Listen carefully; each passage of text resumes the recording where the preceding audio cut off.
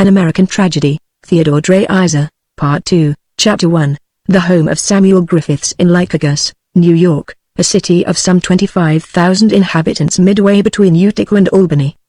Near the dinner hour and by degrees the family assembling for its customary meal.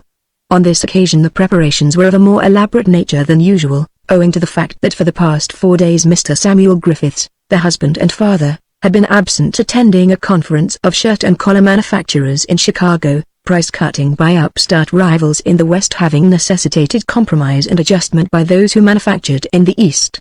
He was but now returned and had telephoned earlier in the afternoon that he had arrived, and was going to his office in the factory where he would remain until dinner time. Being long accustomed to the ways of a practical and convinced man who believed in himself and considered his judgment and his decision sound almost final for the most part, anyhow, Mrs. Griffiths thought nothing of this. He would appear and greet her in due order. Knowing that he preferred leg of lamb above many other things, after due word with Mrs. Truesdale, her homely but useful housekeeper, she ordered lamb. And the appropriate vegetables and dessert having been decided upon, she gave herself over to thoughts of her eldest daughter Myra, who, having graduated from Smith College several years before, was still unmarried. And the reason for this, as Mrs. Griffiths well understood, though she was never quite willing to admit it openly, was that Myra was not very good looking. Her nose was too long, her eyes too close set, her chin not sufficiently rounded to give her a girlish and pleasing appearance. For the most part she seemed too thoughtful and studious, as a rule not interested in the ordinary social life of that city. Neither did she possess that savoir-faire, let alone that peculiar appeal for men, that characterized some girls even when they were not pretty. As her mother saw it, she was really too critical and too intellectual, having a mind that was rather above the world in which she found herself, brought up amid comparative luxury, without having to worry about any of the rough details of making a living. She had been confronted, nevertheless, by the difficulties of making her own way in the matter of social favor and love, two objectives which, without beauty or charm, were about as difficult as the attaining to extreme wealth by a beggar.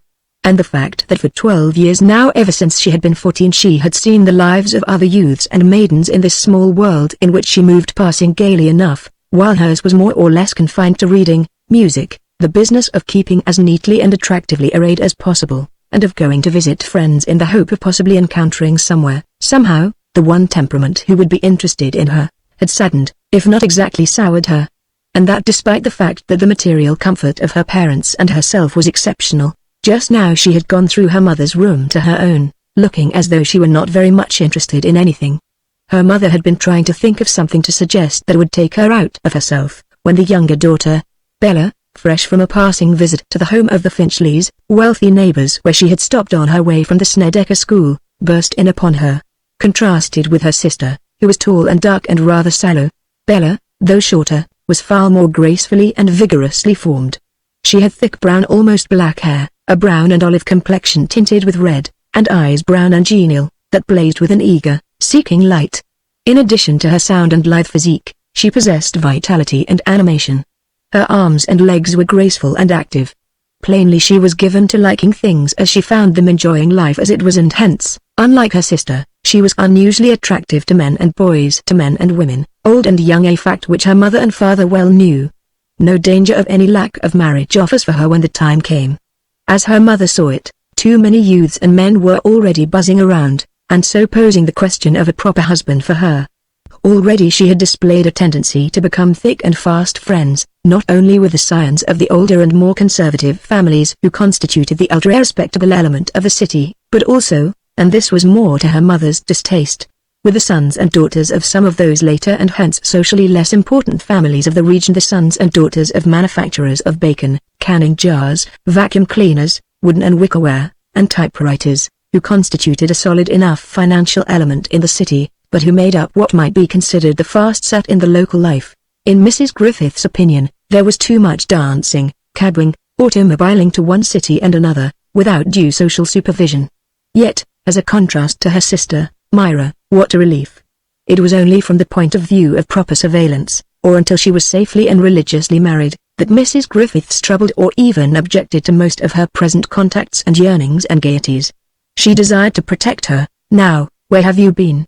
she demanded, as her daughter burst into the room, throwing down her books and drawing near to the open fire that burned there.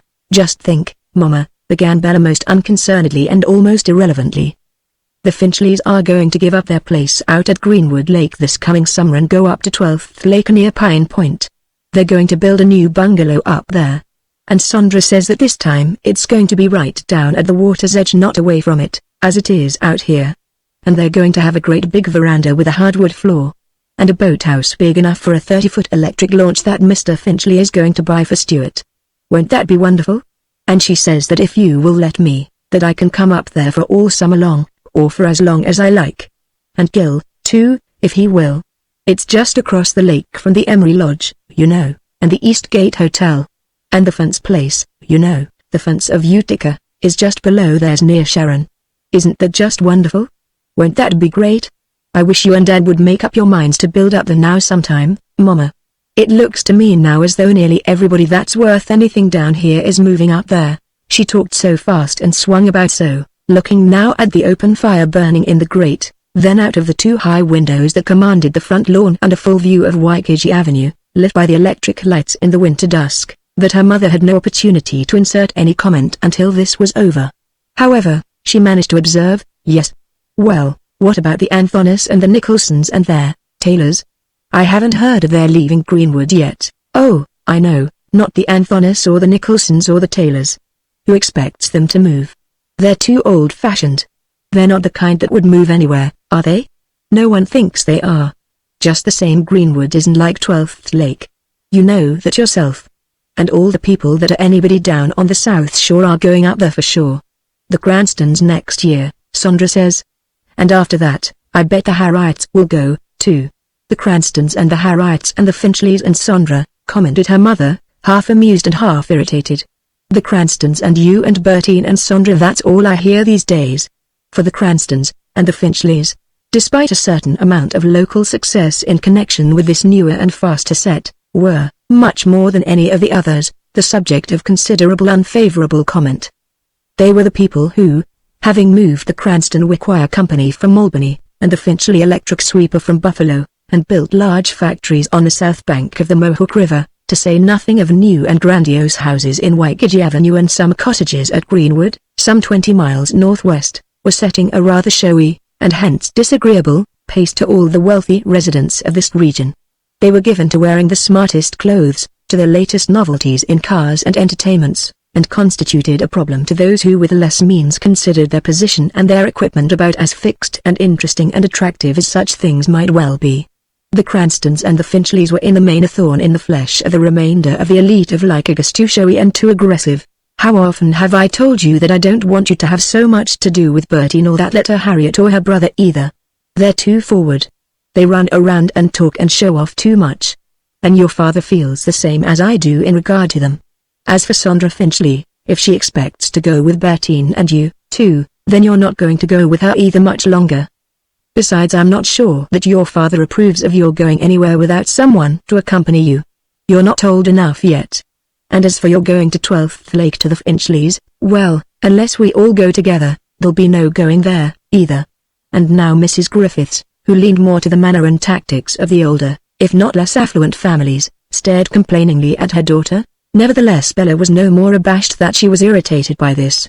On the contrary, she knew her mother and knew that she was fond of her, also that she was intrigued by her physical charm as well as her assured local social success as much as was her father, who considered her perfection itself and could be swayed by her least, as well as her much practiced, smile. Not old enough, not old enough, commented Bella reproachfully. Will you listen? I'll be 18 in July. I'd like to know when you and Papa are going to think I'm old enough to go anywhere without you both. Wherever you two go, I have to go, and wherever I want to go, you two have to go, too. Bella, censured her mother. Then after a moment's silence, in which her daughter stood there impatiently, she added, of course, what else would you have us do? When you are 21 or 2, if you are not married by then, it will be time enough to think of going off by yourself. But at your age, you shouldn't be thinking of any such thing. Bella cocked her pretty head, for at the moment the side door downstairs was thrown open, and Gilbert Griffiths, the only son of this family and who very much in face and build, if not in manner or lack of force, resembled Clyde, his western cousin, entered and ascended. He was at this time a vigorous, self-centered and vain youth of 23 who, in contrast with his two sisters, seemed much sterner and far more practical. Also, probably much more intelligent and aggressive in a business way, a field in which neither of the two girls took the slightest interest. He was brisk in manner and impatient. He considered that his social position was perfectly secure, and was utterly scornful of anything but commercial success. Yet despite this he was really deeply interested in the movements of the local society, of which he considered himself and his family the most important part. Always conscious of the dignity and social standing of his family in this community, he regulated his action and speech accordingly. Ordinarily he struck the passing observer as rather sharp and arrogant, neither as youthful or as playful as his years might have warranted. Still he was young, attractive and interesting. He had a sharp, if not brilliant, tongue in his head, a gift at times for making crisp and cynical remarks. On account of his family and position he was considered also the most desirable of all the young eligible bachelors in Lycurgus. Nevertheless he was so much interested in himself that he scarcely found room in his cosmos for a keen and really intelligent understanding of anyone else. Hearing him ascend from below and enter his room, which was at the rear of the house next to hers, Bella at once left her mother's room, and coming to the door, called, "Oh, Gil, can I come in?" "Sure."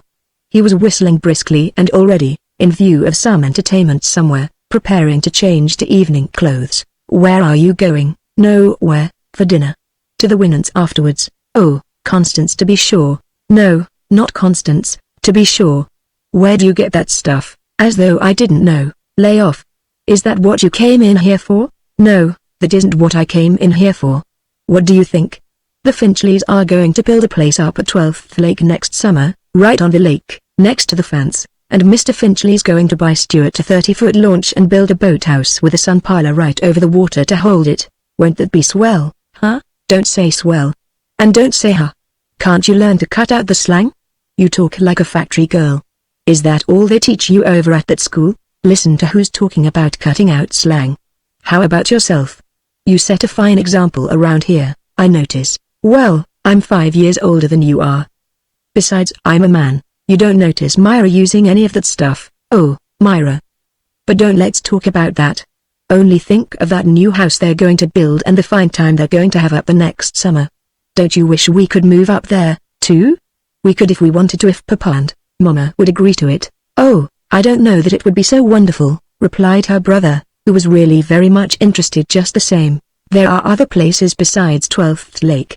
"Who said there weren't?" "But not for the people that we know around here. Where else do the best people from Albany and Utica go but there now, I'd like to know? It's going to become a regular center, Sandra says, with all the finest houses along the West Shore. Just the same, the Cranstons, the Lamberts, and the Harriets are going to move up there pretty soon, too," Bella added most definitely and defiantly. "That won't leave so many out at Greenwood Lake, nor the very best people, either, even if the Anthonis and Nicholsons do stay here." "Who says the Cranstons are going up there?" asked Gilbert, now very much interested. "Why, Sandra." "Who told her?" "Bertine." "Gee, they're getting gayer and gayer," commented her brother oddly and a little enviously. "Pretty soon Lycurgus'll be too small to hold them."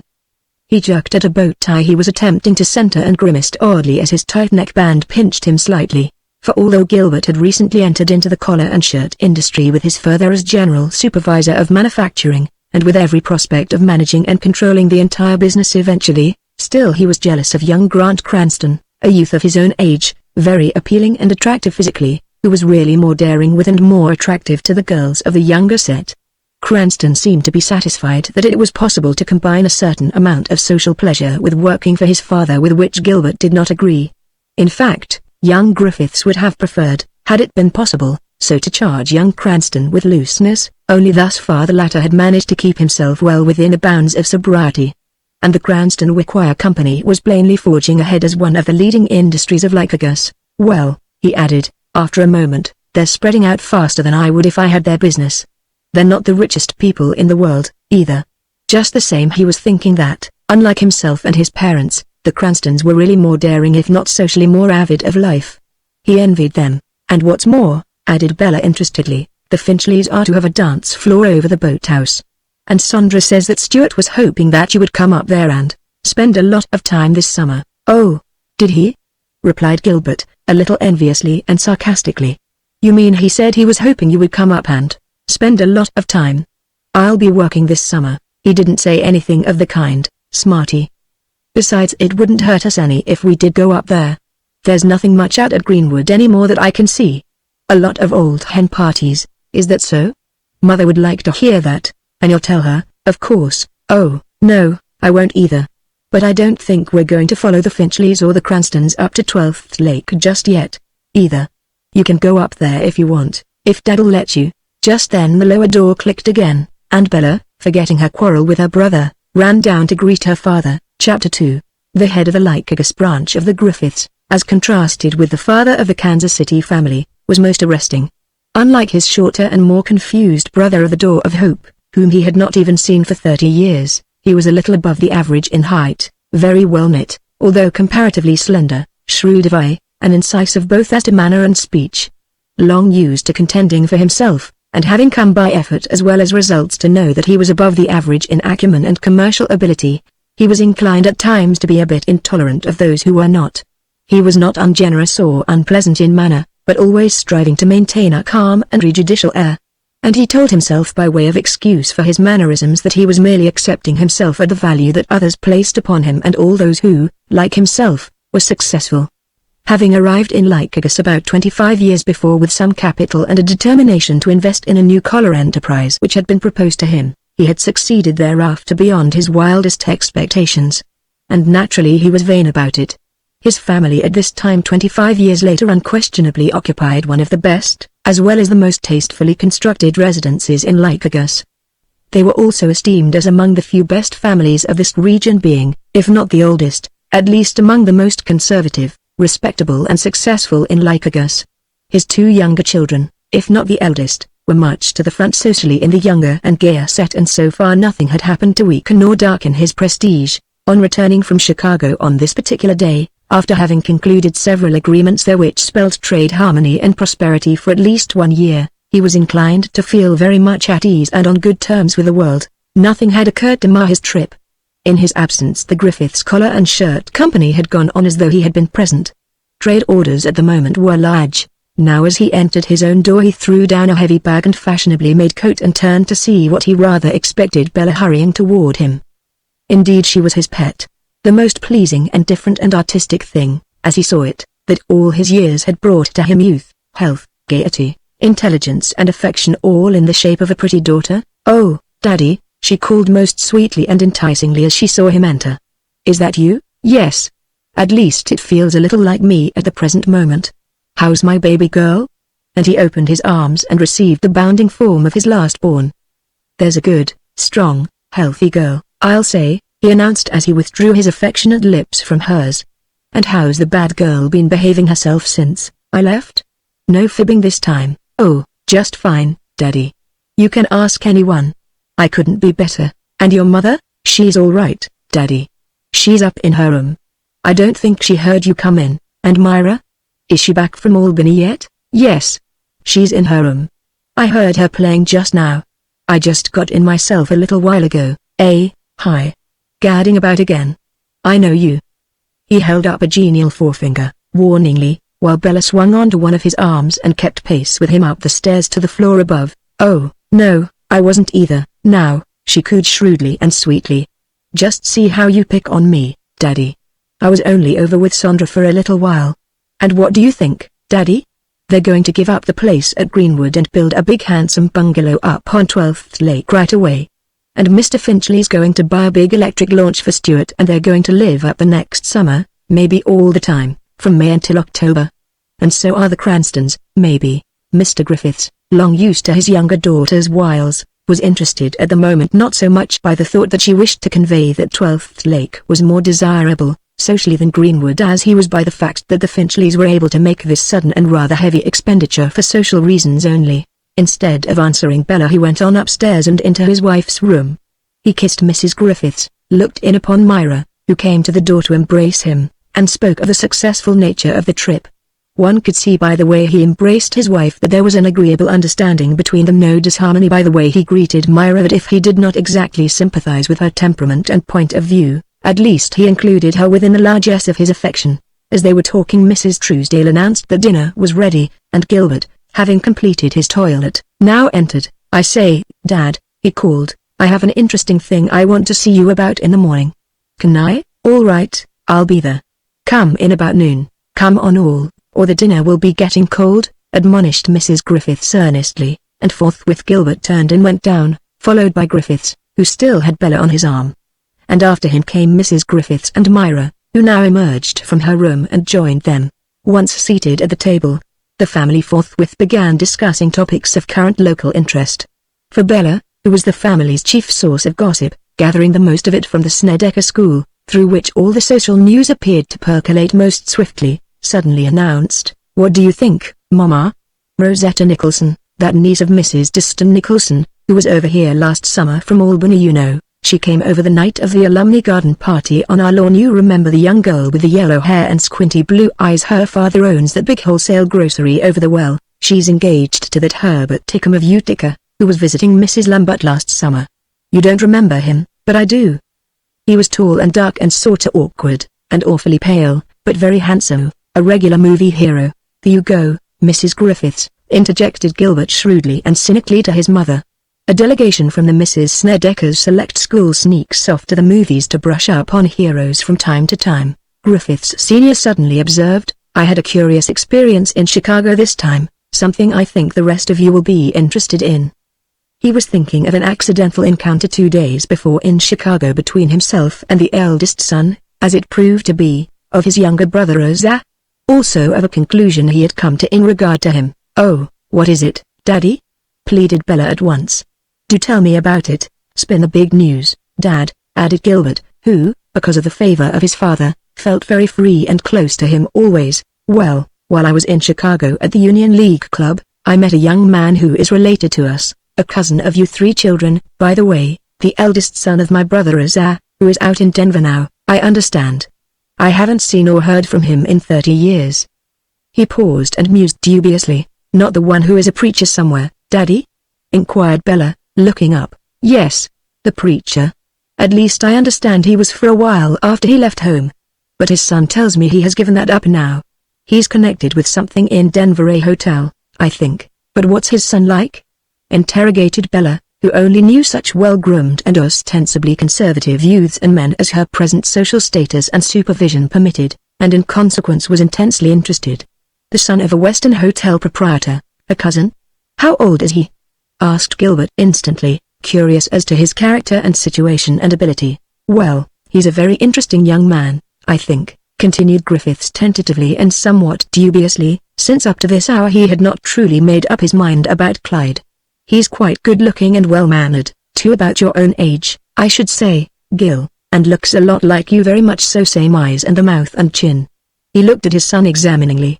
"He's a little bit taller, if anything, and looks a little thinner, though I don't believe he really is." At the thought of a cousin who looked like him, possibly as attractive in every way as himself and bearing his own name, Gilbert chilled and bristled slightly.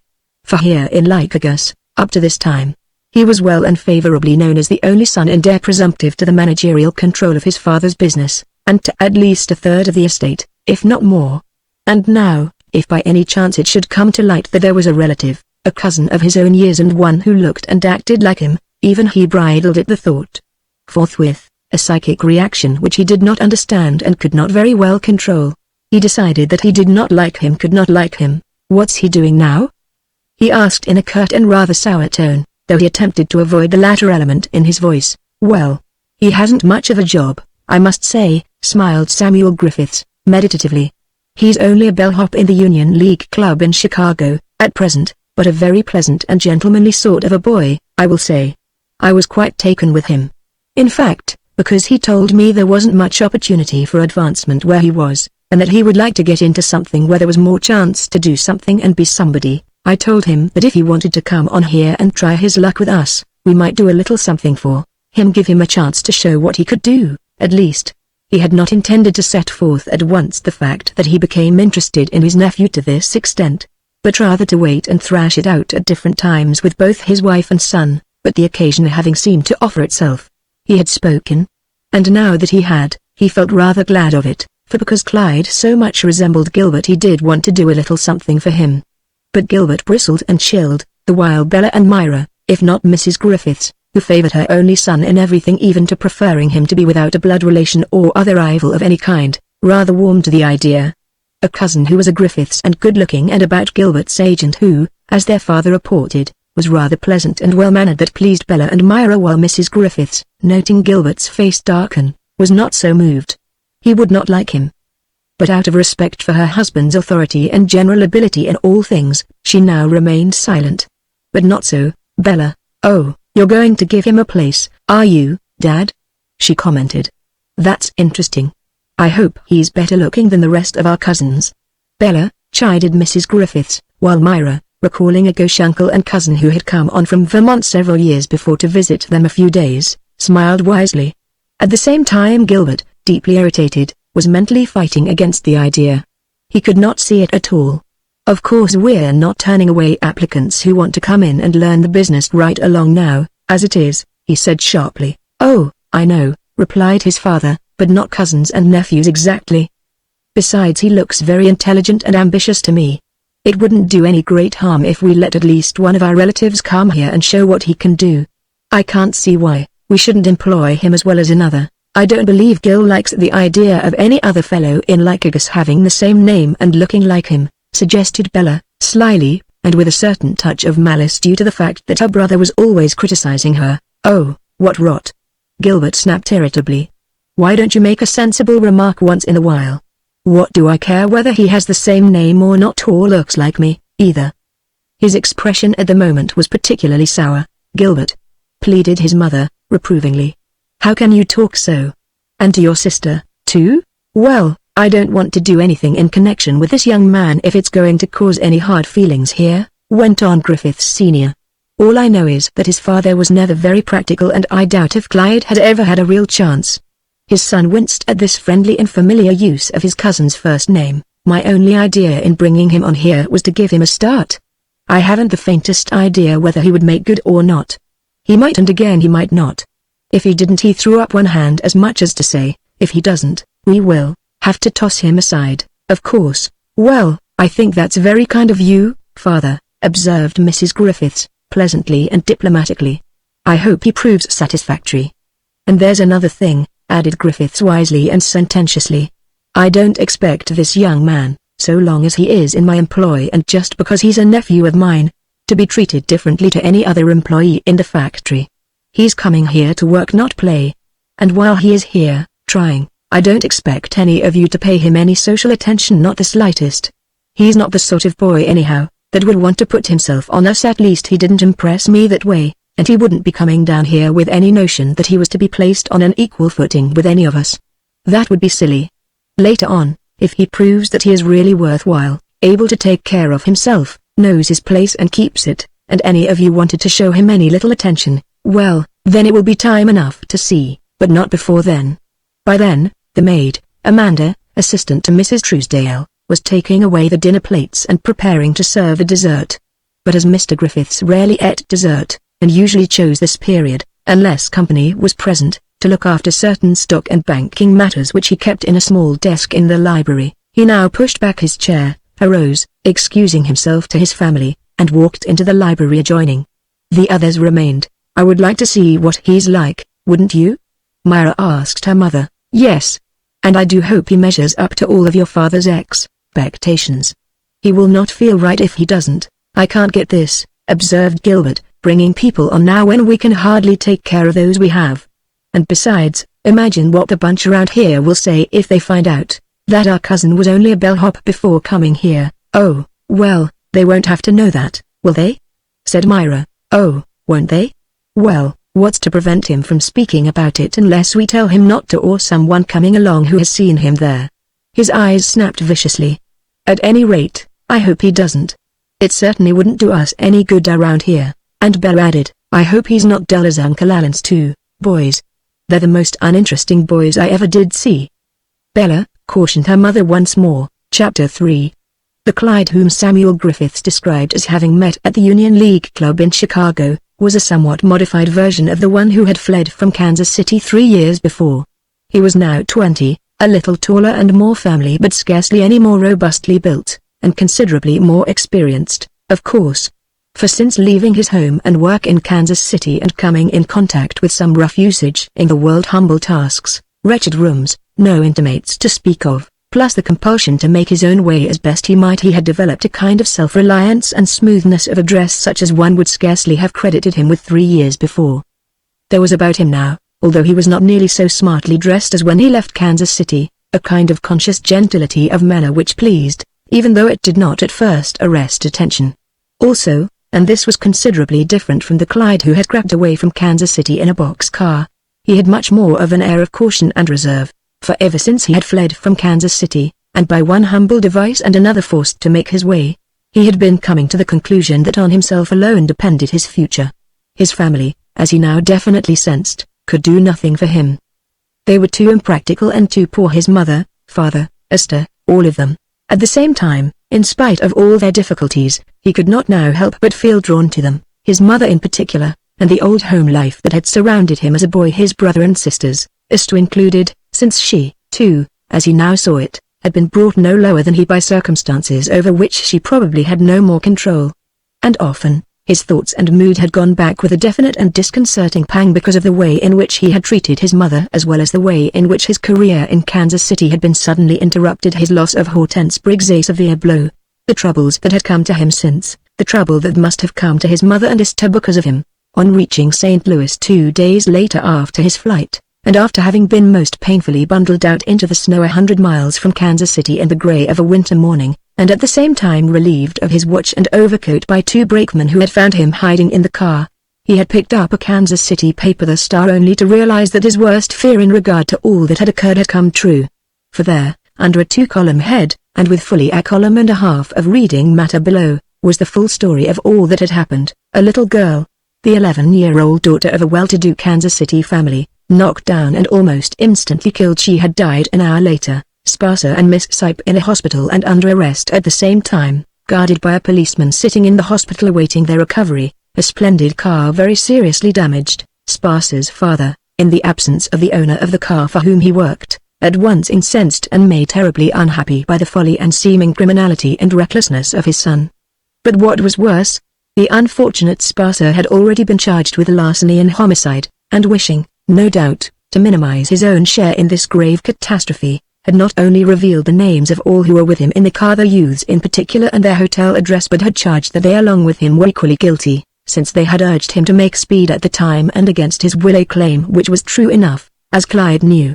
And Mr. Squires, on being interviewed at the hotel, had furnished the police and the newspapers with the names of their parents and their home addresses. This last was the sharpest blow of all, for there followed disturbing pictures of how their respective parents or relatives had taken it on being informed of their sins. Mrs. Ratterer, Tom's mother, had cried and declared her boy was a good boy, and had not meant to do any harm, she was sure. And Mrs. Haglandowska's devoted but aged mother had said that there was not a more honest or generous soul and that he must have been drinking. And at his own home the Star had described his mother as standing, pale, very startled and very distressed, clasping and unclasping her hands and looking as though she was scarcely able to grasp what was meant, unwilling to believe that her son had been one of the party, and assuring all that he would most certainly return soon and explain all, and that there must be some mistake. However, he had not returned. Nor had he heard anything more after that. For, owing to his fear of the police, as well as of his mother, her sorrowful, hopeless eyes, he had not written for months, and then a letter to his mother only to say that he was well and that she must not worry. He gave neither name nor address. Later, after that, he had wandered on, essaying one small job and another, in St. Louis, Peoria, Chicago, Milwaukee, dishwashing in a restaurant, soda clerking in a small outlying drugstore, attempting to learn to be a shoe clerk, a grocer's clerk, and whatnot, and being discharged and laid off and quitting because he did not like it. He had sent her $10 once, another time 5, having, as he felt, that much to spare. After nearly a year and a half he had decided that the search must have lessened, his own part in the crime being forgotten, possibly, or by then not deemed sufficiently important to pursue, and when he was once more making a moderate living as the driver of a delivery wagon in Chicago, a job that paid him $15 a week, he resolved that he would write his mother, because now he could say that he had a decent place and had conducted himself respectably for a long time, although not under his own name. And so at that time, living in a hall bedroom on the west side of Chicago, Paulina Street, he had written his mother the following letter. Dear Mother, are you still in Kansas City? I wish you would write and tell me. I would so like to hear from you again and to write you again, too, if you really want me to. Honestly, I do. Ma. I have been so lonely here. Only be careful and don't let anyone know where I am yet. It won't do any good and might do a lot of harm just when I am trying so hard to get a start again. I didn't do anything wrong that time, myself. Really I didn't, although the papers said so. Just went along. But I was afraid they would punish me for something that I didn't do. I just couldn't come back then. I wasn't to blame, and then I was afraid of what you and Father might think. But they invited me, Ma. I didn't tell him to go any faster or to take that car like he said. He took it himself and invited me and the others to go along. Maybe we were all to blame for running down that little girl, but we didn't mean to. None of us. And I have been so terribly sorry ever since. Think of all the trouble I have caused you. And just at the time when you most needed me. Gee. Mother, I hope you can forgive me. Can you? I keep wondering how you are. And as to Julia and Frank and Father. I wish I knew where you are and what you are doing. You know how I feel about you, don't you, Ma? I've got a lot more sense now, anyhow. I see things different than I used to. I want to do something in this world. I want to be successful. I have only a fair place now, not as good as I had in K.C., but fair, and not in the same line. But I want something better, though I don't want to go back in the hotel business either if I can help it. It's not so very good for a young man like me too high-flying, I guess. You see, I know a lot more than I did back there. They like me all right where I am, but I got to get on in this world. Besides, I am not really making more than my expenses here now, just my room and board and clothes, but I am trying to save a little in order to get into some line where I can work up and learn something. A person has to have a line of some kind these days. I see that now. Won't you write me and tell me how you all are and what you are doing? I'd like to know. Give my love to Frank and Julia and Father and Esther, if they are all still there. I love you just the same, and I guess you care for me a little, anyhow, don't you? I won't sign my real name, because it may be dangerous yet. I haven't been using it since I left K.C., but I'll give you my other one, which I'm going to leave off pretty soon and take up my old one. Wish I could do it now, but I'm afraid to yet. You can address me, if you will, as Harry Tennant, General Delivery, Chicago. I'll call for it in a few days. I signed this way so as not to cause you or me any more trouble, see? But as soon as I feel more sure that this other thing has blown over, I'll use my own name again. Sure, lovingly. Your son. He drew a line where his real name should be and underneath wrote you know and mailed the letter.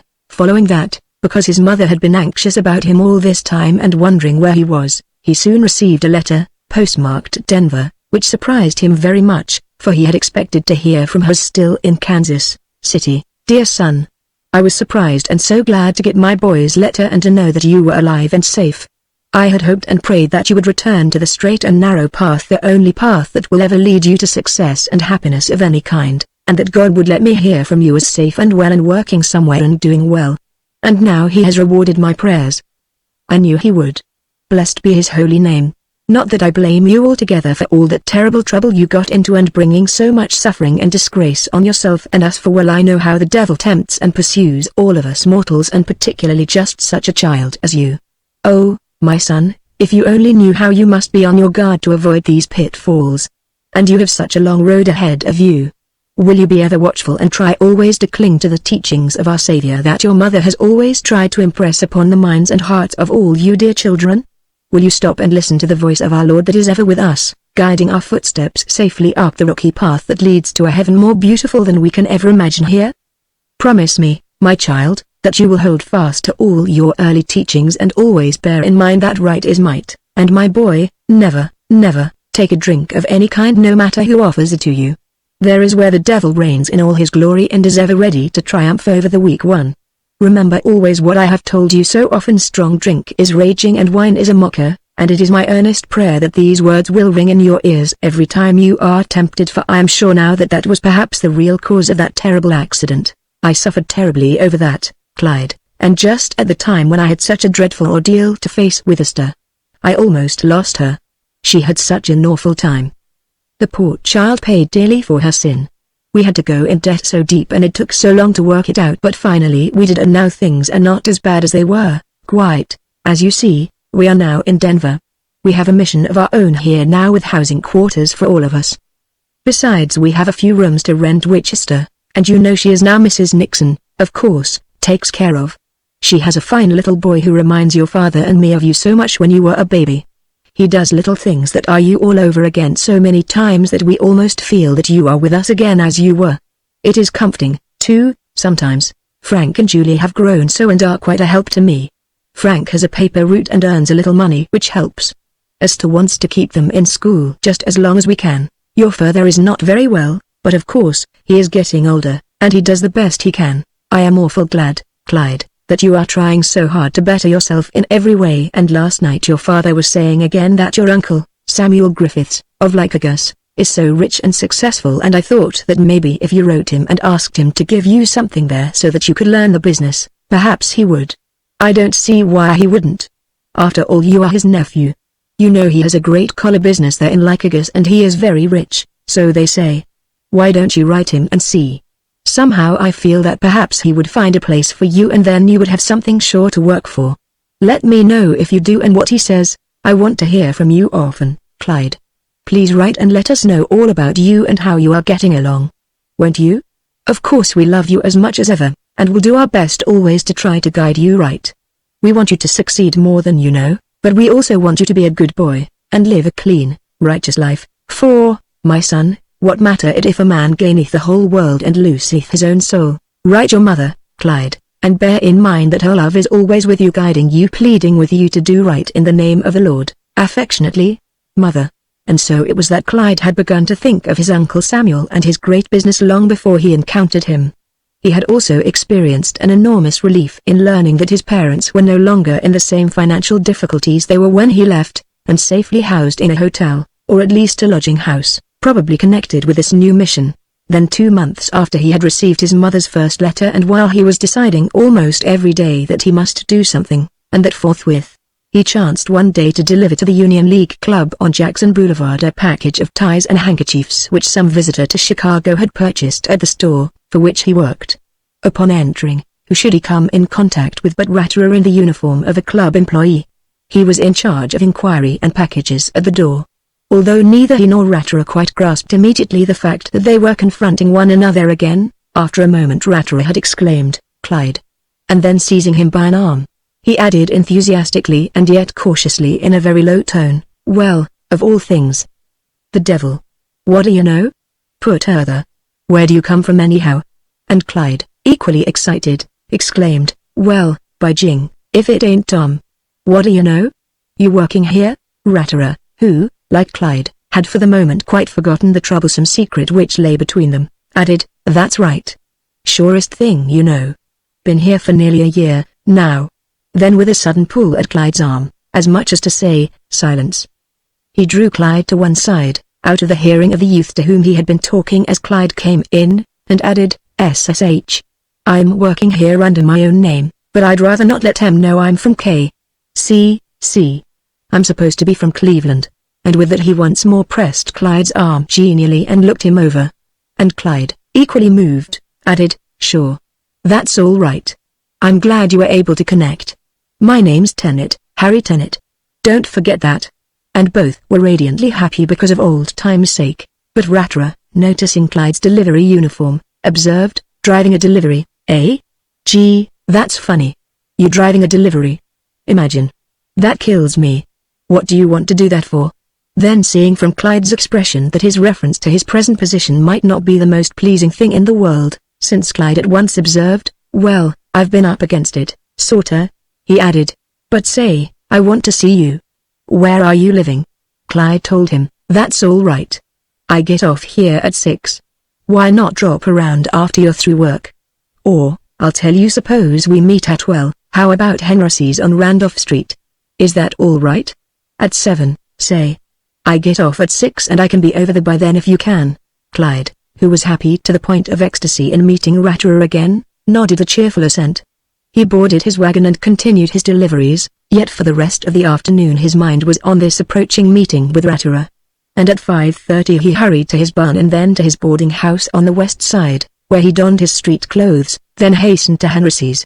He had not been standing on the corner a minute before Ratterer appeared, very genial and friendly and dressed, if anything, more neatly than ever.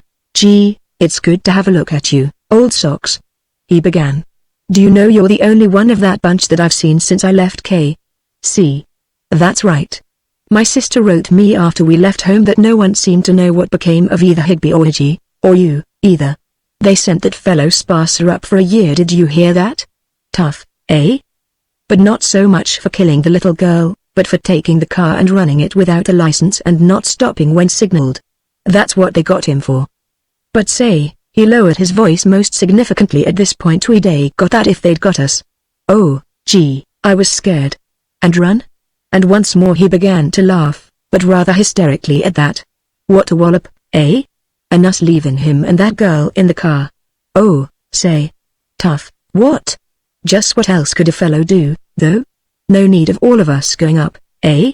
What was her name? Laura Sipe. And you cut out before I saw you, even. And that little Briggs girl of yours did, too. Did you go home with her? Clyde shook his head negatively. I should say I didn't, he exclaimed. Well, where did you go then? He asked. Clyde told him.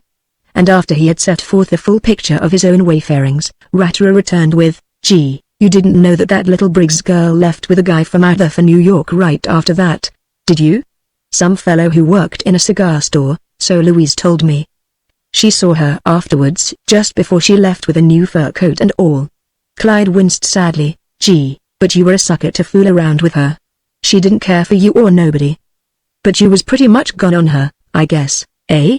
And he grinned at Clyde amusedly, and chucked him under the arm, in his old teasing way. But in regard to himself, he proceeded to unfold a tale of only modest adventure, which was very different from the one Clyde had narrated, a tale which had less of nerves and worry and more of a sturdy courage and faith in his own luck and possibilities. And finally he had caught on to this, because, as he phrased it, you can always get something in Kai, and here he had been ever since, very quiet, of course, but no one had ever said a word to him, and forthwith, he began to explain that just at present there wasn't anything in the Union League, but that he would talk to Mr. Haley, who was superintendent of the club, and that if Clyde wanted to, and Mr. Haley knew of anything, he would try and find out if there was an opening anywhere, or likely to be, and if so, Clyde could slip into it. But can that worry stuff, he said to Clyde toward the end of the evening. It don't get you nothing. And then only 2 days after this most encouraging conversation, and while Clyde was still debating whether he would resign his job, resume his true name and canvass the various hotels in search of work, a note came to his room, brought by one of the bellboys of the Union League, which read, See Mr. Lytle at the Great Northern before noon tomorrow. There's a vacancy over there. It ain't the very best, but it'll get you something better later. And accordingly Clyde, after telephoning his department manager that he was ill and would not be able to work that day, made his way to this hotel in his very best clothes. And on the strength of what references he could give, was allowed to go to work, and much to his relief under his own name. Also, to his gratification, his salary was fixed at $20 a month, meals included. But the tips, as he now learned, aggregated not more than 10 a week, yet that, counting meals, was far more than he was now getting as he comforted himself, and so much easier work, even if it did take him back into the old line, where he still feared to be seen and arrested. It was not so very long after this, not more than 3 months before a vacancy occurred in the Union League staff. Ratterer, having some time before established himself as day assistant to the club staff captain, and being on good terms with him, was able to say to the latter that he knew exactly the man for the place Clyde Griffiths then employed at the Great Northern. And accordingly, Clyde was sent for, and being carefully coached beforehand by Ratterer as to how to approach his new superior, and what to say, he was given the place, and here, very different from the Great Northern and superior from a social and material point of view, as Clyde saw it, to even the Green Davidson. He was able once more to view at close range a type of life that most affected, unfortunately, his bump of position and distinction. For to this club from day to day came or went such a company of seemingly mentally and socially worldly elect as he had never seen anywhere before, the self-integrated and self-centered from not only all of the states of his native land but from all countries and continents. American politicians from the north, south, east, west, the principal politicians and bosses, or alleged statesmen of their particular regions, surgeons, scientists, arrived physicians, generals, literary and social figures, not only from America but from the world over. Here also, a fact which impressed and even startled his sense of curiosity and awe, even there was no faintest trace of that sex element which had characterized most of the phases of life to be seen in the Green Davidson, and more recently the Great Northern. In fact, in so far as he could remember, had seemed to run through and motivate nearly, if not quite all of the phases of life that he had thus far contacted. But here was no sex, no trace of it. No women were admitted to this club. These various distinguished individuals came and went, singly as a rule, and with the noiseless vigor and reserve that characterizes the ultra-successful. They often ate alone, conferred in pairs and groups, noiselessly read their papers or books, or went here and there in swiftly driven automobiles, but for the most part seemed to be unaware of, or at least unaffected by, that element of passion, which, to his immature mind up to this time, had seemed to propel and disarrange so many things in those lesser worlds with which up to now he had been identified. Probably one could not attain to or retain one's place in so remarkable a world as this unless one were indifferent to sex, a disgraceful passion, of course. And hence in the presence or under the eyes of such people one had to act and seem as though such thoughts as from time to time swayed one were far from one's mind. After he had worked here a little while, under the influence of this organization and various personalities who came here, he had taken on a most gentlemanly and reserved air. When he was within the precincts of the club itself, he felt himself different from what he really was, more subdued, less romantic, more practical, certain that if he tried now, imitated the soberer people of the world, and those only, that some day he might succeed, if not greatly, at least much better than he had thus far. And who knows? What if he worked very steadily and made only the right sort of contacts and conducted himself with the greatest care here? One of these very remarkable men whom he saw entering or departing from here might take a fancy to him and offer him a connection with something important somewhere, such as he had never had before, and that might lift him into a world such as he had never known. For to say the truth, Clyde had a soul that was not destined to grow up. He lacked decidedly that mental clarity and inner directing application that in so many permits them to sort out from the facts and avenues of life the particular thing or things that make for their direct advancement. Chapter 4. However, as he now fancied, it was because he lacked an education that he had done so poorly. Because of those various moves from city to city in his early youth, he had never been permitted to collect such a sum of practical training in any field as would permit him, so he thought, to aspire to the great worlds of which these men appeared to be a part. Yet his soul now yearned for this. The people who lived in fine houses, who stopped at great hotels, and had men like Mr. Squires, and the manager of the bellhops here, to wait on them and arrange for their comfort. And he was still a bellhop, and close to 20. At times it made him very sad. He wished and wished that he could get into some work where he could rise and be somebody, not always remain a bellhop, as at times he feared he might. About the time that he reached this conclusion in regard to himself and was meditating on some way to improve and safeguard his future, his uncle, Samuel Griffiths, arrived in Chicago. And having connections here which made a card to this club an obvious civility, he came directly to it and for several days was about the place conferring with individuals who came to see him, or hurrying to and fro to meet people and visit concerns whom he deemed it important to see. And it was not an hour after he arrived before Ratterer, who had charge of the pegboard at the door by day and who had but a moment before finished posting the name of this uncle on the board, signaled to Clyde, who came over. "Didn't you say you had an uncle or something by the name of Griffiths in the collar business somewhere in New York State?" "Sure," replied Clyde. "Samuel Griffiths. He has a big collar factory in Lycurgus. That's his ad you see in all the papers, and that's his fire sign over there on Michigan Avenue. Would you know him if you saw him?" "No," replied Clyde. "I never saw him in all my life." "I'll bet anything it's the same fellow," commented Ratterer, consulting a small registry slip that had been handed him. "Look here, Samuel Griffiths, Lycurgus, N. Why, that's probably the same guy, eh?" "Surest thing you know," added Clyde, very much interested and even excited, for this was the identical uncle about whom he had been thinking so long. "He just so went through here a few minutes ago," went on Ratterer. "Devoy took his bags up to K. Swell-looking man, too. You better keep your eye open and take a look at him when he comes down again. Maybe it's your uncle. He's only medium tall and kinda thin. Wears a small grey moustache and a pearl grey hat. Good looking. I'll point him out to you. If it is your uncle you better shine up to him. Maybe he'll do something for you, give you a collar or two," he added, laughing. Clyde laughed too, as though he very much appreciated this joke, although in reality he was flustered. His Uncle Samuel. And in this club. Well, then this was his opportunity to introduce himself to his uncle. He had intended writing him before ever he secured this place, but now he was here in this club and might speak to him if he chose. But hold. What would his uncle think of him, supposing he chose to introduce himself? For he was a bellboy again and acting in that capacity in this club. What, for instance, might be his uncle's attitude toward boys who worked as bellboys, particularly at his Clyde's years. For he was over 20 now, and getting to be pretty old for a bellboy, that is, if one ever intended to be anything else. A man of his wealth and high position might look on bellhopping as menial, particularly bellboys who chanced to be related to him. He might not wish to have anything to do with him, might not even wish him to address him in any way. It was in this state that he remained for fully 24 hours after he knew that his uncle had arrived at this club.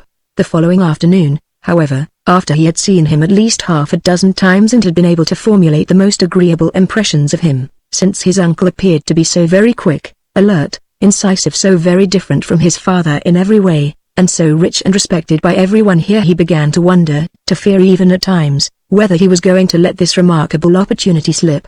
For after all, his uncle did not look to him to be at all unkindly, quite the reverse, very pleasant. And when, at the suggestion of Ratterer, he had gone to his uncle's room to secure a letter which was to be sent by special messenger, his uncle had scarcely looked at him, but instead had handed him the letter and $50. "See that a boy takes that right away and keep the money for yourself," he had remarked. Clyde's excitement was so great at the moment that he wondered that his uncle did not guess that he was his nephew. But plainly he did not. And he went away a little crestfallen. Later, some half-dozen letters for his uncle having been put in the key box, Ratterer called Clyde's attention to them. "If you want to run in on him again, here's your chance. Take those up to him. He's in his room, I think." And Clyde, after some hesitation, had finally taken the letters and gone to his uncle's suite once more. His uncle was writing at the time and merely called, "Come."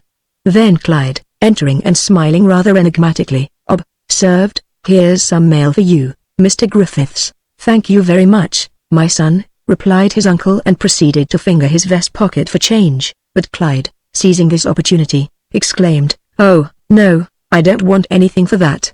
And then, before his uncle could say anything more, although he proceeded to hold out some silver to him, he added, "I believe I'm related to you, Mr. Griffiths.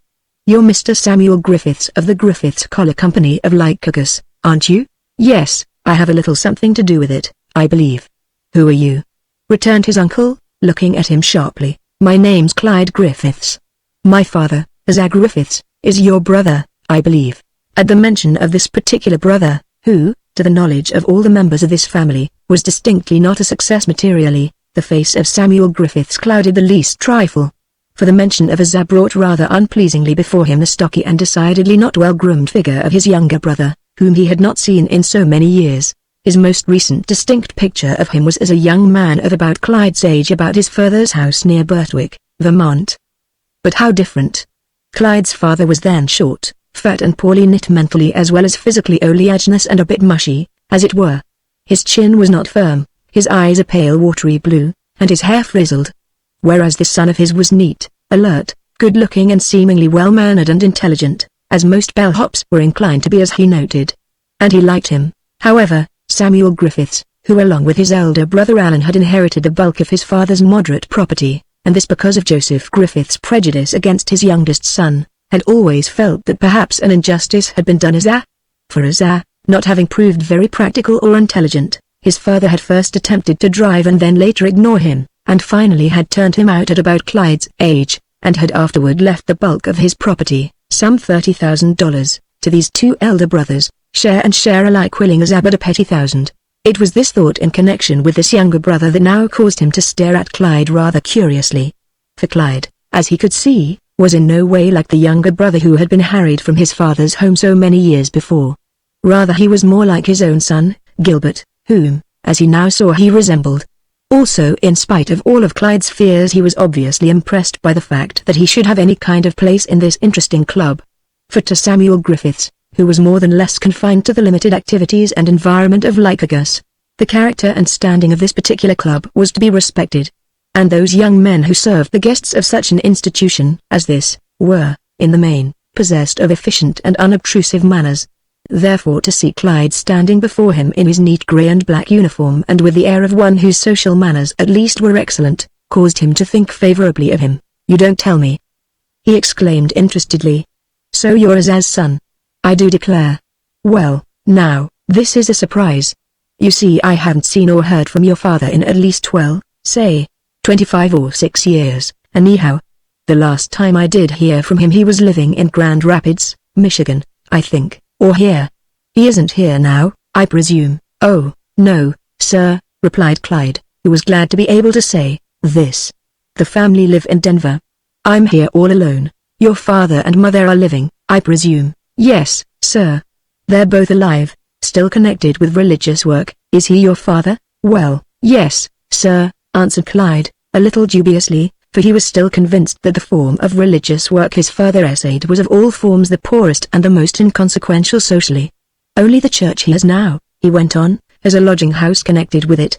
About 40 rooms, I believe. He and my mother run that and the mission too. Oh, I see.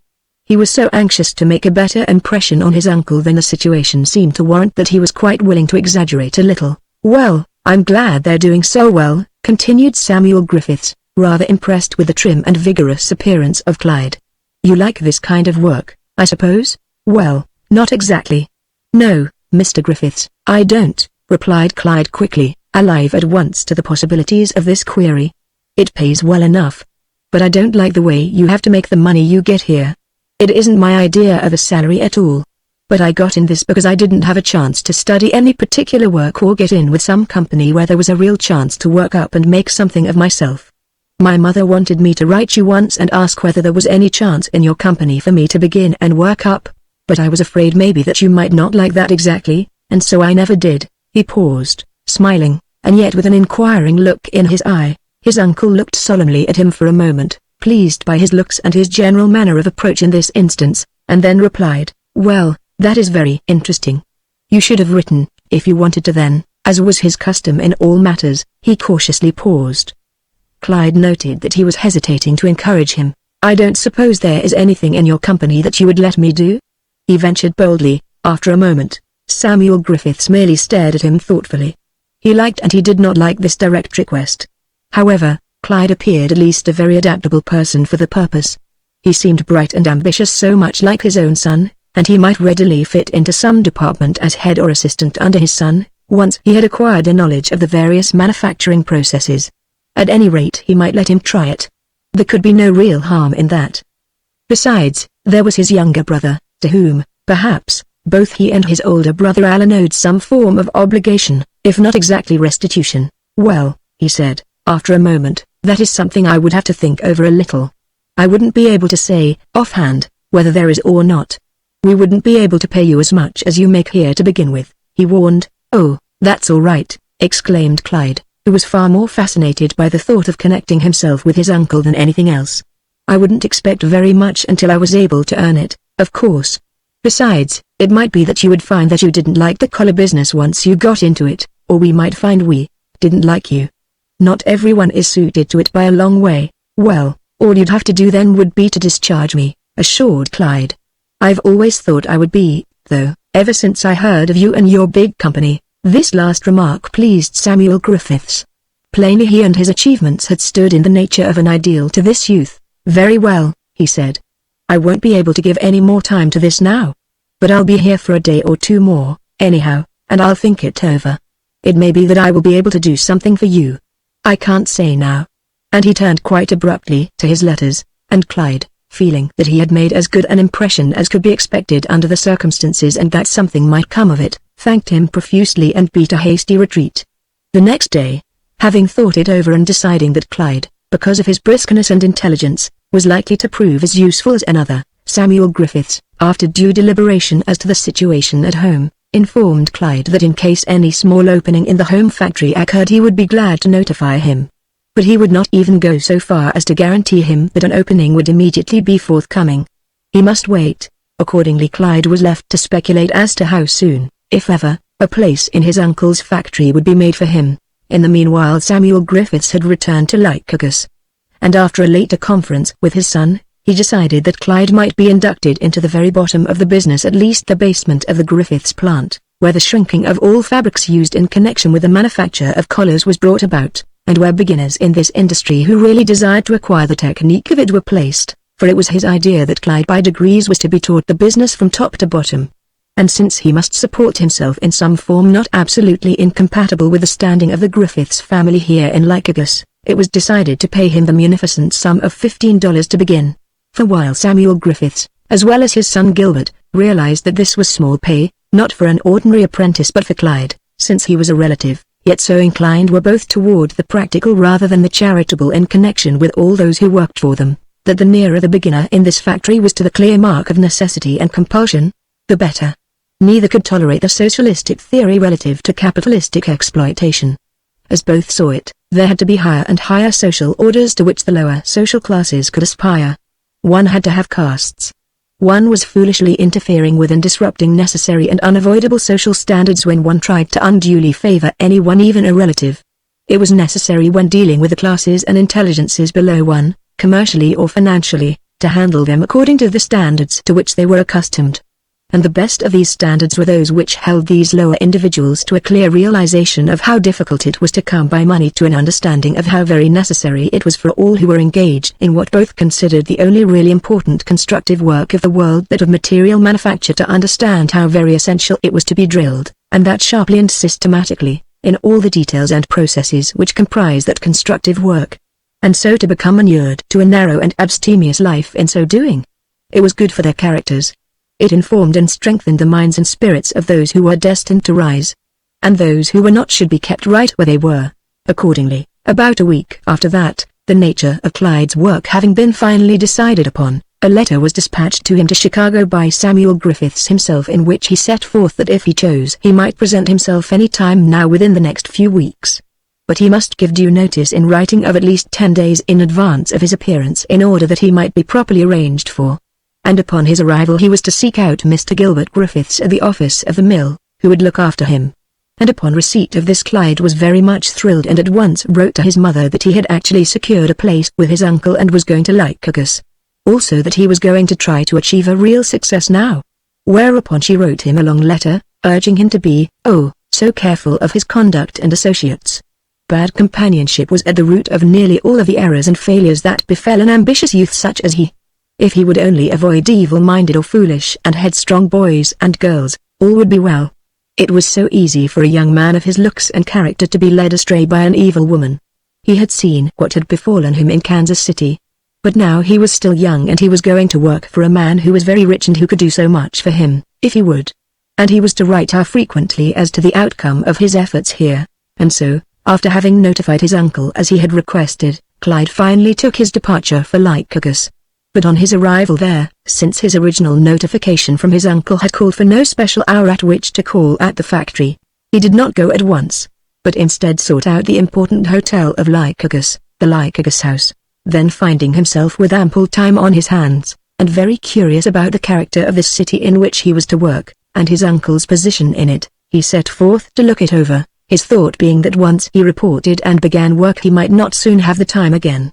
He now ambled out into Central Avenue, the very heart of Lycurgus, which in this section was crossed by several business streets, which together with Central Avenue for a few blocks on either side, appeared to constitute the business center. All there was to the life and gaiety of Lycurgus. Chapter 5. But once in this and walking about, how different it all seemed to the world to which so recently he had been accustomed.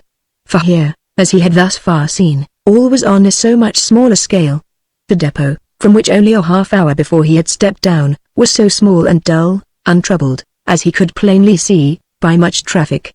And the factory section which lay opposite the small city across the Mohawk was little more than a red and grey assemblage of buildings with here and there a smokestack projecting upward, and connected with the city by two bridges a half-dozen blocks apart, one of them directly at this depot, a wide traffic bridge across which travelled a car line following the curves of Central Avenue, dotted here and there with stores and small homes. But Central Avenue was quite alive with traffic, pedestrians and automobiles.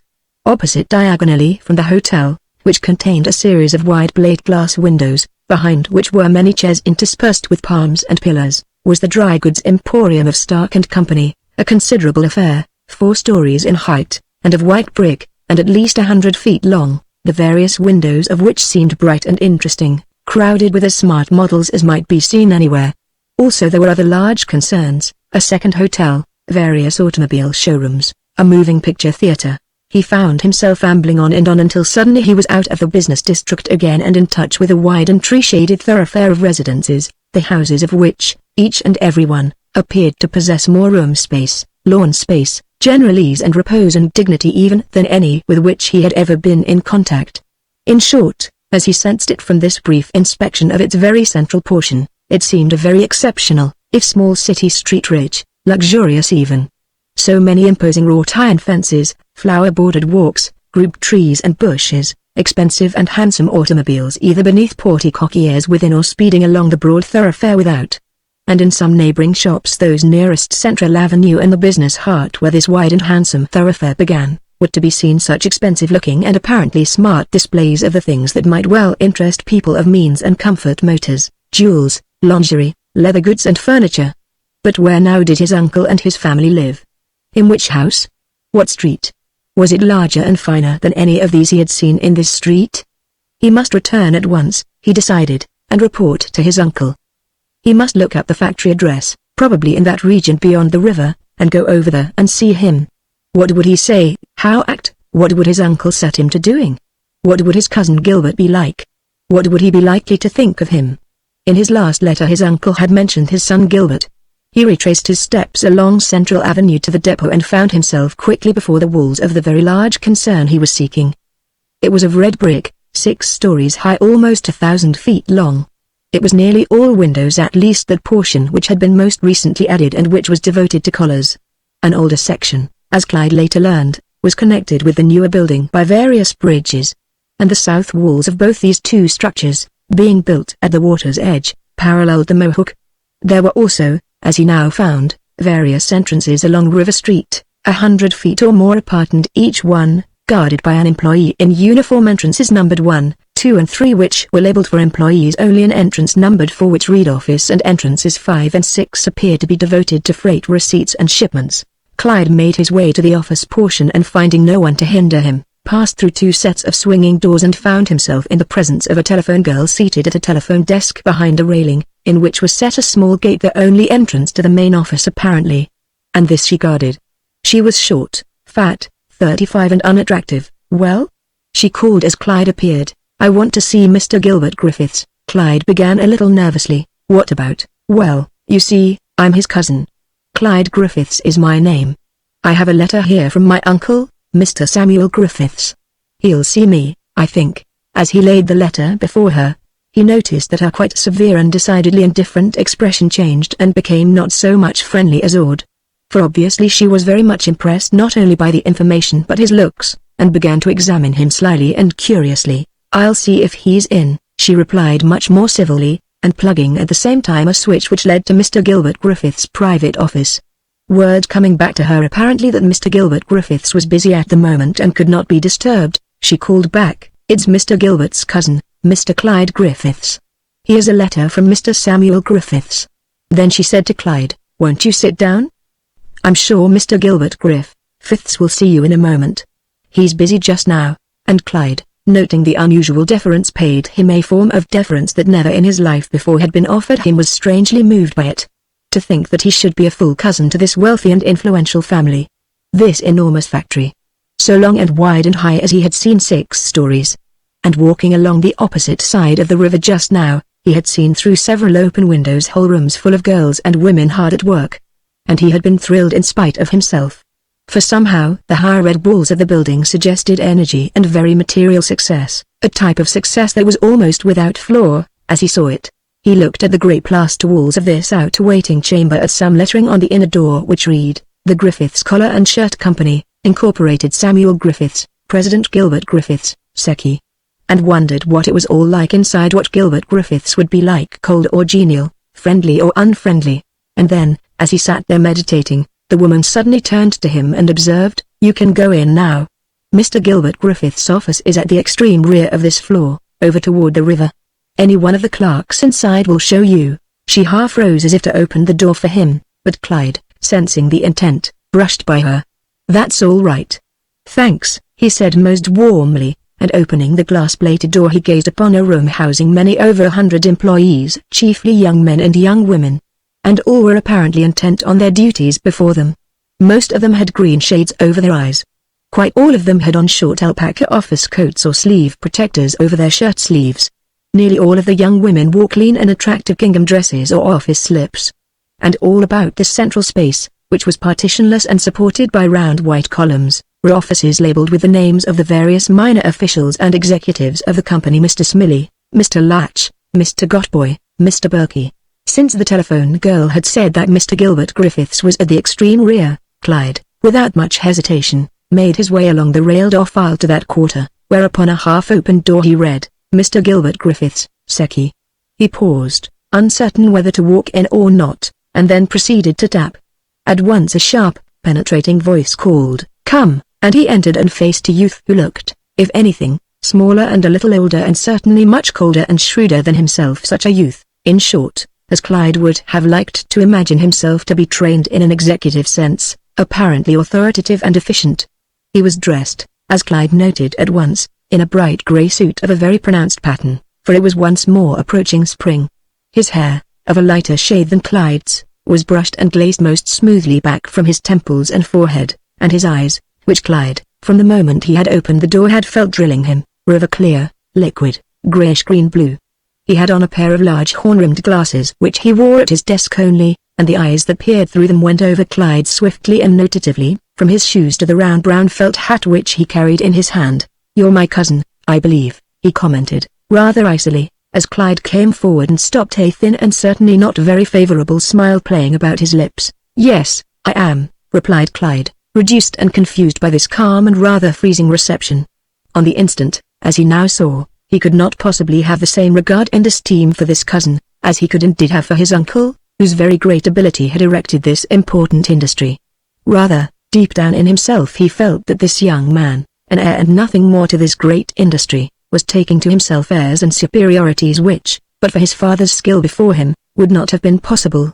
At the same time, so groundless and insignificant were his claims to any consideration here, and so grateful was he for anything that might be done for him, that he felt heavily obligated already and tried to smile his best and the most ingratiating smile.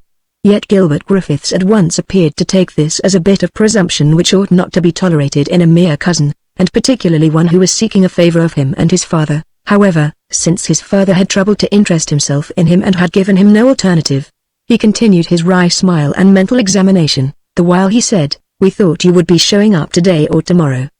Did you have a pleasant trip?" "Oh, yes, very," replied Clyde, a little confused by this inquiry. "So you think you'd like to learn something about the manufacture of collars, do you?" Tone and manner were infiltrated by the utmost condescension. "I would certainly like to learn something that would give me a chance to work up, have some future in it," replied Clyde, genially and with a desire to placate his young cousin as much as possible. "Well, my father was telling me of his talk with you in Chicago. From what he told me I gather that you haven't had much practical experience of any kind. You don't know how to keep books, do you?" "No, I don't," replied Clyde a little regretfully. "And you're not a stenographer or anything like that?" "No, sir, I'm not." Most sharply, as Clyde said this, he felt that he was dreadfully lacking in every training. And now Gilbert Griffiths looked at him as though he were rather a hopeless proposition indeed from the viewpoint of this concern. "Well, the best thing to do with you, I think," he went on, as though before this his father had not indicated to him exactly what was to be done in this case, "is to start you in the shrinking room. That's where the manufacturing end of this business begins, and you might as well be learning that from the ground up. Afterwards, when we see how you do down there, we can tell a little better what to do with you. If you had any office training it might be possible to use you up here." Clyde's face fell at this and Gilbert noticed it. It pleased him, "But it's just as well to learn the practical side of the business, whatever you do," he added rather coldly, not that he desired to comfort Clyde any but merely to be saying it as a fact. And seeing that Clyde said nothing, he continued, "The best thing, I presume, before you try to do anything around here is for you to get settled somewhere. You haven't taken a room anywhere yet, have you?" "No, I just came in on the noon train," replied Clyde. "I was a little dirty and so I just went up to the hotel to brush up a little. I thought I'd look for a place afterwards." "Well, that's right. Only don't look for any place. I'll have our superintendent see that you're directed to a good boarding house. He knows more about the town than you do." His thought here was that after all Clyde was a full cousin and that it wouldn't do to have him live just anywhere. At the same time, he was greatly concerned lest Clyde get the notion that the family was very much concerned as to where he did live, which most certainly it was not, as he saw it. His final feeling was that he could easily place and control Clyde in such a way as to make him not very important to anyone in any way, his father, the family, all the people who worked here. He reached for a button on his desk and pressed it. A trim girl, very severe and reserved in a green gingham dress, appeared. "Ask Mr. Wiggum to come here." She disappeared and presently there entered a medium-sized and nervous, yet moderately stout, man who looked as though he were under a great strain. He was about 40 years of age, repressed and non-committal, and looked curiously and suspiciously about as though wondering what new trouble impended. His head, as Clyde at once noticed, appeared chronically to incline forward, while at the same time he lifted his eyes as though actually he would prefer not to look up. "Wiggum," began young Griffiths authoritatively, "this is Clyde Griffiths, a cousin of ours. You remember I spoke to you about him?" "Yes, sir." "Well, he's to be put in the shrinking department for the present. You can show him what he's to do. Afterwards you had better have Mrs. Braley show him where he can get a room." All this had been talked over and fixed upon the week before by Gilbert and Wiggum, but now he gave it the ring of an original suggestion. "And you'd better give his name into the timekeeper as beginning tomorrow morning, see?" "Yes, sir," bowed Wiggum deferentially. "Is that all?" "Yes, that's all," concluded Gilbert smartly. "You go with Wiggum, Mr. Griffiths. He'll tell you what to do." Wiggum turned. "If you'll just come with me, Mr. Griffiths," he observed deferentially, as Clyde could see, and that for all of his cousin's apparently condescending attitude, and marched out with Clyde at his heels. And young Gilbert as briskly turned to his own desk, but at the same time shaking his head. His feeling at the moment was that mentally Clyde was not above a good bellboy in a city hotel probably. Else why should he come on here in this way? "I wonder what he thinks he's going to do here," he continued to think, "where he thinks he's going to get." And Clyde, as he followed Mr. Wiggum, was thinking what a wonderful place Mr. Gilbert Griffiths enjoyed.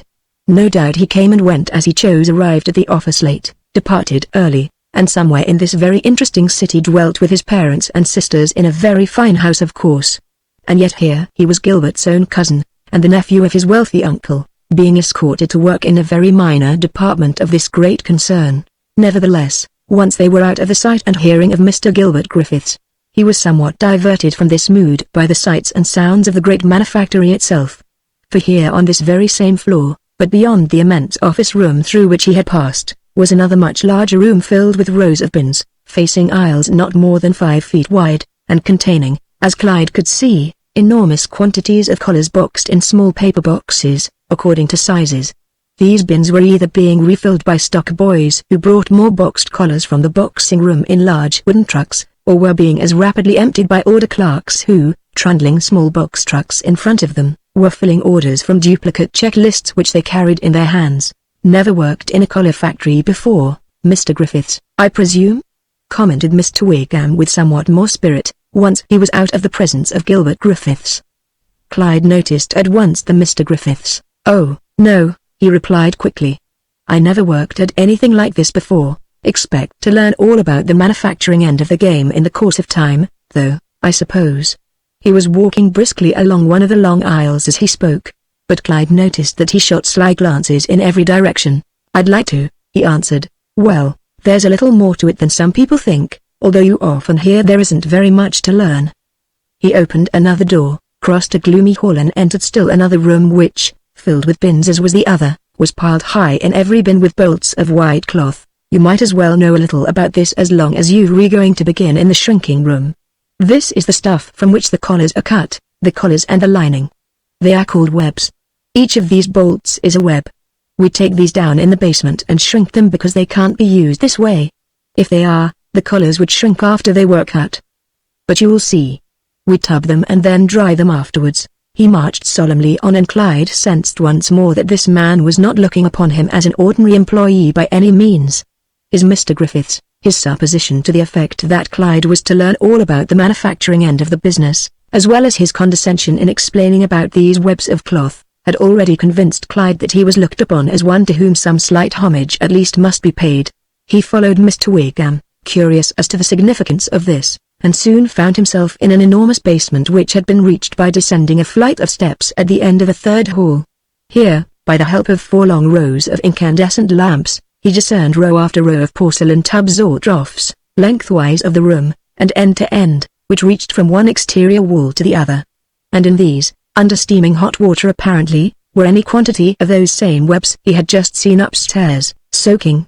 And nearby, north and south of these tubs, and paralleling them for the length of this room, all of 150 feet in length, were enormous drying racks or moving skeleton platforms, boxed, top and bottom and sides, with hot steam pipes, between which on rolls, but festooned in such a fashion as to take advantage of these pipes. Above, below and on either side, were more of these webs, but unwound and wet and draped as described, yet moving along slowly on these rolls from the east end of the room to the west. This movement, as Clyde could see, was accompanied by an enormous rattle and clatter of ratchet arms which automatically shook and moved these lengths of cloth forward from east to west. And as they moved they dried, and were then automatically rewound at the west end of these racks into bolt form once more upon a wooden spool and then lifted off by a youth whose duty it was to take from these moving platforms. One youth, as Clyde saw, took from two of these tracks at the west end, while at the east end another youth of about his own years fed. That is, he took bolts of this now partially shrunk yet still wet cloth and attaching one end of it to some moving hooks, saw that it slowly and properly unwound and fed itself over the drying racks for the entire length of these tracks. As fast as it had gone the way of all webs, another was attached. Between each two rows of tubs in the center of the room were enormous whirling separators or dryers, into which these webs of cloth, as they came from the tubs in which they had been shrinking for 24 hours, were piled and as much water as possible centrifugally extracted before they were spread out on the drying racks. Primarily little more than this mere physical aspect of the room was grasped by Clyde: its noise, its heat, its steam, the energy with which a dozen men and boys were busying themselves with various processes. They were, without exception, clothed only in armless undershirts, a pair of old trousers belted in at the waist, and with canvas-topped and rubber-soled sneakers on their bare feet. The water and the general dampness and the heat of the room seemed obviously to necessitate some such dressing as this. "This is the shrinking room," observed Mr. Wiggum, as they entered. "It isn't as nice as some of the others, but it's where the manufacturing process begins. Camera," he called, a short, stocky, full-chested man, with a pate, full face and white, strong-looking arms, dressed in a pair of dirty and wrinkled trousers and an armless flannel shirt, now appeared. Like Wiggum in the presence of Gilbert, he appeared to be very much overawed in the presence of Wiggum. "This is Clyde Griffiths, the cousin of Gilbert Griffiths. I spoke to you about him last week, you remember?" "Yes, sir. He's to begin down here. He'll show up in the morning." "Yes, sir. Better put his name down on your checklist. He'll begin at the usual hour." "Yes, sir." Mr. Wiggum, as Clyde noted, held his head higher and spoke more directly and authoritatively than at any time so far. He seemed to be master, not underling. "Now, 7:30 is the time everyone goes to work here in the morning," went on Mr. Wiggum to Clyde informatively, "but they all ring in a little earlier, about 7:20 or so as to have time to change their clothes and get to the machines. Now, if you want to," he added, "Mr. Camera can show you what you'll have to do tomorrow before you leave today. It might save a little time. Or, you can leave it until then if you want to. It don't make any difference to me. Only, if you'll come back to the telephone girl at the main entrance about 5:30, I'll have Mrs. Brayley there for you. She's to show you about your room, I believe. I won't be there myself, but you just ask the telephone girl for her. She'll know." He turned and added, "Well, I'll leave you now." He lowered his head and started to go away just as Clyde began. "Well, I'm very much obliged to you, Mr. Wiggum." Instead of answering, he waved one fishy hand slightly upward and was gone down between the tubs toward the west door. And at once Mr. Camera, still nervous and overawed apparently, began, "Oh, that's all right about what you have to do, Mr. Griffiths. I'll just let you bring down webs on the floor above to begin with tomorrow. But if you've got any old clothes, you'd better put them on. A suit like that wouldn't last long here." He eyed Clyde's very neat, if inexpensive suit, in an odd way. His manner, quite like that of Mr. Wiggum before him, was a mixture of uncertainty and a very small authority, here in Clyde's case of extreme respect and yet some private doubt, which only time might resolve. Obviously it was no small thing to be a Griffiths here, even if one were a cousin and possibly not as welcome to one's powerful relatives as one might be, at first sight, and considering what his general dreams in connection with this industry were, Clyde was inclined to rebel. For the type of youth and man he saw here were in his estimation and at first glance rather below the type of individuals he hoped to find here, individuals neither so intelligent nor alert as those employed by the Union League and the Green Davidson by a long distance. And still worse, he felt them to be much more subdued and sly and ignorant, mere clocks, really. And their eyes, as he entered with Mr. Wiggum, while they pretended not to be looking, were very well aware, as Clyde could feel, of all that was going on. Indeed, he and Mr. Wickham were the center of all their secret looks. At the same time, their spare and practical manner of dressing struck dead at one blow any thought of refinement in connection with the work in here. How unfortunate that his lack of training would not permit his being put to office work or something like that upstairs. He walked with Mr. Kemmerer, who troubled to say that these were the tubs in which the webs were shrunk overnight, these the centrifugal dryers, these the rack dryers. Then he was told that he could go. And by then it was only 3 o'clock. He made his way out of the nearest door, and once outside he congratulated himself on being connected with this great company, while at the same time wondering whether he was going to prove satisfactory to Mr. Kemmerer and Mr. Wickham. Supposing he didn't? Or supposing he couldn't stand all this? It was pretty rough. Well, if worst came to worst, as he now thought, he could go back to Chicago, or on to New York, maybe, and get work. But why hadn't Samuel Griffiths had the graciousness to receive and welcome him? Why had that young Gilbert Griffiths smiled so cynically? And what sort of a woman was this Mrs. Brayley? Had he done wisely to come on here? Would this family do anything for him now that he was here?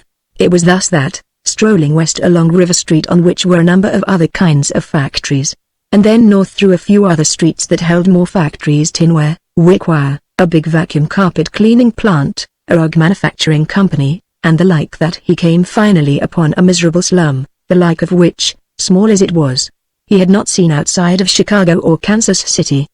He was so irritated and depressed by the poverty and social angularity and crudeness of it all, spelling but one thing, social misery, to him, that he at once retraced his steps, and recrossing the Mohawk by a bridge farther west soon found himself in an area which was very different indeed, a region once more of just such homes as he had been admiring before he left for the factory.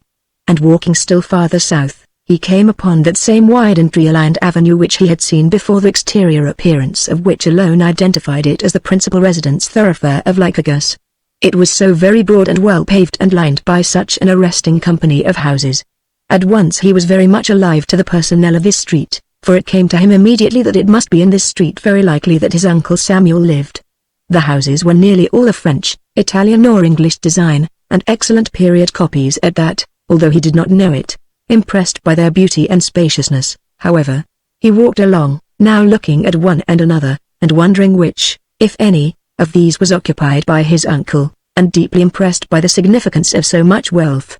How superior and condescending his cousin Gilbert must feel, walking out of some such place as this in the morning, then pausing before one which, because of trees, walks, newly groomed if bloomless flower beds, a large garage at the rear, a large fountain to the left of the house as he faced it, in the center of which was a boy holding a swan in his arms, and to the right of the house one lone cast-iron stag pursued by some cast-iron dogs, he felt especially impelled to admire, and charmed by the dignity of this place, which was a modified form of Old English. He now inquired of a stranger who was passing, a middle-aged man of a rather shabby working type, "Whose house is that, mister?"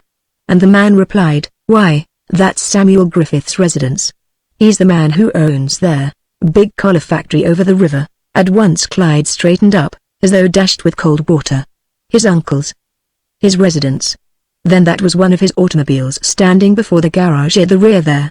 And there was another visible through the open door of the garage. Indeed, in his immature and really psychically unilluminated mind it suddenly evoked a mood which was as of roses, perfumes, lights and music. The beauty. The ease. What member of his own immediate family had ever even dreamed that his uncle lived thus? The grandeur. And his own parents are so wretched, so poor, preaching on the streets of Kansas City and no doubt Denver, conducting a mission. And although thus far no single member of this family other than his chill cousin had troubled to meet him, and that at the factory only, and although he had been so indifferently assigned to the menial type of work that he had, still he was elated and uplifted. For, after all, was he not a Griffiths, a full cousin as well as a full nephew to the two very important men who lived here, and now working for them in some capacity at least? And must not that spell a future of some sort, better than any he had known as yet? For consider who the Griffiths were here, as opposed to who the Griffiths were in Kansas City, say, or Denver. The enormous difference. A thing to be as carefully concealed as possible. At the same time, he was immediately reduced again, for supposing the Griffiths here, his uncle or his cousin or some friend or agent of theirs should now investigate his parents and his past? Heavens! The matter of that slain child in Kansas City. His parents' miserable makeshift life. Esther. At once his face fell, his dreams being so thickly clouded over. If they should guess. If they should sense. Oh, the devil, who was he anyway? And what did he really amount to? What could he hope for from such a great world as this really? Once they knew why he had troubled to come here, a little disgusted and depressed he turned to retrace his steps, for all at once he felt himself very much of a nobody. Chapter 6.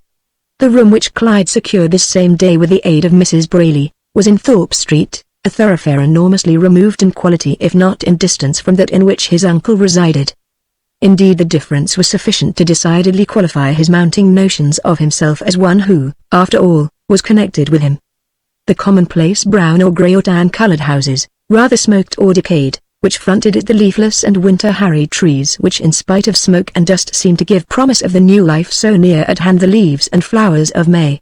Yet as he walked into it with Mrs. Braley, many drab and commonplace figures of men and girls, and elderly spinsters resembling Mrs. Braley in kind, were making their way home from the several factories beyond the river.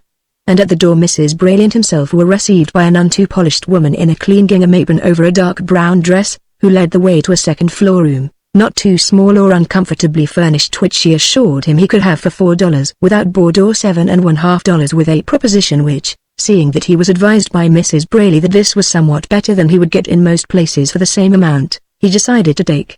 And here, after thanking Mrs. Braley, he decided to remain later, sitting down to dinner with a small group of Milltown store and factory employees, such as partially he had been accustomed to in Paulina Street in Chicago, before moving to the better atmosphere of the Union League. And after dinner he made his way out into the principal thoroughfares of Lycurgus, only to observe such a crowd of nondescript mill workers as, judging these streets by day, he would not have fancied swarmed here by night. Girls and boys, men and women of various nationalities and types, Americans, Poles, Hungarians, French, English, and for the most part if not entirely touched with a peculiar something, ignorance or thickness of mind or body, or with a certain lack of taste and alertness or daring, which seemed to mark them one and all as of the basement world which he had seen only this afternoon.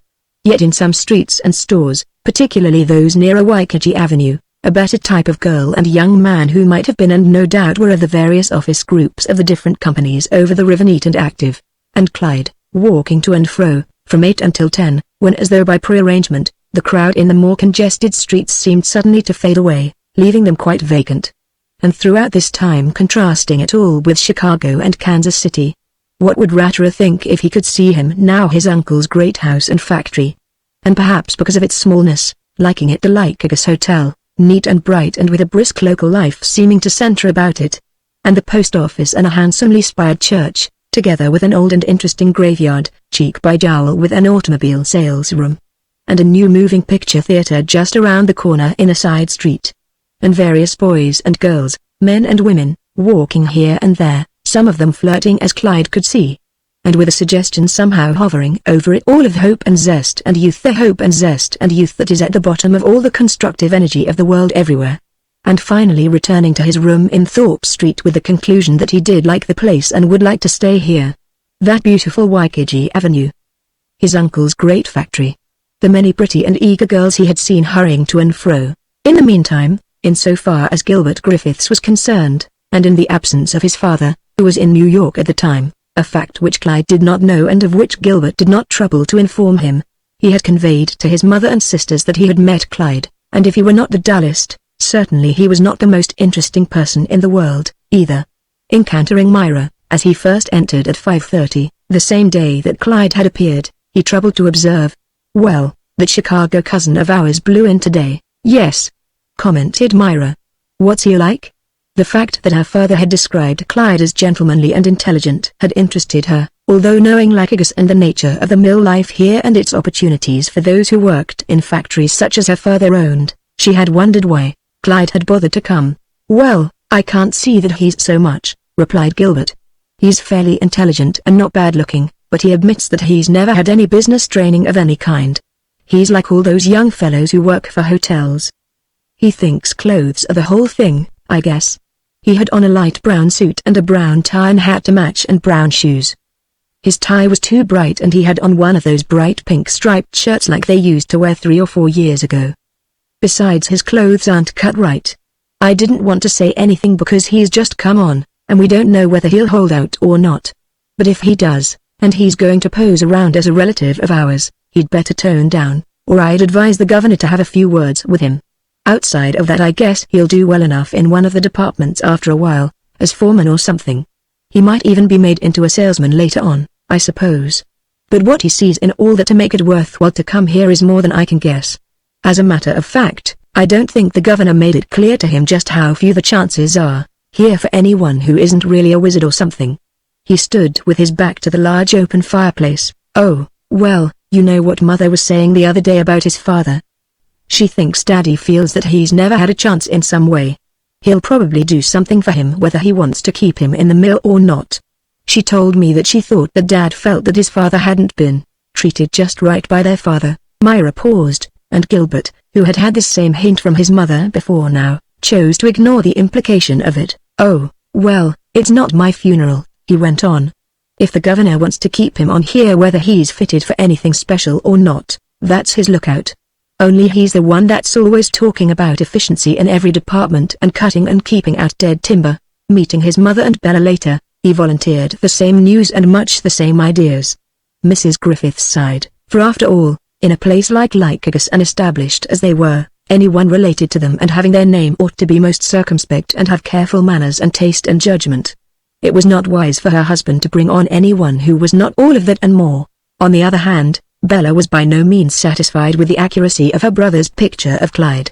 She did not know Clyde, but she did know Gilbert, and as she knew he could decide very swiftly that this or that person was lacking in almost every way, when, as a matter of fact, they might not be at all as she saw it. Oh, well, she finally observed, after hearing Gilbert comment on more of Clyde's peculiarities at dinner, if Daddy wants him, I presume he'll keep him, or do something with him eventually. At which Gilbert winced internally, for this was a direct slap at his assumed authority in the mill under his father, which authority he was eager to make more and more effective in every direction, as his younger sister well knew. In the meanwhile, on the following morning, Clyde, returning to the mill, found that the name, or appearance, or both perhaps his resemblance to Mr. Gilbert Griffiths was of some peculiar advantage to him which he could not quite sufficiently estimate at present. For on reaching number 1 entrance, the doorman on guard there looked as though startled. "Oh, you're Mr. Clyde Griffiths?" he queried. "You're going to work under Mr. Kemmerer?" "Yes, I know." "Well, that man there will have your key," and he pointed to a stodgy, stuffy old man whom later Clyde came to know as Old Jeff, the time clock guard, who, at a stand further along this same hall, furnished and reclaimed all keys between 7:30 and 7:40. When Clyde approached him and said, "My name's Clyde Griffiths and I'm to work downstairs with Mr. Kemmerer," he too started and then said, "Sure, that's right." "Yes, sir. Here you are, Mr. Griffiths. Mr. Kemmerer spoke to me about you yesterday. Number 71 is to be yours. I'm giving you Mr. Duvernay's old key." When Clyde had gone down the stairs into the shrinking department, he turned to the doorman who had drawn near and exclaimed, "Don't it beat all how much that fellow looks like Mr. Gilbert Griffiths? Why, he's almost his spit-in image." "What is he, do you suppose, a brother or a cousin, or what?" "Don't ask me," replied the doorman. "I never saw him before. But he's certainly related to the family all right. When I seen him first, I thought it was Mr. Gilbert. I was just about to tip my hat to him when I saw it wasn't." And in the shrinking room when he entered, as on the day before, he found Kemmerer as respectful and evasive as ever. For, like Wigham before him, Kemmerer had not as yet been able to decide what Clyde's true position with this company was likely to be. For, as Wigham had informed Kemmerer the day before, Mr. Gilbert had said no least thing which tended to make Mr. Wigham believe that things were to be made especially easy for him, nor yet hard, either. On the contrary, Mr. Gilbert had said, he's to be treated like all the other employees as to time and work. No different. Yet in introducing Clyde he had said, "This is my cousin, and he's going to try to learn this business," which would indicate that as time went on Clyde was to be transferred from department to department until he had surveyed the entire manufacturing end of the business. Wigham, for this reason, after Clyde had gone, whispered to Kemmerer as well as to several others, that Clyde might readily prove to be someone who was a protégé of the chief, and therefore they determined to watch their step, at least until they knew what his standing here was to be. And Clyde, noticing this, was quite set up by it, for he could not help but feel that this in itself, and apart from whatever his cousin Gilbert might either think or wish to do, might easily presage some favor on the part of his uncle that might lead to some good for him. So when Kemmerer proceeded to explain to him that he was not to think that the work was so very hard or that there was so very much to do for the present, Clyde took it with a slight air of condescension. And in consequence Kemmerer was all the more respectful. "Just hang up your hat and coat over there in one of those lockers," he proceeded mildly and ingratiatingly even. "Then you can take one of those crate trucks back there and go up to the next floor and bring down some webs. They'll show you where to get them." The days that followed were diverting and yet troublesome enough to Clyde, who to begin with was puzzled and disturbed at times by the peculiar social and workaday worlds and position in which he found himself. For one thing, those by whom now he found himself immediately surrounded at the factory were not such individuals as he would ordinarily select for companions far below bellboys or drivers or clerks anywhere. They were, one and all, as he could now clearly see, meaty or stodgy mentally and physically. They wore such clothes as only the most common laborers would wear, such clothes as are usually worn by those who count their personal appearance among the least of their troubles, their work and their heavy material existence being all.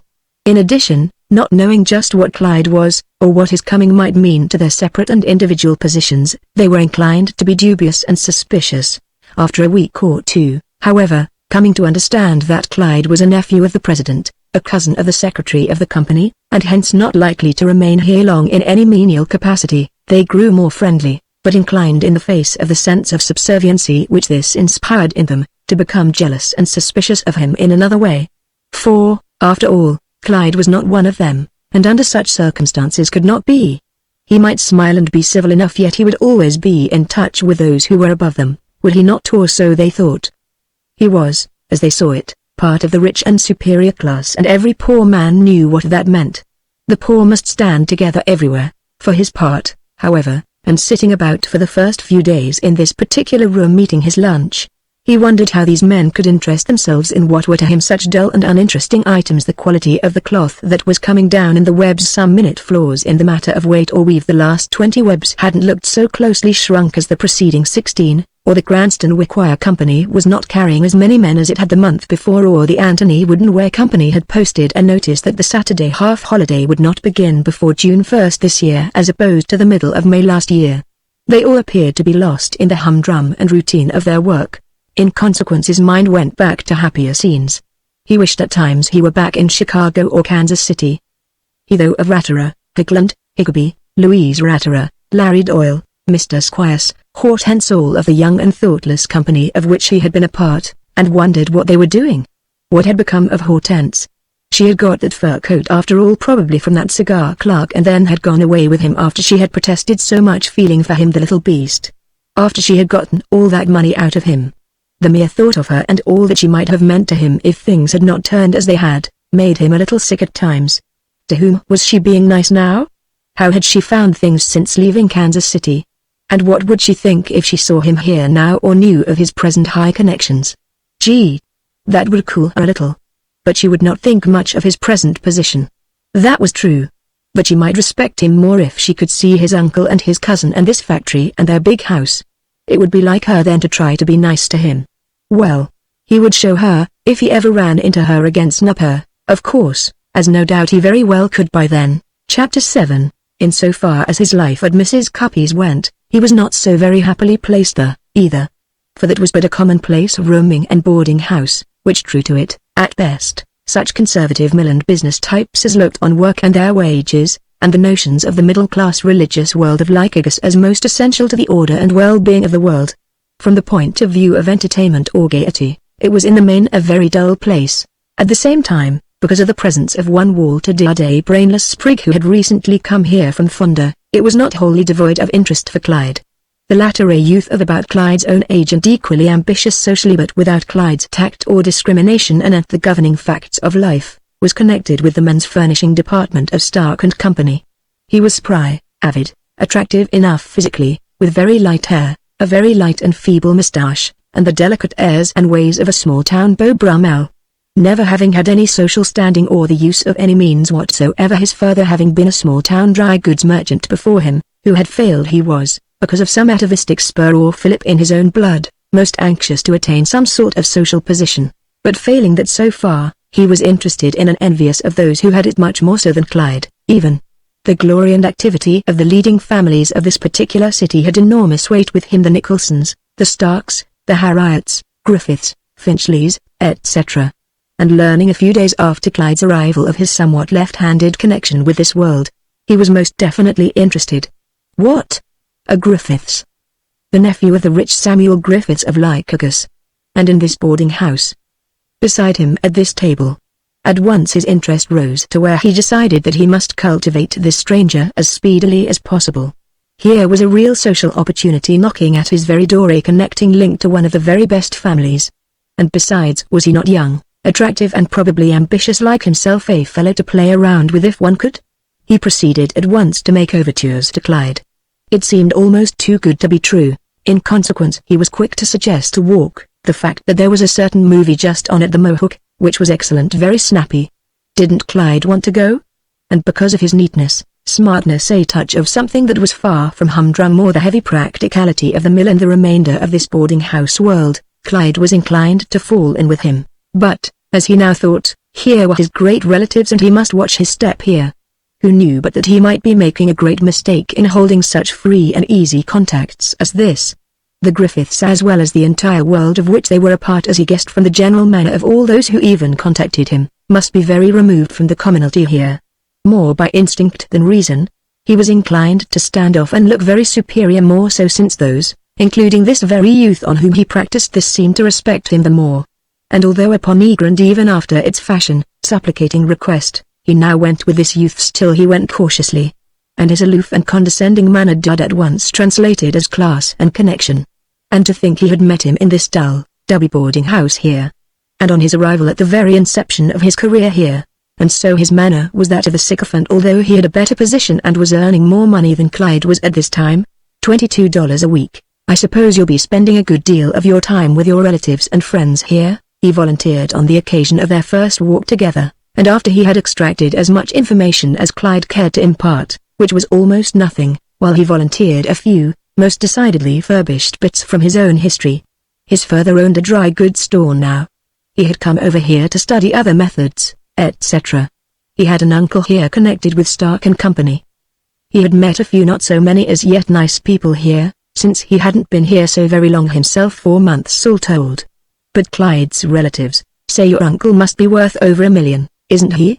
They say he is. Those houses in Waikiki Avenue are certainly the cat's.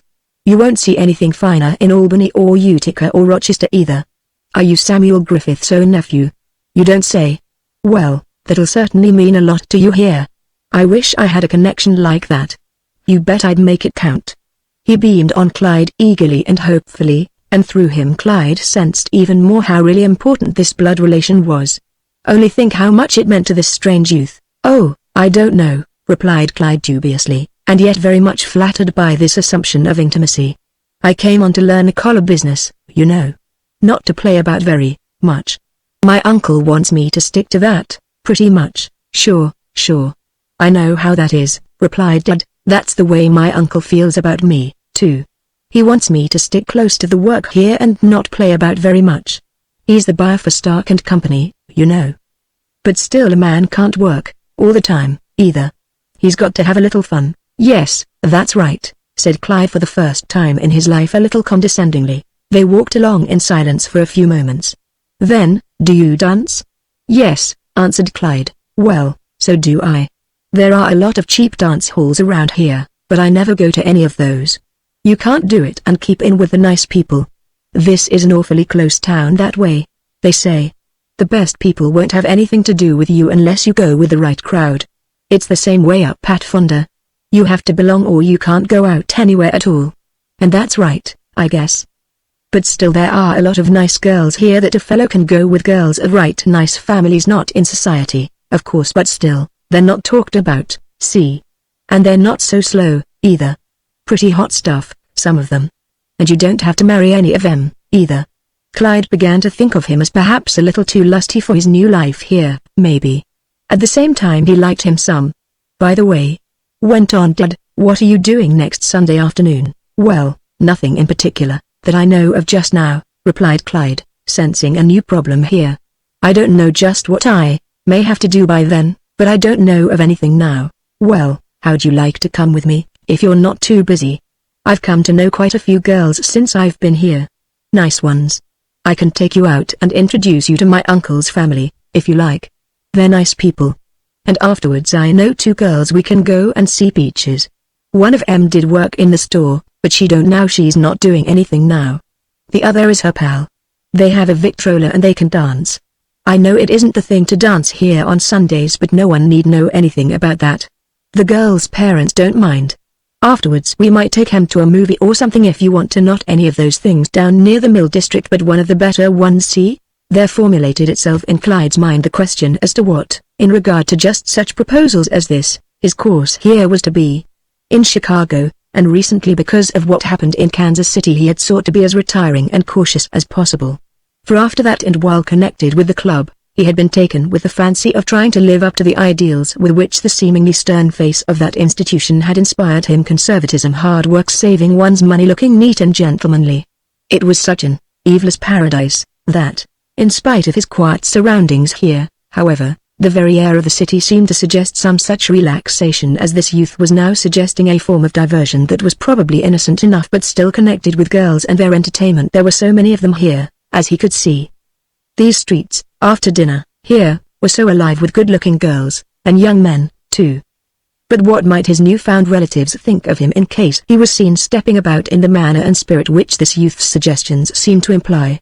Hadn't he just said that this was an awfully close town and that everybody knew nearly everything about everybody else? He paused in doubt. He must decide now.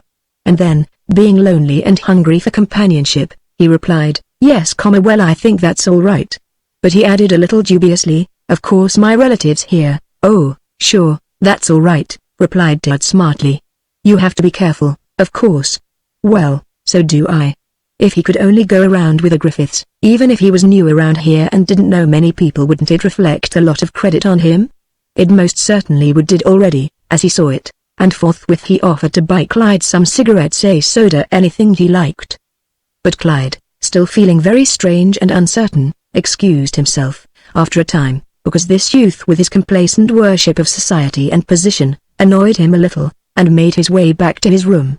He had promised his mother a letter and he thought he had better go back and write it, and incidentally to think a little on the wisdom of this new contact. Chapter 8, Nevertheless. The next day being a Saturday and half holiday the year round in this concern, Mr. Wiggam came through with the pay envelopes. "Here you are, Mr. Griffiths," he said, as though he were especially impressed with Clyde's position. Clyde, taking it, was rather pleased with this mistering, and going back toward his locker, promptly tore it open and pocketed the money. After that, taking his hat and coat, he wandered off in the direction of his room, where he had his lunch. But, being very lonely, and Dad not being present because he had to work, he decided upon a trolley ride to Gloversville, which was a city of some 20,000 inhabitants and reported to be as active, if not as beautiful, as Lycurgus. And that trip amused and interested him because it took him into a city very different from Lycurgus in its social texture. But the next day, Sunday, he spent idly in Lycurgus, wandering about by himself. For, as it turned out, Dad was compelled to return to Fonda for some reason and could not fulfill the Sunday understanding. Encountering Clyde, however, on Monday evening, he announced that on the following Wednesday evening, in the basement of the Digby Avenue Congregational Church, there was to be held a social with refreshments. And according to young Dad, at least this promised to prove worthwhile. "We can just go out there," was the way he put it to Clyde, "and bust the girls a little. I want you to meet my uncle and aunt. They're nice people all right. And so are the girls. They're no slouches. Then we can edge out afterwards, about 10, see, and go around to either Zella or Rita's place. Rita has more good records over at her place, but Zella has the nicest place to dance. By the way, you didn't chance to bring along your dress suit with you, did you?" he inquired. For having already inspected Clyde's room, which was above his own on the 3rd floor, in Clyde's absence, and having discovered that he had only a dress suit case and no trunk, and apparently no dress suit anywhere, he had decided that in spite of Clyde's father conducting a hotel and Clyde having worked in the Union League Club in Chicago, he must be very indifferent to social equipment. Or, if not, must be endeavoring to make his own way on some character-building plan without help from anyone. This was not to his liking, exactly. A man should never neglect these social essentials. Nevertheless, Clyde was a Griffiths, and that was enough to cause him to overlook nearly anything, for the present anyhow. "No, I didn't," replied Clyde, who was not exactly sure as to the value of this adventure even yet in spite of his own loneliness, "but I intend to get one." He had already thought since coming here of his lack in this respect, and was thinking of taking at least 35 of his more recently hard-earned savings and indulging in a suit of this kind. Dad buzzed on about the fact that while Zella Schumann's family wasn't rich, they owned the house they lived in. Still, she went with a lot of nice girls here, too. So did Rita Dickerman. Zella's father owned a little cottage upon Eckert Lake, near Fonda.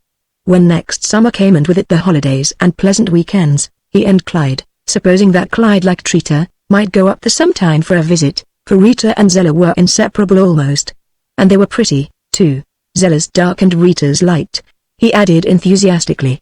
Clyde was interested by the fact that the girls were pretty, and that out of a clear sky and in the face of his present loneliness, he was being made so much of by this dad. But, was it wise for him to become very much involved with him? That was a question, for, after all, he really knew nothing of him. And he gathered from Dad's manner, his flighty enthusiasm for the occasion, that he was far more interested in the girls as girls, a certain freedom or concealed looseness that characterized them, than he was in the social phase of the world which they represented. And wasn't that what brought about his downfall in Kansas City? Here in Lycurgus, of all places, he was least likely to forget it, aspiring to something better as he now did. Nonetheless, at 8:30 on the following Wednesday evening they were off, Clyde full of eager anticipation. And by 9 o'clock they were in the midst of one of those semi-religious, semi-social and semi-emotional church affairs, the object of which was to raise money for the church, the general service of which was to furnish an occasion for gossip among the elders, criticism and a certain amount of enthusiastic, if disguised courtship and flirtation among the younger members. There were booths for the sale of quite everything from pies, cakes and ice cream to laces, dolls and knickknacks of every description, supplied by the members and parted with for the benefit of the church. The Reverend Peter Israels, the minister, and his wife were present. Also Dad's uncle and aunt, a pair of brisk and yet uninteresting people whom Clyde could sense were of no importance socially here. They were too genial and altogether social in the specific neighborhood sense, although Grover Wilson, being a buyer for Stark and Company, endeavored to assume a serious and important air at times. He was an undersized and stocky man who did not seem to know how to dress very well or could not afford it. In contrast to his nephew's almost immaculate garb, his own suit was far from perfect fitting. It was unpressed and slightly soiled. And his tie the same. He had a habit of rubbing his hands in a clerkly fashion, of wrinkling his brows and scratching the back of his head at times, as though something he was about to say had cost him great thought and was of the utmost importance. Whereas, nothing that he uttered, as even Clyde could see, was of the slightest importance. And so, too, with the stout and large Mrs. Wilson, who stood beside him while he was attempting to rise to the importance of Clyde. She merely beamed a fatty beam. She was almost ponderous, and pink, with a tendency to a double chin. She smiled and smiled, largely because she was naturally genial and on her good behavior here, but incidentally because Clyde was who he was. For as Clyde himself could see, Walter Judd had lost no time in impressing his relatives with the fact that he was a Griffiths. Also that he had encountered and made a friend of him, and that he was now chaperoning him locally. "Walter has been telling us that you have just come on here to work for your uncle. You're at Mrs. Cuppy's now, I understand. I don't know her, but I've always heard she keeps such a nice, refined place. Mr. Parsley, who lives here with her, used to go to school with me. But I don't see much of him anymore. Did you meet him yet?" "No, I didn't," said Clyde in return. "Well, you know, we expected you last Sunday to dinner, only Walter had to go home. But you must come soon. Any time at all. I would love to have you." She beamed and her small grayish-brown eyes twinkled. Clyde could see that because of the fame of his uncle he was looked upon as a social find, really. And so it was with the remainder of this company, old and young, the Reverend Peter Israels and his wife, Mr. Micah Bumpus, a local vendor of printing inks, and his wife and son, Mr. and Mrs. Maximilian Pick, Mr. Pick being a wholesale and retail dealer in hay, grain and feed, Mr. Witness, a florist, and Mrs. Throop, a local real estate dealer. All knew Samuel Griffiths and his family by reputation, and it seemed not a little interesting and strange to all of them that Clyde, a real nephew of so rich a man, should be here in their midst. The only trouble with this was that Clyde's manner was very soft and not as impressive as it should be, not so aggressive and contemptuous. And most of them were of that type of mind that respects insolence even where it pretends to condemn it. In so far as the young girls were concerned, it was even more noticeable. For Dad was making this important relationship of Clyde's perfectly plain to everyone. "This is Clyde Griffiths, the nephew of Samuel Griffiths, Mr. Gilbert Griffiths' cousin, you know. He's just come on here to study the collar business in his uncle's factory."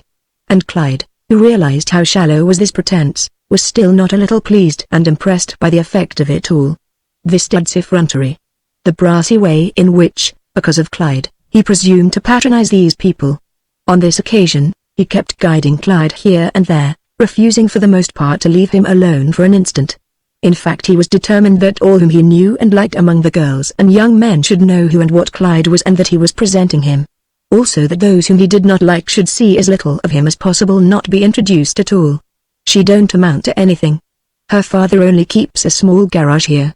I wouldn't bother with her if I were you. Or, he isn't much around here. Just a clerk in our store." At the same time, in regard to some others, he was all smiles and compliments, or at worst apologetic for their social lacks. And then he was introduced to Zella Schumann and Rita Dickerman, who, for reasons of their own, not the least among which was a desire to appear a little wise and more sophisticated than the others here, came a little late. And it was true, as Clyde was to find out afterwards, that they were different, too less simple and restricted than quite all of the girls whom Dad had thus far introduced him to. They were not as sound religiously and immorally as were these others. And as even Clyde noted on meeting them, they were as keen for as close an approach to pagan pleasure without admitting it to themselves, as it was possible to be and not be marked for what they were. And in consequence, there was something in their manner, the very spirit of the introduction, which struck him as different from the tone of the rest of this church group, not exactly morally or religiously unhealthy but rather much freer, less repressed, less reserved than were these others. "Oh, so you're Mr. Clyde Griffiths," observed Zella Schumann. "My, you look a lot like your cousin, don't you? I see him driving down Central Avenue ever so often. Walter has been telling us all about you. Do you like Lycurgus?" The way she said Walter, together with something intimate and possessive in the tone of her voice, caused Clyde to feel at once that she must feel rather closer to and freer with Dad than he himself had indicated. A small scarlet bow of velvet ribbon at her throat, 2 small garnet earrings in her ears, a very trim and tight-fitting black dress, with a heavily flounced skirt, seemed to indicate that she was not opposed to showing her figure, and prized it, a mood which, except for a demure and rather retiring poise which she affected, would most certainly have excited comment in such a place as this. Rita Dickerman, on the other hand, was lush and blonde, with pink cheeks, light chestnut hair, and bluish-gray eyes. Lacking the aggressive smartness which characterized Zella Schumann, she still radiated a certain something which to Clyde seemed to harmonize with the liberal if secret mood of her friend. Her manner, as Clyde could see, while much less suggestive of masked bravado, was yielding and to him designedly so, as well as naturally provocative. It had been arranged that she was to intrigue him. Very much fascinated by Zella Schumann and in tow of her, they were inseparable. And when Clyde was introduced to her, she beamed upon him in a melting and sensuous way which troubled him not a little. For here in Lycurgus, as he was telling himself at the time, he must be very careful with whom he became familiar. And yet, unfortunately, as in the case of Hortense Briggs, she evoked thoughts of intimacy, however unproblematic or distant, which troubled him. But he must be careful. It was just such a free attitude as this suggested by Dad as well as these girls' manners that had gotten him into trouble before. "Now we'll just have a little ice cream and cake," suggested Dad, after the few preliminary remarks were over, "and then we can get out of here. You two had better go around together and hand out a few hellos. Then we can meet at the ice cream booth. After that, if you say so, we'll leave, eh? What do you say?" He looked at Zella Schumann as much as to say, "You know what is the best thing to do," and she smiled and replied, "That's right. We can't leave right away. I see my cousin Mary over there. And Mother. And Fred Bruckner. Rita and I'll just go around by ourselves for a while and then we'll meet you, see?" And Rita Dickerman forthwith bestowed upon Clyde an intimate and possessive smile.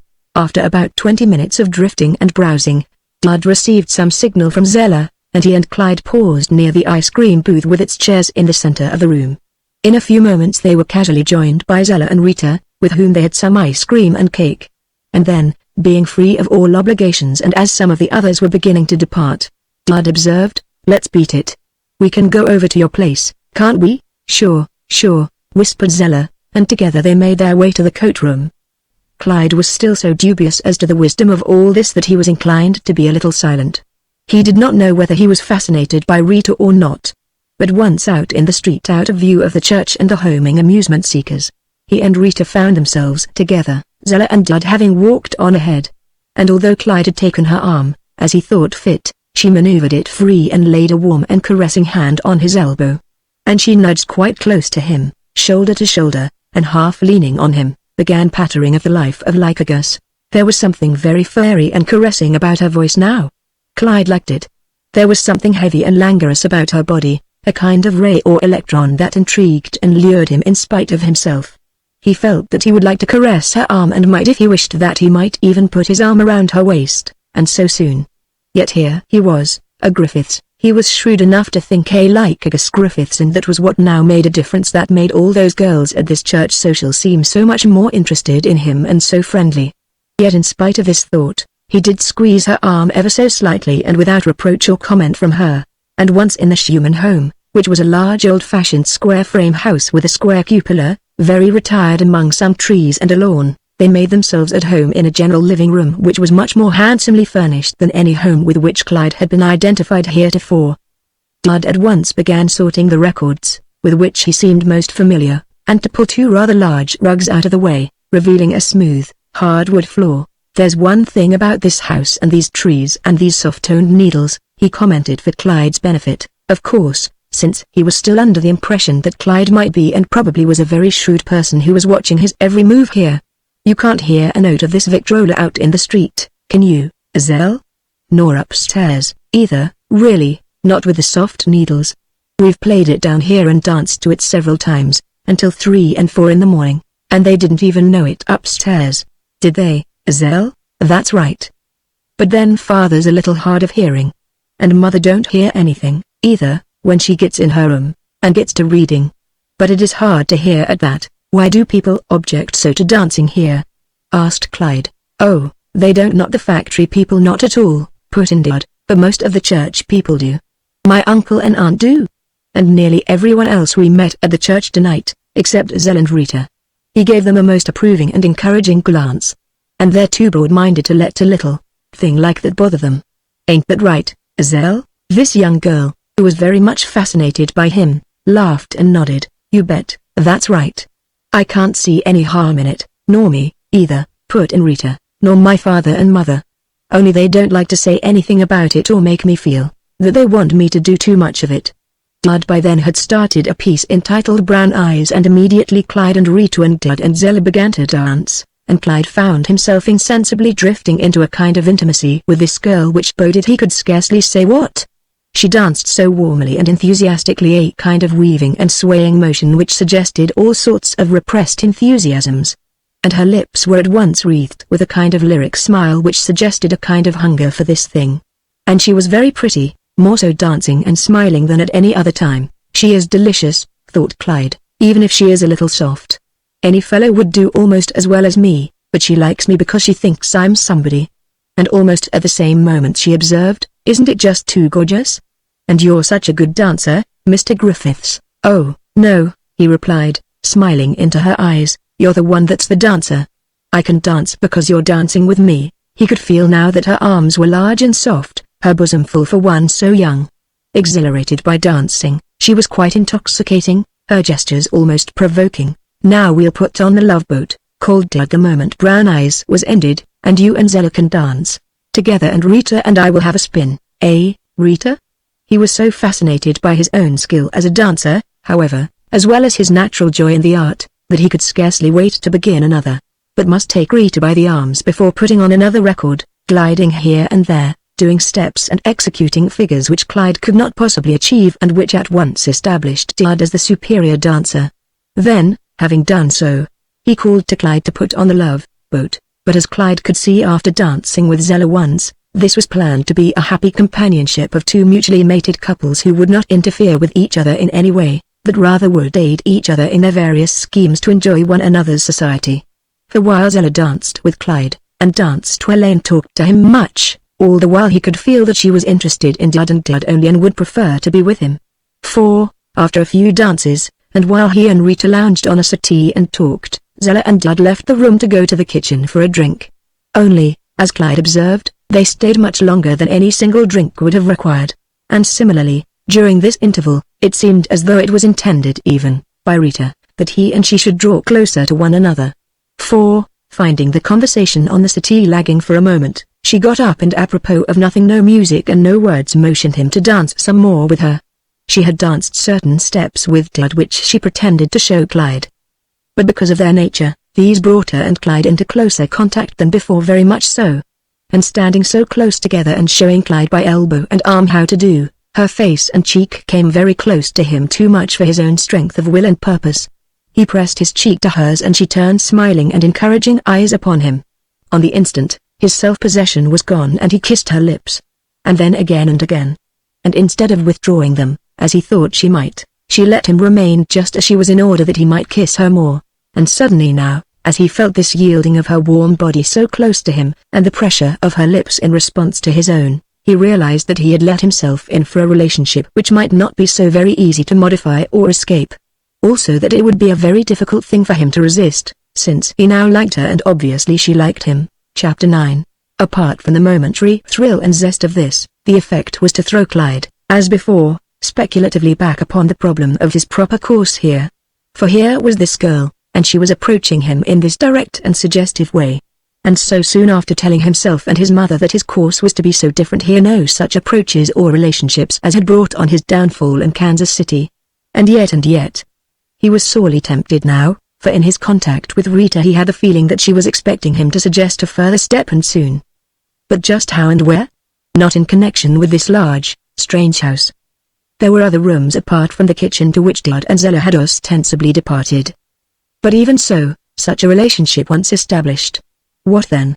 Would he not be expected to continue it, or let himself in for possible complications in case he did not? He danced with and fondled her in a daring and aggressive fashion, yet thinking as he did so, but this is not what I should be doing either, is it? This is like August. I'm a Griffiths, here. I know how these people feel toward me, their parents even. Do I really care for her? Is there not something about her quick and easy availability which, if not exactly dangerous in so far as my future here is concerned, is not quite satisfactory, too quickly intimate? He was experiencing a sensation not unrelated to his mood in connection with the Lupiner in Kansas City, attracted and yet repulsed. He could do no more than kiss and fondle her here in a somewhat restrained way until at last Theodore and Zella returned, whereupon the same degree of intimacy was no longer possible. A clock somewhere striking 2, it suddenly occurred to Rita that she must be going. Her parents would object to her staying out so late. And since Theodore gave no evidence of deserting Zella, it followed, of course, that Clyde was to see her home, a pleasure that now had been allayed by a vague suggestion of disappointment or failure on the part of both. He had not risen to her expectations, he thought. Obviously he lacked the courage yet to follow up the proffer of her favors, was the way she explained it to herself, at her own door, not so far distant, and with a conversation which was still tinctured with intimations of some future occasions which might prove more favorable. Her attitude was decidedly encouraging, even here. They parted, but with Clyde still saying to himself that this new relationship was developing much too swiftly. He was not sure that he should undertake a relationship such as this here so soon, anyhow. Where now were all his fine decisions made before coming here? What was he going to decide? And yet, because of the sensual warmth and magnetism of Rita, he was irritated by his resolution and his inability to proceed as he otherwise might. Two things which eventually decided him in regard to this came quite close together. One related to the attitude of the Griffiths themselves, which, apart from that of Gilbert, was not one of opposition or complete indifference, so much as it was a failure on the part of Samuel Griffiths in the first instance, and the others largely because of him to grasp the rather anomalous, if not exactly lonely position in which Clyde would find himself here unless the family chose to show him at least some little courtesy or advise him cordially from time to time. Yet Samuel Griffiths, being always very much pressed for time, had scarcely given Clyde a thought during the first month, at least. He was here, properly placed, as he heard, would be properly looked after in the future, what more, just now, at least, and so for all of 5 weeks before any action of any kind was taken, and with Gilbert Griffiths comforted thereby, Clyde was allowed to drift along in his basement world, wondering what was being intended in connection with himself. The attitude of others, including Theodore and these girls, finally made his position here seem strange. However, about a month after Clyde had arrived, and principally because Gilbert seemed so content to say nothing regarding him, the elder Griffiths inquired one day, "Well, what about your cousin? How's he doing by now?" And Gilbert, only a little worried as to what this might bode, replied, "Oh, he's all right. I started him off in the shrinking room." "Is that all right?" "Yes, I think so. That's as good a place as any for him to be, Jin, I believe. But what do you think of him by now? Oh, answered Gilbert very conservatively and decidedly independently, a trait for which his father had always admired him not so much. He's all right, I guess. He may work out. But he does not strike me as a fellow who would ever make much of a stir in this game. He hasn't had much of an education of any kind, you know. Anyone can see that. Besides, he's not so very aggressive or energetic looking. Too soft, I think. Still, I don't want to knock him. He may be all right. You like him and I may be wrong. But I can't help but think that his real idea in coming here is that you'll do more for him than you would for someone else, just because he is related to you. Oh, you think he does? Well, if he does, he's wrong. But at the same time, he added, and that with a bantering smile, he may not be as impractical as you think, though. He hasn't been here long enough for us to really tell, has he? He didn't strike me that way in Chicago. Besides, there are a lot of little corners into which he might fit, aren't there, without any great waste, even if he isn't the most talented fellow in the world? If he's content to take a small job in life, that's his business. I can't prevent that. But at any rate, I don't want him sent away yet, anyhow, and I don't want him put on piecework. It wouldn't look right. After all, he is related to us. Just let him drift along for a little while and see what he does for himself. All right, Governor, replied his son, who was hoping that his father would absent-mindedly let him stay where he was in the lowest of all the positions the factory had to offer. But, now, and to his dissatisfaction, Samuel Griffiths proceeded to add, we'll have to have him out to the house for dinner pretty soon, won't we? I have thought of that, but I haven't been able to attend to it before. I should have spoken to about it before this. He hasn't been out yet, has he? No, sir, not that I know of, replied Gilbert dully. He did not like this at all, but was too tactful to show his opposition just here. We've been waiting for you to say something about it, I suppose. Very well, went on Samuel, you'd better find out where he is stopping and have him out. Next Sunday wouldn't be a bad time, if we haven't anything else on. Noting a flicker of doubt or disapproval in his son's eyes, he added, after all, Gil, he's my nephew and your cousin, and we can't afford to ignore him entirely. That wouldn't be right, you know, either. You'd better speak to your mother tonight, or I will, and arrange it. He closed the drawer of a desk in which he had been looking for certain papers, got up and took down his hat and coat and left the office. In consequence of this discussion, an invitation was sent to Clyde for the following Sunday at 6:30 to appear and participate in a Griffiths family meal. On Sunday at 1:30 was served the important family dinner to which usually was invited one or another of the various local or visiting friends of the family. At 6:30 nearly all of these guests had departed, and sometimes one or two of the Griffiths themselves, the cold collation served being partaken of by Mr. and Mrs. Griffiths and Mirabella and Gilbert usually having appointments elsewhere. On this occasion, however, as Mrs. Griffiths and Myra and Bella decided in conference, they would all be present with the exception of Gilbert, who, because of his opposition as well as another appointment, explained that he would stop in for only a moment before leaving. Thus Clyde, as Gilbert was pleased to note, would be received and entertained without the likelihood of contacts, introductions and explanations to such of their more important connections who might chance to stop in during the afternoon. They would also have an opportunity to study him for themselves and see what they really did think without committing themselves in any way. But in the meantime, in connection with Theodore, Rita and Zella, there had been a development which, because of the problem it had posed, was to be affected by this very decision on the part of the Griffiths.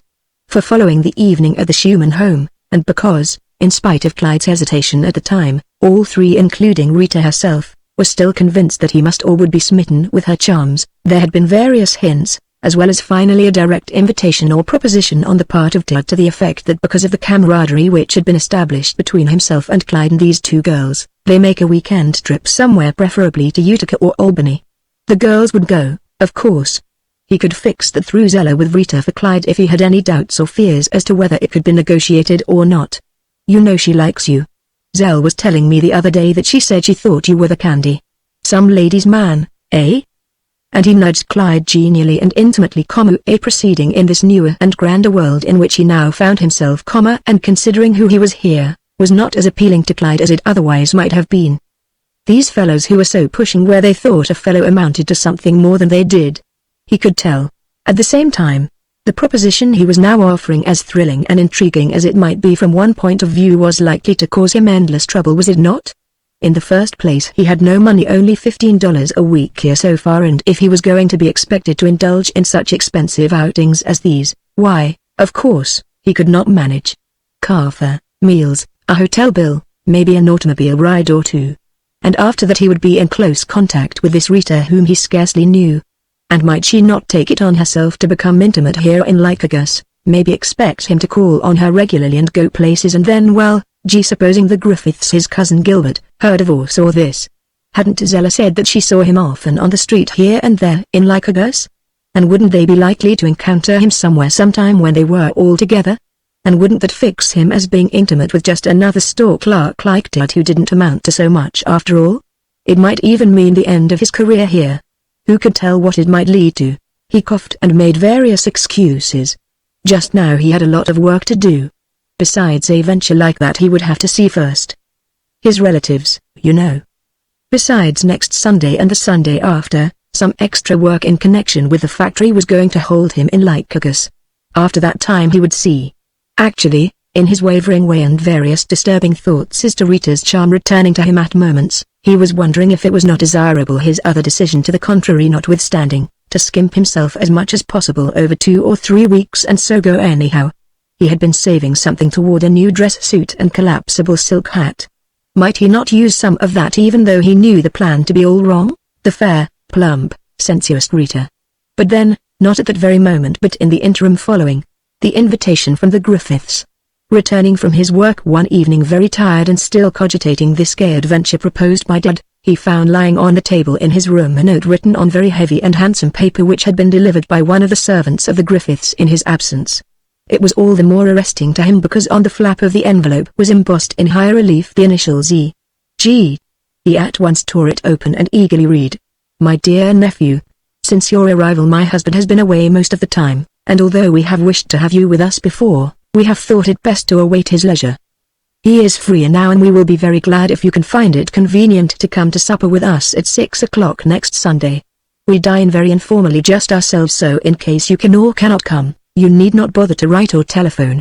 And you need not dress for this occasion either. But come if you can.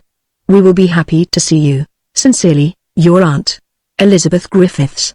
On reading this, Clyde, who, during all this silence and the prosecution of a task in the shrinking room which was so eminently distasteful to him, was being more and more weighed upon by the thought that possibly, after all, this quest of his was going to prove a vain one and that he was going to be excluded from any real contact with his great relatives, was most romantically and hence impractically heartened. For only see, here was this grandiose letter with its very happy to see you, which seemed to indicate that perhaps, after all, they did not think so badly of him. Mr. Samuel Griffiths had been away all the time. That was it. Now he would get to see his aunt and cousins and the inside of that great house. It must be very wonderful. They might even take him up after this, who could tell? But how remarkable that he should be taken up now, just when he had about decided that they would not. And forthwith his interest in, as well as his weakness for, Rita, if not Zella and Dad, began to evaporate. What? Mix with people so far below him, a Griffiths in the social scale here, and at the cost of endangering his connection with that important family?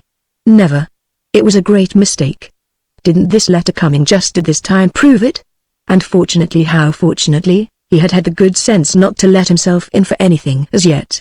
And so now, without much trouble, and because, most likely from now on it would prove necessary for him so to do, he could gradually eliminate himself from this contact with Dad, move away from Mrs. Cuppy's if necessary, or say that his uncle had cautioned him anything, but not go with this crowd any more, just the same. It wouldn't do. It would endanger his prospects in connection with this new development. And instead of troubling over Rita and Utica now, he began to formulate for himself once more the essential nature of the private life of the Griffiths. The fascinating places they must go, the interesting people with whom they must be in contact. And at once he began to think of the need of a dress suit, or at least a tuxedo and trousers. Accordingly, the next morning, he gained permission from Mr. Kemmerer to leave at 11 and not return before 1, and in that time he managed to find coat, trousers and a pair of patent leather shoes, as well as a white silk muffler for the money he had already saved. And so arrayed he felt himself safe. He must make a good impression. And for the entire time between then and Sunday evening, instead of thinking of Rita or Dad or Zella any more, he was thinking of this opportunity. Plainly it was an event to be admitted to the presence or such magnificence. The only drawback to all this, as he well sensed now, was this same Gilbert Griffiths, who surveyed him always whenever he met him anywhere with such hard, cold eyes. He might be there, and then he would probably assume that superior attitude, to make him feel his inferior position, if he could, and Clyde had the weakness at times of admitting to himself that he could. And no doubt, if he, Clyde, sought to carry himself with too much of an air in the presence of this family, Gilbert most likely would seek to take it out of him in some way later in connection with the work in the factory. He might see to it, for instance, that his father heard only unfavorable things about him. And, of course, if he were retained in this wretched shrinking room, and given no show of any kind, how could he expect to get anywhere or be anybody? It was just his luck that on arriving here he should find this same Gilbert looking almost like him and being so opposed to him for obviously no reason at all. However, despite all his doubts, he decided to make the best of this opportunity, and accordingly on Sunday evening at 6 set out for the Griffiths' residence, his nerves decidedly taut because of the ordeal before him. And when he reached the main gate, a large, arched wrought iron affair which gave in on a wide, winding brick walk which led to the front entrance, he lifted the heavy latch which held the large iron gates in place, with almost a quaking sense of adventure. And as he approached along the walk, he felt as though he might well be the object of observant and critical eyes. Perhaps Mr. Samuel or Mr. Gilbert Griffiths or one or the other of the two sisters was looking at him now from one of those heavily curtained windows. On the lower floor several lights glowed with a soft and inviting radiance. This mood, however, was brief.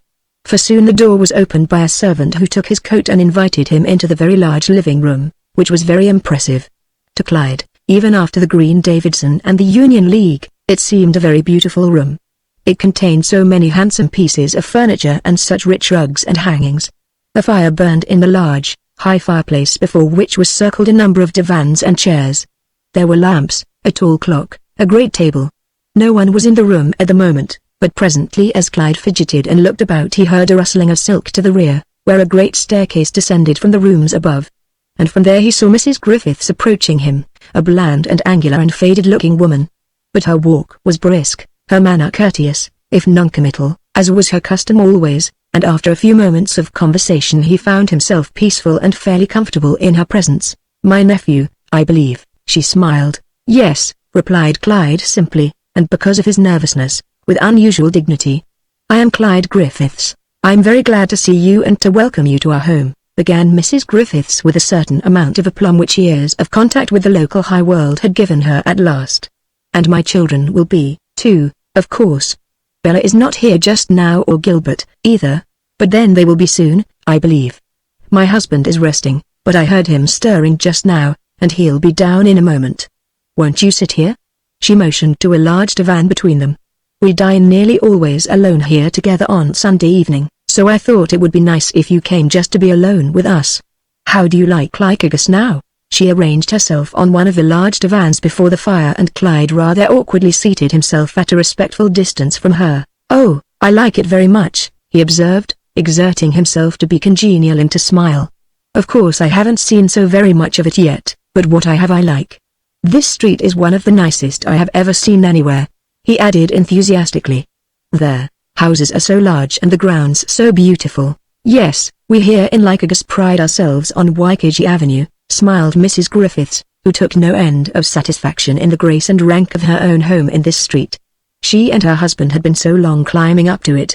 Everyone who sees it seems to feel the same way about it. It was laid out many years ago when Lycurgus was just a village. It is only within the last 15 years that it has come to be as handsome as it is now. But you must tell me something about your mother and father. I never met either of them, you know, though, of course, I have heard my husband speak of them often, that is, of his brother, anyhow," she corrected. "I don't believe he ever met your mother. How is your father?" "Oh, he's quite well," replied Clyde, simply. "And mother, too. They're living in Denver now. We did live for a while in Kansas City, but for the last 3 years they've been out there. I had a letter from mother only the other day. She says everything is all right." "Then you keep up a correspondence with her, do you? That's nice." She smiled, for by now she had become interested by and, on the whole, rather taken with Clyde's appearance. He looked so neat and generally presentable, so much like her own son that she was a little startled at first and intrigued on that score. If anything, Clyde was taller, better built and hence better looking, only she would never have been willing to admit that. for to her Gilbert, although he was intolerant and contemptuous even to her at times, simulating an affection which was as much a custom as a reality, was still a dynamic and aggressive person putting himself and his conclusions before everyone else. Whereas Clyde was more soft and vague and fumbling. Her son's force must be due to the innate ability of her husband as well as the strain of some relatives in her own line who had not been unlike Gilbert, while Clyde probably drew his lesser force from the personal unimportance of his parents. But having settled this problem in her son's favor, Mrs. Griffiths was about to ask after his sisters and brothers, when they were interrupted by Samuel Griffiths who now approached. Measuring Clyde, who had risen, very sharply once more, and finding him very satisfactory in appearance at least, he observed, "Well, so here you are, eh? They've placed you, I believe, without my ever seeing you." "Yes, sir," replied Clyde, very deferentially and half bowing in the presence of so great a man. "Well, that's all right. Sit down. Sit down. I'm very glad they did. I hear you're working down in a shrinking room at present. Not exactly a pleasant place, but not such a bad place to begin, either at the bottom. The best people start there sometimes." He smiled and added, "I was out of the city when you came on or I would have seen you." "Yes, sir," replied Clyde, who had not ventured to seat himself again until Mr. Griffiths had sunk into a very large stuffed chair near the divan. And the latter, now that he saw Clyde in an ordinary tuxedo with a smart pleated shirt and black tie, as opposed to the club uniform in which he had last seen him in Chicago, was inclined to think him even more attractive than before, not quite as negligible and unimportant as his son Gilbert had made out.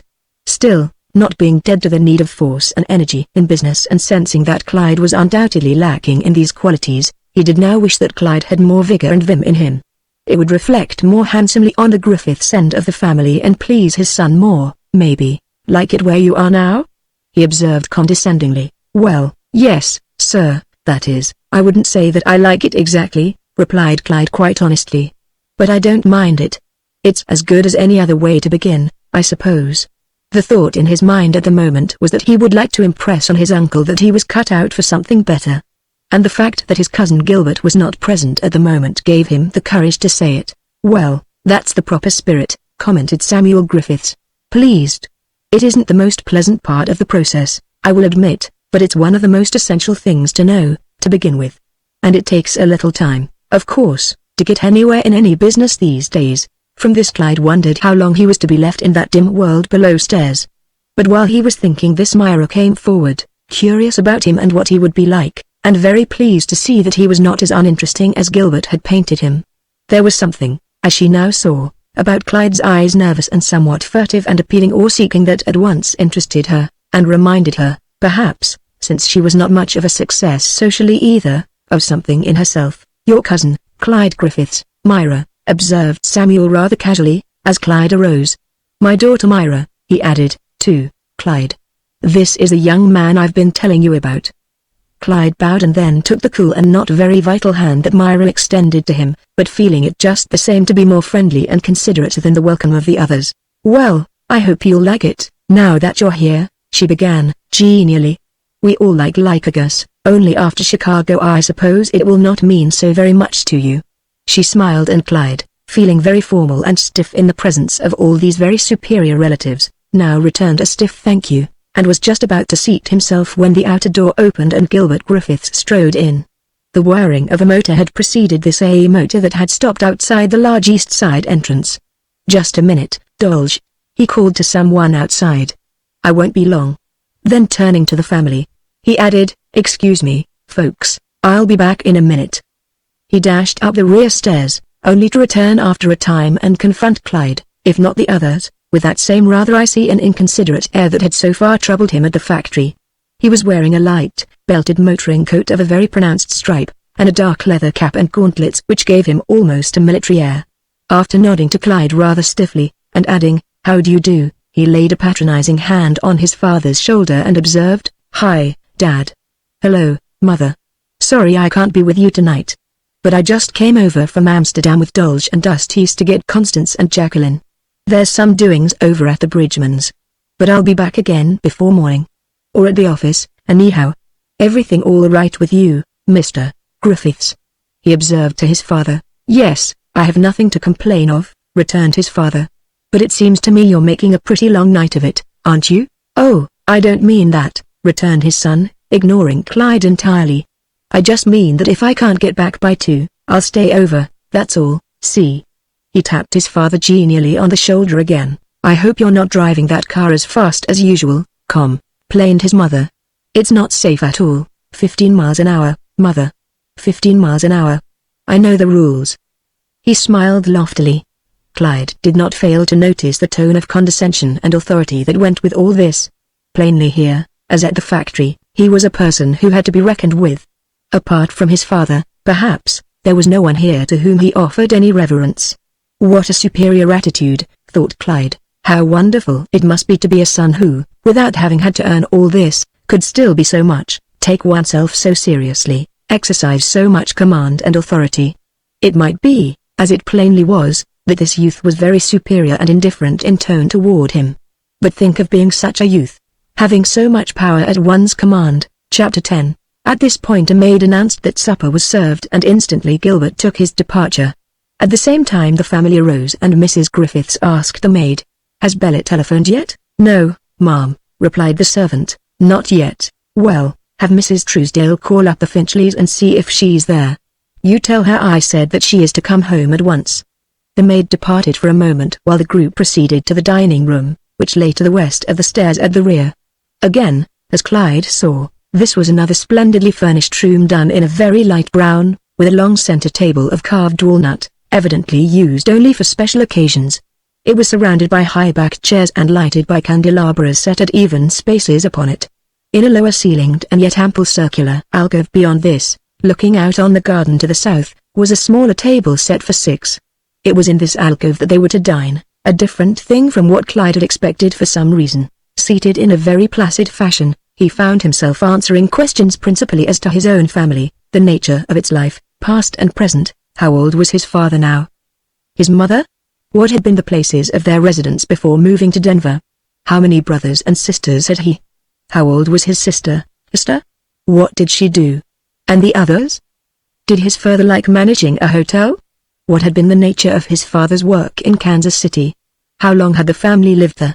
Clyde was not a little troubled and embarrassed by this chain of questions which flowed rather heavily and solemnly from Samuel Griffiths or his wife, and from Clyde's hesitating replies, especially in regard to the nature of the family life in Kansas City. Both gathered that he was embarrassed and troubled by some of the questions. They laid it to the extreme poverty of their relatives, of course. For having asked, "I suppose you began your hotel work in Kansas City, didn't you, after you left school?" Clyde blushed deeply, bethinking himself of the incident of the stolen car and of how little real schooling he had had. Most certainly he did not like the thought of having himself identified with hotel life in Kansas City, and more especially the Green Davidson. But fortunately at this moment, the door opened and Bella entered, accompanied by 2 girls such as Clyde would have assumed at once belonged to this world. How different to Rita and Zella with whom his thoughts so recently had been disturbedly concerned. He did not know Bella, of course, until she proceeded most familiarly to address her family. But the others, one was Sondra Finchley, so frequently referred to by Bella and her mother as a smart and vain and sweet a girl as Clyde had ever laid his eyes upon, so different to any he had ever known and so superior. She was dressed in a close-fitting tailored suit which followed her form exactly and which was enhanced by a small dark leather hat, pulled fetchingly low over her eyes. A leather belt of the same color encircled her neck. By a leather leash she led a French bull and over one arm carried a most striking coat of black and grey checks, not too pronounced and yet having the effect of a man's modish overcoat. To Clyde's eyes she was the most adorable feminine thing he had seen in all his days. Indeed her effect on him was electric, thrilling, arousing in him a curiously stinging sense of what it was to want and not to have, to wish to win and yet to feel, almost agonizingly, that he was destined not even to win a glance from her. It tortured and flustered him. At one moment he had a keen desire to close his eyes and shut her out, at another to look only at her constantly, so truly was he captivated. Yet, whether she saw him or not, she gave no sign at first, exclaiming to her dog, "Now, Bissell, if you're not going to behave, I'm going to take you out and tie you out there." "Oh, I don't believe I can stay a moment if he won't behave better than this." He had seen the family cat and was tugging to get near her. Beside her was another girl whom Clyde did not fancy nearly so much, and yet who, after her fashion, was as smart as Sondra and perhaps as alluring to some. She was blonde, tow-headed with clear almond-shaped, greenish-grey eyes, a small, graceful, cat-like figure, and a slinky feline manner. At once, on entering, she sidled across the room to the end of the table where Mrs. Griffiths sat, and leaning over her at once began to purr. "Oh, how are you, Mrs. Griffiths? I'm so glad to see you again. It's been some time since I've been over here, hasn't it? But then Mother and I have been away. She and Grant are over at Albany today. And I just picked up Bella and Sondra here at the Lamberts. You're just having a quiet little supper by yourselves, aren't you? How are you, Myra?" she called, and reaching over Mrs. Griffith's shoulder touched Myra quite casually on the arm, as though it were more a matter of form than anything else. In the meantime Bella, who next to Sondra seemed to Clyde decidedly the most charming of the three, was exclaiming, "Oh, I'm late. Sorry, Mama and Daddy.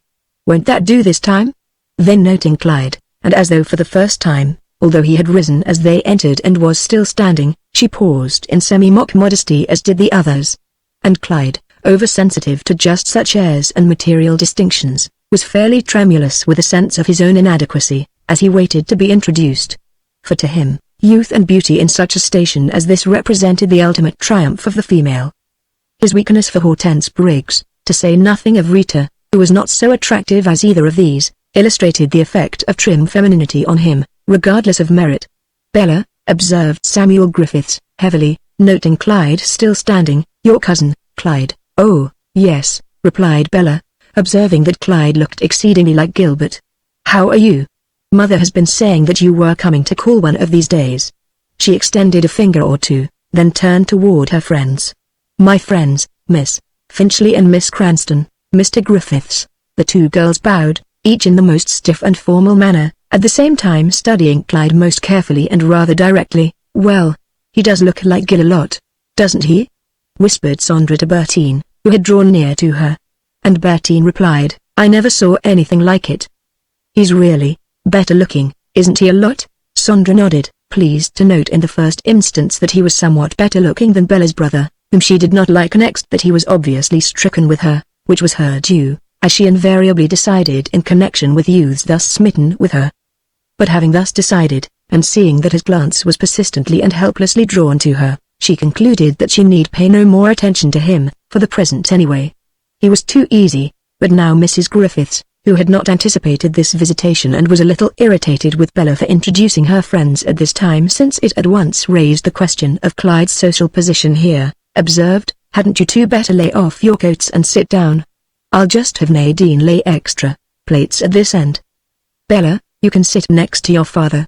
"Oh, no, not at all, and no, indeed, we're just on our way home ourselves. I can't stay a minute," came from Sondra and Bertine. But now that they were here and Clyde had proved to be as attractive as he was, they were perversely interested to see what, if any, social flair there was to him. Gilbert Griffiths, as both knew, was far from being popular in some quarters, their own in particular, however much they might like Bella. He was, for two such self-centered beauties as these, too aggressive, self-willed and contemptuous at times. Whereas Clyde, if one were to judge by his looks, at least was much more malleable. And if it were to prove now that he was of equal station, or that the Griffiths thought so, decidedly he would be available locally, would he not? At any rate, it would be interesting to know whether he was rich. But this thought was almost instantly satisfied by Mrs. Griffiths, who observed rather definitely and intentionally to Bertine, "Mr. Griffiths is a nephew of ours from the West who has come on to see if he can make a place for himself in my husband's factory. He's a young man who has to make his own way in the world, and my husband has been kind enough to give him an opportunity." Clyde flushed, since obviously this was a notice to him that his social position here was decidedly below that of the Griffiths or these girls. At the same time, as he also noticed, the look of Bertine Cranston, who was only interested in youths of means and position, changed from one of curiosity to marked indifference. On the other hand, Sondra Finchley, by no means so practical as her friend, though of a superior station in her set, since she was so very attractive and her parents possessed of even more means, resurveyed Clyde with one thought written rather plainly on her face, that it was too bad. He really was so attractive. At the same time Samuel Griffiths, having a peculiar fondness for Sondra, if not Bertine, whom Mrs. Griffiths also disliked as being too tricky and sly, was calling to her, "Here, Sondra, tie up your dog to one of the dining room chairs and come and sit by me. Throw your coat over that chair. Here's room for you." He motioned to her to come. "But I can't, Uncle Samuel," called Sondra, familiarly and showily and yet somehow sweetly, seeking to ingratiate herself by this affected relationship. "We're late now. Besides, Bissell won't behave. Bertine and I are just on our way home, truly." "Oh, yes, Papa," put in Bella, quickly. "Bertine's horse ran a nail in his foot yesterday and is going lame today. And neither Grant nor his father is home. She wants to know if you know anything that's good for it." "Which foot is it?" inquired Griffiths, interested, while Clyde continued to survey Sandra as best he might. She was so delicious. He thought her nose so tiny and tilted her upper lip arched so roguishly upward toward her nose. "It's the left fore. I was riding out on the East Kingston Road yesterday afternoon. Jerry threw a shoe and must have picked up a splinter. But John doesn't seem to be able to find it." "Did you ride him much with a nail, do you think?" "About 8 miles all the way back." "Well, you had better have John put on some liniment and a bandage and call the veterinary. He'll come around all right, I'm sure." The group showed no signs of leaving, and Clyde, left quite to himself for the moment, was thinking what an easy, delightful world this must be, this local society.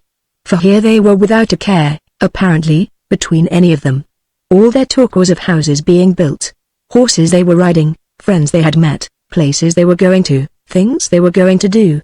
And there was Gilbert, who had left only a little while before motoring somewhere with a group of young men.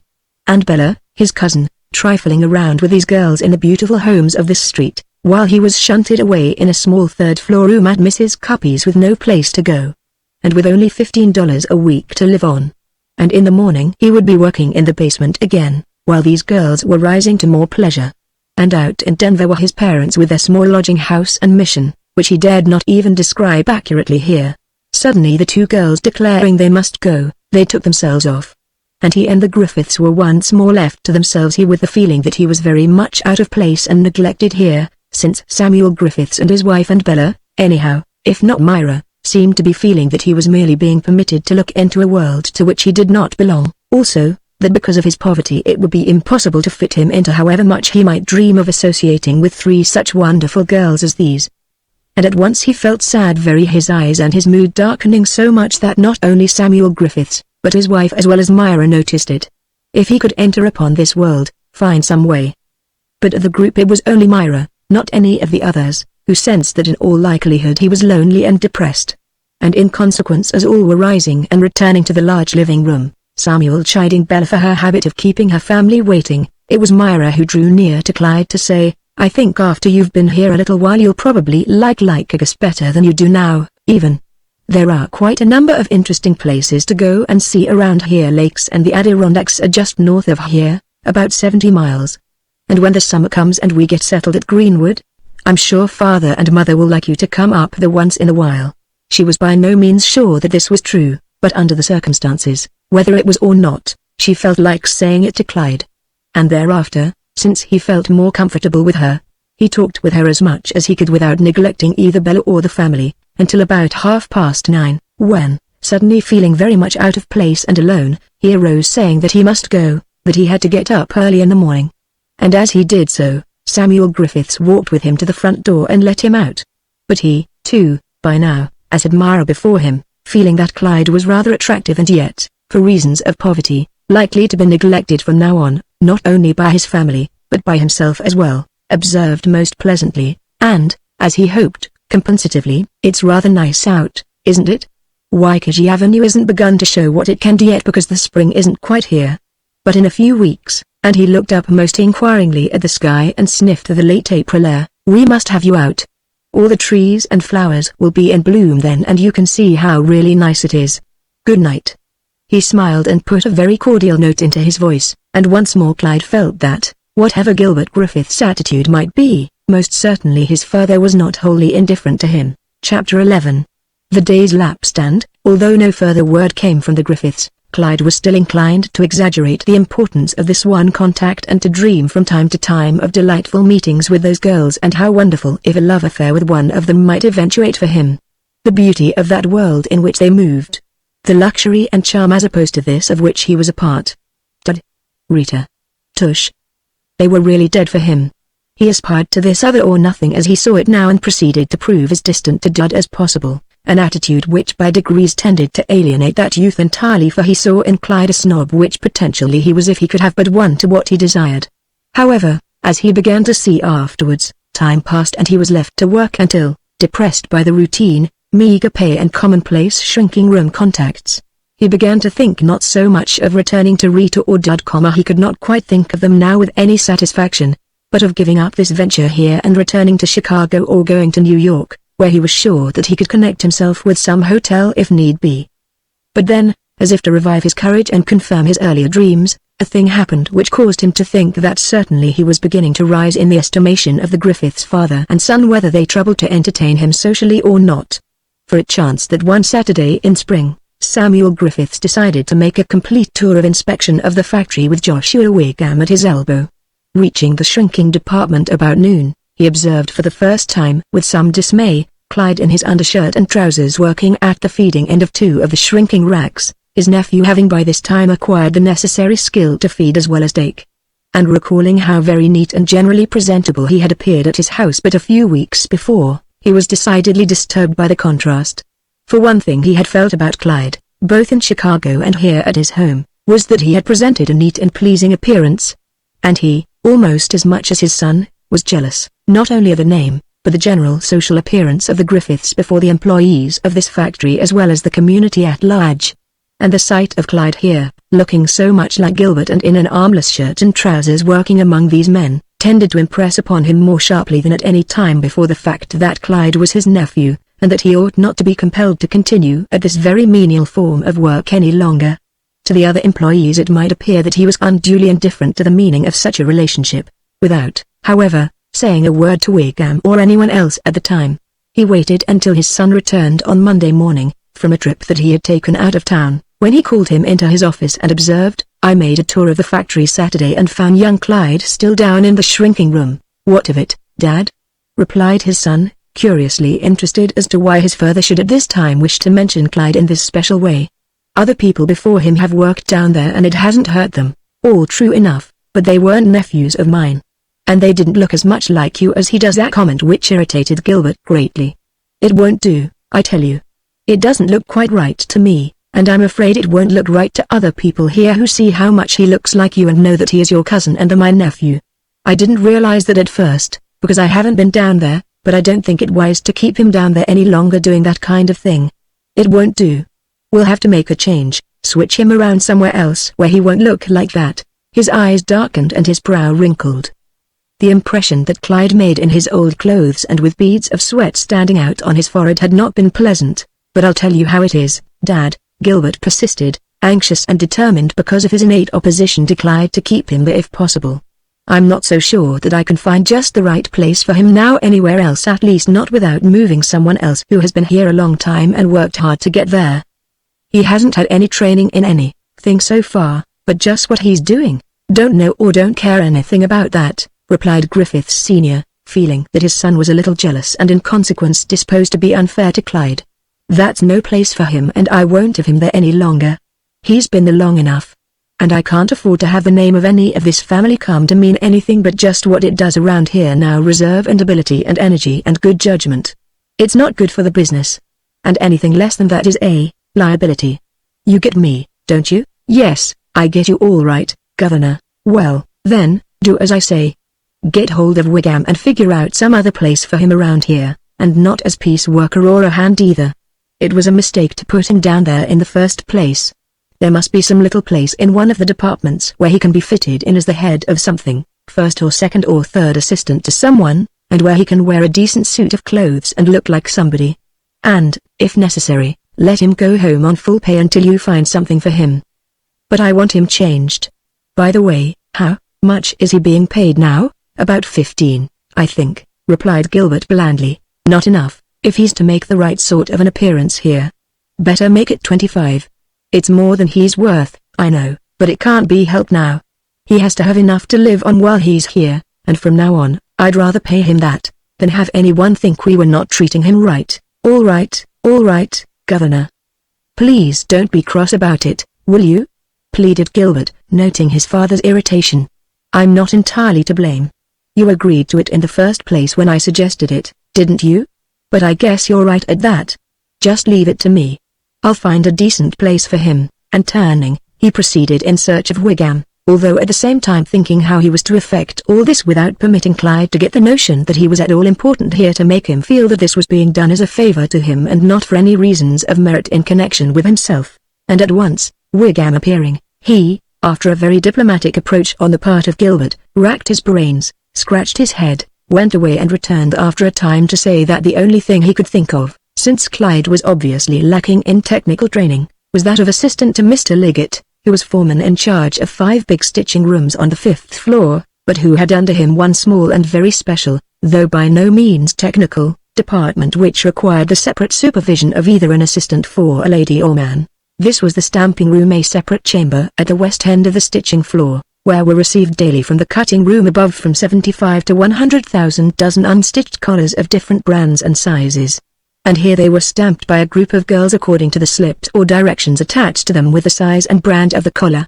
The sole business of the assistant foreman in charge here, as Gilbert well knew, after maintaining due decorum and order, was to see that this stamping process went uninterruptedly forward.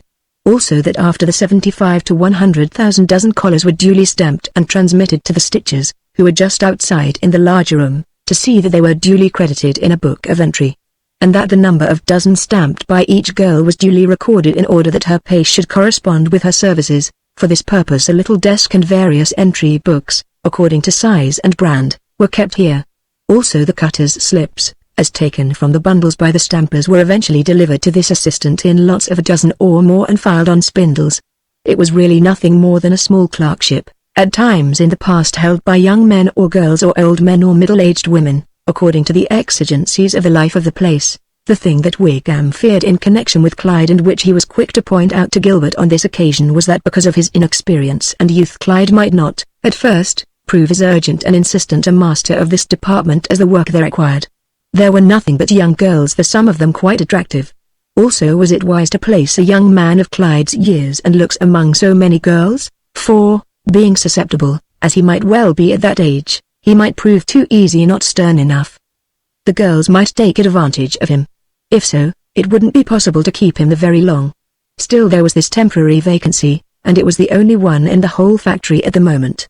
Why not, for the time being, send him upstairs for a tryout? It might not be long before either Mr. Liggett or himself would know of something else, or whether or not he was suited for the work up there. In that case it would be easy to make a retransfer. Accordingly, about 3 in the afternoon of this same Monday, Clyde was sent for, and after being made to wait for some 15 minutes, as was Gilbert's method, he was admitted to the austere presence. "Well, how are you getting along down where you are now?" asked Gilbert coldly and inquisitorially. And Clyde, who invariably experienced a depression whenever he came anywhere near his cousin, replied, with a poorly forced smile, "Oh, just about the same, Mr. Griffiths. I can't complain. I like it well enough.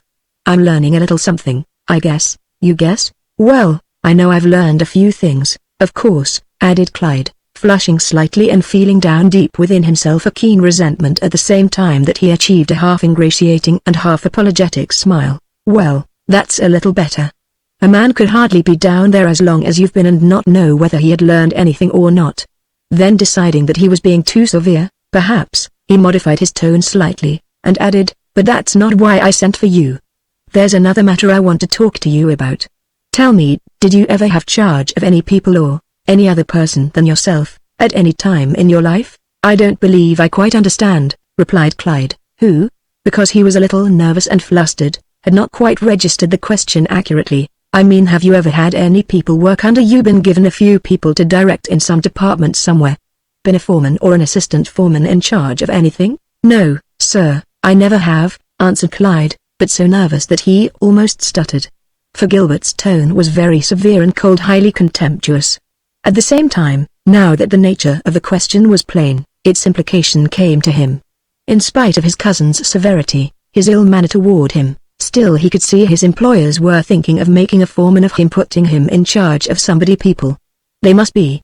At once his ears and fingers began to titillate, the roots of his hair to tingle. "But I've seen how it's done in clubs and hotels," he added at once. "And I think I might manage if I were given a trial."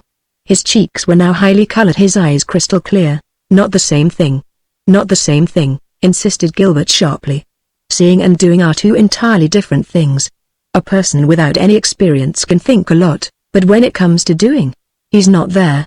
Anyhow, this is one business that requires people who do know. He stared at Clyde critically and quizzically while Clyde, feeling that he must be wrong in his notion that something was going to be done for him, began to quiet himself. His cheeks resumed their normal pallor and the light died from his eyes. "Yes, sir, I guess that's true, too," he commented. "But you don't need to guess in this case," insisted Gilbert. "You know. That's the trouble with people who don't know, they're always guessing." The truth was that Gilbert was so irritated to think that he must now make a place for his cousin, and that despite his having done nothing at all to deserve it, that he could scarcely conceal the spleen that now colored his mood. "You're right, I know," said Clyde placatingly, for he was still hoping for this hinted-at promotion. "Well, the fact is," went on Gilbert, "I might have placed you in the accounting end of the business when you first came if you had been technically equipped for it." The phrase technically equipped overawed and terrorized Clyde, for he scarcely understood what that meant. "As it was," went on Gilbert, nonchalantly, "we had to do the best we could for you. We knew it was not very pleasant down there, but we couldn't do anything more for you at the time." He drummed on his desk with his fingers. "But the reason I called you up here today is this.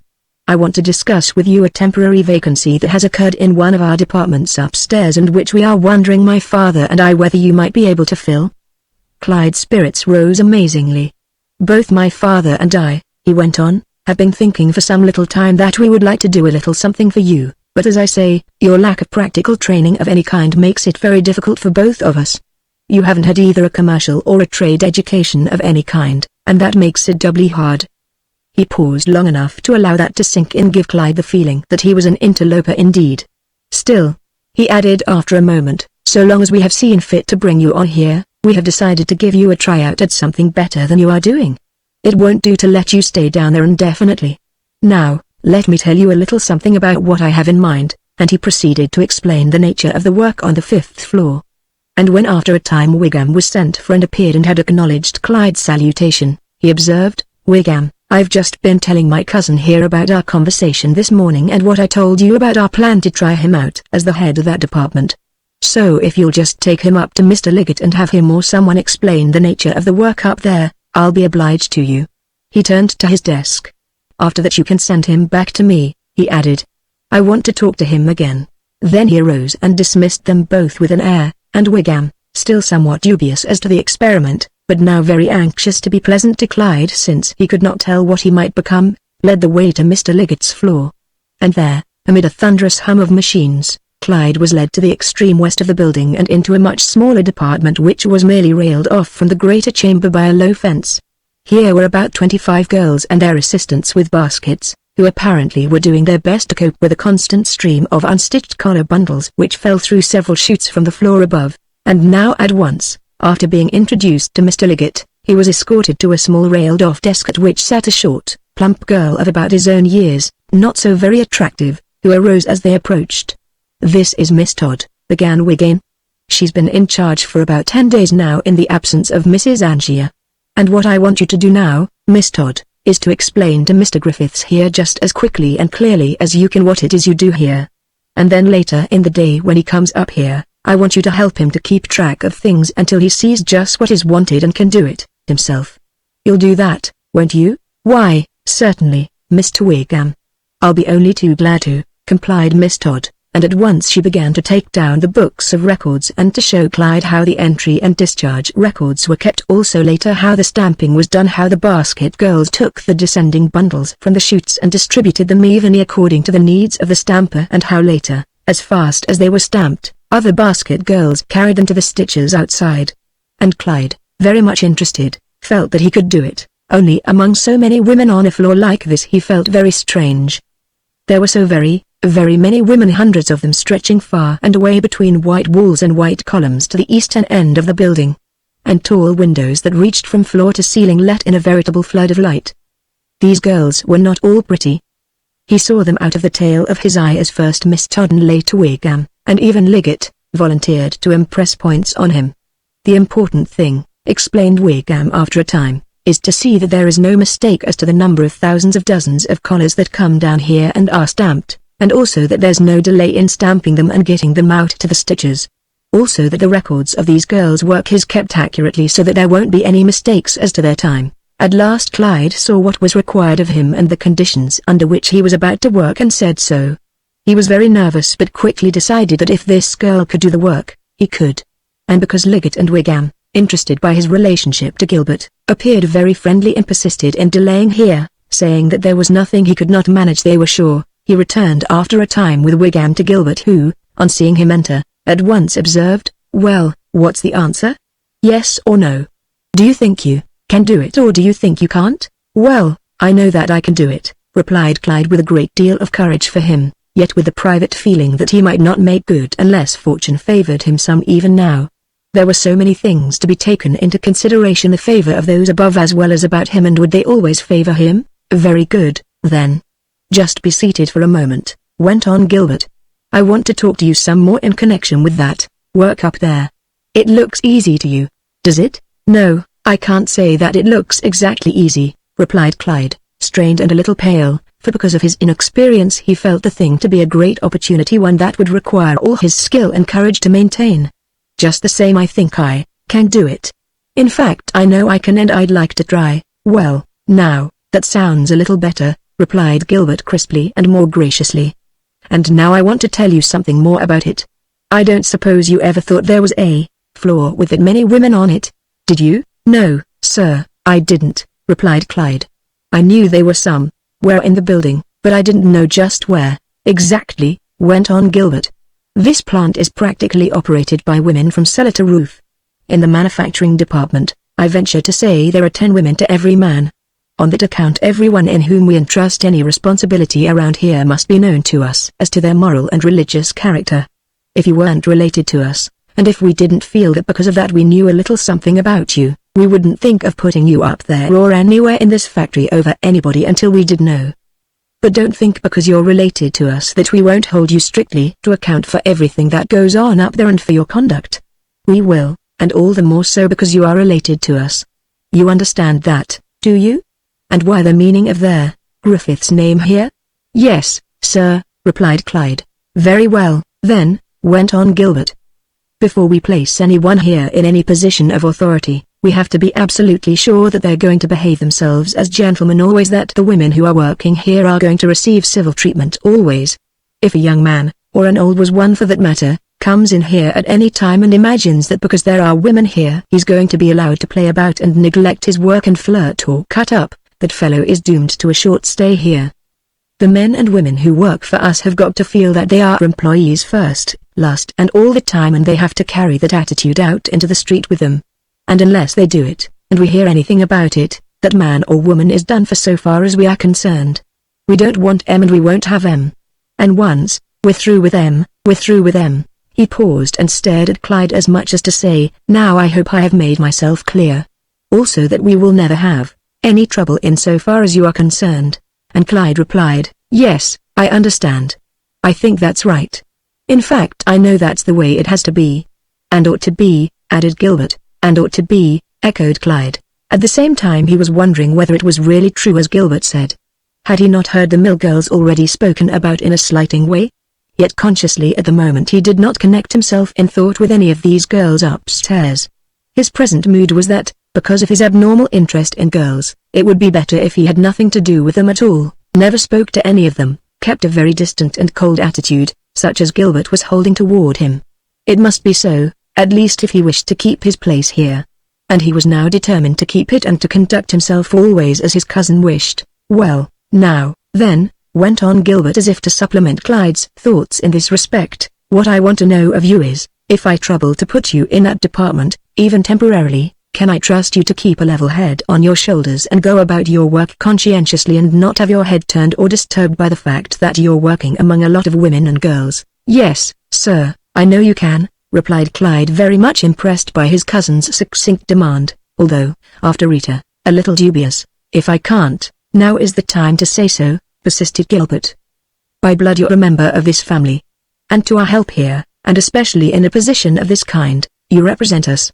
We can't have anything come up in connection with you at any time around here that won't be just right. So I want you to be on your guard and watch your step from now on. Not the least thing must occur in connection with you that anyone can comment on unfavorably. You understand, do you?" "Yes, sir," replied Clyde most solemnly. I understand that. I'll conduct myself properly or I'll get out. And he was thinking seriously at the moment that he could and would.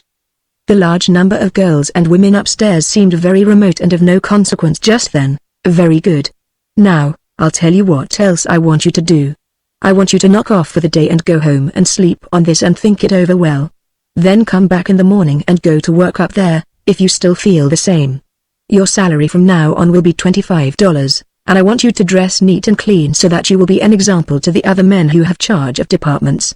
He arose coldly and distantly, but Clyde, very much encouraged and enthused by the sudden jump in salary, as well as the admonition in regard to dressing well, felt so grateful toward his cousin that he longed to be friendly with him. To be sure, he was hard and cold and vain, but still he must think something of him, and his uncle too, or they would not choose to do all this for him and so speedily. And if ever he were able to make friends with him, win his way into his good graces, think how prosperously he would be placed here, what commercial and social honors might not come to him. So elated was he at the moment that he bustled out of the great plant with a jaunty stride, resolved among other things that from now on, come what might, and as a test of himself in regard to life and work, he was going to be all that his uncle and cousin obviously expected of him: cool, cold even, and if necessary severe, where these women or girls of this department were concerned. No more relations with Dad or Rita or anybody like that for the present anyhow. Chapter 12. The import of $25 a week. Of being the head of a department employing 25 girls. Of wearing a good suit of clothes again. Sitting at an official desk in a corner commanding a charming river view and feeling that at last, after almost 2 months in that menial department below stairs, he was a figure of some consequence in this enormous institution. And because of his relationship and new dignity, Wigham, as well as Liggett, hovering about with advice and genial and helpful comments from time to time. And some of the managers of the other departments, including several from the front office, an auditor and an advertising man occasionally pausing in passing to say hello. And the details of the work sufficiently mastered to permit him to look about him from time to time, taking an interest in the factory as a whole, its processes and supplies, such as where the great volume of linen and cotton came from, how it was cut in an enormous cutting room above this one, holding hundreds of experienced cutters receiving very high wages, how there was an employment bureau for recruiting help, a company doctor, a company hospital, a special dining room in the main building, where the officials of the company were allowed to dine but no others, and that he, being an accredited department head, could now lunch with those others in that special restaurant if he chose and could afford to. Also he soon learned that several miles out from Lycurgus, on the Mohawk, near a hamlet called Van Troop, was an interfactory country club, to which most of the department heads of the various factories about belonged, but, alas, as he also learned, Griffiths and Company did not really favor their officials mixing with those of any other company, and for that reason few of them did. Yet he, being a member of the family, as Liggett once said to him, could probably do as he chose as to that. But he decided, because of the strong warnings of Gilbert, as well as his high blood relations with his family, that he had better remain as aloof as possible. And so smiling and being as genial as possible to all, nevertheless for the most part, and in order to avoid Dad and other of his ilk, and although he was much more lonely than otherwise he would have been, returning to his room or the public squares of this and nearby cities on Saturday and Sunday afternoons, and even, since he thought this might please his uncle and cousin and so raise him in their esteem, beginning to attend one of the principal Presbyterian churches, the Second or High Street Church, to which on occasion, as he had already learned, the Griffiths themselves were accustomed to resort. Yet without ever coming in contact with them in person, since from June to September they spent their weekends at Greenwood Lake, to which most of the society life of this region as yet resorted. In fact, the summer life of Lycurgus, in so far as its society was concerned, was very dull.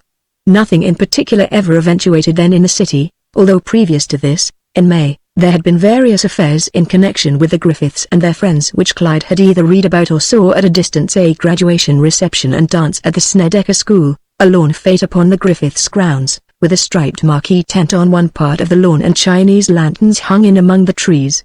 Clyde had observed this quite by accident one evening as he was walking alone about the city. It raised many a curious and eager thought in regard to this family, its high station and his relation to it. But having placed him comfortably in a small official position which was not arduous, the Griffiths now proceeded to dismiss him from their minds. He was doing well enough, and they would see something more of him later, perhaps. And then a little later he read in the Lycurgus Star that there was to be staged on June 20th the annual Intercity Automobile Floral Parade and Contest, Fonda, Gloversville, Amsterdam and Schenectady, which this year was to be held in Lycurgus and which was the last local social affair of any consequence, as the staff phrased it, before the annual Hegira up to the lakes and mountains of those who were able to depart for such places.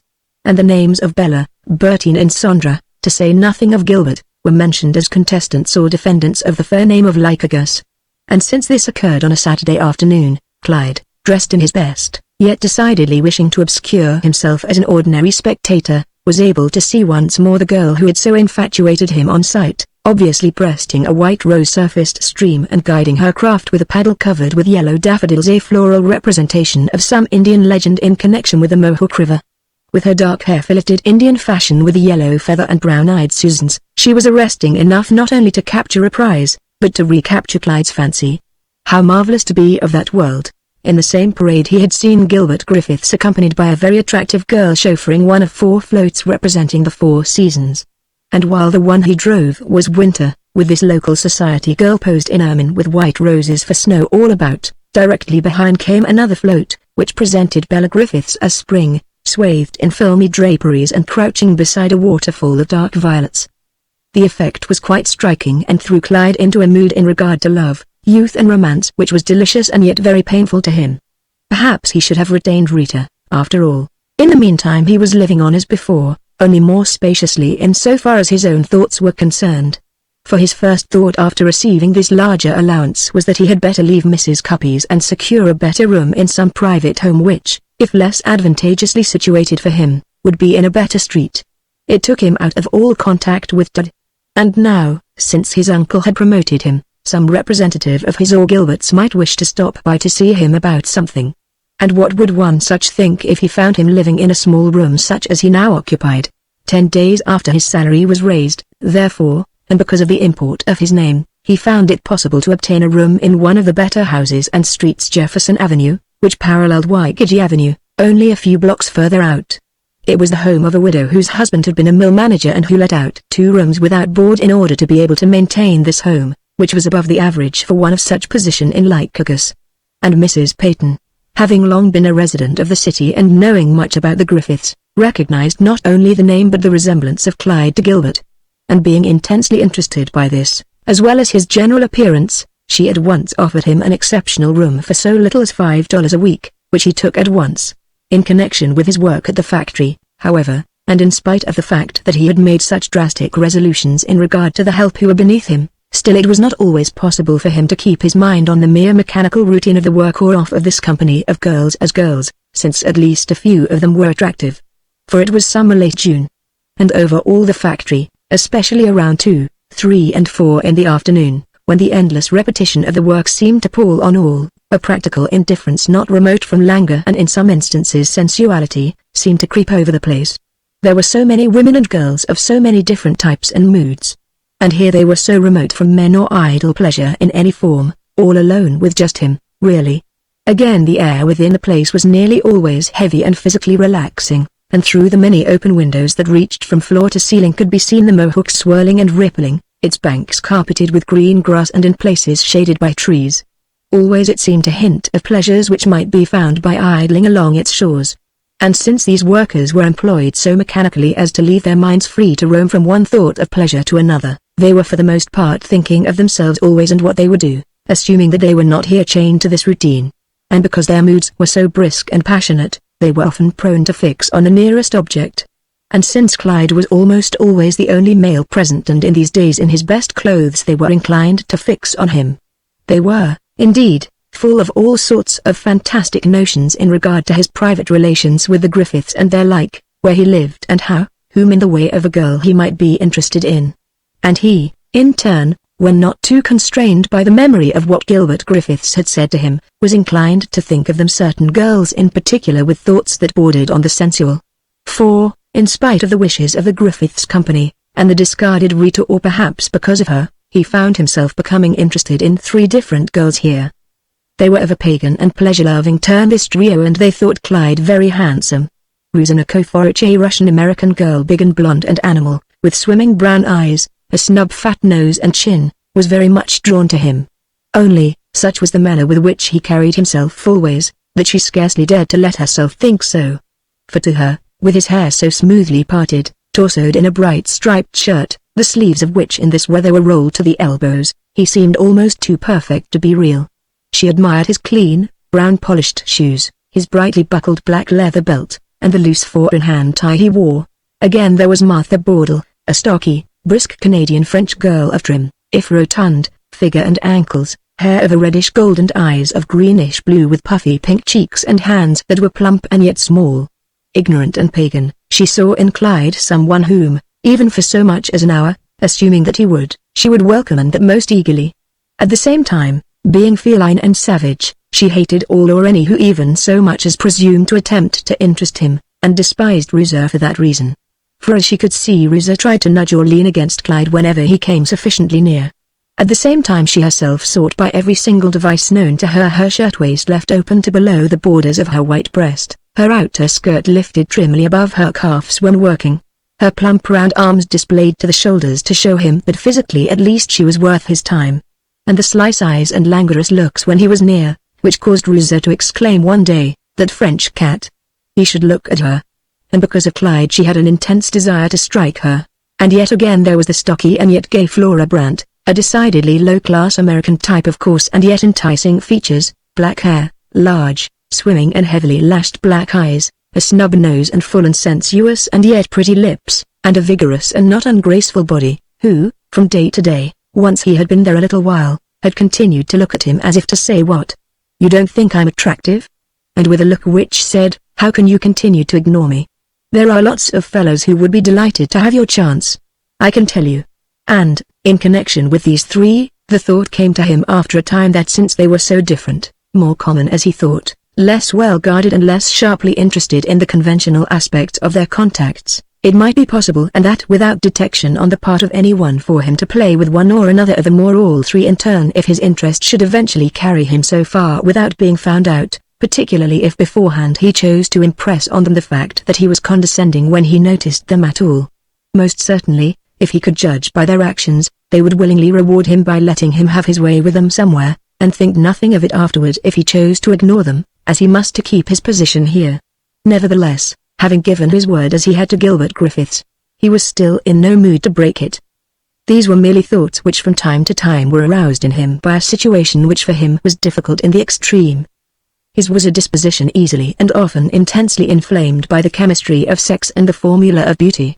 He could not easily withstand the appeal, let alone the call, of sex. And by the actions and approaches of each in turn he was surely tempted at times, especially in these warm and languorous summer days, with no place to go and no single intimate to commune with.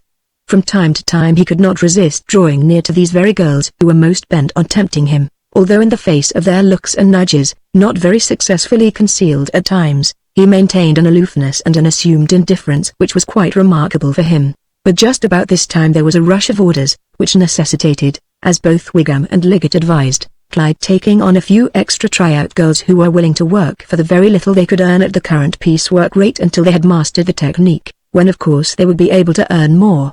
There were many such who applied at the employment branch of the main office on the ground floor. In slack times all applications were rejected or the sign hung up "No help wanted," and since Clyde was relatively new to this work, and thus far had neither hired nor discharged anyone, it was agreed between Wigham and Liggett that all the help thus sent up should first be examined by Liggett, who was looking for extra stitches also. And in case any were found who promised to be satisfactory as stampers, they were to be turned over to Clyde with the suggestion that he try them. Only before bringing anyone back to Clyde, Liggett was very careful to explain that in connection with this temporary hiring and discharging there was a system. One must not ever give a new employee, however well they did, the feeling that they were doing anything but moderately well until their capacity had been thoroughly tested. It interfered with their proper development as piece workers, the greatest results that could be obtained by any one person. Also one might freely take on as many girls as were needed to meet any such situation, and then, once the rush was over, as freely drop them unless, occasionally, a very speedy worker was found among the novices. In that case it was always advisable to try to retain such a person, either by displacing a less satisfactory person or transferring someone from some other department, to make room for new blood and new energy. The next day, after this notice of a rush, back came 4 girls at different times and escorted always by Liggett, who in each instance explained to Clyde, "Here's a girl who might do for you. Miss Dindal is her name. You might give her a tryout, or, you might see if this girl will be of any use to you. And Clyde, after he had questioned the master where they had worked, what the nature of the general working experiences were, and whether they lived at home here in Lycurgus or alone, the bachelor girl was not much wanted by the factory, would explain the nature of the work and pay, and then call Miss Todd, who in her turn would first take them to the restroom where were lockers for their coats, and then to one of the tables where they would be shown what the process was. And later it was Miss Todd's and Clyde's business to discover how well they were getting on and whether it was worthwhile to retain them or not.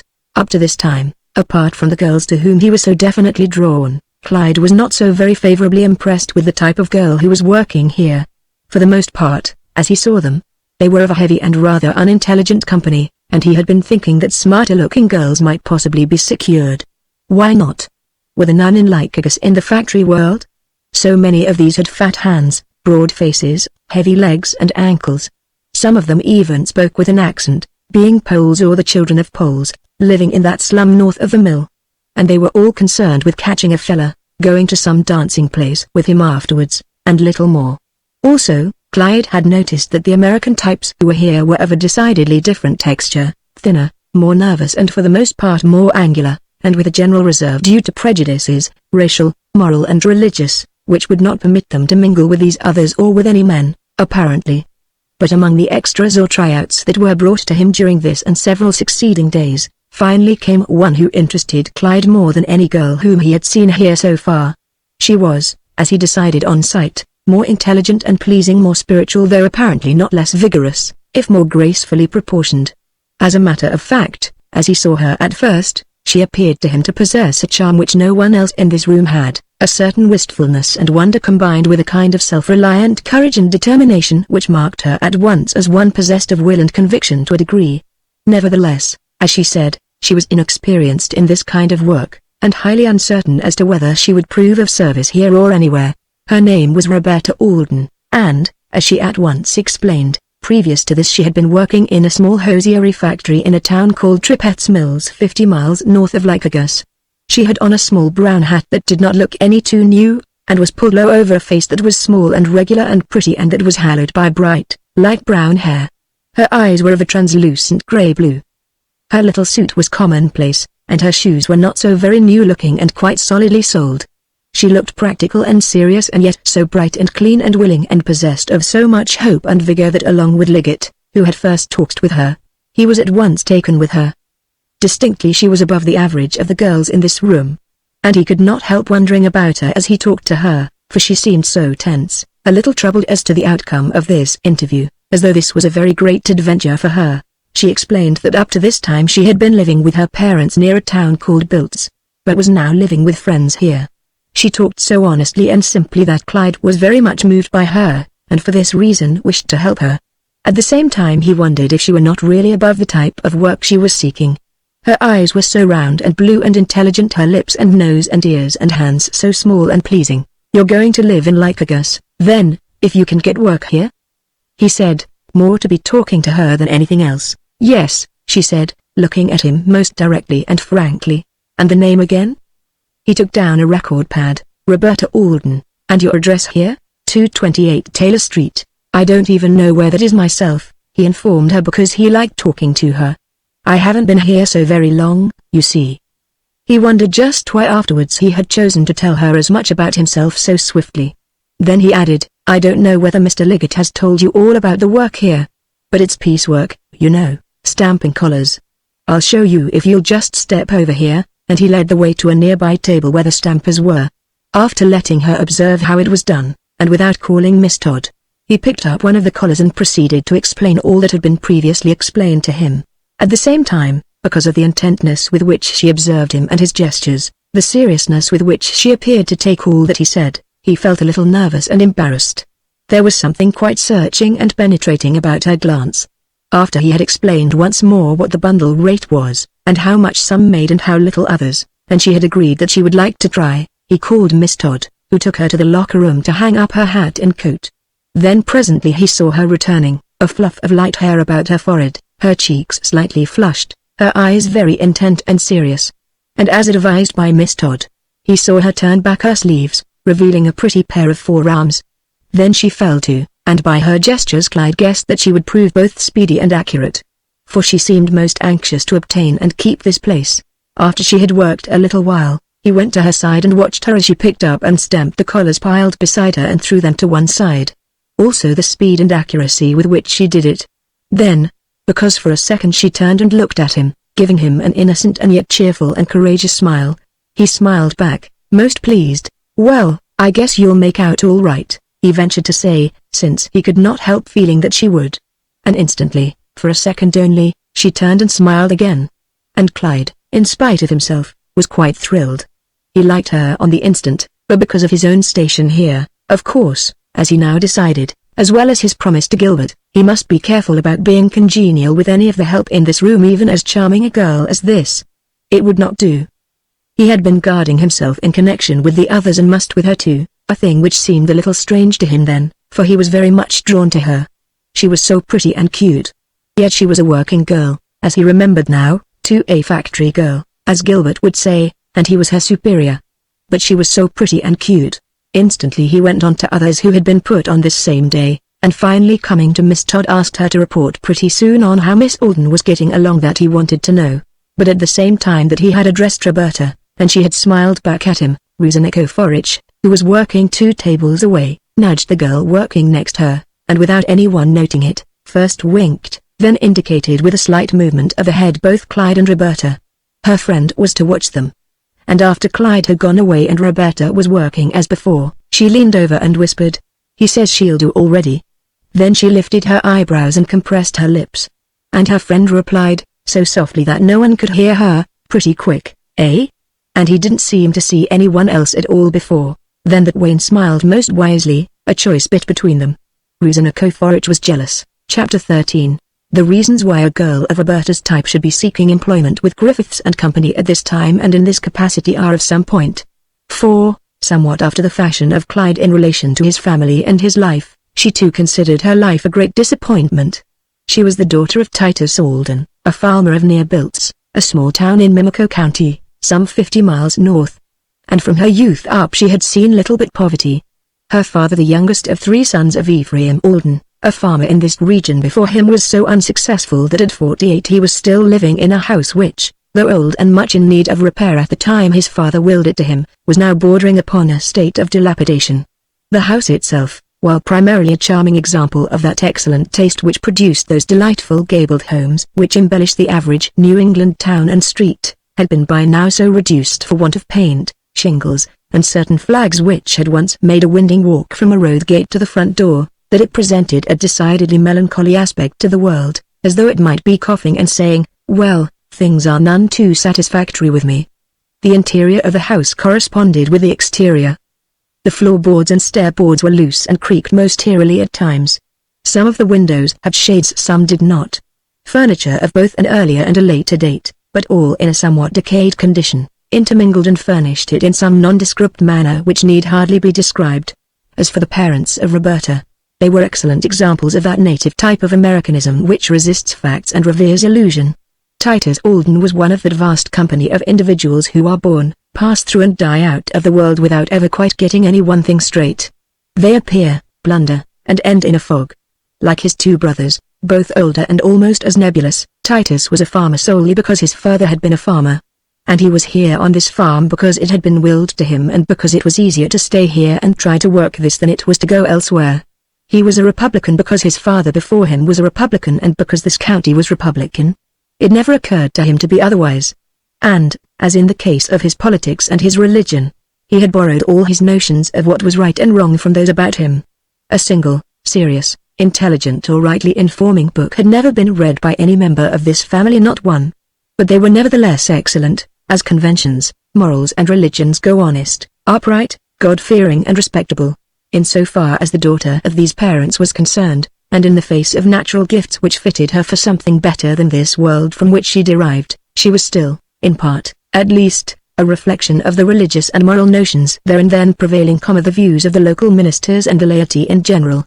At the same time, because of a warm, imaginative, sensuous temperament, She was filled once she reached 15 and 16 with the world-old dream of all of Eve's daughters, from the homeliest to the fairest, that her beauty or charm might someday and ere long smite bewitchingly and so irresistibly the soul of a given man or men. So it was that although throughout her infancy and girlhood she was compelled to hear of and share a depriving and toilsome poverty, still, because of her innate imagination, she was always thinking of something better. Maybe, someday, who knew, a larger city like Albany or Utica. A newer and greater life. And then what dreams? And in the orchard of a spring day later, between her 14th and 18th years, when the early May sun was making pink lamps of every aged tree and the ground was pinkly carpeted with the falling and odorous petals, she would stand and breathe and sometimes laugh, or even sigh, her arms upreached or thrown wide to life. To be alive. To have youth and the world before one. To think of the eyes and the smile of some youth of the region who by the merest chance had passed her and looked, and who might never look again, but who, nevertheless, in so doing, had stirred her young soul to dreams. Nonetheless she was shy, and hence recessive, afraid of men, especially the more ordinary types common to this region. And these in turn, repulsed by her shyness and refinement, tended to recede from her, for all of her physical charm, which was too delicate for this region.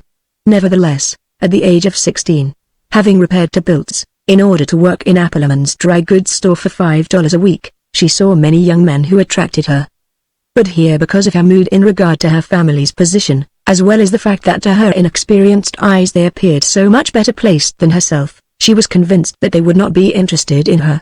And here again it was her own mood that succeeded in alienating them almost completely.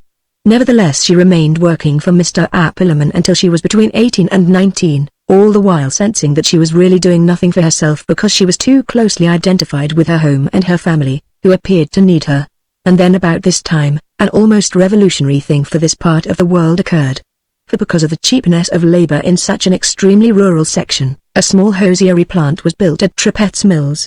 And though Roberta, because of the views and standards that prevailed hereabout, had somehow conceived of this type of work as beneath her, still she was fascinated by the reports of the high wages to be paid. Accordingly she repaired to Tripet's Mills, where, boarding at the house of a neighbor who had previously lived in Bilt's, and returning home every Saturday afternoon, she planned to bring together the means for some further form of practical education, a course at a business college at Homer or Lycurgus or somewhere which might fit her for something better, bookkeeping or stenography. And in connection with this dream and this attempted saving 2 years went by.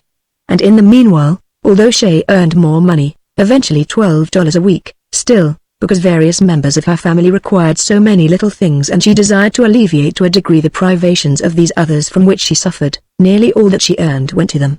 And again here, as at Bilt's, most of the youths of the town who were better suited to her intellectually and temperamentally still looked upon the mere factory type as beneath them in many ways. And although Roberta was far from being that type, still having associated herself with them she was inclined to absorb some of their psychology in regard to themselves. Indeed by then she was fairly well satisfied that no one of these here in whom she was interested would be interested in her, at least not with any legitimate intentions. And then 2 things occurred which caused her to think, not only seriously of marriage, but of her own future, whether she married or not. For her sister, Agnes, now 20, and 3 years her junior, having recently re-encountered a young schoolmaster who some time before had conducted the district school near the Alden farm, and finding him more to her taste now than when she had been in school, had decided to marry him. And this meant, as Roberta saw it, that she was about to take on the appearance of a spinster unless she married soon. Yet she did not quite see what was to be done until the hosiery factory at Tripet's Mills suddenly closed, never to reopen. And then, in order to assist her mother, as well as help with her sister's wedding, she returned to Bilt's. But then there came a third thing which decidedly affected her dreams and plans. Grace Marr, a girl whom she had met at Tripet's Mills, had gone to Lycurgus and after a few weeks there had managed to connect herself with the Finchley Vacuum Cleaner Company at a salary of $15 a week and at once wrote to Roberta telling her of the opportunities that were then present in Lycurgus. For in passing the Griffiths Company, which she did daily, she had seen a large sign posted over the east employment door reading "Girls Wanted." And inquiry revealed the fact that girls at this company were always started at $9 or $10, quickly taught some one of the various phases of piecework and then, once they were proficient, were frequently able to earn as much as from $14 to $16, according to their skill. And since board and room were only consuming 7 of what she earned, she was delighted to communicate to Roberta, whom she liked very much, that she might come and room with her if she wished, Roberta, having reached the place where she felt that she could no longer endure farm life but must act for herself once more, finally arranged with her mother to leave in order that she might help her more directly with her wages. But once in Lycurgus and employed by Clyde, her life, after the first flush of self-interest which a change so great implied for her, was not so much more enlarged socially or materially either, for that matter, over what it had been in Bilt's and Trippett's mills. For, despite the genial intimacy of Grace Marr, a girl not nearly as attractive as Roberta, and who, because of Roberta's charm and for the most part affected gaiety, counted on her to provide a cheer and companionship which otherwise she would have lacked, still the world into which she was inducted here was scarcely any more liberal or diversified than that from which she sprang. For, to begin with, the Newtons, sister and brother-in-law of Grace Marr, with whom she lived, and who, despite the fact that they were not unkindly, proved to be, almost more so than were the types with whom, either in Bilt's or Trippett's mills, she had been in constant contact, the most ordinary small-town mill workers, religious and narrow to a degree. George Newton, as everyone could see and feel, was a pleasant if not very emotional or romantic person who took his various small plans in regard to himself and his future as of the utmost importance. Primarily he was saving what little cash he could out of the wages he earned as threadman in the Cranston wickwire factory to enable him to embark upon some business for which he thought himself fitted. And to this end, and to further enhance his meager savings, he had joined with his wife in the scheme of taking over an old house in Taylor Street which permitted the renting of enough rooms to carry the rent and in addition to supply the food for the family and 5 boarders, counting their labor and worries in the process as nothing.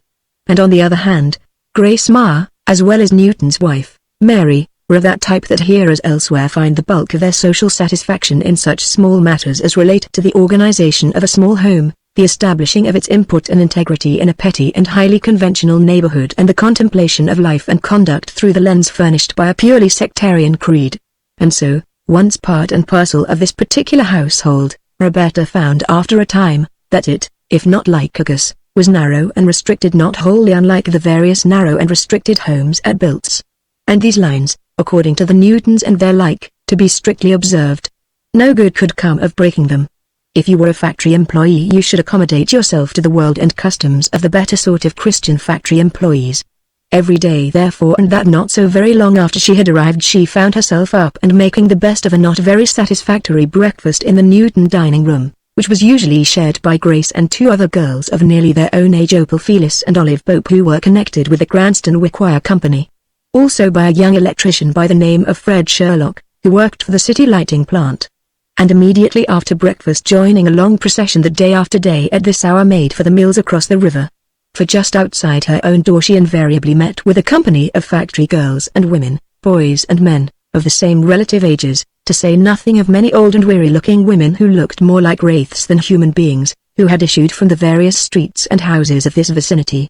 And as the crowd, because of the general inpour into it from various streets, thickened at Central Avenue, there was much ogling of the prettier girls by a certain type of factory man, who, not knowing any of them, still sought, as Roberta saw it, unlicensed contacts and even worse.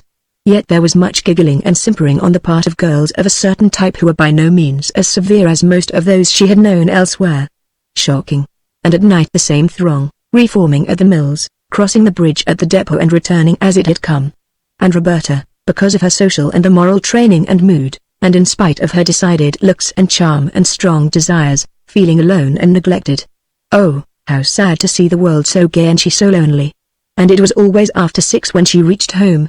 And after dinner there was really nothing much of anything to do unless she and Grace attended one or another of the moving picture theaters, or she could bring herself to consent to join the Newtons and Grace at a meeting of their Methodist Church. Nonetheless, once part and parcel of this household and working for Clyde, she was delighted with the change. This big city. This fine Central Avenue with its stores and the moving picture theaters. These great mills. And again this Mr. Griffiths, so young, attractive, smiling and interested in her. Chapter 14. In the same way Clyde, on encountering her, was greatly stirred. Since the abortive contact with Dad, Rita and Zella, and afterwards the seemingly meaningless invitation to the Griffiths with its introduction to and yet only passing glimpse of such personages as Bella, Sandra Finchley and Bertine Cranston, he was lonely indeed. That high world. But plainly he was not to be allowed to share in it. And yet because of his vain hope in connection with it, he had chosen to cut himself off in this way. And to what end? Was he not if anything more lonely than ever? Mrs. Peyton. Going to and from his work but merely nodding to people or talking casually or however sociably with one or another of the storekeepers along Central Avenue who chose to hail him, or even some of the factory girls here in whom he was not interested or with whom he did not dare to develop a friendship. What was that? Just nothing really. And yet as an offset to all this, of course, was he not a Griffiths and so entitled to their respect and reverence even on this account? What a situation really. What to do? And at the same time, this Roberta Alden, once she was placed here in this fashion and becoming more familiar with local conditions, as well as the standing of Clyde, his charm, his evasive and yet sensible interest in her, was becoming troubled as to her state too. For once part and parcel of this local home she had joined, she was becoming conscious of various local taboos and restrictions which made it seem likely that never at any time here would it be possible to express an interest in Clyde or anyone above her officially. For there was a local taboo in regard to factory girls aspiring toward or allowing themselves to become interested in their official superiors. Religious, moral and reserved girls didn't do it. And again, as she soon discovered, the line of demarcation and stratification between the rich and the poor in Lycurgus was as sharp as though cut by a knife or divided by a high wall. And another taboo in regard to all the foreign family girls and men, ignorant, low, immoral, un-American. One should above all have nothing to do with them. But among these people, as she could see, the religious and moral, lower middle-class group to which she and all her intimates belonged, dancing or local adventurous gaiety, such as walking the streets or going to a moving picture theater, was also taboo. And yet she, herself, at this time, was becoming interested in dancing. Worse than this, the various young men and girls of the particular church which she and Grace Ma attended at first, were not inclined to see Roberta or Grace as equals, since they, for the most part, were members of older and more successful families of the town.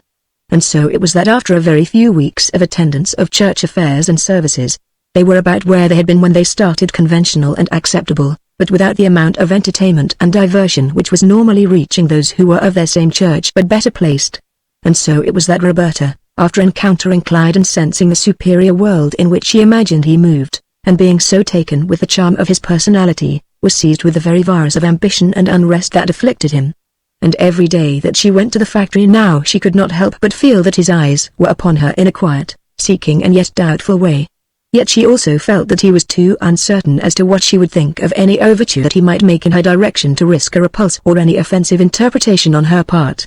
And yet at times, after the first 2 weeks of her stay here, she wishing that he would speak to her, that he would make some beginning, at other times that he must not dare, that it would be dreadful and impossible. The other girls there would see at once. And since they all plainly felt that he was too good or too remote for them, they would at once note that he was making an exception in her case and would put their own interpretation on it. And she knew the type of a girl who worked in the Griffiths stamping room would put but one interpretation on it, that of looseness. At the same time, in so far as Clyde and his leaning toward her was concerned, there was that rule laid down by Gilbert. And although, because of it, he had hitherto appeared not to notice or to give any more attention to one girl than another, still, once Roberta arrived, he was almost unconsciously inclined to drift by her table and pause in her vicinity to see how she was progressing.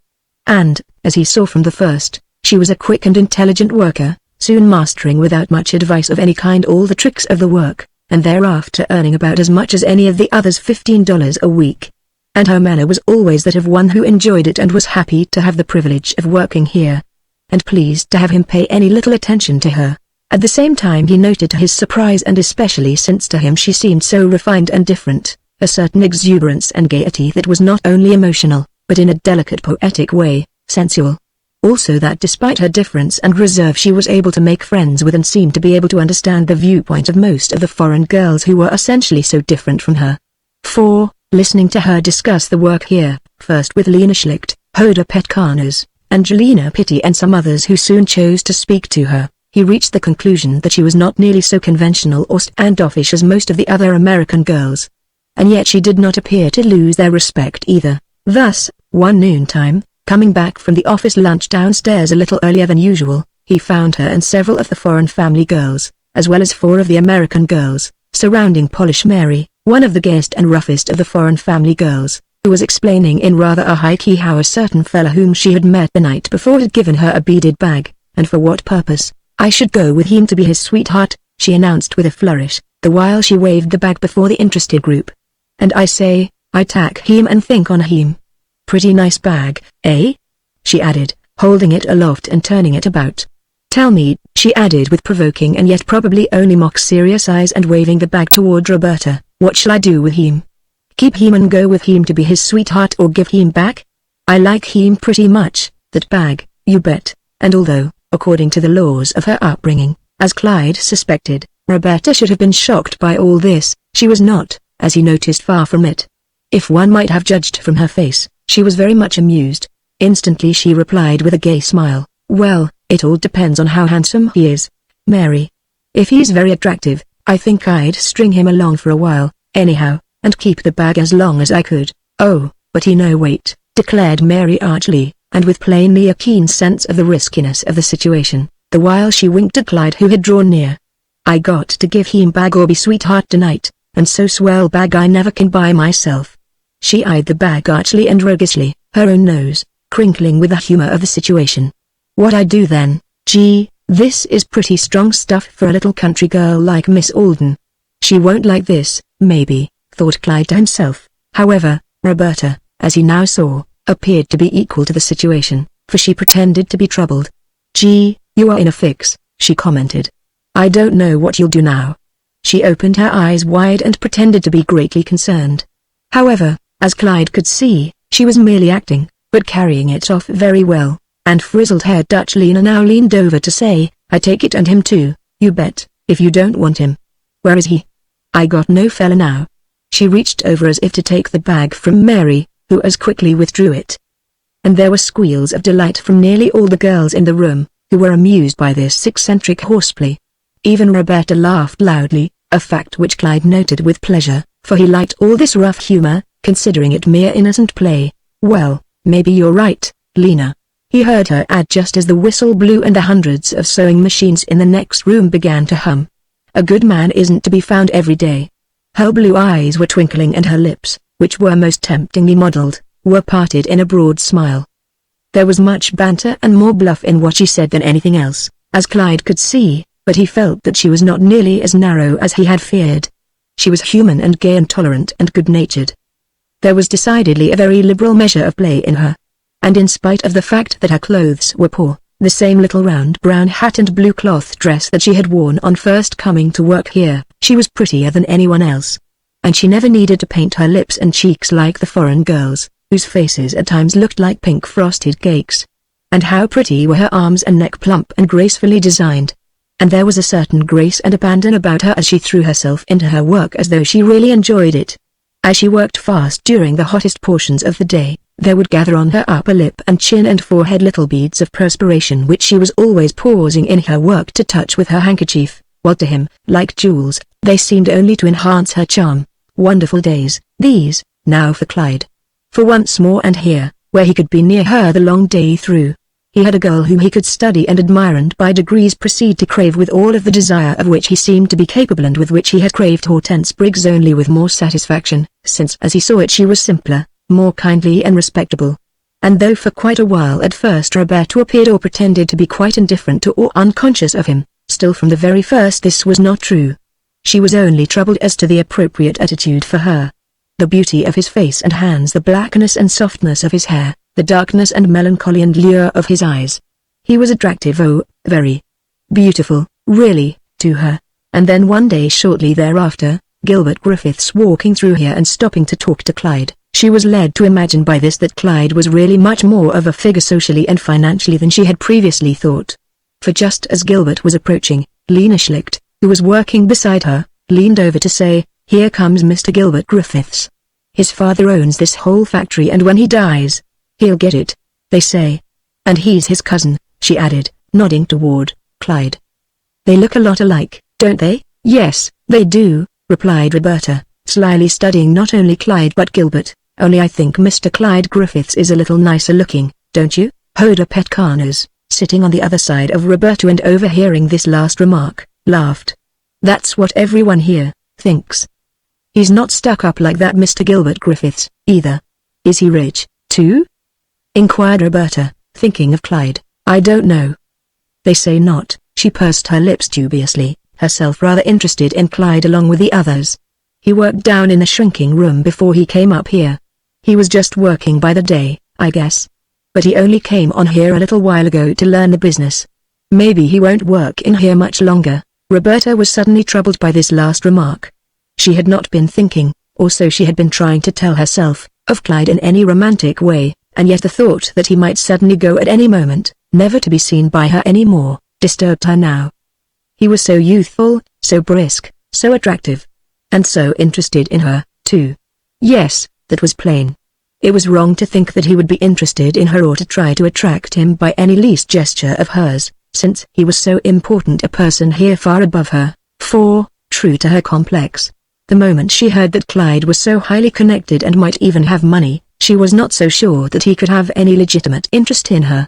For was she not a poor working girl? And was he not a very rich man's nephew? He would not marry her, of course. And what other legitimate thing would he want with her? She must be on her guard in regard to him. Chapter 15. The thoughts of Clyde at this time in regard to Roberta and his general situation in Lycurgus were for the most part confused and disturbing. For had not Gilbert warned him against associating with the help here? On the other hand, in so far as his actual daily life was concerned, his condition was socially the same as before. Apart from the fact that his move to Mrs. Peyton's had taken him into a better street and neighborhood, he was really not so well off as he had been at Mrs. Cuppy's. For there at least he had been in touch with those young people who would have been diverting enough had he felt that it would have been wise to indulge them.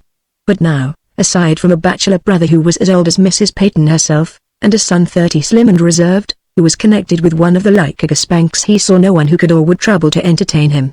Like the others with whom he came in contact, they thought him possessed of relationships which would make it unnecessary and even a bit presumptuous for them to suggest ways and means of entertaining him. On the other hand, while Roberta was not of that high world to which he now aspired, still there was that about her which enticed him beyond measure. Day after day, and because so much alone, and furthermore because of so strong a chemical temperamental pull that was so definitely asserting itself, he could no longer keep his eyes off her or she hers from him. There were evasive and yet strained and feverish eye flashes between them. And after one such, in his case a quick and furtive glance on her part at times by no means intended to be seen by him, he found himself weak and then feverish. Her pretty mouth, her lovely big eyes, her radiant and yet so often shy and evasive smile. And, oh, she had such pretty arms, such a trim, lithe, sentient, quick figure and movements. If he only dared be friendly with her, venture to talk with and then see her somewhere afterwards, if she only would and if he only dared. Confusion. Aspiration. Hours of burning and yearning. For indeed he was not only puzzled but irritated by the anomalous and paradoxical contrasts which his life here presented, loneliness and wistfulness as against the fact that it was being generally assumed by such as knew him that he was rather pleasantly and interestingly employed socially. Therefore, in order to enjoy himself in some way befitting his present rank, and to keep out of the sight of those who were imagining that he was being so much more handsomely entertained than he was, he had been more recently, on Saturday afternoons and Sundays, making idle sightseeing trips to Gloversville, Fonda, Amsterdam and other places, as well as Grey and Crumb Lakes, where there were boats, beaches and bathhouses, with bathing suits for rent. And there, because he was always thinking that if by chance he should be taken up by the Griffiths, he would need as many social accomplishments as possible, and by reason of encountering a man who took a fancy to him and who could both swim and dive, he learned to do both exceedingly well. But canoeing fascinated him really. He was pleased by the picturesque and summery appearance he made in an outing shirt and canvas shoes, paddling about Crumb Lake in one of the bright red or green or blue canoes that were leased by the hour. And at such times these summer scenes appeared to possess an airy, fairy quality, especially with a summer cloud or two hanging high above in the blue. And so his mind indulged itself in daydreams as to how it would feel to be a member of one of the wealthy groups that frequented the more noted resorts of the North, Raquette Lake, Shroon Lake, Lake George and Champlain, dance, golf, tennis, canoe with those who could afford to go to such places, the rich of Lycurgus.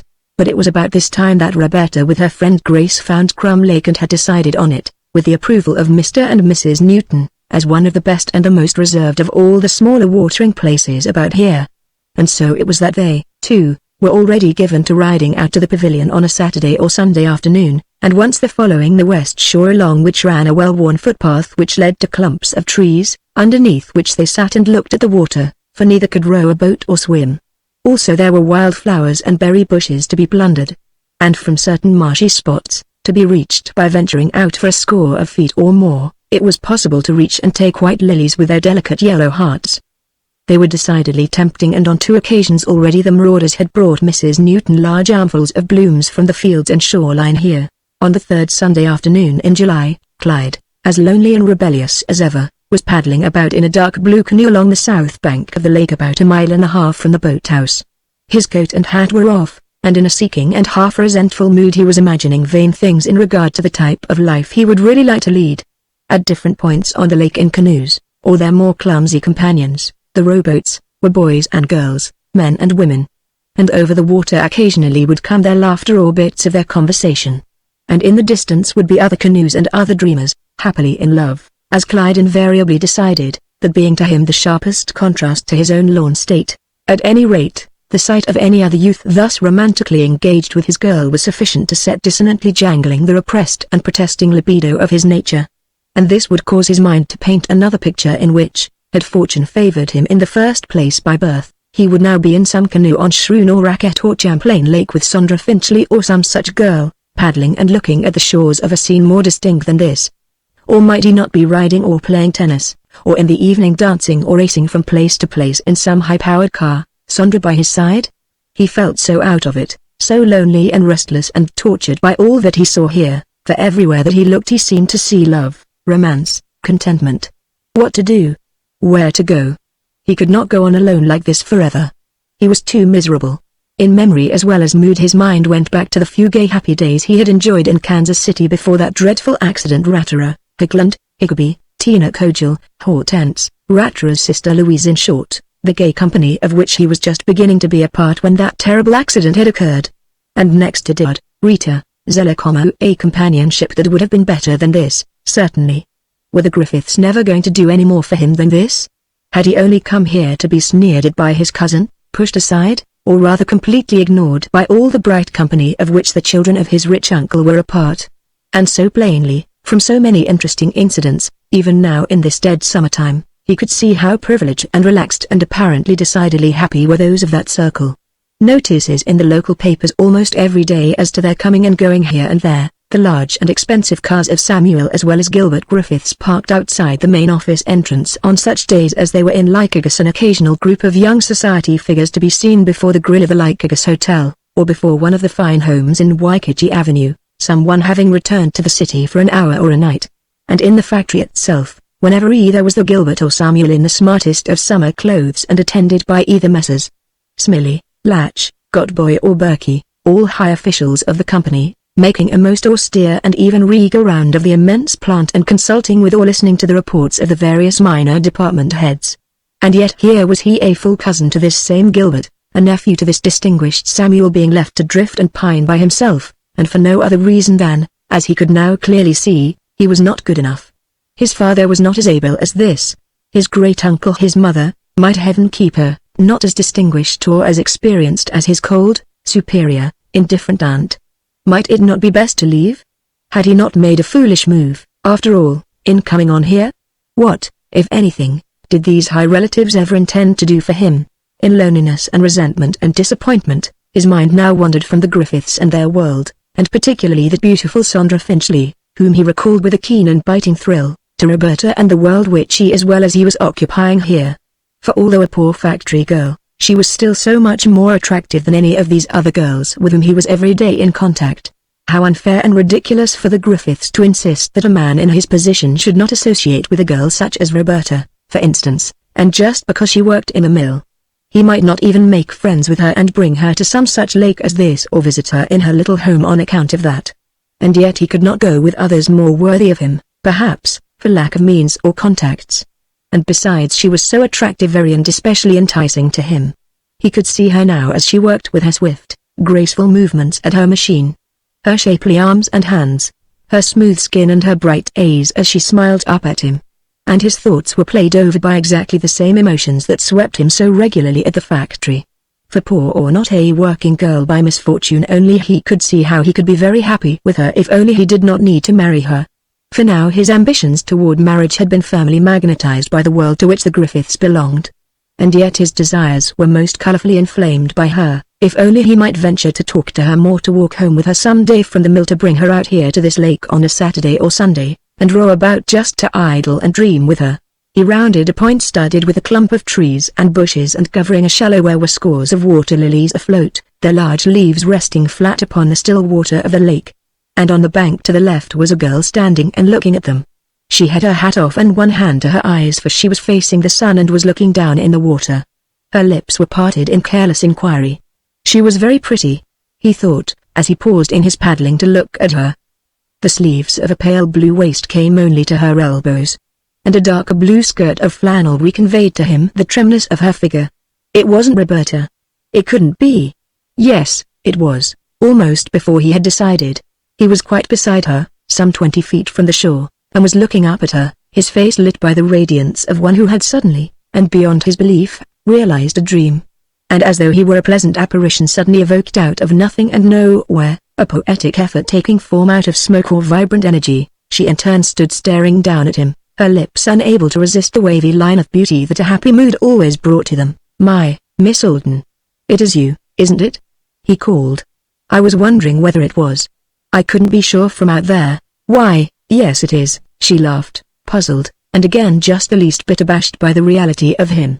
For in spite of her obvious pleasure at seeing him again, only thinly repressed for the first moment or two, she was on the instant beginning to be troubled by her thoughts in regard to him, the difficulties that contact with him seemed to prognosticate. For this meant contact and friendship, maybe, and she was no longer in any mood to resist him, whatever people might think. And yet here was her friend, Grace Marr. Would she want her to know of Clyde and her interest in him? She was troubled. And yet she could not resist smiling and looking at him in a frank and welcoming way. She had been thinking of him so much and wishing for him in some happy, secure, commendable way. And now here he was. And there could be nothing more innocent than his presence here nor hers, just out for a walk? He forced himself to say, although, because of his delight and his fear of her really, he felt not a little embarrassed now that she was directly before him. At the same time he added, recalling that she had been looking so intently at the water, "You want some of these water lilies? Is that what you're looking for?" She replied, still smiling and looking directly at him, for the sight of his dark hair blown by the wind, the pale blue outing shirt he wore open at the neck, his sleeves rolled up and the yellow paddle held by him above the handsome blue boat, quite thrilled her. If only she could win such a youth for her very own self, just hers and no one else's in the whole world. It seemed as though this would be paradise, that if she could have him she would never want anything else in all the world. And here at her very feet he sat now in this bright canoe on this clear July afternoon in this summery world so new and pleasing to her. And now he was laughing up at her so directly and admiringly. Her girlfriend was far in the rear somewhere looking for daisies. Could she?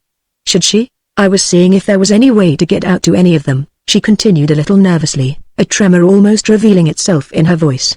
"I haven't seen any before just here on this side." "I'll get you all you want," he exclaimed briskly and gaily. "You just stay where you are. I'll bring them." But then, bethinking him of how much more lovely it would be if she were to get in with him, he added, "But see here, why don't you get in here with me? There's plenty of room and I can take you anywhere you want to go. There's lots nicer lilies up the lake here a little way and on the other side too. I saw hundreds of them over there just beyond that island." Roberta looked.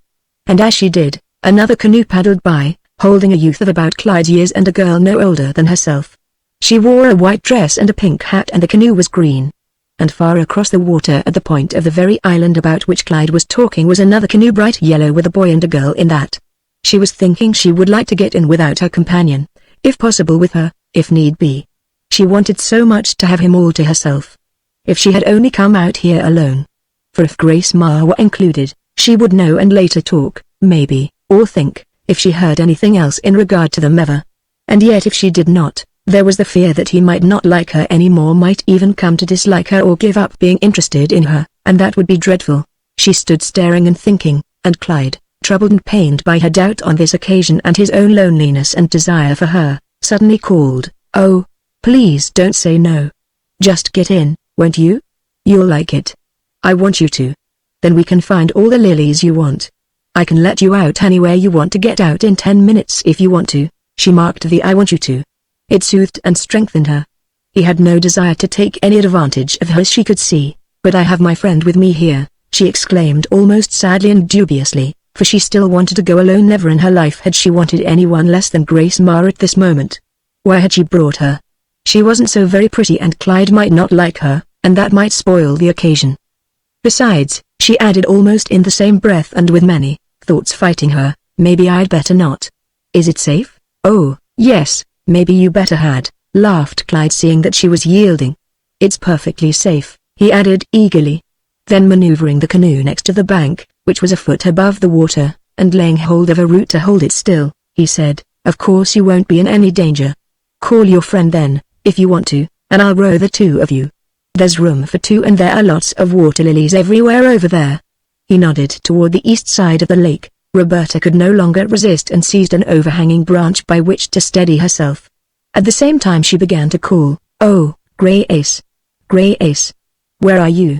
For she had at last decided that it was best to include her. A far-off voice as quickly answered, "Hello, oh. What do you want? Come up here. Come on. I got something I want to tell you." "Oh, no, you come on down here. The daisies are just wonderful." "No, you come on up here. There's someone here that wants to take us boating." She intended to call this loudly, but somehow her voice failed and her friend went on gathering flowers. Roberta frowned. She did not know just what to do. "Oh, very well, then," she suddenly decided, and straightening up added, "we can row down to where she is, I guess," and Clyde, delighted, exclaimed, "Oh, that's just fine. Sure. Do get in. We'll pick these here first and then if she hasn't come, I'll paddle down nearer to where she is. Just step square in the center and that will balance it." He was leaning back and looking up at her and Roberta was looking nervously and yet warmly into his eyes. Actually it was as though she was suddenly diffused with joy, enveloped in a rosy mist. She balanced one foot. "Will it be perfectly safe?" Sure, emphasized Clyde. "I'll hold it safe. Just take hold of that branch there and steady yourself by that." He held the boat very still as she stepped. Then, as the canoe careened slightly to one side, she dropped to the cushioned seat with a little cry. It was like that of a baby to Clyde. "It's all right," he reassured her. "Just sit in the center there. It won't tip over." "Gee, but this is funny. I can't make it out quite. You know, just as I was coming around that point I was thinking of you, how maybe you might like to come out to a place like this sometime. And now here you are and here I am, and it all happened just like that." He waved his hand and snapped his fingers, and Roberta, fascinated by this confession and yet a little frightened by it, added, "Is that so?" She was thinking of her own thoughts in regard to him. "Yes, and what's more," added Clyde, "I've been thinking of you all day, really. That's the truth. I was wishing I might see you somewhere this morning and bring you out here." "Oh, now, Mr. Griffiths. You know you don't mean that," pleaded Roberta, fearful lest this sudden contact should take too intimate and sentimental a turn too quickly. She scarcely liked that because she was afraid of him and herself, and now she looked at him, trying to appear a little cold or at least disinterested, but it was a very weak effort. "That's the truth, though, just the same," insisted Clyde. "Well, I think it is beautiful myself," admitted Roberta. "I've been out here, too, several times now. My friend and I." Clyde was once more delighted. She was smiling now and full of wonder. "Oh, have you?" he exclaimed, and there was more talk as to why he liked to come out and how he had learned to swim here. "And to think I turned in here and you were on the bank, looking at those water lilies. Wasn't that queer? I almost fell out of the boat. I don't think I ever saw you look as pretty as you did just now standing there." "Oh, now, Mr. Griffiths," again pleaded Roberta cautiously. "You mustn't begin that way. I'll be afraid you're a dreadful flatterer. I'll have to think you are if you say anything like that so quickly." Clyde once more gazed at her weakly, and she smiled because she thought he was more handsome than ever. But what would he think, she added to herself, if she were to tell him that just before he came around that point she was thinking of him too, and wishing that he were there with her, and not Grace? And how they might sit and talk, and hold hands perhaps. He might even put his arms around her waist, and she might let him. That would be terrible, as some people here would see it, she knew. And it would never do for him to know that, never. That would be too intimate, too bold. But just the same it was so. Yet what would these people here in Lycurgus think of her and him now if they should see her, letting him paddle her about in this canoe? He a factory manager and she an employee in his department. The conclusion. The scandal, maybe, even. And yet Grace Ma was along or soon would be. And she could explain to her surely. He was out rowing and knew her, and why shouldn't he help her get some lilies if he wanted to? It was almost unavoidable, this present situation. Wasn't it? Already Clyde had maneuvered the canoe around so that they were now among the water lilies. And as he talked, having laid his paddle aside, he had been reaching over and pulling them up, tossing them with their long, wet stems at her feet as she lay reclining in the seat, one hand over the side of the canoe in the water, as she had seen other girls holding theirs. And for the moment her thoughts were allayed and modified by the beauty of his head and arms and the tousled hair that now fell over his eyes. How handsome he was. Chapter 16. The outcome of that afternoon was so wonderful for both that for days thereafter neither could cease thinking about it or marveling that anything so romantic and charming should have brought them together so intimately when both were considering that it was not wise for either to know the other any better than employee and superior. After a few moments of badinage in the boat in which he had talked about the beauty of the lilies and how glad he was to get them for her, they picked up her friend, Grace, and eventually returned to the boathouse. Once on the land again there developed not a little hesitation on her part as well as his as to how farther to proceed, for they were confronted by the problem of returning into Lycurgus together. As Roberta saw it, it would not look right and might create talk. And on his part, he was thinking of Gilbert and other people he knew. The trouble that might come of it. What Gilbert would say if he did hear. And so both he and she, as well as Grace, were dubious on the instant about the wisdom of riding back together. Grace's own reputation, as well as the fact that she knew Clyde was not interested in her, piqued her. And Roberta, realizing this from her manner, said, "What do you think we had better do, excuse ourselves?" At once Roberta tried to think just how they could extricate themselves gracefully without offending Clyde. Personally she was so enchanted that had she been alone she would have preferred to have ridden back with him. But with Grace here and in this cautious mood, never. She must think up some excuse.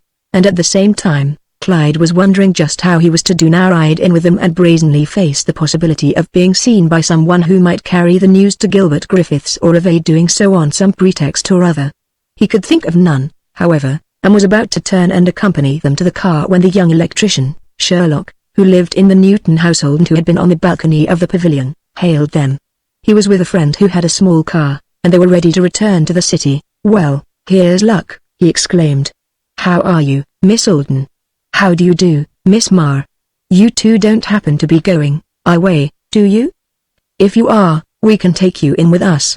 Not only Roberta but Clyde heard. And at once she was about to say that, since it was a little late and she and Grace were scheduled to attend church services with the Newtons, it would be more convenient for them to return this way. She was, however, half hoping that Sherlock would invite Clyde and that he would accept. But on his doing so, Clyde instantly refused. He explained that he had decided to stay out a little while longer. And so Roberta left him with a look that conveyed clearly enough the gratitude and delight she felt. They had had such a good time. And he in turn, in spite of many qualms as to the wisdom of all this, fell to brooding on how sad it was that just he and Roberta might not have remained here for hours longer. And immediately after they had gone, he returned to the city alone. The next morning he was keener than ever to see Roberta again. And although the peculiarly exposed nature of the work at the factory made it impossible for him to demonstrate his feelings, still by the swift and admiring and seeking smiles that played over his face and blazed in his eyes, she knew that he was as enthusiastic, if not more so, as on the night before. And on her part, although she felt that a crisis of some sort was impending, and in spite of the necessity of a form of secrecy which she resented, she could not refrain from giving him a warm and quite yielding glance in return. The wonder of his being interested in her. The wonder and the thrill. Clyde decided at once that his attentions were still welcome. Also that he might risk saying something to her, supposing that a suitable opportunity offered. And so, after waiting an hour and seeing two fellow workers leave from either side of her, he seized the occasion to drift near and to pick up one of the collars she had just stamped, saying, as though talking about that, "I was awfully sorry to have to leave you last night.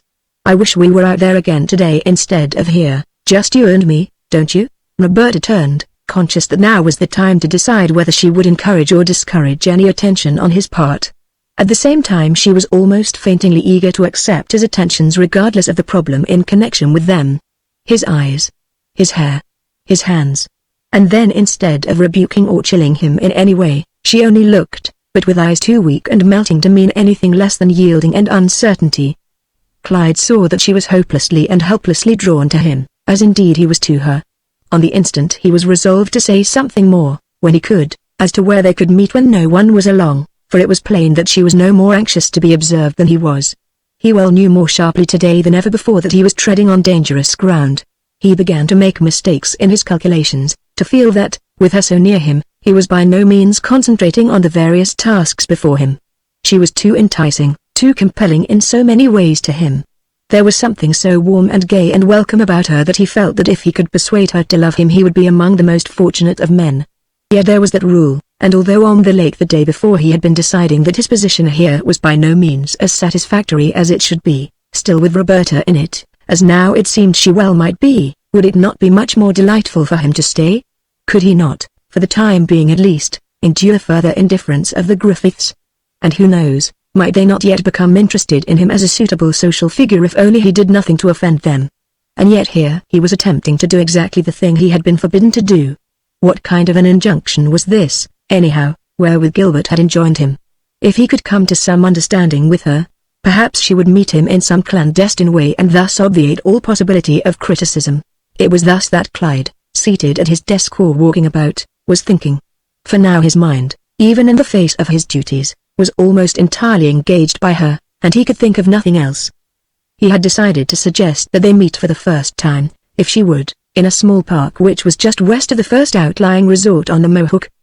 But throughout the day, so close to each other did the girls work, he had no opportunity to communicate with her. Indeed noontime came and he went below to his lunch, returning a little early in the hope of finding her sufficiently detached to permit him to whisper that he wished to see her somewhere.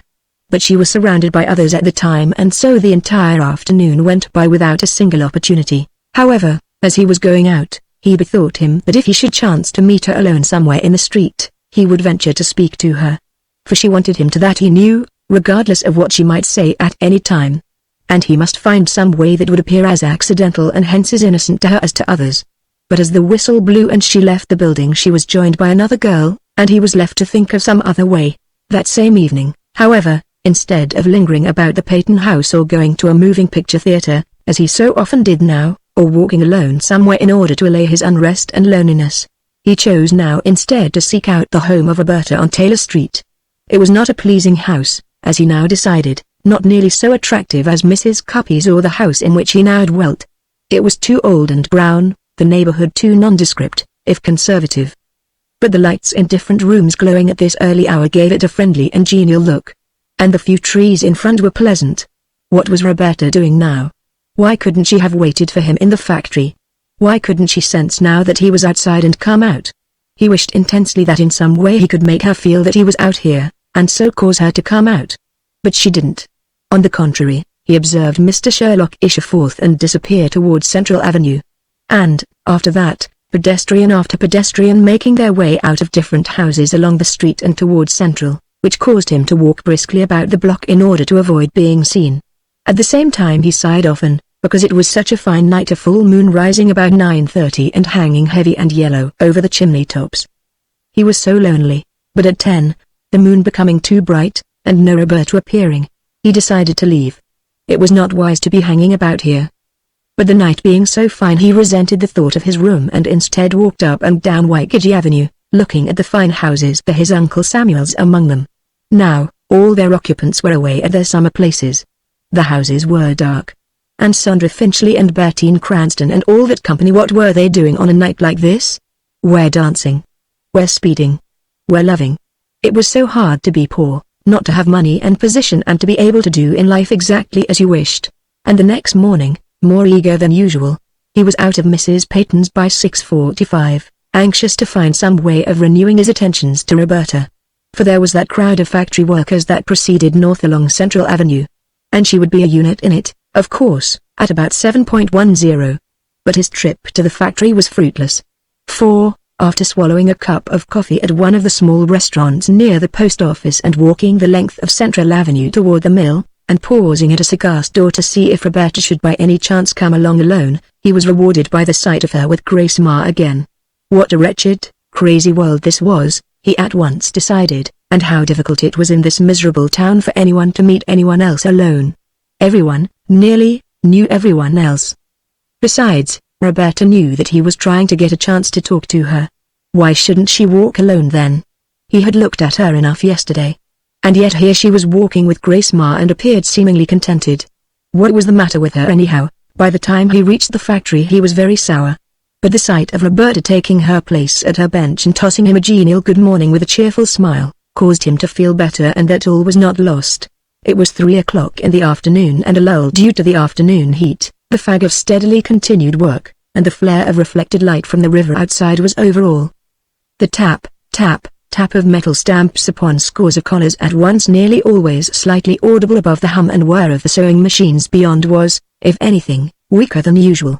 And there was Rosanna Forich, Hoda Petkanas, Martha Bordel, Angelina Pitti and Lena Schlicht, all joining in a song called Sweethearts which someone had started. And Roberta, perpetually conscious of Clyde's eyes, as well as his mood, was thinking how long it would be before he would come around with some word in regard to something. For she wished him to, and because of his whispered words of the day before, she was sure that it would not be long, because he would not be able to resist it. His eyes the night before had told her that. Yet because of the impediments of this situation she knew that he must be having a difficult time thinking of any way by which he could say anything to her. And still at certain moments she was glad, for there were such moments when she felt she needed the security which the presence of so many girls gave her. And as she thought of all this, stamping at her desk along with the others, she suddenly discovered that a bundle of collars which she had already stamped as 16s were not of that size but smaller. She looked at it quickly and nervously, then decided that there was but one thing to do: lay the bundle aside and await comment from one of the foremen, including Clyde, or take it directly to him. Now really the better way, because it prevented any of the foremen seeing it before he did. That was what all the girls did when they made mistakes of any kind. And all trained girls were supposed to catch all possible errors of that kind. And yet now, and in the face of all her very urgent desires, she hesitated, for this would take her direct to Clyde and give him the opportunity he was seeking. But, more terrifying, it was giving her the opportunity she was seeking. She wavered between loyalty to Clyde as a superintendent, loyalty to her old conventions as opposed to her new and dominating desire, and her repressed wish to have Clyde speak to her. Then went over with the bundle and laid it on his desk. But her hands, as she did so, trembled. Her face was white, her throat taut. At the moment, as it chanced, he was almost vainly trying to calculate the scores of the different girls from the stubs laid before him, and was having a hard time of it because his mind was not on what he was doing. And then he looked up. And there was Roberta bending toward him. His nerves became very taut, his throat and lips dry, for here and now was his opportunity. And, as he could see, Roberta was almost suffocating from the strain which her daring and self-deception was putting upon her nerves and heart. There's been a mistake, she meant to say mistake, in regard to this bundle upstairs, she began. I didn't notice it either until I'd stamped nearly all of them.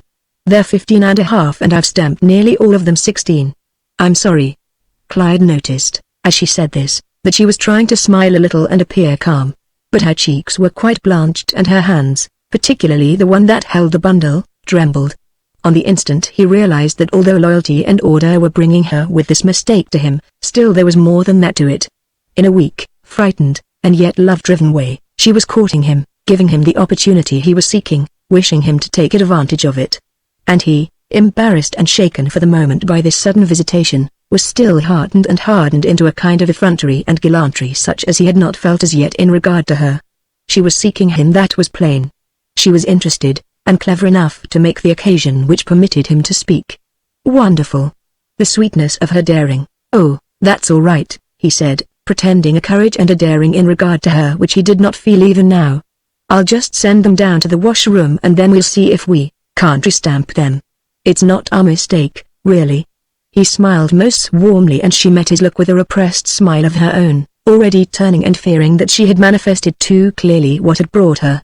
But don't go, he added quickly. I want to ask you something. I've been trying to get a word with you ever since Sunday. I want you to meet me somewhere, will you? There's a rule here that says a head of a department can't have anything to do with a girl who works for him outside, I mean. But I want you to see me just the same, won't you? You know, and he smiled winsomely and coaxingly into her eyes, I've been just nearly crazy over you ever since you came in here and Sunday made it worse. And now I'm not going to let any old rule come between me and you, if I can help it. Will you? Oh, I don't know whether I can do that or not, replied Roberta, who, now that she had succeeded in accomplishing what she had wished, was becoming terrorized by her own daring. She began looking around nervously and feeling that every eye in the room must be upon her. I live with Mr. and Mrs. Newton, my friend's sister and brother-in-law, you know, and they're very strict. It isn't the same as if she was going to add I was home, but Clyde interrupted her. Oh, now please don't say no, will you? Please don't. I want to see you. I don't want to cause you any trouble, that's all. Otherwise I'd be glad to come round to your house. You know how it is. Oh, no, you mustn't do that, cautioned Roberta. Not yet anyhow. She was so confused that quite unconsciously she was giving Clyde to understand that she was expecting him to come around some time later. Well, smiled Clyde, who could see that she was yielding in part.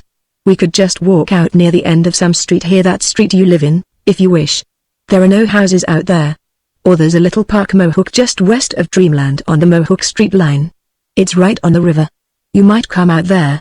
I could meet you where the car stops. Will you do that? Oh, I'd be afraid to do that. I think go so far, I mean. I never did anything like that before. She looked so innocent and frank as she said this that Clyde was quite carried away by the sweetness of her. And to think he was making a clandestine appointment with her. I'm almost afraid to go anywhere here alone, you know. People talk so here, they say, and someone would be sure to see me. But, yes, but what? I'm afraid I'm staying too long at your desk here, don't you think? She actually gasped as she said it. And Clyde, realizing the openness of it, although there was really nothing very unusual about it, now spoke quickly and forcefully. Well, then, how about the end of that street you live in? Couldn't you come down there for just a little while tonight, a half hour or so, maybe? Oh, I couldn't make it tonight, I think not so soon. I'll have to see first, you know. Arrange, that is. But another day. She was so excited and troubled by this great adventure of hers that her face, like Clyde's at times, changed from a half smile to a half frown without her realizing that it was registering these changes. Well, then, how about Wednesday night at 8:30 or 9? Couldn't you do that? Please, now, Roberta considered most sweetly, nervously. Clyde was enormously fascinated by her manner at the moment, for she looked around, conscious, or so she seemed, that she was being observed and that her stay here for a first visit was very long. I suppose I'd better be going back to my work now, she replied without really answering him. Wait a minute, pled Clyde. We haven't fixed on the time for Wednesday. Aren't you going to meet me? Make it 9 or 8:30, or any time you want to. I'll be there waiting for you after 8 if you wish.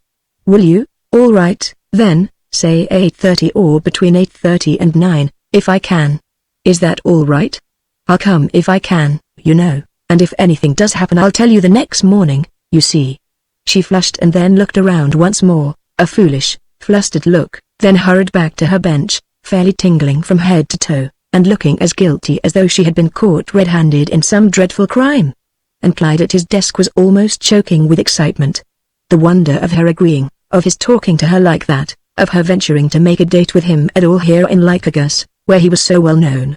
Thrilling. For her part, she was thinking how wonderful it would be just to walk and talk with him in the moonlight, to feel the pressure of his arm and hear his soft appealing voice. Chapter 17. It was quite dark when Roberta stole out on Wednesday night to meet Clyde.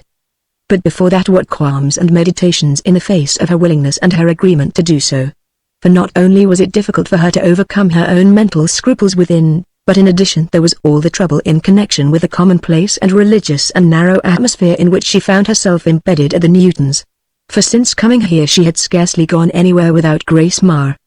Besides, on this occasion, a thing she had forgotten in talking to Clyde, she had agreed to go with the Newtons and Grace to the Gideon Baptist Church, where a Wednesday prayer meeting was to be followed by a social with games, cake, tea and ice cream. In consequence she was troubled severely as to how to manage, until it came back to her that a day or two before Mr. Liggett, in noting how rapid and efficient she was, had observed that at any time she wanted to learn one phase of the stitching operations going on in the next room, he would have her taken in hand by Mrs. Brayley, who would teach her. And now that Clyde's invitation and this church affair fell on the same night, she decided to say that she had an appointment with Mrs. Brayley at her home. Only, as she also decided, she would wait until just before dinner Wednesday and then say that Mrs. Brayley had invited her to come to her house. Then she could see Clyde. And by the time the Newtons and Grace returned she could be back. Oh, how it would feel to have him talk to her, say again as he did in the boat, that he never had seen anyone look so pretty as she did standing on the bank and looking for water lilies. Many, many thoughts, vague, dreadful, colorful, came to her how and where they might go be do from now on, if only she could arrange to be friends with him without harm to her or him. If need be, she now decided, She could resign from the factory and get a place somewhere else, a change which would absolve Clyde from any responsibility in regard to her. There was, however, another mental as well as emotional phase in regard to all this, and that related to her clothes. For since coming to Lycurgus she had learned that the more intelligent girls here dressed better than did those about Bilt's and Trippet's mills. At the same time she had been sending a fair portion of her money to her mother, sufficient to have equipped her exceptionally well, as she now realized, had she retained it. But now that Clyde was swaying her so greatly she was troubled about her looks, and on the evening after her conversation with him at the mill, she had gone through her small wardrobe, fixing upon a soft blue hat which Clyde had not yet seen, together with a checkered blue and white flannel skirt and a pair of white canvas shoes purchased the previous summer at Bilt's. Her plan was to wait until the Newtons and Grace had departed for church and then swiftly dress and leave. At 8:30, when night had finally fallen, she went east along Taylor to Central Avenue, then by a circuitous route made her way west again to the trysting place. And Clyde was already there. Against an old wooden fence that enclosed a 5-acre cornfield, he was leaning and looking back toward the interesting little city, the lights in so many of the homes of which were aglow through the trees. The air was laden with spices, the mingled fragrance of many grasses and flowers. There was a light wind stirring in the long swords of the corn at his back in the leaves of the trees overhead. And there were stars, the Big Dipper and the Little Dipper and the Milky Way sidereal phenomena which his mother had pointed out to him long ago, and he was thinking how different was his position here to what it had been in Kansas City. There he had been so nervous in regard to Hortense Briggs or any girl, really afraid almost to say a word to any of them. Whereas here, and especially since he had had charge of this stamping room, he had seemed to become aware of the fact that he was more attractive than he had ever thought he was before. Also that the girls were attracted to him and that he was not so much afraid of them. The eyes of Roberta herself showed him this day how much she was drawn to him. She was his girl. And when she came, he would put his arms around her and kiss her. And she would not be able to resist him. He stood listening, dreaming and watching, the rustling corn behind him stirring an old recollection in him, when suddenly he saw her coming. She looked trim and brisk and yet nervous, and paused at the street end and looked about like a frightened and cautious animal. At once Clyde hurried forward toward her and called softly, "Hello. Gee, it's nice to have you meet me. Did you have any trouble?" He was thinking how much more pleasing she was than either Hortense Briggs or Rita Dickerman, the one so calculating, the other so sensually free and indiscriminate. "Did I have any trouble?" "Oh, didn't I though?" And at once she plunged into a full and picturesque account, not only of the mistake in regard to the Newtons' church night and her engagement with them, but of a determination on the part of Grace Ma not to go to the church social without her, and how she had to fib, oh, so terribly, about going over to Mrs. Braley's to learn to stitch a ligate, Roberta development of which Clyde had heard nothing so far and concerning which he was intensely curious, because at once it raised the thought that already Liggett might be intending to remove her from under his care. He proceeded to question her about that before he would let her go on with her story, an interest which Roberta noticed and because of which she was very pleased. "But I can't stay very long, you know," she explained briskly and warmly at the first opportunity, the while Clyde laid hold of her arm and turned toward the river, which was to the north and untenanted this far out. "The Baptist church socials never last much beyond 10:30 or 11, and they'll be back soon. So I'll have to manage to be back before they are." Then she gave many reasons why it would be unwise for her to be out after 10, reasons which annoyed yet convinced Clyde by their wisdom. He had been hoping to keep her out longer. But seeing that the time was to be brief, he was all the keener for a closer contact with her now, and fell to complimenting her on her pretty hat and cape and how becoming they were. At once he tried putting his arm about her waist, but feeling this to be a too swift advance she removed his arm, or tried to, saying in the softest and the most coaxing voice, Now that's not nice, is it? Can't you just hold my arm or let me hold yours?" But he noted, once she persuaded him to disengage her waist, she took his arm in a clinging, snuggling embrace and measured her stride to his. On the instant he was thinking how natural and unaffected her manner was now that the ice between them had been broken, and how she went on babbling. She liked Lycurgus, only she thought it was the most religious town she had ever been in, worse than Bilt's or Trippet's Mills that way. And then she had to explain to Clyde what Bilt's and Trippet's Mills were like and her home a very little, for she did not care to talk about that. And then back to the Newtons and Grace Ma and how they watched her every move. Clyde was thinking as she talked how different she was from Hortense Briggs or Rita, or any other girl he had ever known, so much more simple and confiding, not in any way mushy as was Rita, or brash or vain or pretentious, as was Hortense, and yet really as pretty and so much sweeter. he could not help thinking if she was smartly dressed how sweet she would be. And again he was wondering what she would think of him and his attitude toward Hortense in contrast to his attitude toward her now, if she knew. "You know," he said at the very first opportunity, "I've been trying to talk to you ever since you came to work at the factory, but you see how very watchful everyone is. They're the limit. They told me when I came up there that I mustn't interest myself in any girl working there, and so I tried not to. But I just couldn't help this, could I?" He squeezed her arm affectionately, then stopped suddenly and, disengaging his arm from hers, put both his about her. "You know, Roberta, I'm crazy about you. I really am. I think you're the dearest, sweetest thing. Oh, say. Do you mind my telling you? Ever since you showed up there, I haven't been able to sleep, nearly. You've got such nice eyes and hair. Tonight you look just too cute, lovely, I think. Oh, Roberta." Suddenly he caught her face between his two hands and kissed her, before really she could evade him. Then having done this he held her while she resisted him, although it was almost impossible for her to do so. Instead she felt as though she wanted to put her arms around him or have him hold her tight, and this mood in regard to him and herself puzzled and troubled her. It was awful. What would people say if they knew? She was a bad girl, really, and yet she wanted to be this way near him now as never before. "Oh, you mustn't, Mr. Griffiths," she pleaded. "You really mustn't, you know. Please. Someone might see us. I think I hear someone coming. Please, now."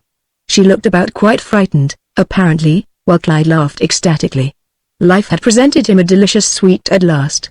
"You know I never did anything like this before," she went on. "Honest, I didn't. Please. It's only because you said." Clyde was pressing her close, not saying anything in reply. His pale face and dark hungry eyes held very close to hers. He kissed her again and again despite her protests.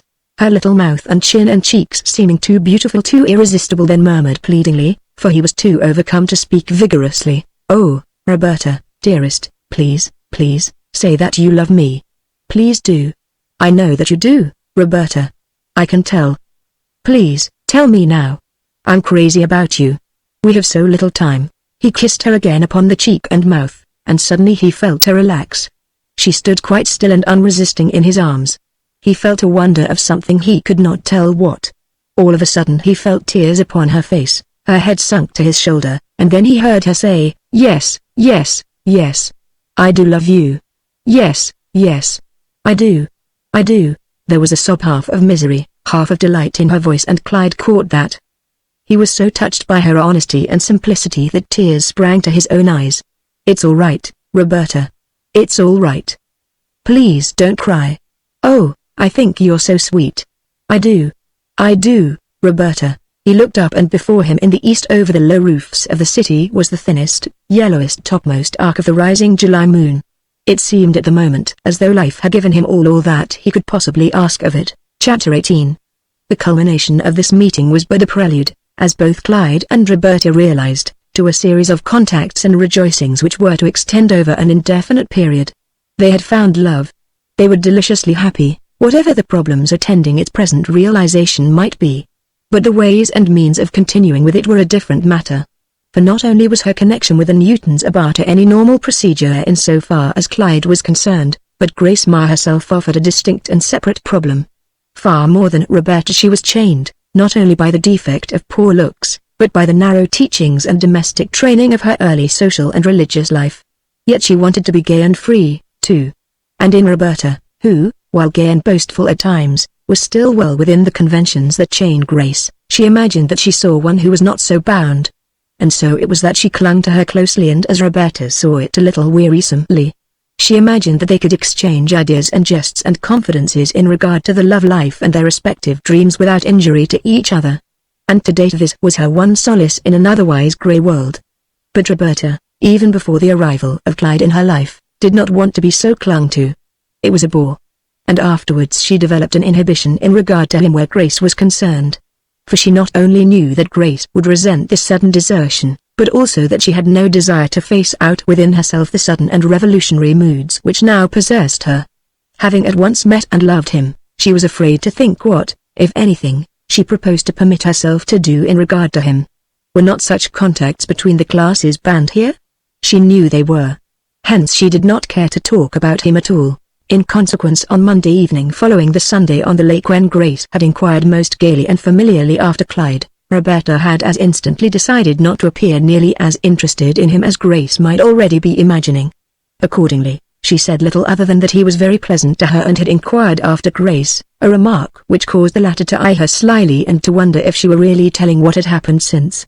"He was so very friendly, I was beginning to think he was struck on you." "Oh, what nonsense," Roberta replied shrewdly, and a bit alarmed. "Why?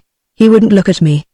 Besides, there's a rule of the company that doesn't permit him to, as long as I work there." This last, more than anything else, served to allay Grace's notions in regard to Clyde and Roberta, for she was of that conventional turn of mind which would scarcely permit her to think of anyone infringing upon a company rule. Nevertheless, Roberta was nervous lest Grace should be associating her and Clyde in her mind in some clandestine way, and she decided to be doubly cautious in regard to Clyde to feign a distance she did not feel. But all this was preliminary to troubles and strains and fears which had nothing to do with what had gone before, but took their rise from difficulties which sprang up immediately afterwards. For once she had come to this complete emotional understanding with Clyde, she saw no way of meeting him except in this very clandestine way, and that so very rarely and uncertainly that she could not say when there was likely to be another meeting. "You see, it's this way," she explained to Clyde when, a few evenings later, she had managed to steal out for an hour and they walked from the region at the end of Taylor Street down to the Mohawk, where were some open fields and a low bank rising above the pleasant river. "The Newtons never go any place much without inviting me. And even if they didn't, Grace'd never go unless I went along. It's just because we were together so much in Trippett's Mills that she feels that way, as though I were a part of the family. But now it's different, and yet I don't see how I'm going to get out of it so soon. I don't know where to say I'm going or whom I am going with." "I know that, honey," he replied softly and sweetly. "That's all true enough. But how is that going to help us now? You can't expect me to get along with just looking at you in the factory, either, can you?" He gazed at her so solemnly and yearningly that she was moved by her sympathy for him, and in order to assuage his depression added, "No, I don't want you to do that, dear. You know I don't." "But what am I to do?" She laid a soft and pleading hand on the back of one of Clyde's thin, long and nervous ones. "I'll tell you what, though," she went on after a period of reflection, "I have a sister living in Homer, New York. That's about 35 miles north of here. I might say I was going up there some Saturday afternoon or Sunday. She's been writing me to come up, but I hadn't thought of it before. But I might go, that is I might." "Oh, why not do that?" exclaimed Clyde eagerly. "That's fine. A good idea. Let me see," she added, ignoring his exclamation. "If I remember right, you have to go to Fonda first, then change cars there. But I could leave here any time on the trolley, and there are only 2 trains a day from Fonda, one at 2, and one at 7 on Saturday. So I might leave here any time before 2, you see, and then if I didn't make the 2 o'clock train, it would be all right, wouldn't it? I could go on the 7. And you could be over there, or meet me on the way, just so no one here saw us. Then I could go on and you could come back. I could arrange that with Agnes, I'm sure. I would have to write her. How about all the time between then and now, though?" he queried peevishly. "It's a long time till then, you know." "Well, I'll have to see what I can think of. But I'm not sure, dear. I'll have to see. And you think too. But I ought to be going back now," she added nervously. She at once arose, causing Clyde to rise, too, and consult his watch, thereby discovering that it was already near 10. "But what about us?" he continued persistently. "Why couldn't you pretend next Sunday that you're going to some other church than yours and meet me somewhere instead? Would they have to know?" At once Clyde noted Roberta's face darken slightly, for here he was encroaching upon something that was still too closely identified with her early youth and convictions to permit infringement. She replied quite solemnly. "I wouldn't want to do that. I wouldn't feel right about it. And it wouldn't be right, either." Immediately Clyde sensed that he was treading on dangerous ground and withdrew the suggestion because he did not care to offend or frighten her in any way. "Oh, well, just as you say. I only thought since you don't seem to be able to think of any other way." No, dear," she pleaded softly, because she noted that he felt that she might be offended. "It's all right, only I wouldn't want to do that. I couldn't." Clyde shook his head. A recollection of his own youthful inhibitions caused him to feel that perhaps it was not right for him to have suggested it. They returned in the direction of Taylor Street without, apart from the proposed trip to Fonda, either having hit upon any definite solution. Instead, after kissing her again and just before letting her go, the best he could suggest was that both were to try and think of some way by which they could meet before, if possible. And she, after throwing her arms about his neck for a moment, ran east along Taylor Street, her little figure swaying in the moonlight. However, apart from another evening meeting which was made possible by Roberta's announcing a second engagement with Mrs. Brayley, there was no other encounter until the following Saturday when Roberta departed for Fonda. And Clyde, having ascertained the exact hour, left by the car ahead, and joined Roberta at the first station west. From that point on until evening, when she was compelled to take the 7 o'clock train, they were unspeakably happy together, loitering near the little city comparatively strange to both. For outside of Fonda a few miles they came to a pleasure park called Starlight where, in addition to a few claptrap pleasure concessions such as a ring of captive aeroplanes, a Ferris wheel, a merry-go-round, an old mill and a dance floor, was a small lake with boats. It was after its fashion an idyllic spot with a little bandstand out on an island near the center of the lake and on the shore a grave and captive bear in a cage. Since coming to Lycurgus, Roberta had not ventured to visit any of the rougher resorts near there, which were very much like this, only much more strident. On sight of this both exclaimed, "Oh, look!" And Clyde added at once, "Let's get off here, will you, shall we? What do you say? We're almost to Fonda anyhow. And we can have more fun here." At once they climbed down. And having disposed of her bag for the time being, he led the way first to the stand of a man who sold frankfurters. Then, since the merry-go-round was in full blast, nothing would do but that Roberta should ride with him. And in the gayest of moods, they climbed on, and he placed her on a zebra, and then stood close in order that he might keep his arm about her, and both tried to catch the brass ring. And as commonplace and noisy and gaudy as it all was, the fact that at last he had her all to himself unseen, and she him, was sufficient to evoke in both a kind of ecstasy which was all out of proportion to the fragile, gimcrack scene. Round and round they spun on the noisy, grinding machine, surveying now a few idle pleasure-seekers who were in boats upon the lake, now some who were flying round in the gaudy green and white captive aeroplanes or turning upward and then down in the suspended cages of the Ferris wheel. Both looked at the woods and sky beyond the lake, the idlers and dancers in the dancing pavilion dreaming and thrilling, and then suddenly Clyde asked, "You dance, don't you, Roberta?" "Why, no, I don't," she replied, a little sadly, for at the very moment she had been looking at the happy dancers rather ruefully and thinking how unfortunate it was that she had never been allowed to dance. It might not be right or nice, perhaps her own church said it was not, but still, now that they were here and in love like this, these others looked so gay and happy, a pretty medley of colors moving round and round in the green and brown frame. It did not seem so bad to her. Why shouldn't people dance, anyway? Girls like herself and boys like Clyde? Her younger brother and sister, in spite of the views of her parents, were already declaring that when the opportunity offered, they were going to learn. "Oh, isn't that too bad?" he exclaimed, thinking how delightful it would be to hold Roberta in his arms. "We could have such fun now if you could. I could teach you in a few minutes if you wanted me to." "I don't know about that," she replied quizzically, her eyes showing that his suggestion appealed to her. "I'm not so clever that way. And you know dancing isn't considered so very nice in my part of the country. And my church doesn't approve of it, either. And I know my parents wouldn't like me to." "Oh, shucks," replied Clyde foolishly and gaily, "what nonsense, Roberta. Why, everybody dances these days, or nearly everybody. How can you think there's anything wrong with it?" "Oh, I know," replied Roberta oddly and quaintly, "maybe they do in your set. I know most of those factory girls do, of course. And I suppose where you have money and position, everything's right. But with a girl like me, it's different. I don't suppose your parents were as strict as mine, either." "Oh, weren't they, though?" laughed Clyde, who had not failed to catch the "your set," also the "where you have money and position." "Well, that's all you know about it," he went on. "They were as strict as yours and stricter, I'll bet. But I danced just the same. Why, there's no harm in it, Roberta. Come on, let me teach you. It's wonderful, really. Won't you, dearest?" He put his arm around her and looked into her eyes, and she half relented, quite weakened by her desire for him. Just then the merry-go-round stopped, and without any plan or suggestion they seemed instinctively to drift to the side of the pavilion where the dancers, not many but avid, were moving briskly around. Foxtrot and one-steps were being supplied by an orchestra of considerable size. At a turnstile, all the remaining portions of the pavilion being screened in, A pretty concessionaire was sitting and taking tickets 10 cents per dance per couple. But the color and the music and the motions of the dancers gliding rhythmically here and there quite seized upon both Clyde and Roberta. The orchestra stopped and the dancers were coming out. But no sooner were they out than 5-cent admission checks were once more sold for the new dance. "I don't believe I can," pleaded Roberta, as Clyde led her to the ticket stile. "I'm afraid I'm too awkward, maybe. I never danced, you know." "You awkward, Roberta," he exclaimed.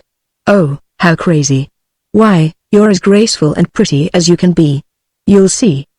You'll be a wonderful dancer." Already he had paid the coin on they were inside, carried away by a bravado which was 3/4 her conception of him as a member of the Lycurgus upper crust and possessor of means and position. He led the way into a corner and began at once to illustrate the respective movements. They were not difficult and for a girl of Roberta's natural grace and zest, easy. Once the music started and Clyde drew her to him, she fell into the positions and steps without effort, and they moved rhythmically and instinctively together. It was the delightful sensation of being held by him and guided here and there that so appealed to her, the wonderful rhythm of his body coinciding with hers. "Oh, you darling," he whispered. "Aren't you the dandy little dancer, though? You've caught on already. If you aren't there, wonderful kid. I can hardly believe it." They went about the floor once more, then a third time, before the music stopped, and by the time it did, Roberta was lost in a sense of delight such as had never come to her before. To think she had been dancing. And it should be so wonderful. And with Clyde. He was so slim, graceful, quite the handsomest of any of the young men on the floor, she thought. And he, in turn, was now thinking that never had he known anyone as sweet as Roberta.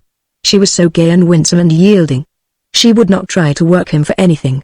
And as for Sandra Finchley, well, she had ignored him and he might as well dismiss her from his mind, and yet even here, and with Roberta, he could not quite forget her. At 5:30, when the orchestra was silenced for lack of customers and a sign reading "Next concert 7.30 inches" hung up, they were still dancing. After that they went for an ice cream soda, then for something to eat, and by then, so swiftly had sped the time, it was necessary to take the very next car for the depot at Fonda. As they neared this terminal, both Clyde and Roberta were full of schemes as to how they were to arrange for tomorrow. For Roberta would be coming back then, and if she could arrange to leave her sisters a little early Sunday, he could come over from Lycurgus to meet her.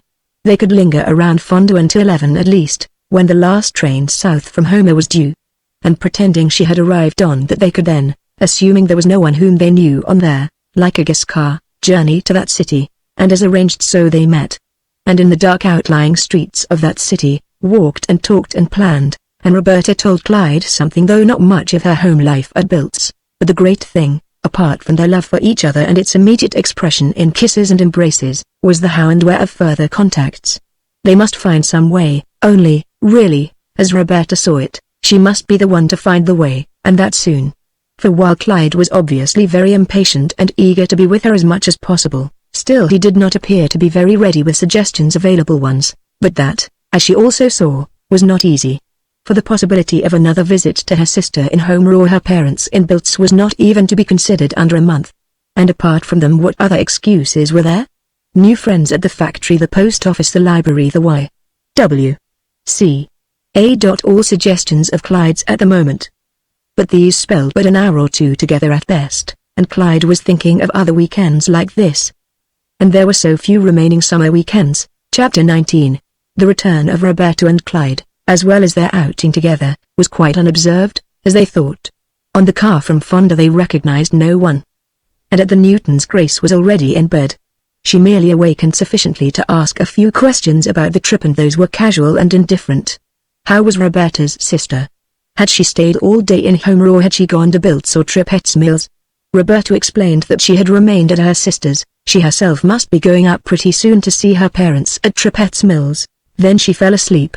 But at dinner the next night the Misses Opal Phyllis and Olive Pope, who had been kept from the breakfast table by a too late return from Fonda and the very region in which Roberta had spent Saturday afternoon, now seated themselves and at once, as Roberta entered, interjected a few genial and well-meant but, in so far as Roberta was concerned, decidedly troubling observations. "Oh, there you are. Look who's back from Starlight Park. How I like the dancing over there, Miss Alden. We saw you, but you didn't see us." And before Roberta had time to think what to reply, Miss Phyllis had added, "We tried to get your eye, but you couldn't see anyone but him, I guess." I'll say you dance swell." At once Roberta, who had never been on very intimate terms with either of these girls and who had neither the effrontery nor the wit to extricate herself from so swift and complete and so unexpected an exposure, flushed. She was all but speechless and merely stared, bethinking her at once that she had explained to Grace that she was at her sister's all day. And opposite sat Grace, looking directly at her, her lips slightly parted as though she would exclaim, "Well, of all things! And dancing! A man!" And at the head of the table, George Newton, thin and meticulous and curious, his sharp eyes and nose and pointed chin now turned in her direction. But on the instant, realizing that she must say something, Roberta replied, "Oh, yes, that's so. I did go over there for a little while. Some friends of my sister's were coming over and I went with them." She was about to add, "We didn't stay very long," but stopped herself. For at that moment a certain fighting quality which she had inherited from her mother, and which had asserted itself in the case of Grace before this, now came to her rescue. After all, why shouldn't she be at Starlight Park if she chose? And what right had the Newtons or Grace or anyone else to question her for that matter? She was paying her way. Nevertheless, as she realized, she had been caught in a deliberate lie, and all because she lived here and was constantly being questioned and looked after in regard to her very least move. Miss Pope added curiously, "I don't suppose he's a Lycurgus boy. I don't remember ever seeing him around here." "No, he isn't from here," returned Roberta shortly and coldly, for by now she was fairly quivering with the realization that she had been caught in a falsehood before Grace. Also that Grace would resent intensely this social secrecy and desertion of her. At once she felt as though she would like to get up from the table and leave and never return. But instead she did her best to compose herself, and now gave the two girls with whom she had never been familiar a steady look. At the same time she looked at Grace and Mr. Newton with defiance. If anything more were said, she proposed to give a fictitious name or two friends of her brother-in-law in Homer, or better yet to refuse to give any information whatsoever. Why should she? Nevertheless, as she learned later that evening, she was not to be spared the refusing of it. Grace, coming to their room immediately afterward, reproached her with, "I thought you said you stayed out at your sister's all the time you were gone." "Well, what if I did say it?"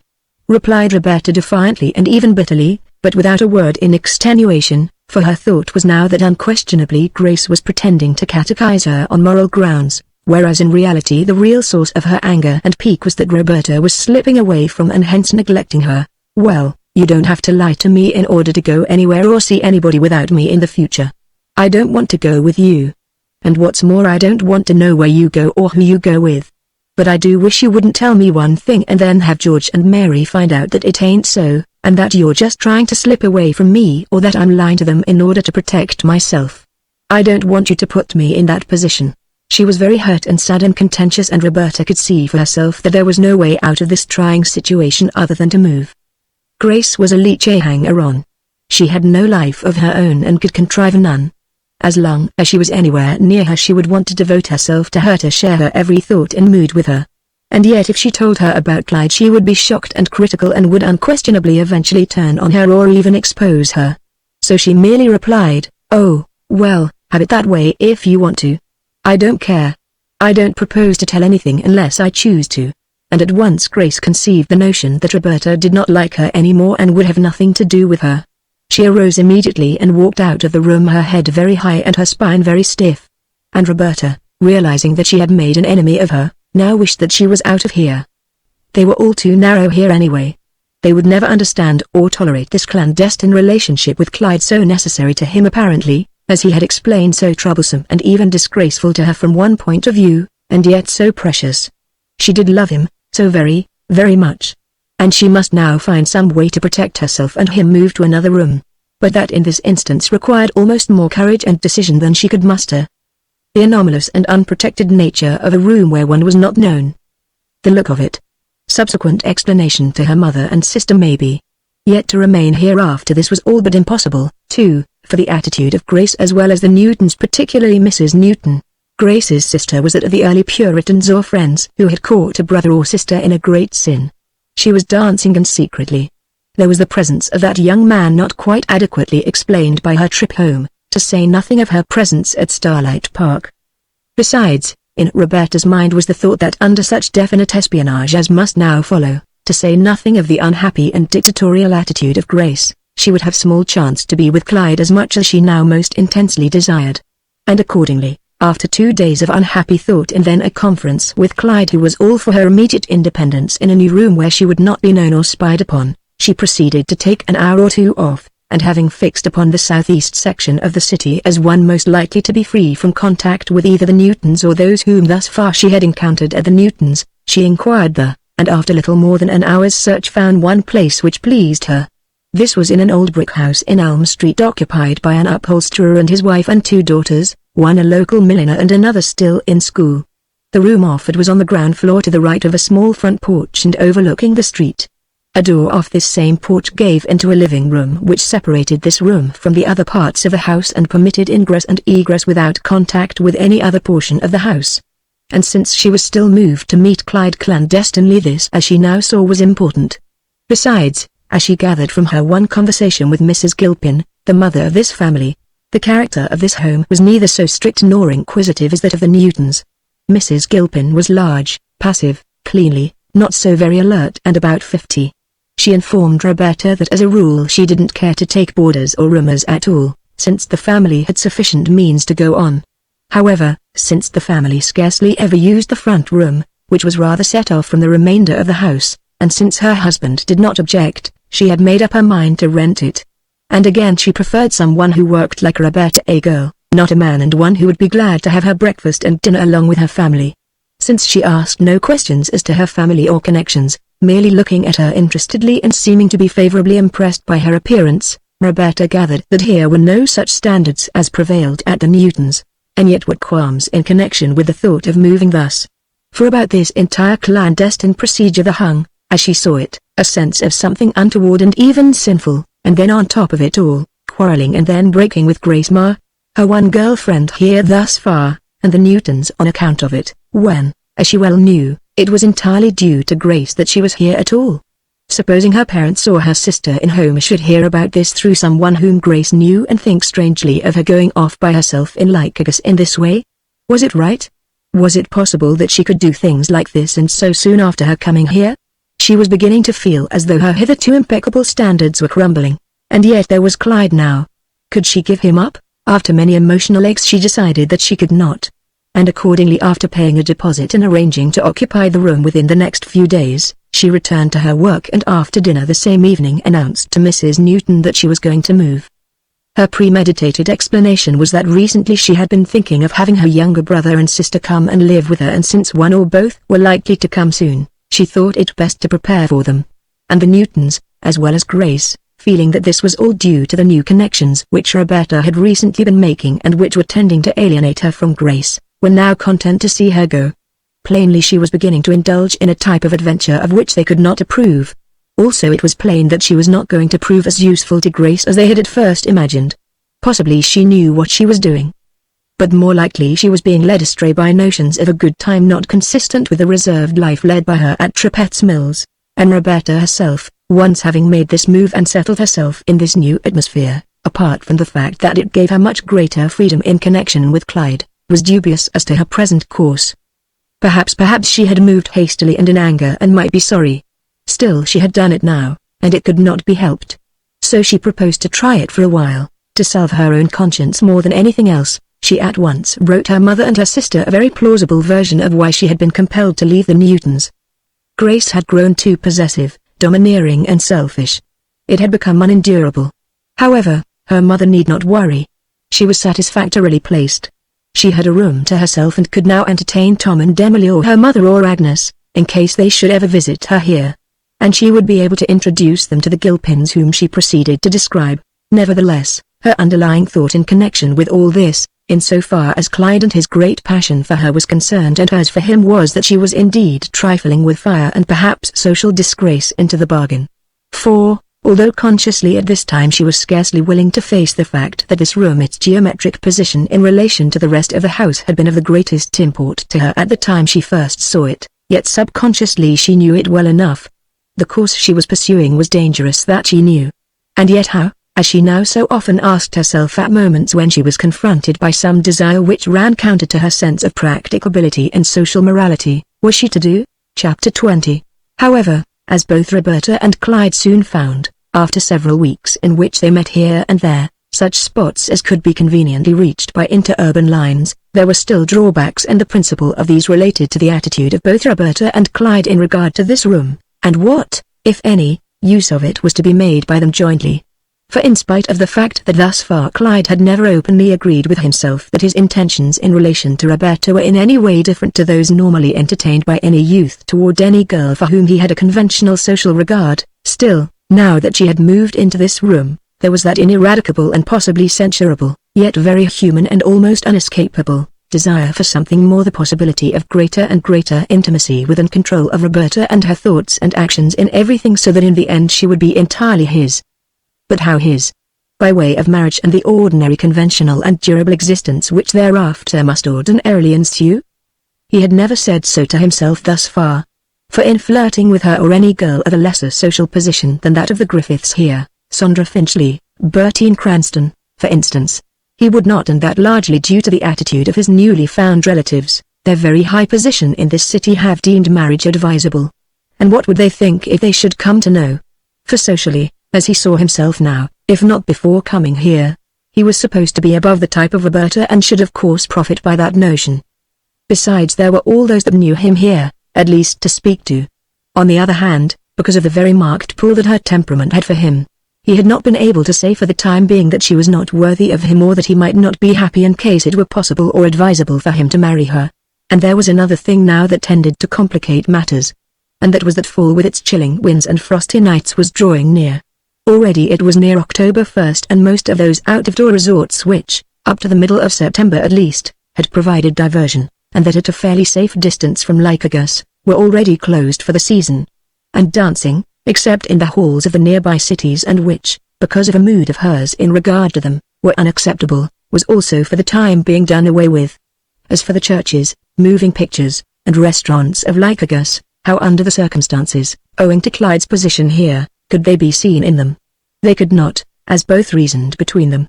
And so now, while her movements were unrestrained, there was no place to go unless by some readjustment of their relations he might be permitted to call on her at the Gilpins.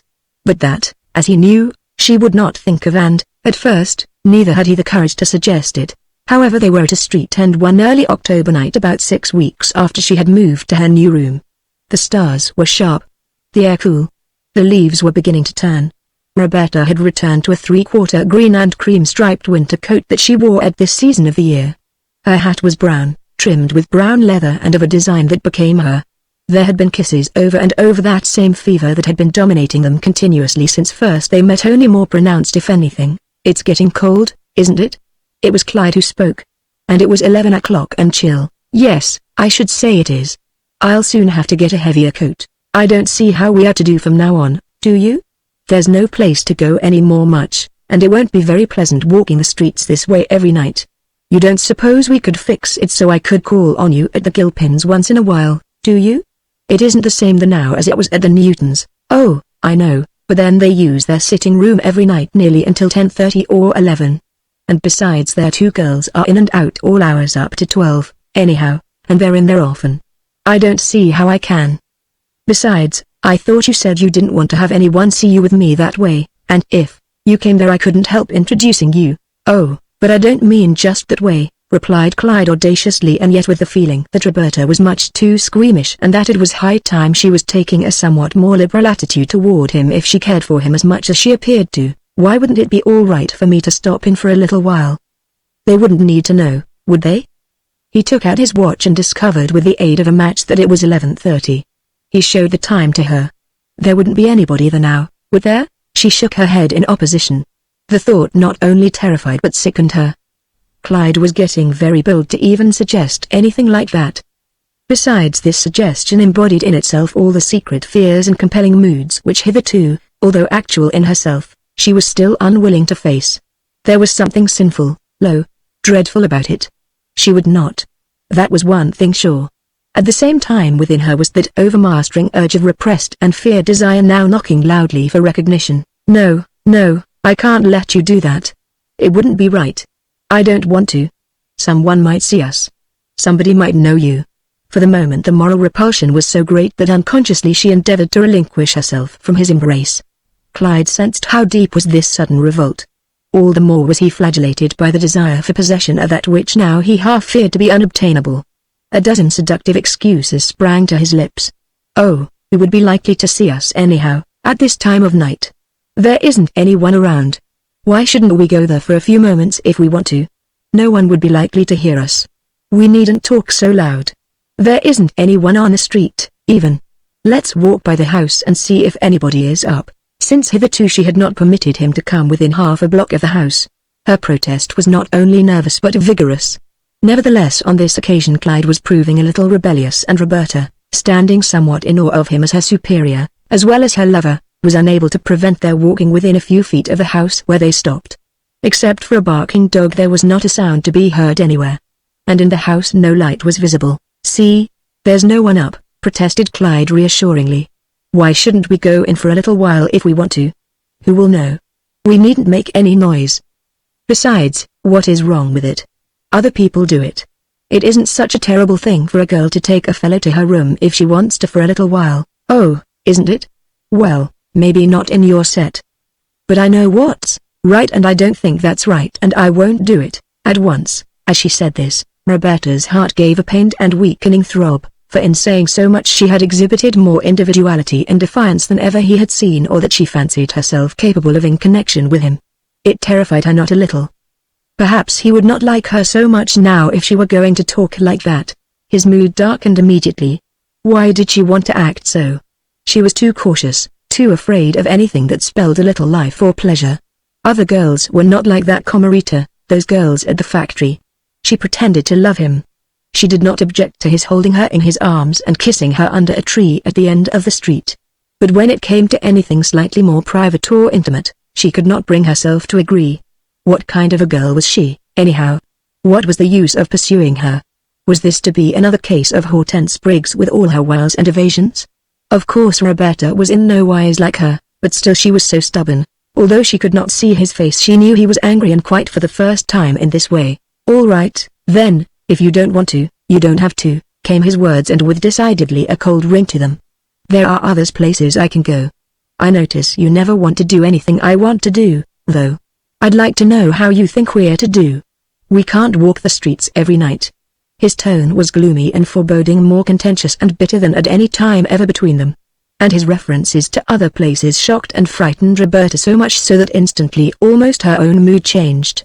Those other girls in his own world that no doubt he saw from time to time. Those other girls at the factory who were always trying to make eyes at him. She had seen them trying, and often. That Rosina Koforich, as coarse as she was, but pretty, too. And that Flora Brandt. And Martha Bordeluck. To think that anyone as nice as he should be pursued by such wretches as those. However, because of that, she was fearful lest he would think her too difficult, someone without the experience or daring to which he, in his superior world, was accustomed, and so turn to one of those. Then she would lose him. The thought terrified her. Immediately from one of defiance her attitude changed to one of pleading persuasion. Oh, please, Clyde, don't be mad with me now, will you? You know that I would if I could. I can't do anything like that here. Can't you see? You know that. Why, they'd be sure to find out. And how would you feel if someone were to see us or recognize you? In a pleading way she put one hand on his arm, then about his waist, and he could feel that in spite of her sharp opposition the moment before, she was very much concerned, painfully so. Please don't ask me to, she added in a begging tone. Well, what did you want to leave the Newtons for then? He asked sullenly. I can't see where else we can go now if you won't let me come to see you once in a while. We can't go any place else. The thought gave Roberta pause. Plainly this relationship was not to be held within conventional lines. At the same time she did not see how she could possibly comply. It was too unconventional, too unmoral. Bad. I thought we took it, she said weakly and placatively, just so that we could go places on Saturday and Sunday. But where can we go Saturday and Sunday now? Everything's closed. Again Roberta was checked by these unanswerable complexities which beleaguered them both, and she exclaimed futilely, Oh, I wish I knew what to do. Oh, it would be easy enough if you wanted to do it, but that's always the way with you, you don't want to. She stood there, the night wind shaking the drying, whispering leaves. Distinctly the problem in connection with him that she had been fearing this long while was upon her. Could she possibly, with all the right instruction that she had had, now do as he suggested? She was pulled and swayed by contending forces within herself, strong and urgent in either case. In the one instance, however painful it was to her moral and social mood, she was moved to comply; in another to reject once and for all, any such, as she saw it, bold and unnatural suggestion.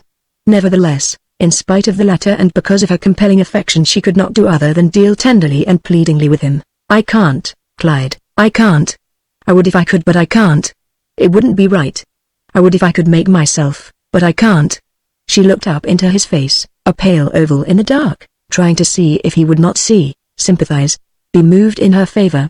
However, irritated by this plainly definite refusal, he was not now to be moved. All this, as he saw it, smacked of that long series of defeats which had accompanied his attentions to Hortense Briggs. He was not going to stand for anything now like that, you bet. If this was the way she was going to act, well, let her act so, but not with him. He could get plenty of girls now, lots of them, who would treat him better than this. At once, and with an irritated shrug of the shoulders, as she now saw, he turned and started to leave her, saying as he did so, "Oh, that's all right, if that's the way you feel about it." And Roberta, dumbfounded and terrified, stood there. "Please don't go, Clyde. Please don't leave me," she exclaimed suddenly and pathetically, her defiance and courage undergoing a deep and sad change. "I don't want you to. I love you so, Clyde. I would if I could. You know that." "Oh, yes, I know, but you needn't tell me that." It was his experience with Hortense and Rita that was prompting him to this attitude. With a twist he released his body from her arm and started walking briskly down the street in the dark, and Roberta, stricken by this sudden development which was so painful to both, called, "Clyde," and then ran after him a little way, eager that he should pause and let her plead with him more. But he did not return. Instead he went briskly on. And for the moment it was all she could do to keep from following him and by sheer force, if need be, restrain him. Her Clyde. And she started running in his direction a little, but as suddenly stopped, checked for the moment by the begging, pleading, compromising attitude in which she, for the first time, found herself. For on the one hand all her conventional training was now urging her to stand firm, not to belittle herself in this way, whereas on the other, all her desires for love, understanding, companionship, urged her to run after him before it was too late, and he was gone. His beautiful face, his beautiful hands, his eyes, and still the receding echo of his feet. And yet so binding were the conventions which had been urged upon her up to this time that, though suffering horribly, a balance between the two forces was struck, and she paused, feeling that she could neither go forward nor stand still, understand or endure this sudden rift in their wonderful friendship. Pain constricted her heart and whitened her lips. She stood there numb and silent, unable to voice anything, even the name Clyde, which persistently arose as a call in her throat. Instead she was merely thinking, "Oh, Clyde. Please don't go, Clyde. Oh, please don't go." And he was already out of hearing, walking briskly and grimly on, the click and echo of his receding steps falling less and less clearly on her suffering ears. It was the first flashing, blinding, bleeding stab of love for her. Chapter 21. The state of Roberta's mind for that night is not easily to be described. For here was true and poignant love, and in youth true and poignant love is difficult to withstand. Besides, it was coupled with the most stirring and grandiose illusions in regard to Clyde's local material and social condition, illusions which had little to do with anything he had done to build up, but were based rather on conjecture and gossip over which he had no control. And her own home, as well as her personal situation, was so unfortunate, no promise of any kind save in his direction. And here she was quarreling with him, sending him away angry. On the other hand, was he not beginning to push too ardently toward those troublesome and no doubt dreadful liberties and familiarities which her morally trained conscience would not permit her to look upon as right? How was she to do now? What to say? Now it was that she said to herself in the dark of the room, after having slowly and thoughtfully undressed and noiselessly crept into the large, old-fashioned bed. "No, I won't do that. I mustn't. I can't. I will be a bad girl if I do. I should not do that for him even though he does want me to, and should threaten to leave me forever in case I refuse. He should be ashamed to ask me." And at the very same moment, or the next, she would be asking herself what else under the circumstances they were to do. For most certainly Clyde was at least partially correct in his contention that they had scarcely anywhere else they could go and not be recognized. How unfair was that rule of the company! And no doubt apart from that rule, the Griffiths would think it beneath him to be troubling with her, as would no doubt the Newtons and the Gilpins for that matter, if they should hear and know who he was. And if this information came to their knowledge, it would injure him and her. And she would not do anything that would injure him, never. One thing that occurred to her at this point was that she should get a place somewhere else so that this problem should be solved, a problem which at the moment seemed to have little to do with the more immediate and intimate one of desiring to enter her room. But that would mean that she would not see him anymore all day long, only at night. And then not every night by any means. And that caused her to lay aside this thought of seeking another place. At the same time as she now meditated, the dawn would come tomorrow and there would be Clyde at the factory. And supposing that he should not speak to her nor she to him. Impossible. Ridiculous. Terrible. The mere thought brought her to a sitting posture in bed, where distractedly a vision of Clyde looking indifferently and coldly upon her came to her. On the instant she was on her feet and had turned on the one incandescent globe which dangled from the center of the room. She went to the mirror hanging above the old walnut dresser in the corner and stared at herself. Already she imagined she could see dark rings under her eyes. She felt numb and cold and now shook her head in a helpless and distracted way. He couldn't be that mean. He couldn't be that cruel to her now, could he? Oh, if he but knew how difficult, how impossible was the thing he was asking of her. Oh, if the day would only come so that she could see his face again. Oh, if it were only another night so that she could take his hands in hers, his arm, feel his arms about her. Clyde, Clyde, she exclaimed half aloud, you wouldn't do that to me, would you? You couldn't. She crossed to an old, faded and somewhat decrepit overstuffed chair which stood in the center of the room beside a small table whereon lay some nondescript books and magazines, the Saturday Evening Post, Munsey's, the Popular Science Monthly, Bobby's Garden Seeds, and to escape most distracting and searing thoughts, sat down, her chin in her hands, her elbows planted on her knees. But the painful thoughts continuing and a sense of chill overtaking her, she took a comforter off the bed and folded it about her, then opened the seed catalogue only to throw it down. No, no, no, he couldn't do that to me. He wouldn't. She must not let him. Why? He had told her over and over that he was crazy about her, madly in love with her. They had been to all these wonderful places together, and now, without any real consciousness of her movements, she was moving from the chair to the edge of the bed, sitting with elbows on knees and chin in hands, or she was before the mirror or peering restlessly out into the dark to see if there were any trace of day. And at 6:30 when the light was just breaking and it was nearing time to dress, she was still up in the chair, on the edge of the bed, in the corner before the mirror. But she had reached but one definite conclusion, and that was that in some way she must arrange not to have Clyde leave her. That must not be. There must be something that she could say or do that would cause him to love her still, even if she must let him stop in here or somewhere from time to time, some other room in some other rooming house maybe, where she could arrange in some way beforehand, say that he was her brother or something. But the mood that dominated Clyde was of a different nature.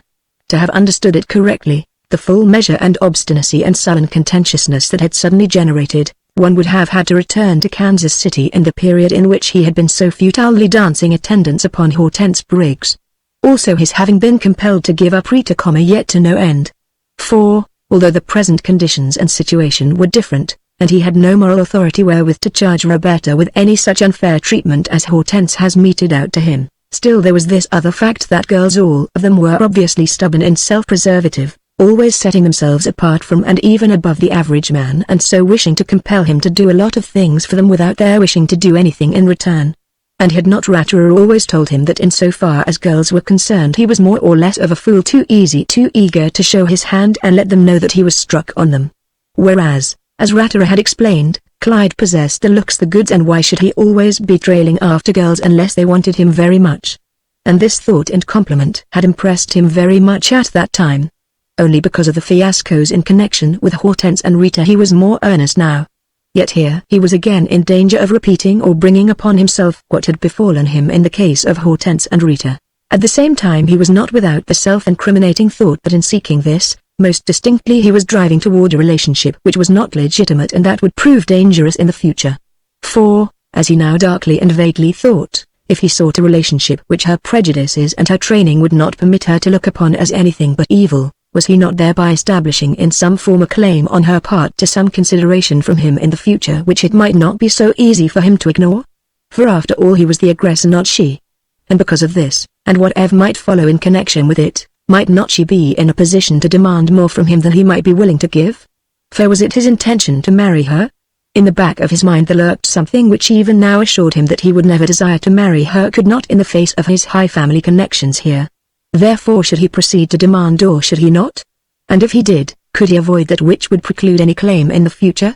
He did not thus so distinctly voice his inmost feelings to himself, but relatively if such was their nature. Yet so great was the temperamental and physical enticement of Roberta that in spite of a warning nudge or mood that seemed to hint that it was dangerous for him to persist in his demand, he kept saying to himself that unless she would permit him to the room, he would not have anything more to do with her, the desire for her being all but overpowering. This contest which every primary union between the sexes, whether with or without marriage implies, was fought out the next day in the factory. And yet without a word on either side. For Clyde, although he considered himself to be deeply in love with Roberta, was still not so deeply involved but that a naturally selfish and ambitious and seeking disposition would in this instance stand its ground and master any impulse. And he was determined to take the attitude of one who had been injured and was determined not to be friends any more or yield in any way unless some concession on her part, such as would appease him, was made. And in consequence he came into the stamping department that morning with the face and air of one who was vastly preoccupied with matters which had little, if anything, to do with what had occurred the night before. Yet, being far from certain that this attitude on his part was likely to lead to anything but defeat, he was inwardly depressed and awry. For, after all, the sight of Roberta, freshly arrived, and although pale and distrait, as charming and energetic as ever, was not calculated to assure him of any immediate or even ultimate victory. And knowing her as well as he thought he did, by now, he was but weakly sustained by the thought that she might yield. He looked at her repeatedly when she was not looking. And when in turn she looked at him repeatedly, but only at first when he was not looking, later when she felt satisfied that his eyes, whether directly bent on her or not, must be encompassing her, still no trace of recognition could she extract. And now to her bitter disappointment, not only did he choose to ignore her, but quite for the first time since they had been so interested in each other, he professed to pay, if not exactly conspicuous at least noticeable and intentional attention to those other girls who were always so interested in him and who always, as she had been constantly imagining, were but waiting for any slight overture on his part, to yield themselves to him in any way that he might dictate. Now he was looking over the shoulder of Ruzinico Forich, her plump face with its snub nose and weak chin turned engagingly toward him, and he commenting on something not particularly connected with the work in hand apparently, for both were idly smiling. Again, in a little while, he was by the side of Martha Bordel, her plump French shoulders and arms bare to the pits next to his. And for all her fleshy solidity and decidedly foreign flavor, there was still enough about her which most men would like. And with her Clyde was attempting to jest, too. And later it was Flora Brandt, the very sensuous and not unpleasing American girl whom Roberta had seen Clyde cultivating from time to time. Yet, even so, she had never been willing to believe that he might become interested in any of these. Not Clyde, surely, and yet he could not see her at all now, could not find time to say a single word, although all these pleasant words and gay looks for all these others. Oh, how bitter! Oh, how cruel! And how utterly she despised those other girls with their oglings and their open attempts to take him from her. Oh, how terrible! Surely he must be very opposed to her now, otherwise he could not do this, and especially after all that had been between them, the love, the kisses. The hours dragged for both, and with as much poignance for Clyde as for Roberta. For his was a feverish, urgent disposition where his dreams were concerned, and could ill brook the delay or disappointments that are now the chief and outstanding characteristics of the ambitions of men, whatever their nature. He was tortured hourly by the thought that he was to lose Roberta or that to win her back he would have to succumb to her wishes, and on her part she was torn, not so much by the question as to whether she would have to yield in this matter, for by now that was almost the least of her worries, but whether, once so yielding, Clyde would be satisfied with just some form of guarded social contact in the room or not, and so continue on the strength of that to be friends with her. For more than this she would not grant, never. And yet this suspense, the misery of his indifference, she could scarcely endure it from minute to minute, let alone from hour to hour, and finally in an agony of dissatisfaction with herself at having brought all this on herself, she retired to the rest-room at about 3 in the afternoon, and there with the aid of a piece of paper found on the floor and a small bit of pencil which she composed a brief note. "Please, Clyde, don't be mad at me, will you? Please don't. Please look at me and speak to me, won't you? I'm so sorry about last night, really I am terribly. And I must see you tonight at the end of Elm Street at 8:30 if you can, will you? I have something to tell you. Please do come. And please do look at me and tell me you will, even though you are angry. You won't be sorry. I love you so. You know I do. You're sorrowful. Roberta. And in the spirit of one who is in agonized search for an opiate, she folded up the paper and returning to the room, drew close to Clyde's desk. He was before it at the time, bent over some slips. And quickly as she passed she dropped the paper between his hands. He looked up instantly, his dark eyes still hard at the moment with the mingled pain and unrest and dissatisfaction and determination that had been upon him all day, and noting Roberta's retreating figure as well as the note, he at once relaxed. A wave of puzzled satisfaction as well as delight instantly filled him. He opened it and read. And as instantly his body was suffused with a warm and yet very weakening ray. And Roberta in turn, having reached her table and paused to note if by any chance anyone had observed her, now looked cautiously about, a strained and nervous look in her eyes. But seeing Clyde looking directly at her, his eyes filled with a conquering and yet yielding light and a smile upon his lips, and his head nodding a happy assent, she as suddenly experienced a dizzying sensation, as though her hitherto constricted blood, detained by a constricted heart and constricted nerves, was suddenly set free. And all the dry marshes and cracked and parched banks of her soul, the dry rivulets and streams and lakes of misery that seemed to dot her being, were as instantly flooded with this rich upwelling force of life and love. He would meet her. They would meet tonight. He would put his arms around her and kiss her as before. She would be able to look in his eyes. They would not quarrel any more. Oh, never if she could help it. Chapter 22. The wonder and delight of a new and more intimate form of contact, of protest gainsaid, of scruples overcome.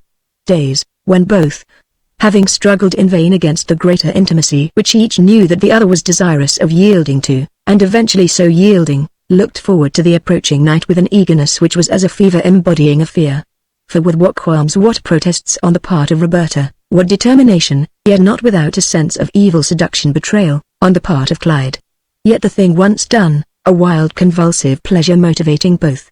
Yet, not without, before all this, an exaction on the part of Roberta to the effect that never come what might, the natural consequences of so wild an intimacy strong in her thoughts, would he desert her, since without his aid she would be helpless.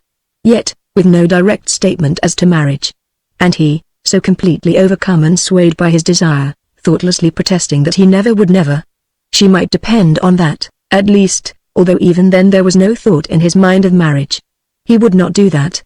Yet nights and nights all scruples for the time being abandoned, and however much by day Roberta might brood and condemn herself when each yielded to the other completely, and dreamed thereafter, recklessly and wildly, of the joy of it, wishing from day to day for the time being that the long day might end, that the concealing, rewarding feverish night were at hand, and Clyde feeling, and not unlike Roberta, who was firmly and even painfully convinced of it, that this was sin deadly, mortal, since both his mother and father had so often emphasized that the seducer adulterer who preys outside the sacred precincts of marriage. And Roberta, peering nervously into the blank future, wondering how, in any case, by any chance, Clyde should change, or fail her. Yet the night returning, her mood once more veering, and she as well as he hurrying to meet somewhere only later, in the silence of the middle night, to slip into this unlighted room which was proving so much more of a paradise than either might ever know again. So wild and unrecapturable is the fever of youth.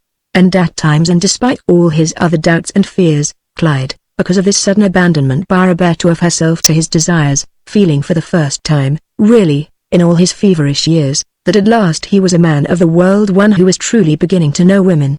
And so taking to himself an air or manner that said as plainly as might have any words, "Behold, I am no longer the inexperienced, neglected simpleton of but a few weeks ago, but an individual of import now, someone who knows something about life.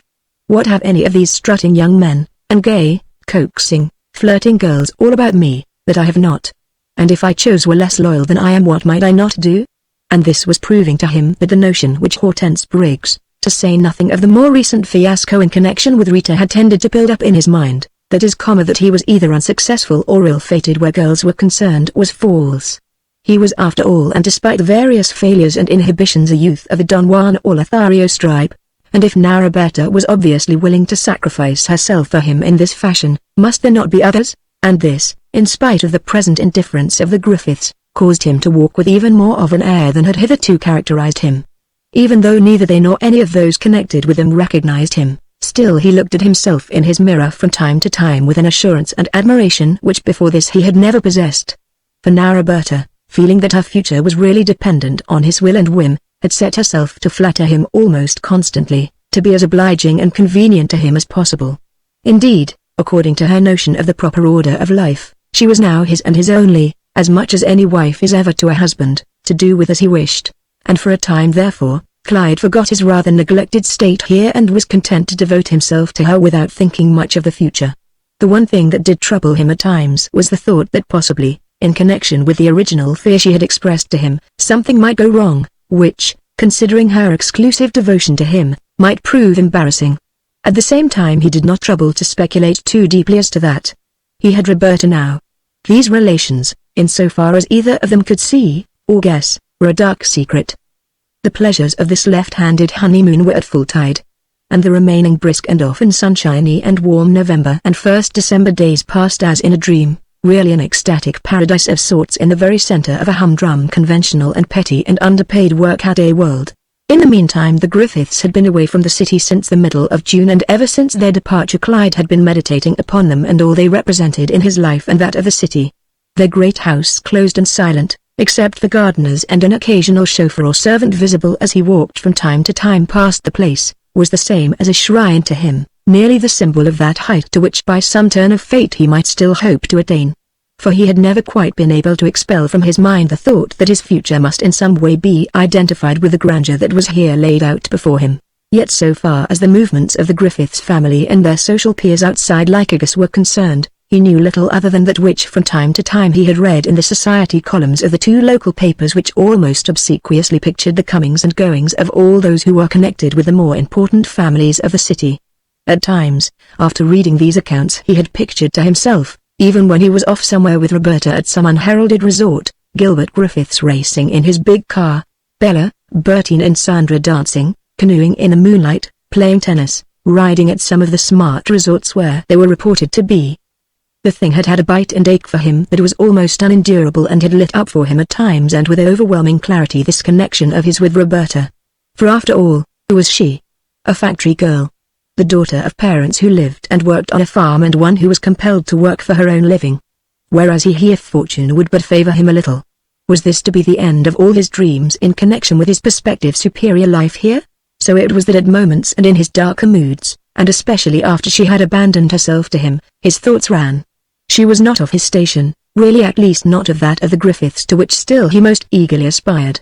Yet at the same time, whatever the mood generated by such items as he read in the Star, he would still return to Roberta, picturing her, since the other mood which had drawn him to her had by no means palled as yet, as delightful, precious, exceedingly worthwhile from the point of view of beauty, pleasure, sweetness, the attributes and charms which best identify any object of delight.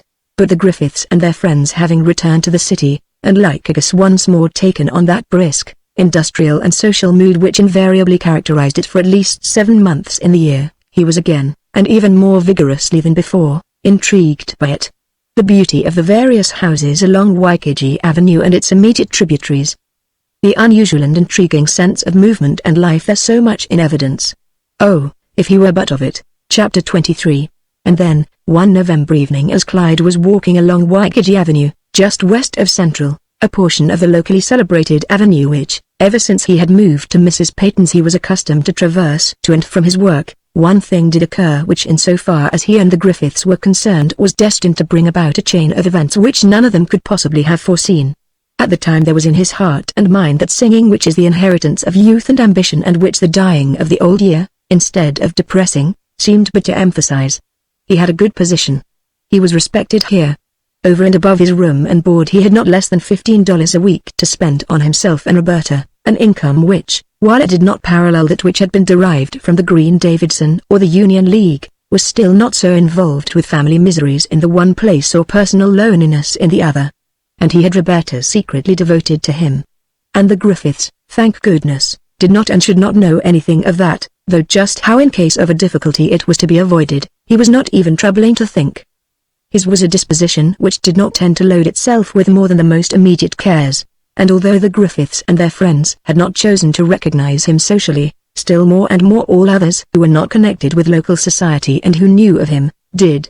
Only this very day, because the spring before he had been made a room chief, perhaps, and Samuel Griffiths had recently paused and talked with him, no less an important personage than Mr. Rudolph Smiley, one of the several active vice presidents, had asked him most cordially and casually whether he played golf, and if so, when spring came again, whether he might not be interested to join the Muskeg, one of the two really important golf clubs within a half-dozen miles of the city. Now, what could that mean, if not that Mr. Smiley was beginning to see him as a social possibility, and that he as well as many others about the factory, were becoming aware of him as someone who was of some importance to the Griffiths, if not the factory. This thought, together with one other that once more after dinner he was to see Roberta and in her room as early as 11 o'clock or even earlier, cheered him and caused him to step along most briskly and gaily.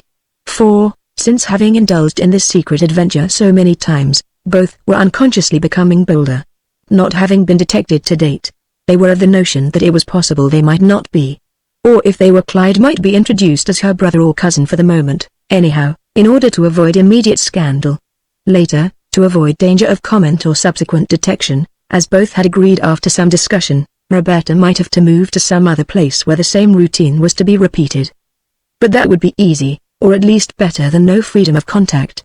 And with that Roberta had been compelled to agree. However, on this occasion there came a contact and an interruption which set his thoughts careening in an entirely different direction.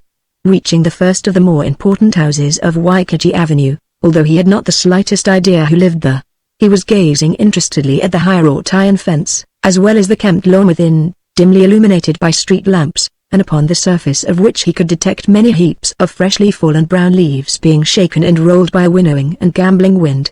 It was all so starkly severe, placid, reserved, beautiful, as he saw it, that he was quite stirred by the dignity and richness of it. And as he neared the central gate, above which two lights were burning, making a circle of light about it, a closed car of great size and solidity stopped directly in front of it.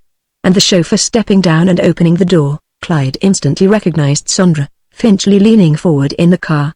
"Go around to the side entrance, David, and tell Miriam that I can't wait for her because I'm going over to the Trumbulls for dinner, but that I'll be back by 9. If she's not there, leave this note and hurry, will you?"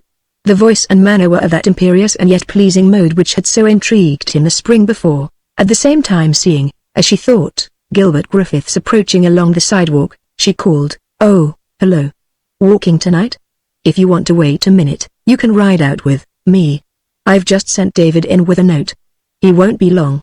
Now Sondra Finchley, despite the fact that she was interested in Bella and the Griffiths' wealth and prestige in general, was by no means as well pleased with Gilbert. He had been indifferent to her in the beginning when she had tried to cultivate him, and he had remained so. He had wounded her pride. And to her, who was overflowing with vanity and self-conceit, this was the last offense, and she could not forgive him. She could not and would not brook the slightest trace of ego in another, and most especially the vain, cold, self-centered person of Bella's brother. He had too fine an opinion of himself, as she saw it, was one who was too bursting with vanity to be of service to anyone. HMP. That stick. It was so that she invariably thought of him. Who does he think he is anyhow? He certainly does think he's a lot around here. You'd think he was a Rockefeller or a Morgan. And for my part, one can't see where he's a bit interesting anymore. I like Bella. I think she's lovely. But that smarty. I guess he would like to have a girl wait on him. Well, not for me.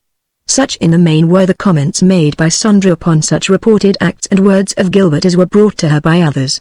And for his part, Gilbert, hearing of the gyrations, airs, and aspirations of Sondra from Bella from time to time, was accustomed to remark, "What, that little snip? Who does she think she is anyhow?" If ever there was a conceited little nut, however, so tightly were the social lines of Lycurgus drawn, so few the truly eligibles, that it was almost necessary and compulsory upon those in to make the best of such others as were in. And so it was that she now greeted Gilbert as she thought. And as she moved over slightly from the door to make room for him, Clyde, almost petrified by this unexpected recognition, and quite shaken out of his pose and self-contemplation, not being sure whether he had heard aright, now approached, his manner the epitome almost of a self-ingratiating and somewhat affectionate and wistful dog of high breeding and fine temperament. "Oh, good evening," he exclaimed, removing his cap and bowing. "How are you?" While his mind was registering that this truly was the beautiful, the exquisite Sondra whom months before he had met at his uncle's, and concerning whose social activities during the preceding summer he had been reading in the papers. And now here she was as lovely as ever, seated in this beautiful car and addressing him, apparently. However, Sondra, on the instant realizing that she had made a mistake and that it was not Gilbert, was quite embarrassed and uncertain for the moment just how to extricate herself from a situation which was a bit ticklish, to say the least. "Oh, Pardon me, you're Mr. Clyde Griffiths, I see now. It's my mistake. I thought you were Gilbert. I couldn't quite make you out in the light. She had for the moment an embarrassed and fidgety and halting manner, which Clyde noticed and which he saw implied that she had made a mistake that was not entirely flattering to him nor satisfactory to her.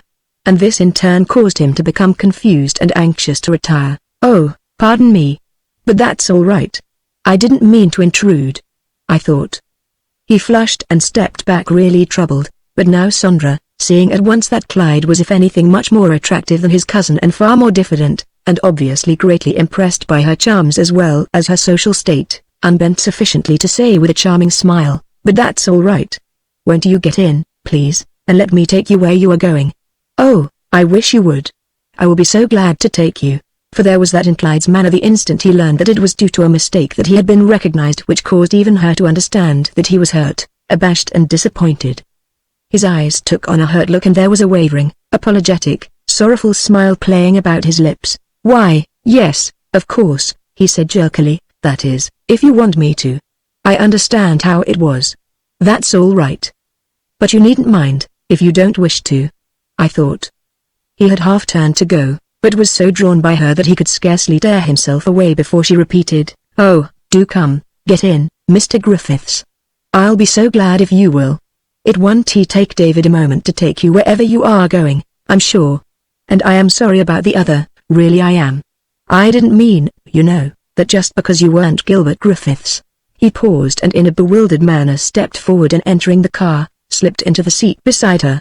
And she, interested by his personality, at once began to look at him, feeling glad that it was he now instead of Gilbert. In order the better to see and again reveal her devastating charms, as she saw them, to Clyde, she now switched on the roof light.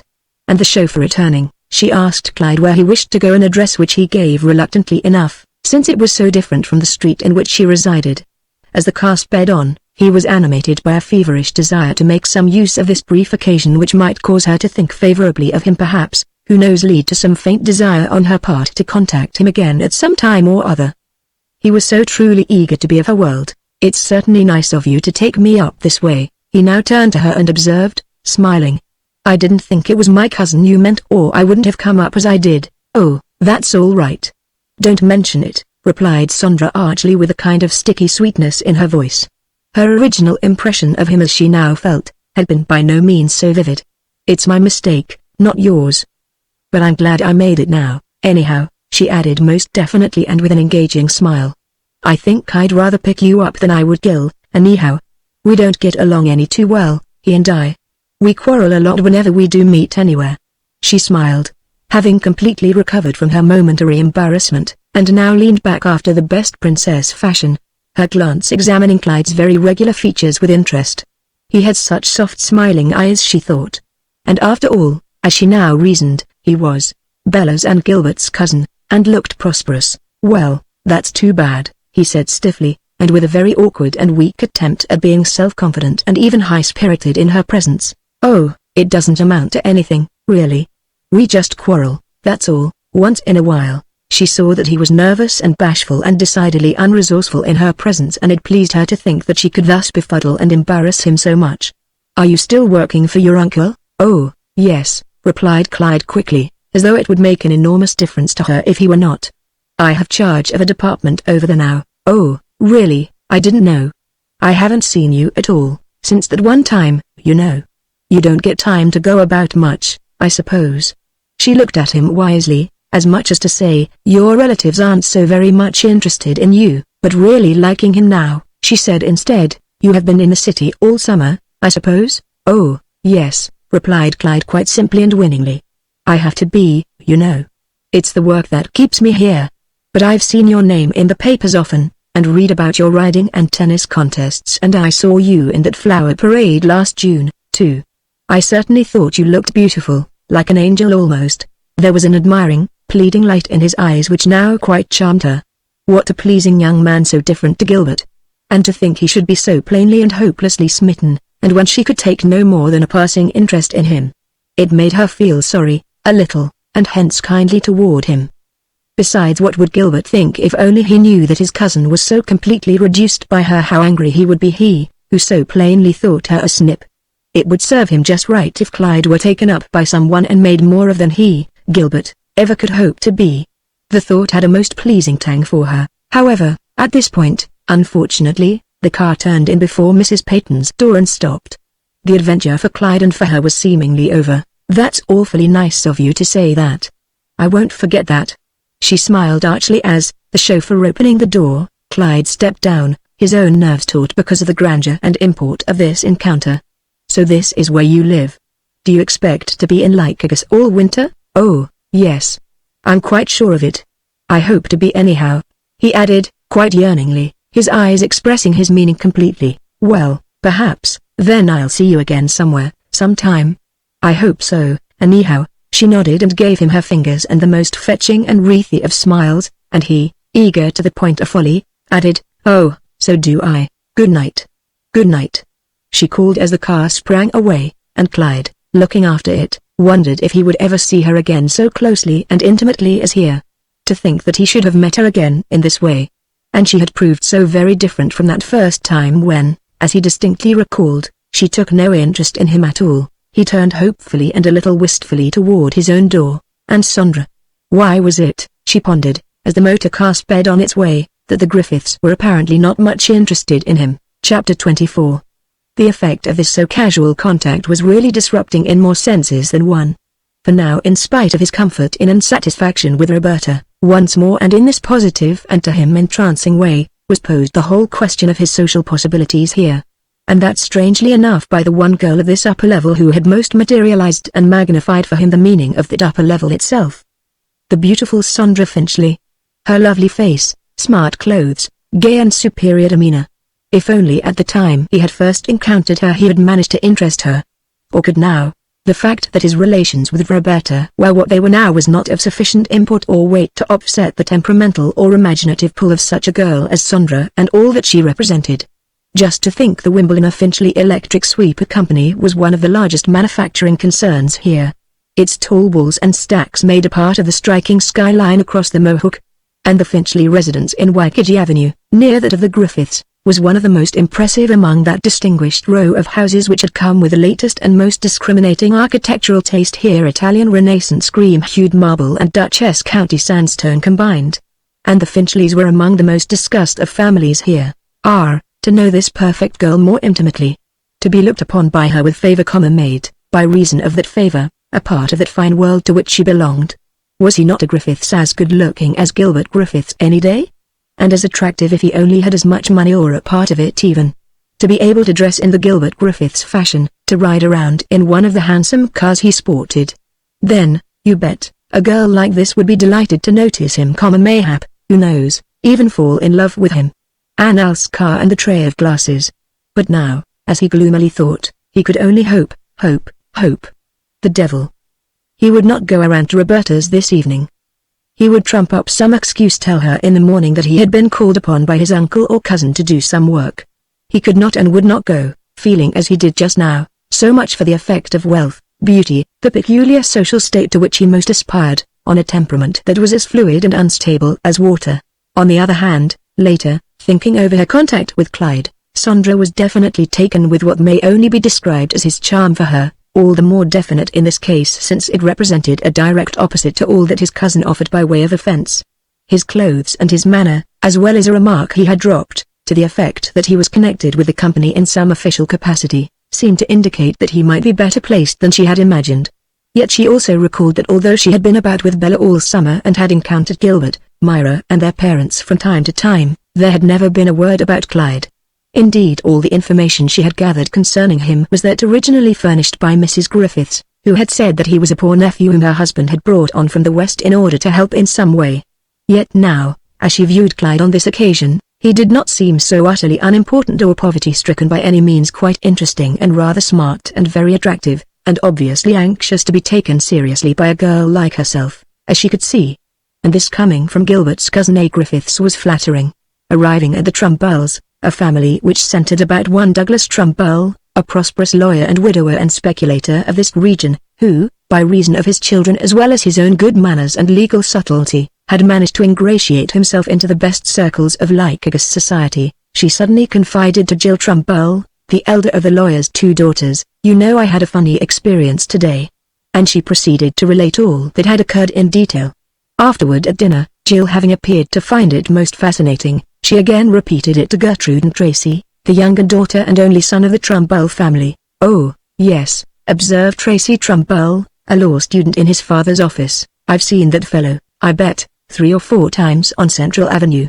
He looks a lot like Gil, doesn't he? Only not so swagger. I've nodded to him 2 or 3 times this summer because I thought he was Gil for the moment." "Oh, I've seen him, too," commented Gertrude Trumbull. "He wears a cap and a belted coat like Gilbert Griffiths, sometimes, doesn't he? Arabella Stark pointed him out to me once, and then Jill and I saw him passing Stark's once on a Saturday afternoon.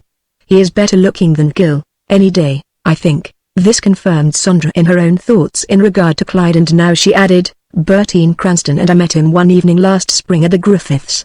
We thought he was too bashful, then. But I wish you could see him now. He's positively handsome, with the softest eyes and the nicest smile." "Oh, now, Sondra," commented Jill Trumbull, who, apart from Bertine and Bella, was as close to Sondra as any girl here. "Having been one of her classmates at the Snedeker School, I know someone who would be jealous if he could hear you say that. And wouldn't Gil Griffiths like to hear that his cousin's better looking than he is?" chimed in Tracy Trumbull. "Oh, say, oh, he," sniffed Sondra irritably. "He thinks he's so much. I'll bet anything it's because of him that the Griffiths won't have anything to do with their cousin." "I'm sure of it, now that I think of it. Bella would, of course, because I heard her say last spring that she thought he was good looking. And Myra wouldn't do anything to hurt anybody. What a lark if some of us were to take him up sometime and begin inviting him here and there once in a while, you know, just for fun, to see how he would do. And how the Griffiths would take it. I know well enough it would be all right with Mr. Griffiths and Myra and Bella, but Gil I'll bet would be as peeved as anything. I couldn't do it myself very well, because I'm so close to Bella, but I know who could, and they couldn't say a thing." She paused, thinking of Bertine Cranston and how she disliked Gil and Mrs. Griffiths. "I wonder if he dances or rides or plays tennis or anything like that?" She stopped and meditated amusedly, the while the others studied her. And Jill Trumbull, a restless, eager girl like herself, without so much of her looks or flair, however, observed, "It would be a prank, wouldn't it? Do you suppose the Griffiths really would dislike it very much? What's the difference if they did?" went on Sondra. "They couldn't do anything more than ignore him, could they? And who would care about that, I'd like to know? Not the people who invited him." "Go on, you fellows, stir up a local scrap, will you?" put in Tracy Trumbull. "I'll bet anything that's what comes of it in the end. Gil Griffiths won't like it, you can gamble on that. I wouldn't if I were in his position. If you want to stir up a lot of feeling here, go to it, but I'll lay a bet that's what it comes to." Now Sondra Finchley's nature was of just such a turn that a thought of this kind was most appealing to her. However, as interesting as the idea was to her at the time, nothing definite might have come of it, had it not been that subsequent to this conversation and several others held with Bertine Cranston, Jill Trumbull, Patricia Anthony, and Arabella Stark, the news of this adventure, together with some comments as to himself, finally came to the ears of Gilbert Griffiths, yet only via Constance Winant, to whom, as local gossips would have it, he was prospectively engaged. And Constance, hoping that Gilbert would marry her eventually, was herself irritated by the report that Sondra had chosen to interest herself in Clyde, and then, for no sane reason, as she saw it, proclaim that he was more attractive than Gilbert. So, as much to relieve herself as to lay some plan of avenging herself upon Sondra, if possible, she conveyed the whole matter in turn to Gilbert, who at once proceeded to make various cutting references to Clyde and Sondra. And these carried back to Sondra, along with certain embellishments by Constance, had the desired effect. It served to awaken in her the keenest desire for retaliation. For if she chose, she certainly could be nice to Clyde, and have others be nice to him, too. And that would mean perhaps that Gilbert would find himself faced by a social rival of sorts, his own cousin, too, who, even though he was poor, might come to be liked better. What a lark! At the very same time there came to her a way by which she might most easily introduce Clyde, and yet without seeming so to do, and without any great harm to herself, if it did not terminate as she wished. For in Lycurgus, among the younger members of those smarter families whose children had been to the Snedeker School, existed a rather illusory and casual dinner and dance club called the Now and Then. It had no definite organization, offices or abode. Anyone, who, because of class and social connections was eligible and chose to belong, could call a meeting of other members to give a dinner or dance or tea in their homes. And how simple, thought Sandra in browsing around for a suitable vehicle by which to introduce Clyde, if someone other than herself who belonged could be induced to get up something and then at her suggestion invite Clyde. How easy, say, for Jill Trumbull to give a dinner and dance to the now-and-thens, to which Clyde might be invited. And by this ruse she would thus be able to see him again and find out just how much he did interest her and what he was like. Accordingly, a small dinner for this club and its friends was announced for the first Thursday in December, Jill Trumbull to be the hostess. To it were to be invited Sandra and her brother, Stuart, Tracy and Gertrude Trumbull, Arabella Stark, Bertine and her brother, and some others from Utica and Gloversville as well. And Clyde.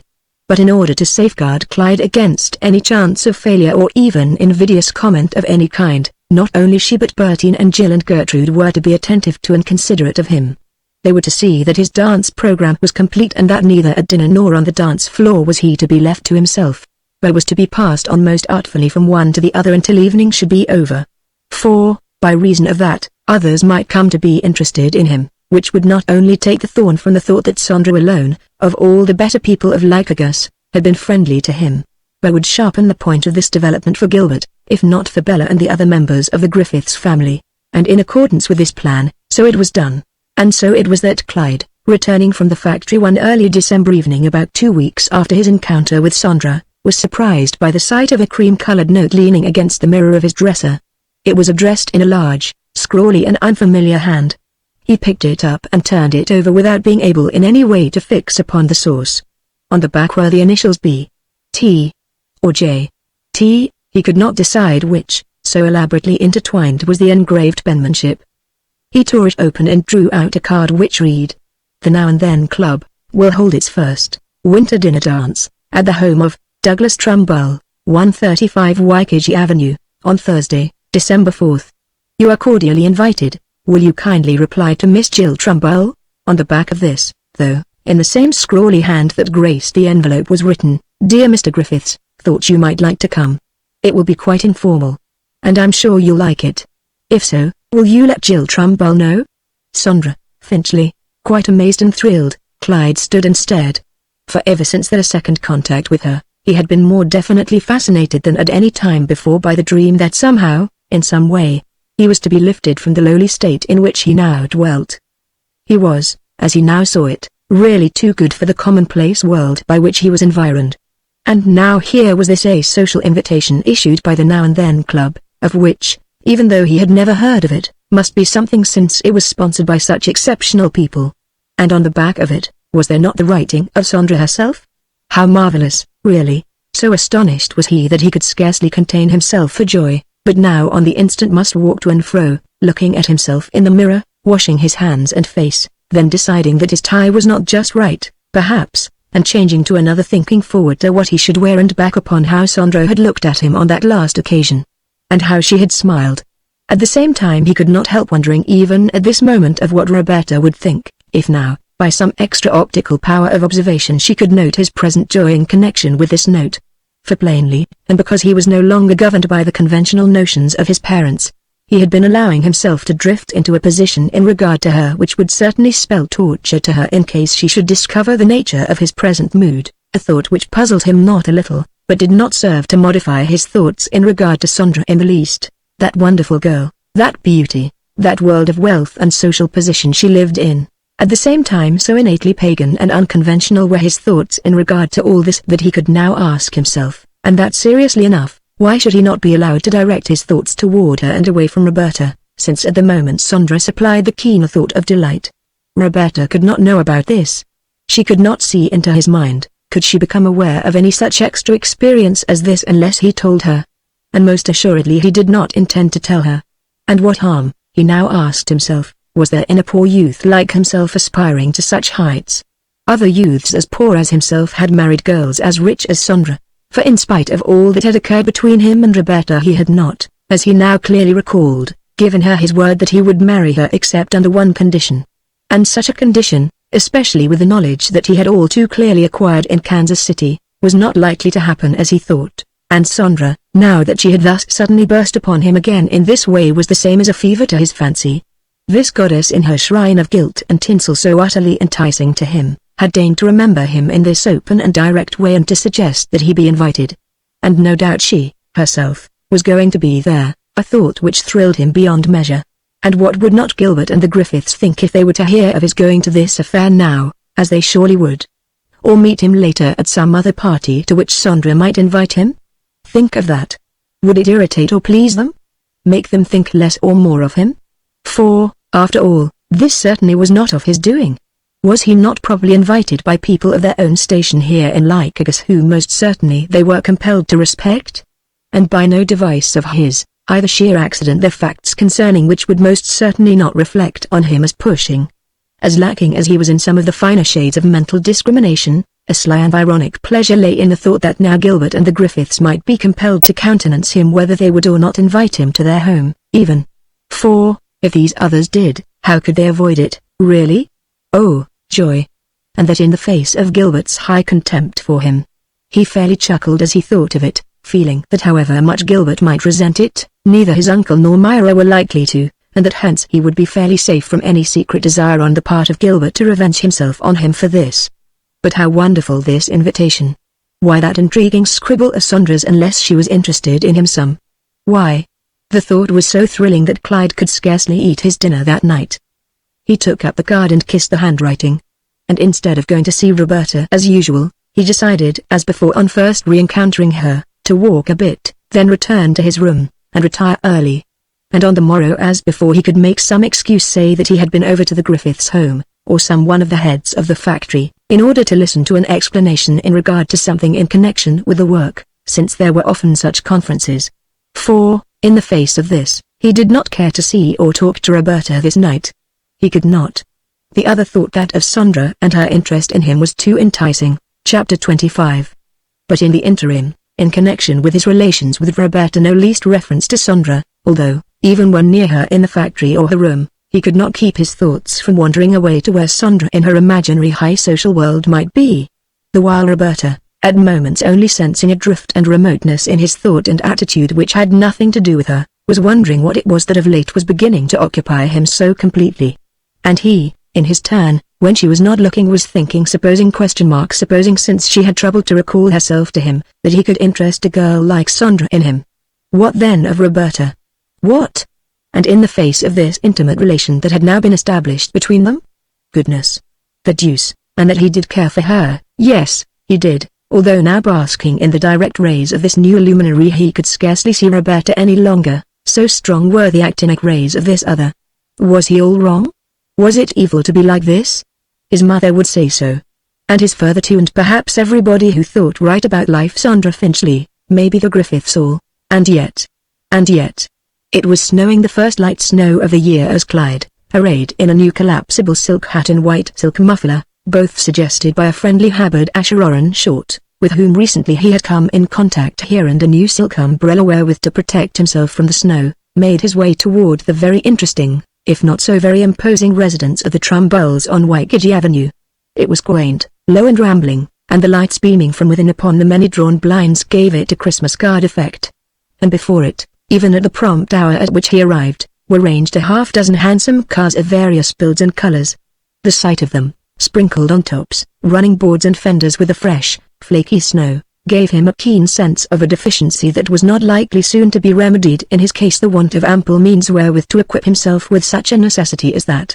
And inside, as he approached the door, he could hear voices, laughter and conversation commingled. A tall, thin servant relieved him of his hat, coat and umbrella, and he found himself face to face with Jill Trumbull, who apparently was on the lookout for him, a smooth, curly-haired blonde girl, not too thrillingly pretty, but brisk and smart, in white satin with arms and shoulders bare and rhinestones banded around her forehead. "No trouble to tell who you are," she said gaily, approaching and giving Clyde her hand. "I'm Jill Trumbull. Miss Finchley hasn't come yet. But I can do the honors just as well, I guess. Come right in where the rest of us are." She led the way into a series of connecting rooms that seemed to join each other at right angles, adding as she went, "You do look an awful lot like Gil Griffiths, don't you?" "Do I?" smiled Clyde simply and courageously, and very much flattered by the comparison. The ceilings were low. Pretty lamps behind painted shades hugged dark walls. Open fires in 2 connecting rooms cast a rosy glow upon cushioned and comfortable furniture. There were pictures, books, objects of art. "Here, Tracy, you do the announcing, will you?" she called. "My brother, Tracy Trumbull, Mr. Griffiths. Mr. Clyde Griffiths, everybody," she added, surveying the company in general, which in turn fixed varying eyes upon him, while Tracy Trumbull took him by the hand. Clyde, suffering from a sense of being studied, nevertheless achieved a warm smile. At the same time he realized that for the moment at least conversation had stopped. "Don't all stop talking on my account," he ventured, with a smile, which caused most of those present to conceive of him as a disease and resourceful. At the same time Tracy added, "I'm not going to do any man-to-man introduction stuff. We'll stand right here and point him out. That's my sister, Gertrude, over the talking to Scott Nicholson." Clyde noted that a small, dark girl dressed in pink with a pretty and yet saucy and piquant face, nodded to him. And beside her a very de rigueur youth of fine physique and pink complexion nodded jerkily. "How-a-do?" And a few feet from them near a deep window stood a tall and yet graceful girl of dark and by no means ravishing features talking to a broad-shouldered and dep-chested youth of less than her height, who were proclaimed to be Arabella Stark and Frank Harriet. "They're arguing over a recent Cornell-Syracuse football game. Burchard Taylor and Miss Fant of Utica," he went on almost too swiftly for Clyde to assemble any mental notes. "Pearlie Haynes and Miss Vandersteel. Well, I guess that's all as yet. Oh, no, here come Grant and Nina Temple." Clyde paused and gazed as a tall and somewhat dandified-looking youth, sharp of face and with murky gray eyes, steered a trim, young, plump girl in fawn gray and with a light chestnut braid of hair laid carefully above her forehead, into the middle of the room. "Hello, Jill. Hello, Vanda. Hello, Wynette." In the midst of these greetings on his part, Clyde was presented to these two, neither of whom seemed to pay much attention to him. "Didn't think we'd make it," went on young Cranston speaking to all at once. "Nina didn't want to come, but I promised Bertine and Jill or I wouldn't have, either. We were up at the Bagleys. Guess who's up there, Scott? Van Peterson and Rhoda Hull. They're just over for the day." "You don't say," called Scott Nicholson, a determined and self-centered looking individual. Clyde was arrested by the very definite sense of social security and ease that seemed to reside in everybody. "Why didn't you bring Em along? I'd like to see Rhoda again and Van, too." "Couldn't. They have to go back early, they say. They may stop in later for a minute." "Gee, isn't dinner served yet? I expected to sit right down, these lawyers. Don't you know they don't eat often?" commented Frank Harriet, who was a short, but broad-chested and smiling youth, very agreeable, very good-looking and with even, white teeth. Clyde liked him. "Well, whether they do or not, we do, or out I go. Did you hear who is being touted for stroke next year over at Cornell?" This college chat relating to Cornell and shared by Harriet, Cranston and others, Clyde could not understand. He had scarcely heard of the various colleges with which this group was all too familiar. At the same time he was wise enough to sense the defect and steer clear of any questions or conversations which might relate to them. However, because of this, he at once felt out of it. These people were better informed than he had been to colleges. Perhaps he had better claim that he had been to some school. In Kansas City he had heard of the State University of Kansas not so very far from there. Also the University of Missouri. And in Chicago of the University of Chicago. Could he say that he had been to one of those that Kansas one, for a little while, anyway? On the instant he proposed to claim it, if asked, and then look up afterwards what, if anything, he was supposed to know about it. What, for instance, he might have studied. He had heard of mathematics somewhere. Why not that? But these people, as he could see, were too much interested in themselves to pay much attention to him now. He might be a Griffiths and important to some outside, but here not so much a matter of course, as it were.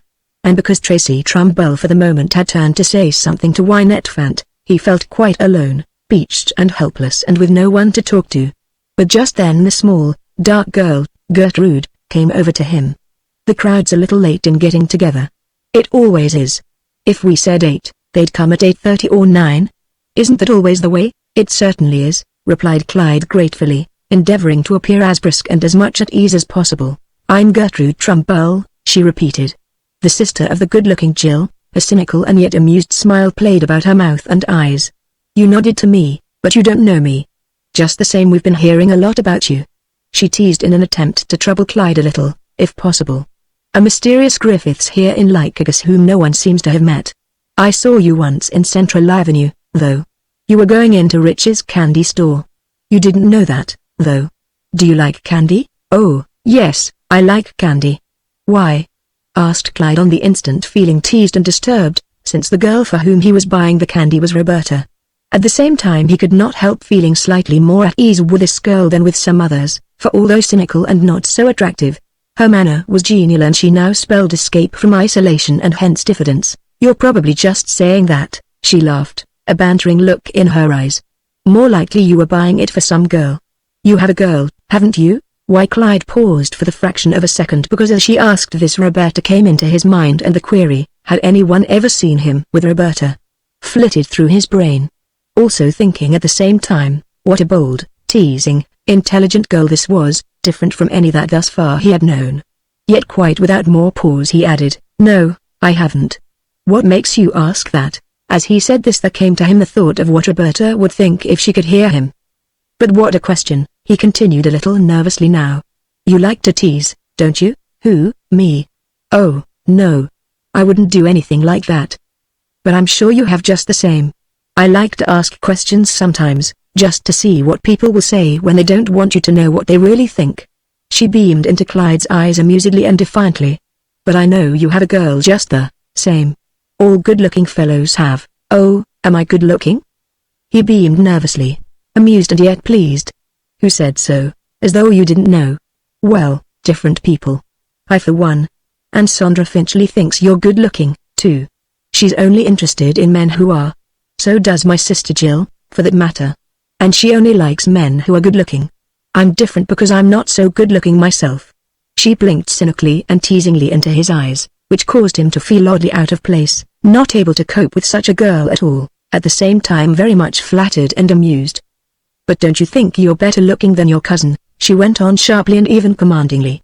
Some people think you are, although a little staggered and yet flattered by this question which propounded what he might have liked to believe, and although intrigued by this girl's interest in him, still Clyde would not have dreamed of venturing any such assertion even though he had believed it. Too vividly it brought the aggressive and determined and even at times revengeful-looking features of Gilbert before him, who, stirred by such a report as this, would not hesitate to pay him out. Why, I don't think anything of the kind, he laughed. Honest, I don't. Of course I don't. Oh, well, then maybe you don't, but you are just the same. But that won't help you much either, unless you have money, that is, if you want to run with people who have. She looked up at him and added quite blandly. People like money even more than they do looks. What a sharp girl this was, he thought, and what a hard, cold statement. It cut him not a little, even though she had not intended that it should.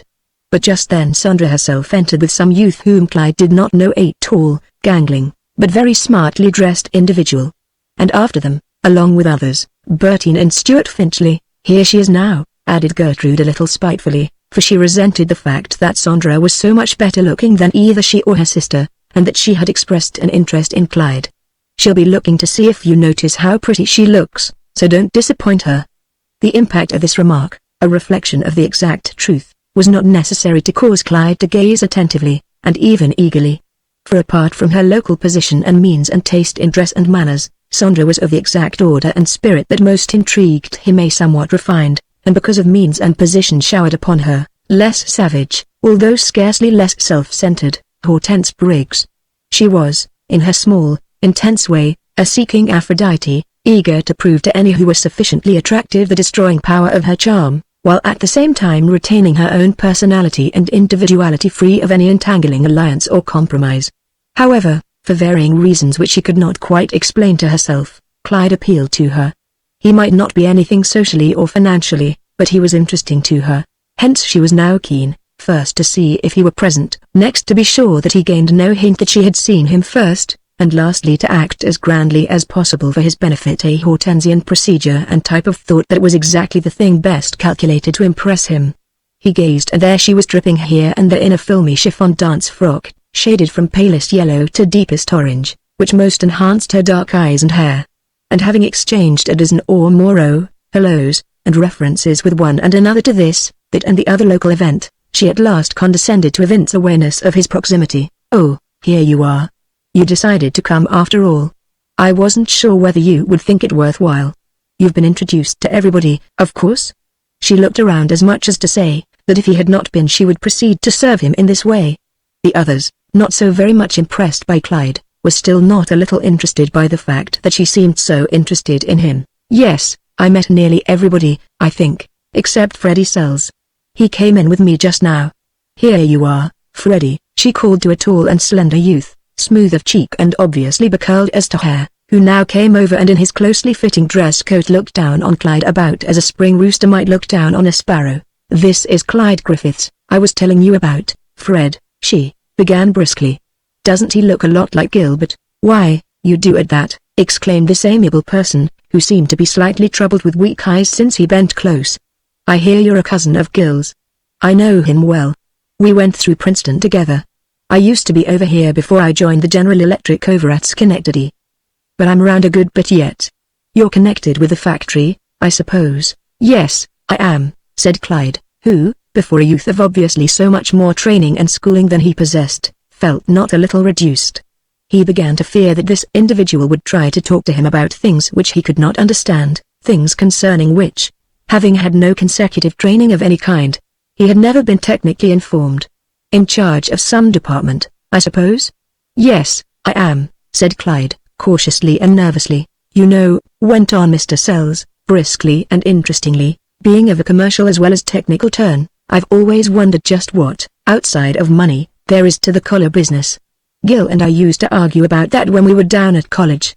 He used to try to tell me that there was some social importance to making and distributing collars, giving polish and manner to people who wouldn't otherwise have them, if it weren't for cheap collars.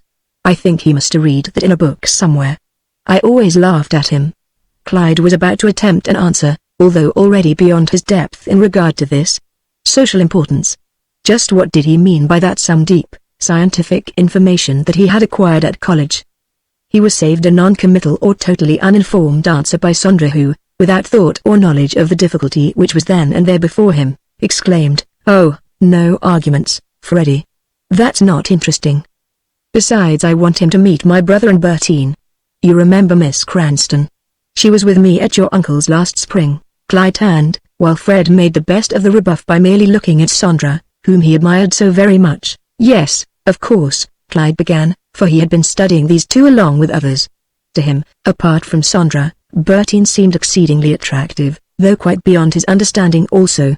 Being involved, insincere and sly, she merely evoked in him a troubled sense of ineffectiveness, and hence uncertainty, in so far as her particular world was concerned no more. "Oh, how do you do? It's nice to see you again," she drawled, the while her greenish-grey eyes went over him in a smiling and yet indifferent and quizzical way.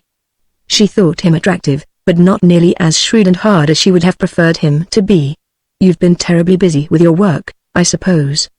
But now that you've come out once, I suppose we'll see more of you here and there." "Well, I hope so," he replied, showing his even teeth. Her eyes seemed to be saying that she did not believe what she was saying and that he did not either, but that it was necessary, possibly amusing, to say something of the sort, and a related, though somewhat modified, version of this same type of treatment was accorded him by Stuart, Sondra's brother. "Oh, how do you do?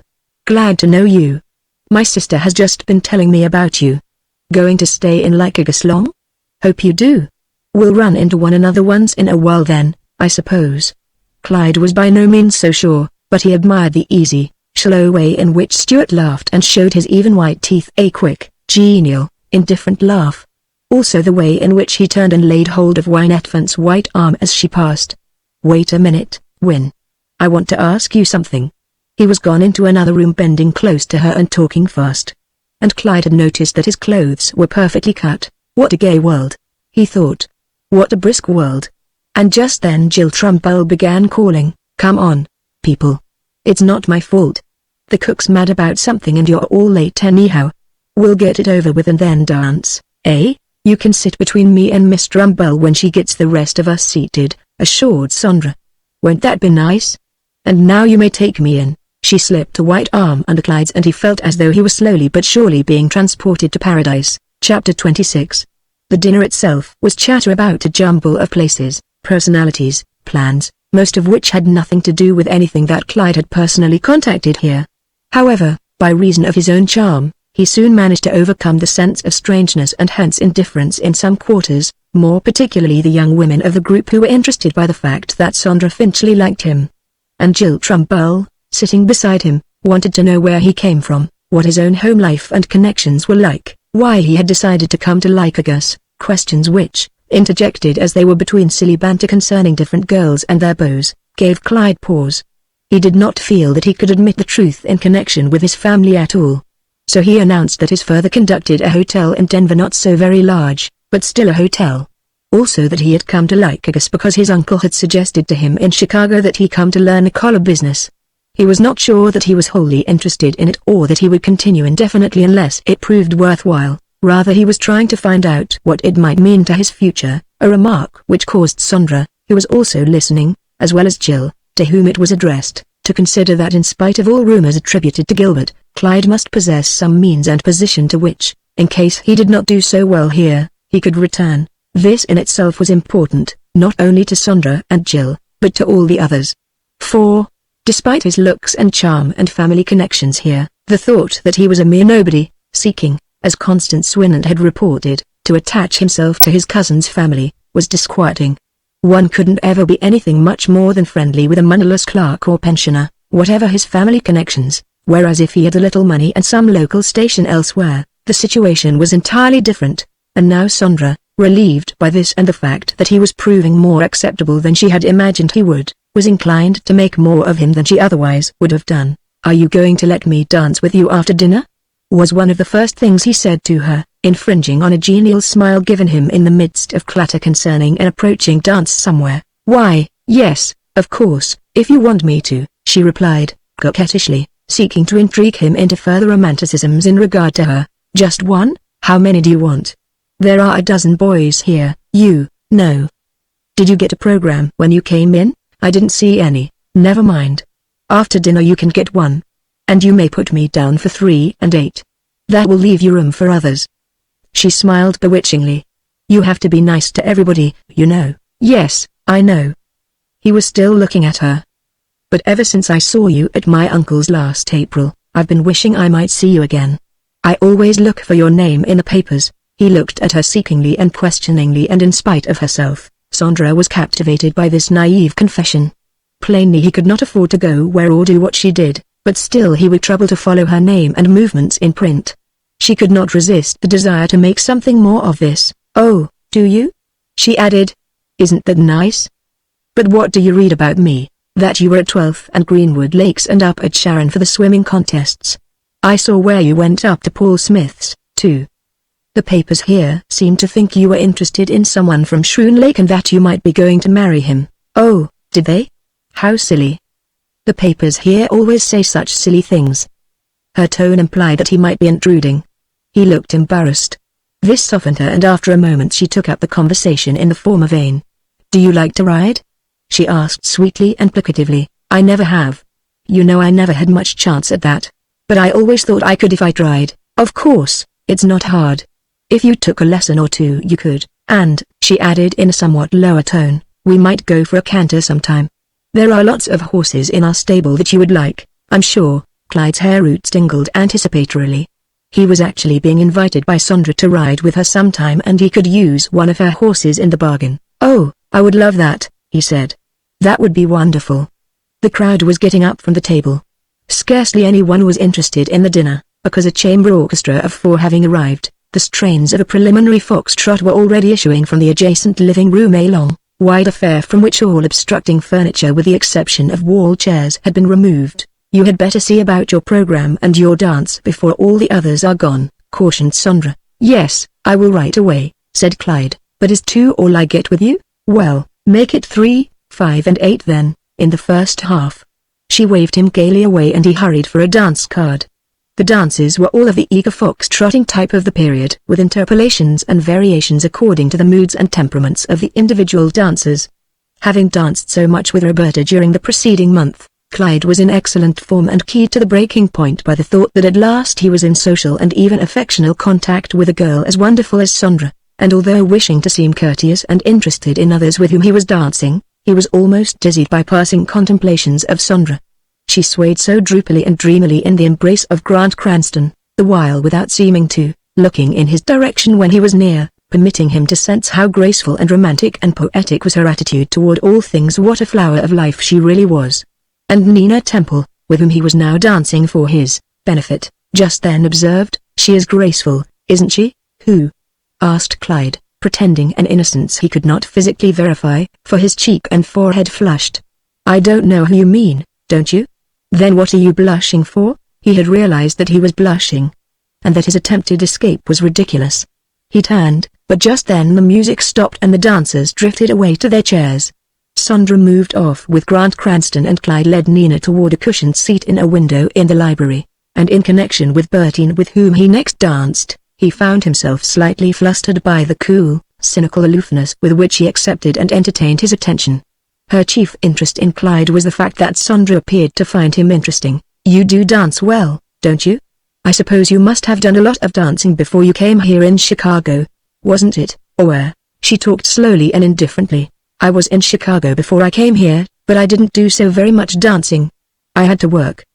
He was thinking how such girls as she had everything, as contrasted with girls like Roberta, who had nothing. And yet, as he now felt in this instance, he liked Roberta better. She was sweeter and warmer and kinder, not so cold.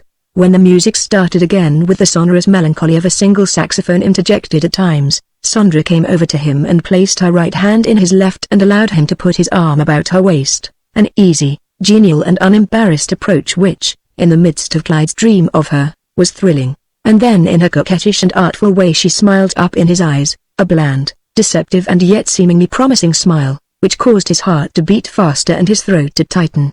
Some delicate perfume that she was using thrilled in his nostrils as might have the fragrance of spring. "Having a good time?" "Yes, looking at you, when there are so many other nice girls to look at." "Oh, there are no other girls as nice as you, and I dance better than any other girl, and I'm much the best looking of any other girl here. Now I've said it all for you. Now what are you going to say?" She looked up at him teasingly, and Clyde, realizing that he had a very different type to Roberta to deal with, was puzzled and flushed. "I see," he said, seriously. "Every fellow tells you that, so you don't want me to." "Oh, no, not every fellow." Sandra was at once intrigued and checkmated by the simplicity of his retort. "There are lots of people who don't think I'm very pretty." "Oh, don't they, though?" he returned quite gaily, for at once he saw that she was not making fun of him. And yet he was almost afraid to venture another compliment. Instead he cast about for something else to say, and going back to the conversation at the table concerning riding and tennis, he now asked, "You like everything out of doors and athletic, don't you?" "Oh, do I?" was her quick and enthusiastic response. "There isn't anything I like as much, really. I'm just crazy about riding, tennis, swimming, motorboating, aquaplaning." "You swim, don't you?" "Oh, sure," said Clyde, grandly. "Do you play tennis?" "Well, I've just taken it up," he said, fearing to admit that he did not play at all. "Oh, I just love tennis. We might play sometime together." Clyde's spirits were completely restored by this. And tripping as lightly as dawn to the mournful strains of a popular love song, she went right on. "Bella Griffiths and Stuart and Grant and I play fine doubles. We won nearly all the finals at Greenwood and 12th Lake last summer. And when it comes to aquaplaning and high diving you just ought to see me. We have the swiftest motorboat up at 12th Lake now. Stuart has. It can do 60 miles an hour. At once Clyde realized that he had hit upon the one subject that not only fascinated, but even excited her. For not only did it involve outdoor exercise, in which obviously she reveled, but also the power to triumph and so achieve laurels in such phases of sport as most interested those with whom she was socially connected. And lastly, although this was something which he did not so clearly realize until later, she was fairly dizzied by the opportunity all this provided for frequent changes of costume and hence social show, which was the one thing above all others that did interest her. How she looked in a bathing suit, a riding or tennis or dancing or automobile costume. They danced on together, thrilled for the moment at least, by this mutual recognition of the identity and reality of this interest. Each felt for the other a certain momentary warmth or enthusiasm which took the form of genial and seeking glances into each other's eyes, hints on the part of Sandra that, assuming that Clyde could fit himself athletically, financially and in other ways for such a world as this, it might be possible that he would be invited here and there by her. Broad and for the moment self-deluding notions on his part that such could and would be the case, while in reality just below the surface of his outward or seeming conviction and assurance ran a deeper current of self-distrust which showed as a decidedly eager and yet slightly mournful light in his eye, a certain vigor and assurance in his voice, which was nevertheless touched, had she been able to define it, with something that was not assurance by any means. "Oh, the dance is done," he said sadly. "Let's try to make them encore," she said, applauding. The orchestra struck up a lively tune and they glided off together once more, dipping and swaying here and harmoniously abandoning themselves to the rhythm of the music like two small chips being tossed about on a rough but friendly sea. "Oh, I'm so glad to be with you again, to be dancing with you. It's so wonderful. Sandra. But you mustn't call me that, you know. You don't know me well enough, I mean Miss Finchley. But you're not going to be mad at me again, are you?" His face was very pale and sad again. She noticed it. "No. Was I mad at you? I wasn't really. I like you some, when you're not sentimental." The music stopped. The light tripping feet became walking ones. "I'd like to see if it's still snowing outside, wouldn't you?" It was Sandra asking. "Oh, yes. Let's go." Through the moving couples they hurried out a side door to a world that was covered thick with soft, cottony, silent snow. The air was filled with it silently eddying down. Chapter 27. The ensuing December days brought to Clyde some pleasing and yet complicating and disturbing developments. For Sandra Finchley, having found him so agreeable an admirer of hers, was from the first inclined neither to forget nor neglect him. But, occupying the rather prominent social position which she did, she was at first rather dubious as to how to proceed. For Clyde was too poor and decidedly too much ignored by the Griffiths themselves, even, for her to risk any marked manifestation of interest in him. And now, in addition to the primary motivating reason for all this, her desire to irritate Gilbert by being friends with his cousin, there was another. She liked him. His charm and his reverence for her and her station flattered and intrigued her. For hers was a temperament which required adulation in about the measure which Clyde provided it sincere and romantic adulation. And at the very same time he represented physical as well as mental attributes which were agreeable to her amorousness without the courage at the time, anyhow, to annoy her too much. Reverence which yet included her as a very human being, a mental and physical animation which quite matched and companioned her own. Hence it was decidedly a troublesome thought with Sandra how she was to proceed with Clyde without attracting too much attention and unfavorable comment to herself, a thought which kept her sly little brain going at nights after she had retired.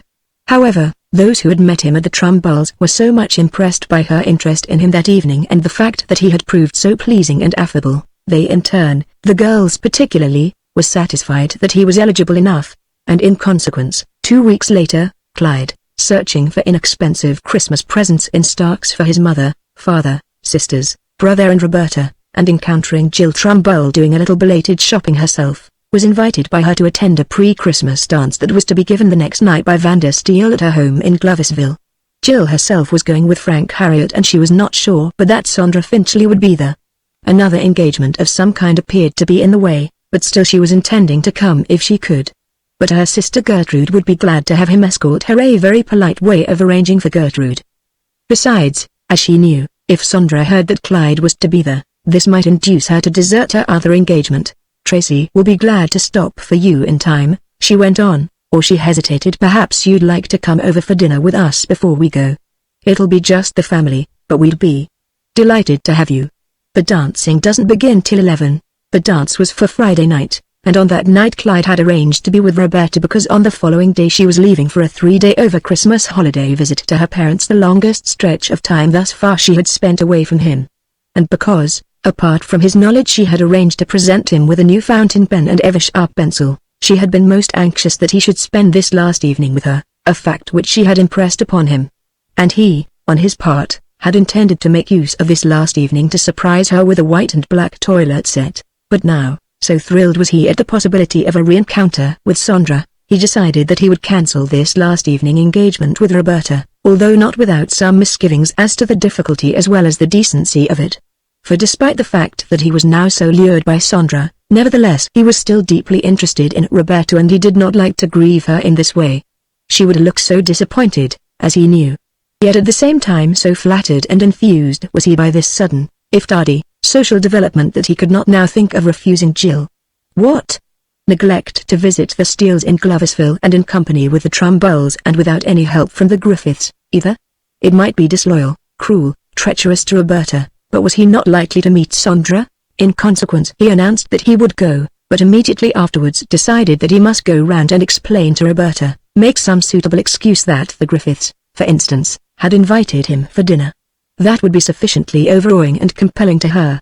But upon arriving, and finding her out, he decided to explain the following morning at the factory by note, if necessary.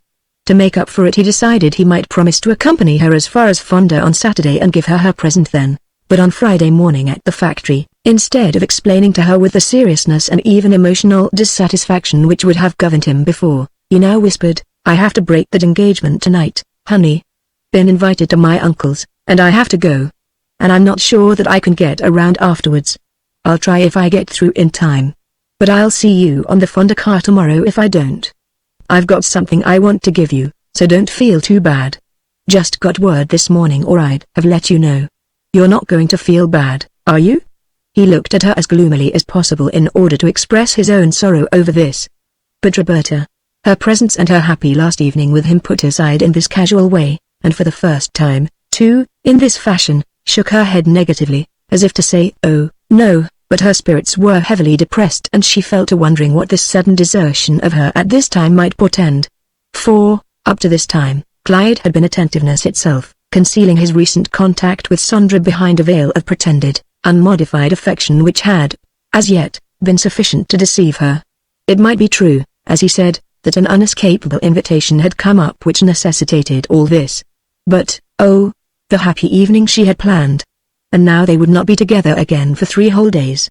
She grieved dubiously at the factory and in her room afterwards, thinking that Clyde might at least have suggested coming around to her room late, after his uncle's dinner in order that she might give him the presents.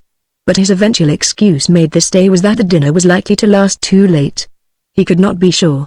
They had talked of going somewhere else afterwards, but meanwhile Clyde, having gone to the Trumbulls, and later to the Steeles, was flattered and reassured by a series of developments such as a month before he would not have dreamed of anticipating.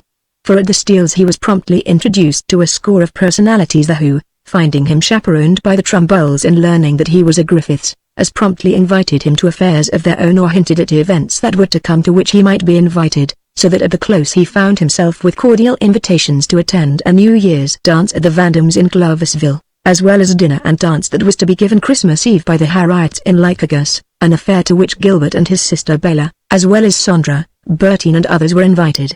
And lastly, there was Sondra herself appearing on the scene at about midnight in company with Scott Nicholson, Freddie Sells and Bertine, at first pretending to be wholly unaware of his presence, yet deigning at last to greet him with an, "Oh, hello, I didn't expect to find you here." She was draped most alluringly in a deep red Spanish shawl. But Clyde could sense from the first that she was quite aware of his presence, and at the first available opportunity he drew near to her and asked yearningly, "Aren't you going to dance with me at all?" "Why, of course, if you want me to." "I thought maybe you had forgotten me by now," she said mockingly, "as though I'd be likely to forget you. The only reason I'm here tonight is because I thought I might see you again.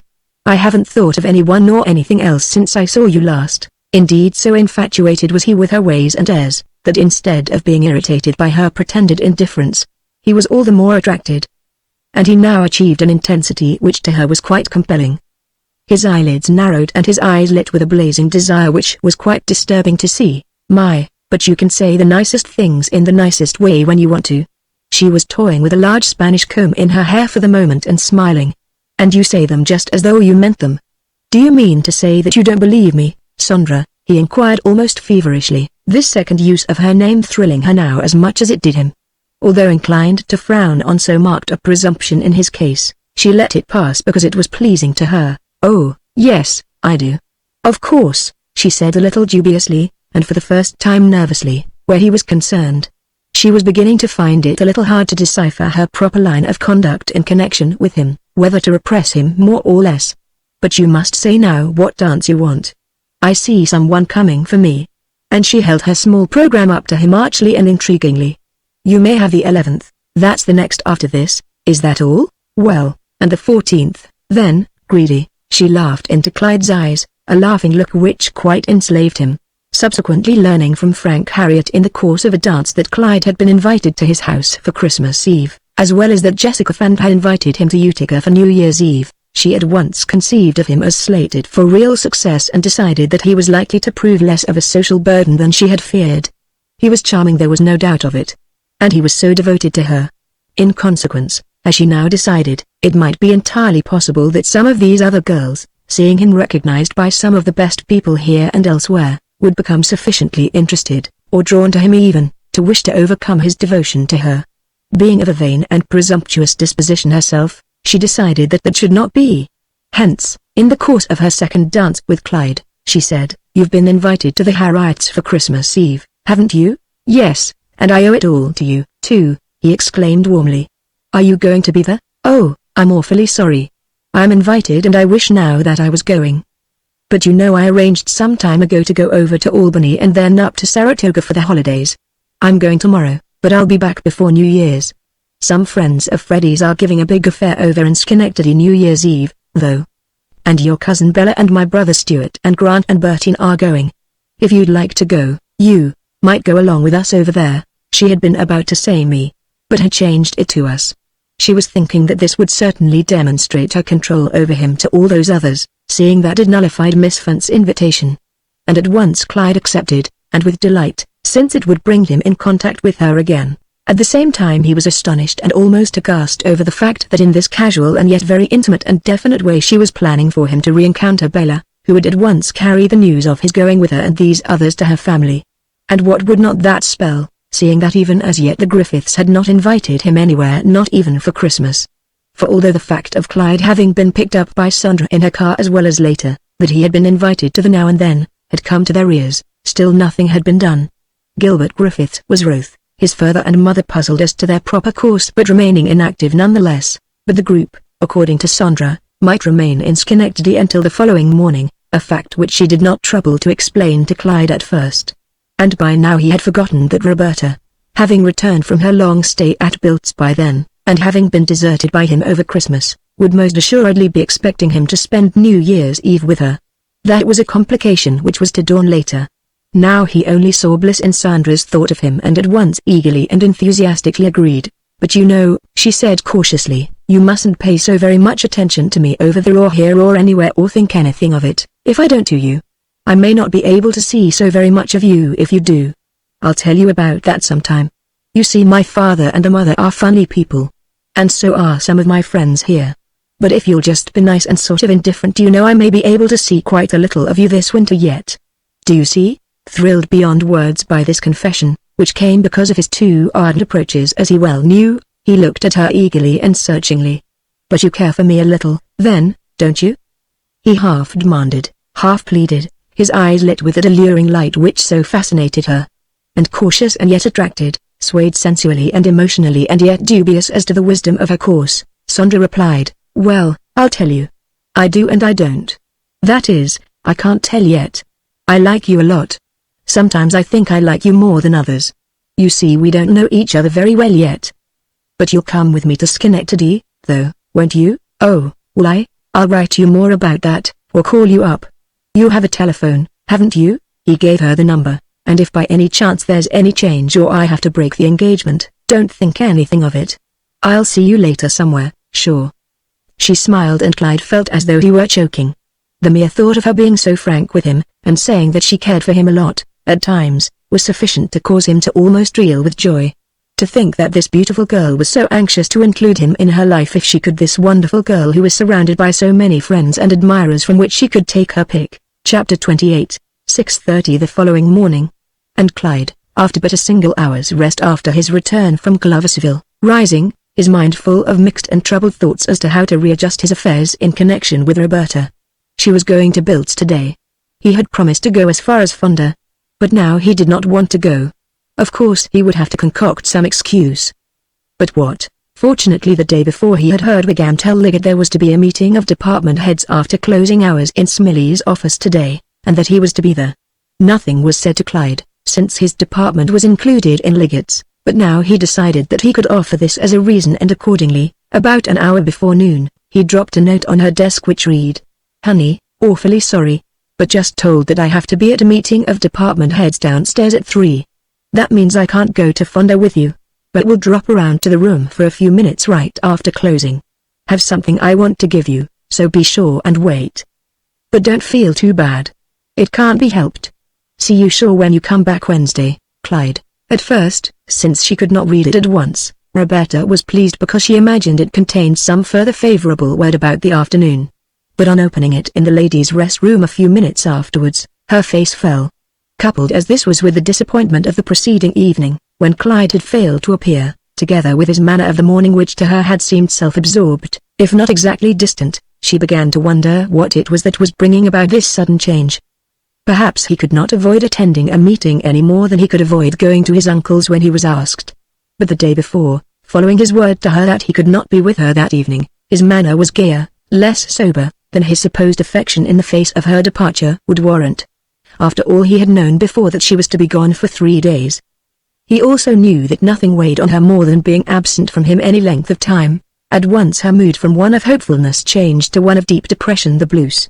Life was always doing things like this to her.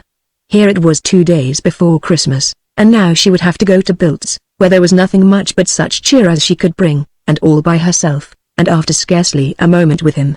She returned to her bench, her face showing all the unhappiness that had suddenly overtaken her. Her manner was listless and her movements indifferent, a change which Clyde noticed, but still, because of his sudden and desperate feeling for Sandra, he could not now bring himself to repent. At 1, the giant whistles of some of the neighboring factories sounding the Saturday closing hours, both he and Roberta betook themselves separately to her room. And he was thinking to himself as he went what to say now. What to do? How in the face of this suddenly frosted and blanched affection to pretend an interest he did not feel, how, indeed, continue with a relationship which now, as alive and vigorous as it might have been as little as 15 days before, appeared exceedingly anemic and colorless.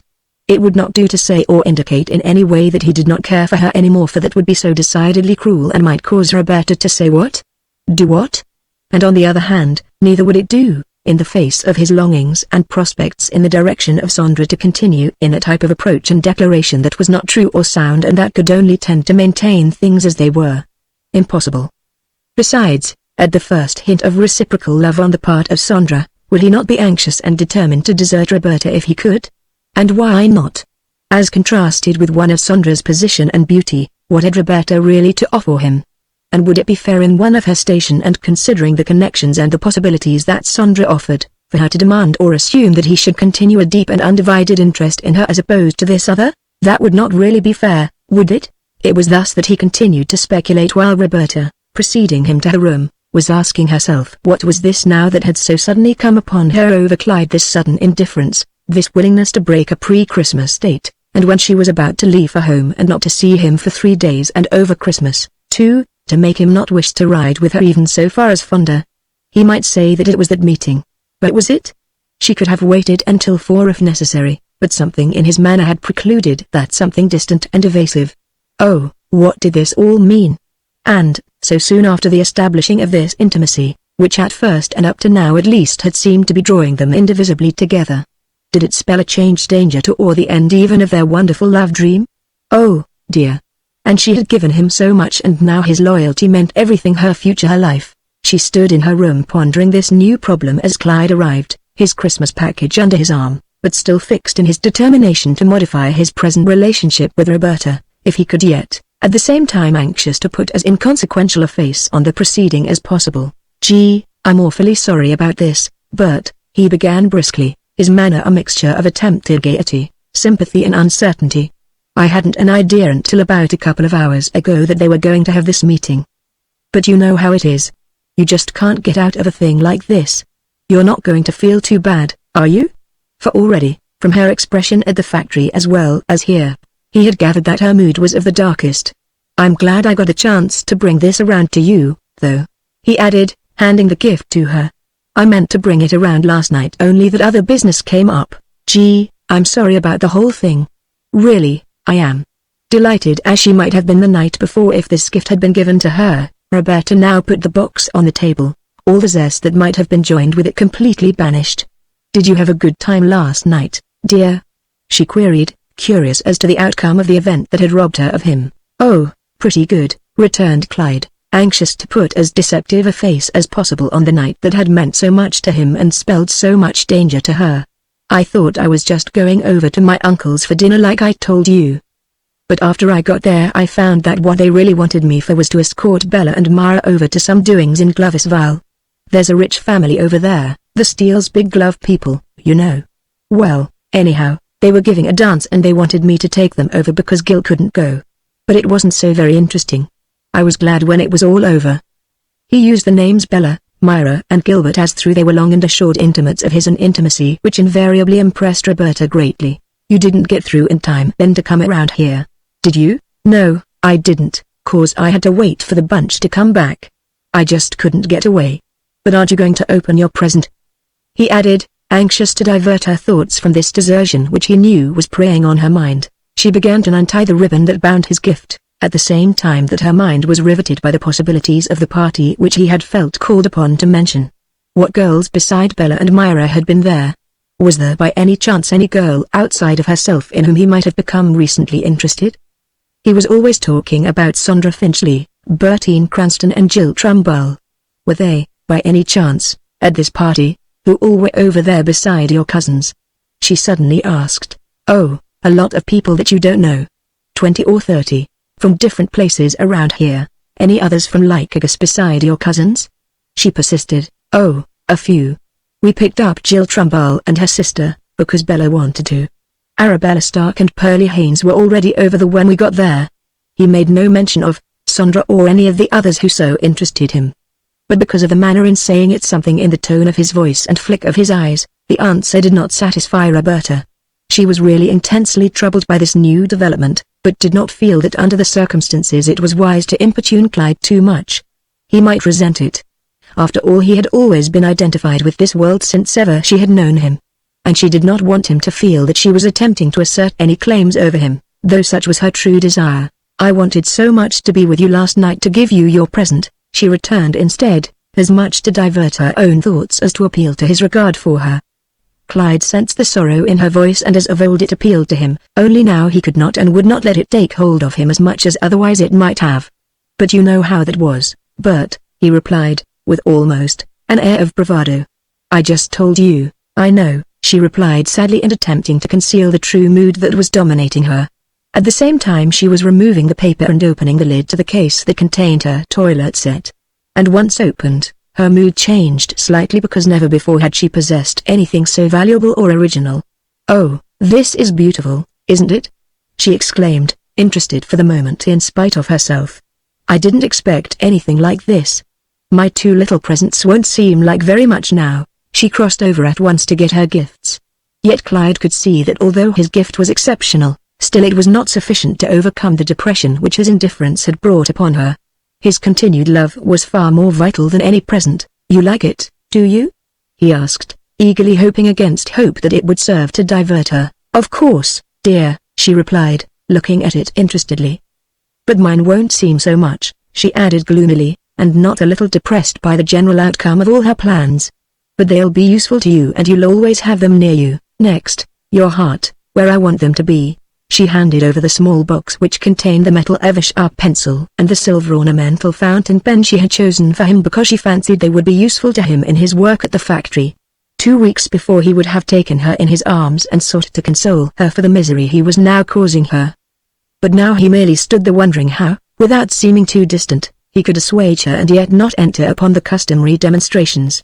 And in order so to do he burst into enthusiastic and yet somehow hollow words in regard to her present to him. Oh, gee, these are swell, honey, and just what I need. You certainly couldn't have given me anything that would come in handier. I can use them all the time. He appeared to examine them with the utmost pleasure and afterwards fastened them in his pocket ready for use. Also, because for the moment she was before him so downcast and wistful, epitomizing really all the lure of the old relationship, he put his arms around her and kissed her. She was winsome, no doubt of it. And then when she threw her arms around his neck and burst into tears, he held her close, saying that there was no cause for all this and that she would be back Wednesday and all would be as before. At the same time he was thinking that this was not true, and how strange that was, seeing that only so recently he had cared for her so much. It was amazing how another girl could divert him in this way. And yet so it was. And although she might be thinking that he was still caring for her as he did before, he was not and never would again. And because of this he felt really sorry for her. Something of this latest mood in him reached Roberta now, even as she listened to his words and felt his caresses. They failed to convey sincerity. His manner was too restless, his embraces too apathetic, his tone without real tenderness. Further proof as to this was added when, after a moment or two, he sought to disengage himself and look at his watch, saying, "I guess I'll have to be going now, honey.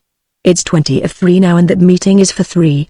I wish I could ride over with you, but I'll see you when you get back." He bent down to kiss her, but with Roberta sensing once and for all, this time, that his mood in regard to her was different, colder. He was interested and kind, but his thoughts were elsewhere and at this particular season of the year, too, of all times. She tried to gather her strength and her self-respect together and did, in part saying rather coolly, and determinedly toward the last, "Well, I don't want you to be late, Clyde. You better hurry. But I don't want to stay over there either later than Christmas night. Do you suppose if I come back early Christmas afternoon, you will come over here at all? I don't want to be late Wednesday for work." "Why, sure, of course, honey, I'll be around," replied Clyde genially and even wholeheartedly, seeing that he had nothing else scheduled, that he knew of, for then, and would not so soon and boldly seek to evade her in this fashion. "What time do you expect to get in?" The hour was to be 8 and he decided that for that occasion, anyhow, a reunion would be acceptable.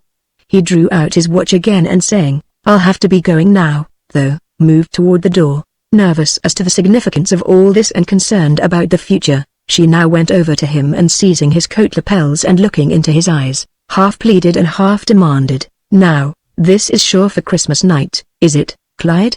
You won't make any other engagement this time, will you?" "Oh, don't worry. You know me. You know I couldn't help that other, honey, but I'll be on hand Tuesday, sure," he returned.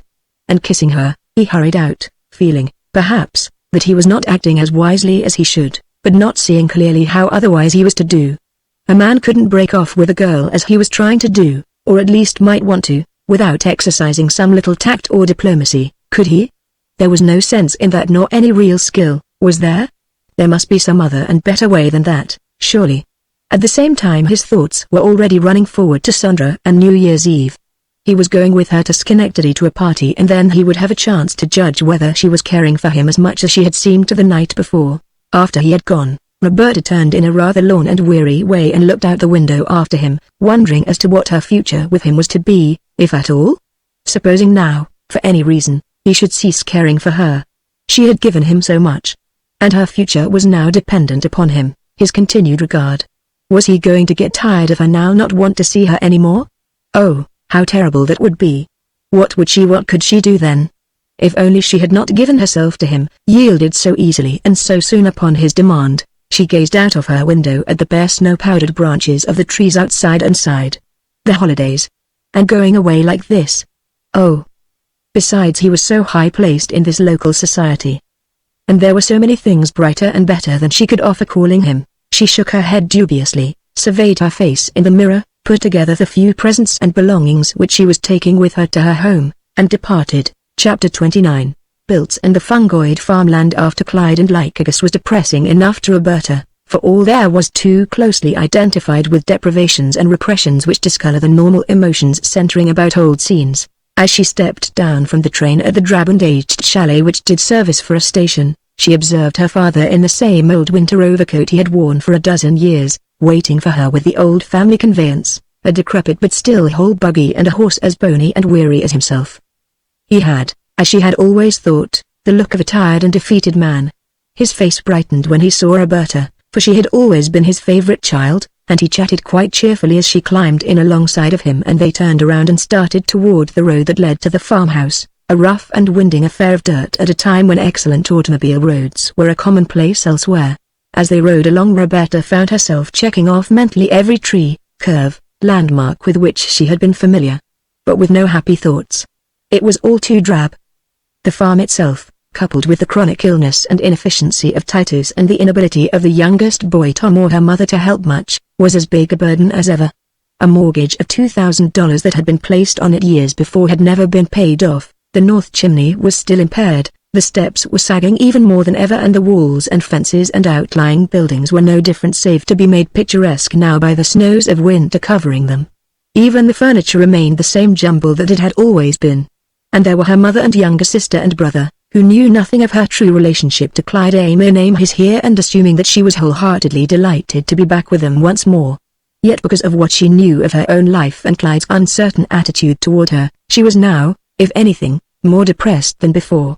Indeed, the fact that despite her seeming recent success she had really compromised herself in such a way that unless through marriage with Clyde she was able to readjust herself to the moral level which her parents understood and approved, she, instead of being the emissary of a slowly and modestly improving social condition for all, might be looked upon as one who had reduced it to a lower level. Still, its destroyer was sufficient to depress and reduce her even more. A very depressing and searing thought. Worse and more painful still was the thought in connection with all this that, by reason of the illusions which from the first had dominated her in connection with Clyde, she had not been able to make a confidant of her mother or anyone else in regard to him. For she was dubious as to whether her mother would not consider that her aspirations were a bit high. And she might ask questions in regard to him and herself which might prove embarrassing.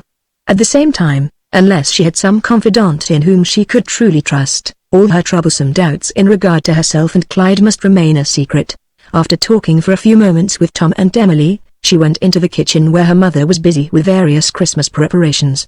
Her thought was to pave the way with some observations of her own in regard to the farm here and her life at Lycurgus, but as she entered, her mother looked up to say, "How does it feel, Bob, to come back to the country? I suppose it all looks rather poor compared to Lycurgus," she added a little wistfully. Roberta could tell from the tone of her mother's voice and the rather admiring look she cast upon her that she was thinking of her as one who had vastly improved her state.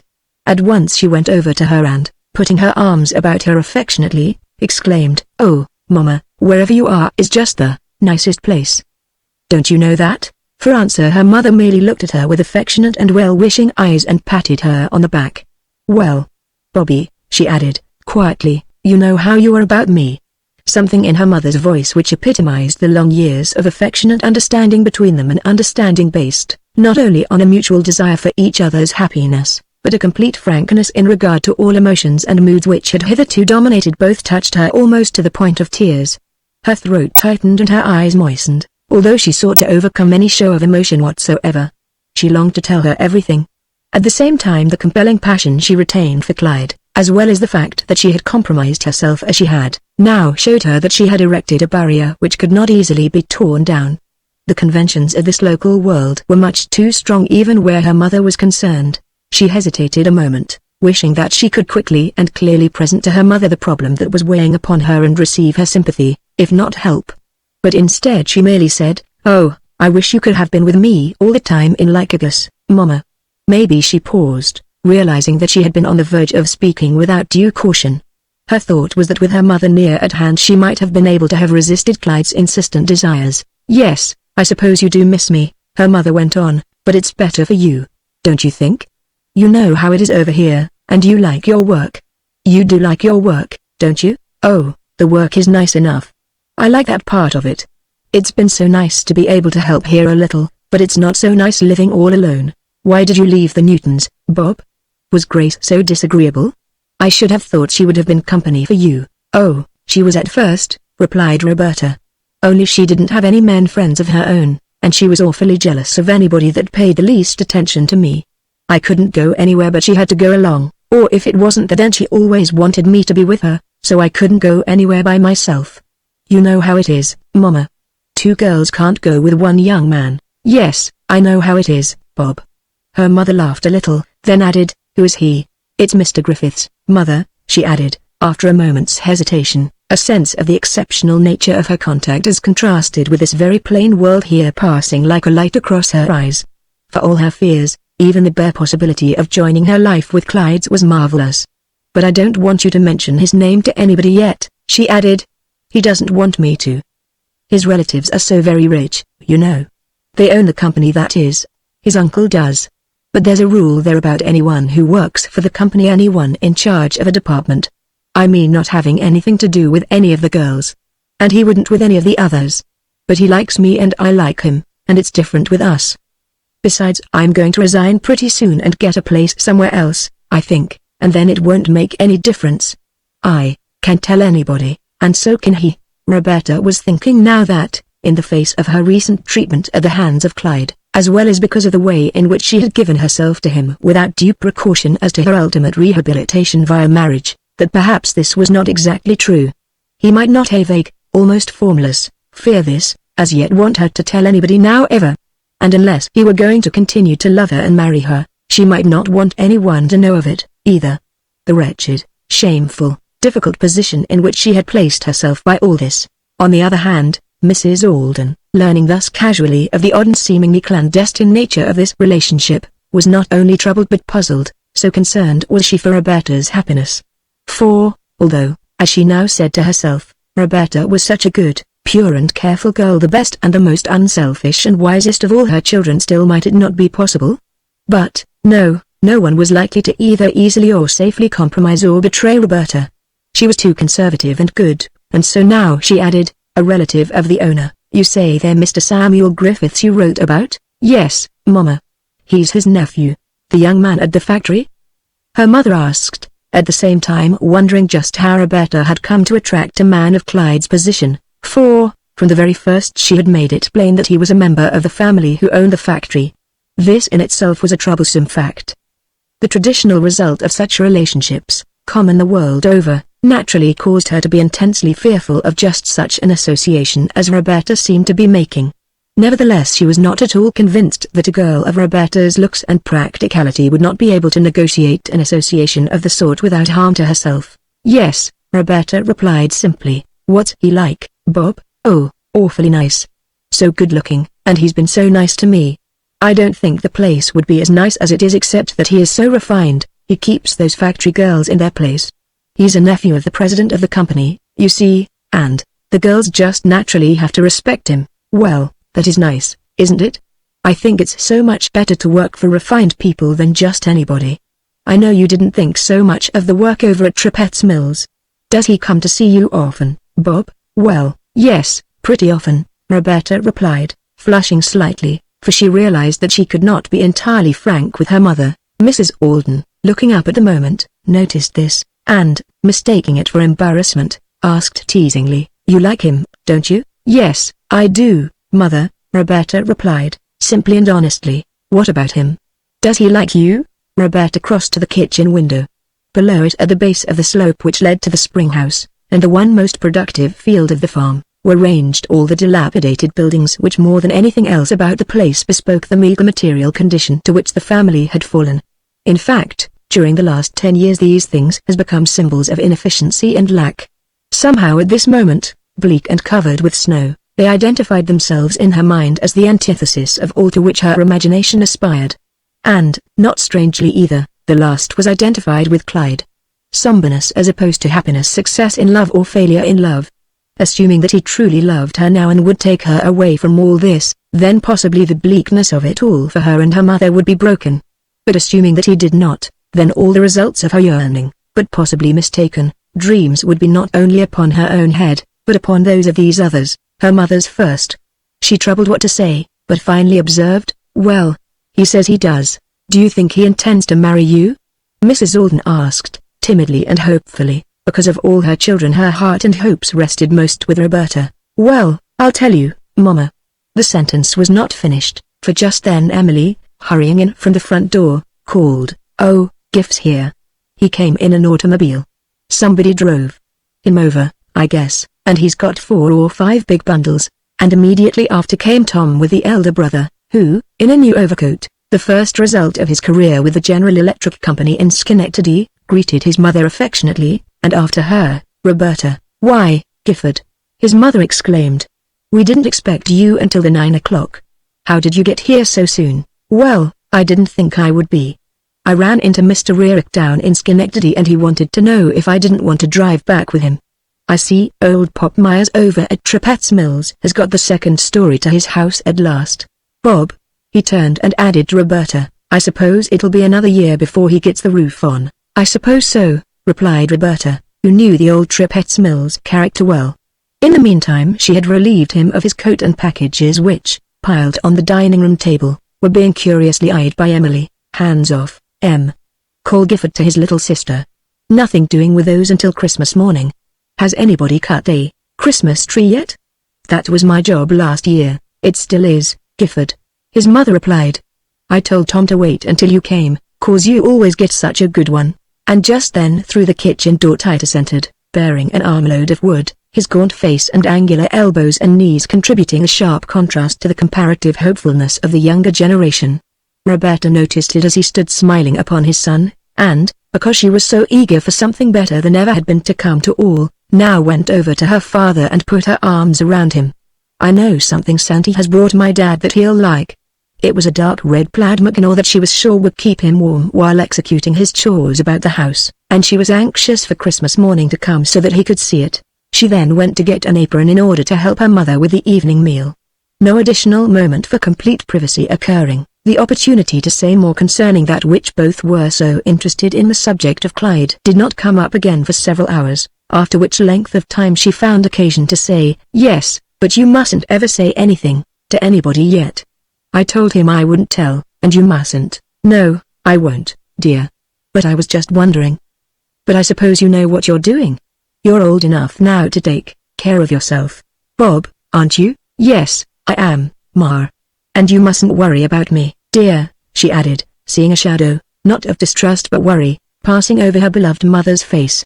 How careful she must be not to cause her to worry when she had so much else to think about here on the farm. Sunday morning brought the Gabbles with full news of their social and material progress in Homer. Although her sister was not as attractive as she, and Fred Gabble was not such a man as at any stage in her life Roberta could have imagined herself interested in, still, after her troublesome thoughts in regard to Clyde, the sight of Agnes emotionally and materially content and at ease in the small security which matrimony and her none too efficient husband provided, was sufficient to rouse in her that flapping, doubtful mood that had been assailing her since the previous morning. Was it not better, she thought, to be married to a man even as inefficient and unattractive but steadfast as Fred Gabble, than to occupy the anomalous position in which she now found herself in her relations with Clyde? For here was Gabble now talking briskly of the improvements that had come to himself and Agnes during the year in which they had been married. In that time he had been able to resign his position as teacher in Homer and take over on shares the management of a small book and stationery store whose principal contributory features were a toy department and soda fountain. They had been doing a good business. Agnes, if all went well, would be able to buy a Mission Parlor suite by next summer. Fred had already bought her a phonograph for Christmas. In proof of their well-being, they had brought satisfactory remembrances for all of the Aldens. But Gabble had with him a copy of the Lycurgus Star, and at breakfast, which because of the visitors this morning was unusually late, was reading the news of that city, for in Lycurgus was located the wholesale house from which he secured a portion of his stock. "Well, I see things are going full blast in your town, Bob," he observed.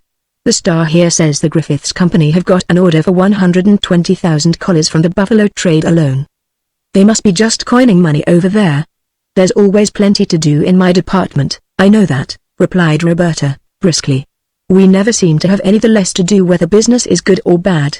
I guess it must be good all the time, pretty soft for those people. They don't have to worry about anything. Someone was telling me they're going to build a new factory in Ilion to manufacture shirts alone. Heard anything about that down there?" "Why, no, I haven't. Maybe it's some other company. By the way, what's the name of that young man you said was the head of your department? Wasn't he a Griffiths, too?" he asked briskly, turning to the editorial page, which also carried news of a local Lycurgus society. "Yes, his name is Griffiths, Clyde Griffiths. Why, I think I saw his name in here a minute ago. I just wanted to see if it ain't the same fellow." "Sure, here you are. Ain't this the one?" He passed the paper to Roberta with his finger on an item which read, "Miss Vandersteel, of Gloversville, was hostess at an informal dance held at her home in that city Friday night, at which were present several prominent members of Lycurgus society, among them the Mrs. Sondra Finchy, Bertine Cranston, Jill and Gertrude Trumbull and Pearlie Haynes, and Messrs. Clyde Griffiths, Frank Harriet, Tracy Trumbull, Grant Cranston and Scott Nicholson. The party, as is usual whenever the younger group assembles, did not break up until late, the Lycurgus members motoring back just before dawn. It is already rumored that most of this group will gather at the Ellersleys, in Schenectady, New Year's Eve for another event of this same gay nature. He seems to be quite a fellow over there," Gabble remarked, even as Roberta was reading. The first thing that occurred to Roberta on reading this item was that it appeared to have little, if anything, to do with the group which Clyde had said was present. In the first place there was no mention of Myra or Bella Griffiths. On the other hand, all those names with which, because of recent frequent references on the part of Clyde, she was becoming most familiar were recorded as present. Sondra Finchley, Bertine Cranston, the Trumbull girls, Pearlie Haynes. He had said it had not been very interesting, and here it was spoken of as gay, and he himself was listed for another engagement of the same character New Year's Eve, when, as a matter of fact, she had been counting on being with him. He had not even mentioned this New Year's engagement. And perhaps he would now make some last-minute excuse for that, as he had for the previous Friday evening. Oh, dear. What did all this mean, anyhow? Immediately what little romantic glamour this Christmas homecoming had held for her was dissipated. She began to wonder whether Clyde really cared for her as he had pretended. The dark state to which her incurable passion for him had brought her now pained her terribly. For without him and marriage and a home and children, and a reasonable place in such a local world as she was accustomed to, what was there for a girl like her in the world? And apart from his own continuing affection for her, if it was really continuing, what assurance had she, in the face of such incidents as these, that he would not eventually desert her? And if this was true, here was her future, in so far as marriage with anyone else was concerned, compromised or made impossible, maybe, and with no reliance to be placed on him. She fell absolutely silent. And although Gabble inquired, "That's the fellow, isn't it?" she arose without answering and said, "Excuse me, please, a moment. I want to get something out of my bag," and hurried once more to her former room upstairs. Once there she sat down on the bed, and, resting her chin in her hands, a habit when troublesome or necessary thoughts controlled her, gazed at the floor. Where was Clyde now? What one, if any, of those girls did he take to the steel party? Was he very much interested in her? Until this very day, because of Clyde's unbroken devotion to her, she had not even troubled to think there could be any other girl to whom his attentions could mean anything. But now, she got up and walked to the window and looked out on that same orchard where as a girl so many times she had been thrilled by the beauty of life. The scene was miserably bleak and bare. The thin, icy arms of the trees, the grey, swaying twigs alone, rustling leaf somewhere, and snow, and wretched outbuildings in need of repair, and Clyde becoming indifferent to her. And the thought now came to her swiftly and urgently that she must not stay here any longer than she could help, not even this day, if possible. She must return to Lycurgus and be near Clyde, if no more than to persuade him to his old affection for her, or if not that, then by her presence to prevent him from devoting himself too wholly to these others. Decidedly, to go away like this, even for the holidays, was not good. In her absence he might desert her completely for another girl, and if so, then would it not be her fault? At once she pondered as to what excuse she could make in order to return this day. But realizing that in view of all these preliminary preparations this would seem inexplicably unreasonable, to her mother most of all, she decided to endure it as she had planned until Christmas afternoon, then to return, never to leave for so long a period again. But ad interim, all her thoughts were on how and in what way she could make more sure, if at all, of Clyde's continued interest and social and emotional support, as well as marriage in the future. Supposing he had lied to her, how could she influence him, if at all, not to do so again? How to make him feel that lying between them was not right? How to make herself securely first in his heart against the dreams engendered by the possible charms of another? How? Chapter 30. But Roberta's return to Lycurgus and her room at the Gilpins' Christmas night brought no sign of Clyde nor any word of explanation. For in connection with the Griffiths in the meantime there had been a development relating to all this which, could she or Clyde have known, would have interested both not a little. For subsequent to the steel dance that same item read by Roberta fell under the eyes of Gilbert. He was seated at the breakfast table the Sunday morning after the party and was about to sip from a cup of coffee when he encountered it. On the instant his teeth snapped about as a man might snap his watch lid, and instead of drinking he put his cup down and examined the item with more care. Other than his mother there was no one at the table or in the room with him. But knowing that she, more than any of the others, shared his views in regard to Clyde, he now passed the paper over to her. "Look at who's breaking into society now, will you?" he admonished sharply and sarcastically, his eyes radiating the hard and contemptuous opposition he felt. "We'll be having him up here next." "Who?" inquired Mrs. Griffiths, as she took the paper and examined the item calmly and judicially, yet not without a little of outwardly suppressed surprise when she saw the name. For although the fact of Clyde's having been picked up by Sandra in her car some time before and later been invited to dinner at the Trumbulls, had been conveyed to the family some time before, still a society notice in the Star was different. "Now I wonder how it was that he came to be invited to that?" meditated Mrs. Griffiths, who was always conscious of her son's mood in regard to all this. "Now, who would do it but that little Finchley snip, the little smart aleck?" snapped Gilbert. "She's got the idea from somewhere from Bella. For all I know that we don't care to have anything to do with him, and she thinks this is a clever way to hit back at me for some of the things I've done to her, or that she thinks I've done. At any rate, she thinks I don't like her, and that's right, I don't. And Bella knows it, too. And that goes for that little Cranston show-off, too. They're both always running around with her. They're a set of show-offs and wasters, the whole bunch, and that goes for their brothers, too, Grant Cranston and Stu Finchley, and if something don't go wrong with one or another of that bunch one of these days, I miss my guess. You mark my word. They don't do a thing, the whole lot of them, from one year's end to the other, but play around and dance and run here and there, as though there wasn't anything else in the world for them to do. And why you and Dad let Bella run with them as much as she does is more than I can see. To this his mother protested. It was not possible for her to entirely estrange Bella from one portion of this local social group and direct her definitely toward the homes of certain others. They all mingled too freely. And she was getting along in years and had a mind of her own. Just the same, his mother's apology, and especially in the face of the publication of this item, by no means lessened Gilbert's opposition to Clyde's social ambitions and opportunities. What? That poor little moneyless cousin of his who had committed first the unpardonable offense of looking like him and, second, of coming here to Lycurgus and fixing himself on this very superior family. And after he had shown him all too plainly, and from the first, that he personally did not like him, did not want him, and if left to himself would never for so much as a moment endure him. He hasn't any money, he declared finally and very bitterly to his mother, and he's hanging on here by the skin of his teeth as it is. And what for? If he is taken up by these people, what can he do? He certainly hasn't the money to do as they do, and he can't get it.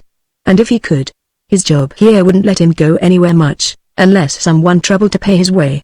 And how he is going to do his work and run with that crowd is more than I know.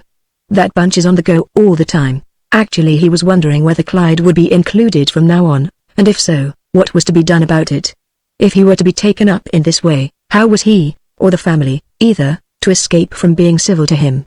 For obviously, as earlier and subsequent developments proved, his father did not choose to send him away. Indeed, subsequent to this conversation, Mrs. Griffiths had laid the paper, together with a version of Gilbert's views, before her husband at this same breakfast table. But he, true to his previous mood in regard to Clyde, was not inclined to share his son's opinion. On the contrary, he seemed, as Mrs. Griffiths saw it, to look upon the development recorded by the item as a justification in part of his own original estimate of Clyde. I must say, he began, after listening to his wife to the end, I can't see what's wrong with his going to a party now and then, or being invited here and there even if he hasn't any money. It looks more like a compliment to him and to us than anything else. I know how Gil feels about him. But it rather looks to me as though Clyde's just a little better than Gil thinks he is. At any rate, I can't and I wouldn't want to do anything about it. I've asked him to come down here, and the least I can do is to give him an opportunity to better himself. He seems to be doing his work all right. Besides, how would it look if I didn't? And later, because of some additional remarks on the part of Gilbert to his mother, he added, I'd certainly rather have him going with some of the better people than some of the worse ones, that's one thing sure. He's neat and polite, and from all I hear at the factory does his work well enough. As a matter of fact, I think it would have been better if we had invited him up to the lake last summer for a few days anyhow, as I suggested. As it is now, if we don't do something pretty soon, it will look as though we think he isn't good enough for us when the other people here seem to think he is. If you'll take my advice, you'll have him up here for Christmas or New Year's, anyhow, just to show that we don't think any less of him than our friends do. This suggestion, once transferred to Gilbert by his mother, caused him to exclaim, well, I'll be hanged. All right, only don't think I'm going to lay myself out to be civil to him. It's a wonder, if father thinks he's so able, that you don't make a real position for him somewhere. Just the same, nothing might have come of this had it not been that Bella, returning from Albany this same day, learned via contacts and telephone talks with Sondra and Bertine of the developments in connection with Clyde. Also that he had been invited to accompany them to the New Year's Eve dance at the Ellersleys in Schenectady, Bella having been previously scheduled to make a part of this group before Clyde was thought of. This sudden development, reported by Bella to her mother, was of sufficient import to cause Mrs. Griffiths as well as Samuel, if not Gilbert, later to decide to make the best of a situation which obviously was being forced upon them, and themselves invite Clyde for dinner Christmas Day, a sedate affair to which many others were bid. For this, as they now decided, would serve to make plain to all and at once that Clyde was not being as wholly ignored as some might imagine. It was the only reasonable thing to do at this late date. And Gilbert, on hearing this, and realizing that in this instance he was checkmated, exclaimed sourly, "Oh, all right. Invite him if you want to, if that's the way you and Dad feel about it. I don't see any real necessity for it even now. But you fix it to suit yourself. Constance and I are going over to Utica for the afternoon, anyhow, so I couldn't be there even if I wanted to." He was thinking of what an outrageous thing it was that a girl whom he disliked as much as he did Sondra could thus via her determination and plottings thrust his own cousin on him and he be unable to prevent it. And what a beggar Clyde must be to attempt to attach himself in this way when he knew that he was not wanted. What sort of a youth was he, anyhow? And so it was that on Monday morning Clyde had received another letter from the Griffiths, this time signed by Myra, asking him to have dinner with them at 2 o'clock Christmas Day. But, since this at that time did not seem to interfere with his meeting Roberta Christmas night at 8, he merely gave himself over to extreme rejoicing in regard to it all now, and at last he was nearly as well placed here, socially, as anyone. For although he had no money, see how he was being received by the Griffiths, too, among all the others. And Sondra taking so great an interest in him, actually talking and acting as though she might be ready to fall in love. And Gilbert checkmated by his social popularity. What would you say to that? It testified, as he saw it now, that at least his relatives had not forgotten him, or that, because of his recent success in other directions, they were finding it necessary to be civil to him, a thought that was the same as the bays of victory to a contestant. He viewed it with as much pleasure almost as though there had never been any hiatus at all. Chapter 31. Unfortunately, however, the Christmas dinner at the Griffiths, which included the Starks and their daughter Arabella, Mr. and Mrs. Winant, who in the absence of their daughter Constance with Gilbert were dining with the Griffiths, the Arnolds, Anthonis, Harriots, Taylors and others of note in Lycurgus, so impressed and even overawed Clyde that although 5 o'clock came and then 6, he was incapable of breaking away or thinking clearly and compellingly of his obligation to Roberta. Even when, slightly before 6, the greater portion of those who had been thus cheerfully entertained began rising and making their bows and departing, and when he, too, should have been doing the same and thinking of his appointment with Roberta, being accosted by Violet Taylor, who was part of the younger group, and who now began talking of some additional festivities to be held that same evening at the Anthonis, and who added most urgently, "You're coming with us, aren't you?" "Sure you are," he at once acquiesced, although his earlier promise to Roberta forced the remembrance that she was probably already back and expecting him. But still he had time even now, didn't he? Yet, once at the Anthonis, and talking and dancing with various girls, the obligation faded. But at 9 he began worrying a little. For by this time she must be in her room and wondering what had become of him and his promise. And on Christmas night, too. And after she had been away 3 days, inwardly he grew more and more restless and troubled, the while outwardly he maintained that same high spirit that characterized him throughout the afternoon. Fortunately for his own mood, this same group, having danced and frolicked every night for the past week until almost nervously exhausted, it now unanimously and unconsciously yielded to weariness and at 11:30, broke up. And after having escorted Bella Griffiths to her door, Clyde hurried around to Elm Street to see if by any chance Roberta was still awake. As he neared the Gilpins he perceived through the snow-covered bushes and trees the glow of her single lamp. And for the time being, troubled as to what he should say, how excuse himself for this inexplicable lapse, he paused near one of the large trees that bordered the street, debating with himself as to just what he would say. Would he insist that he had again been to the Griffiths, or where? For according to his previous story he had only been there the Friday before, in the months before when he had no social contacts, but was merely romanticizing in regard to them. The untruths he found himself telling her caused him no twinges of any kind. They were not real and took up no actual portion of his time, nor did they interfere with any of his desired contacts with her. But now, in the face of the actuality and the fact that these new contacts meant everything to his future, as he saw it, he hesitated.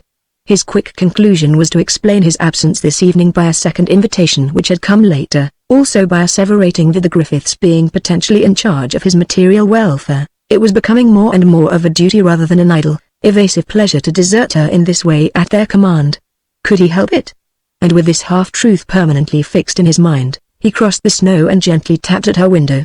At once the light was extinguished and a moment later the curtain lifted.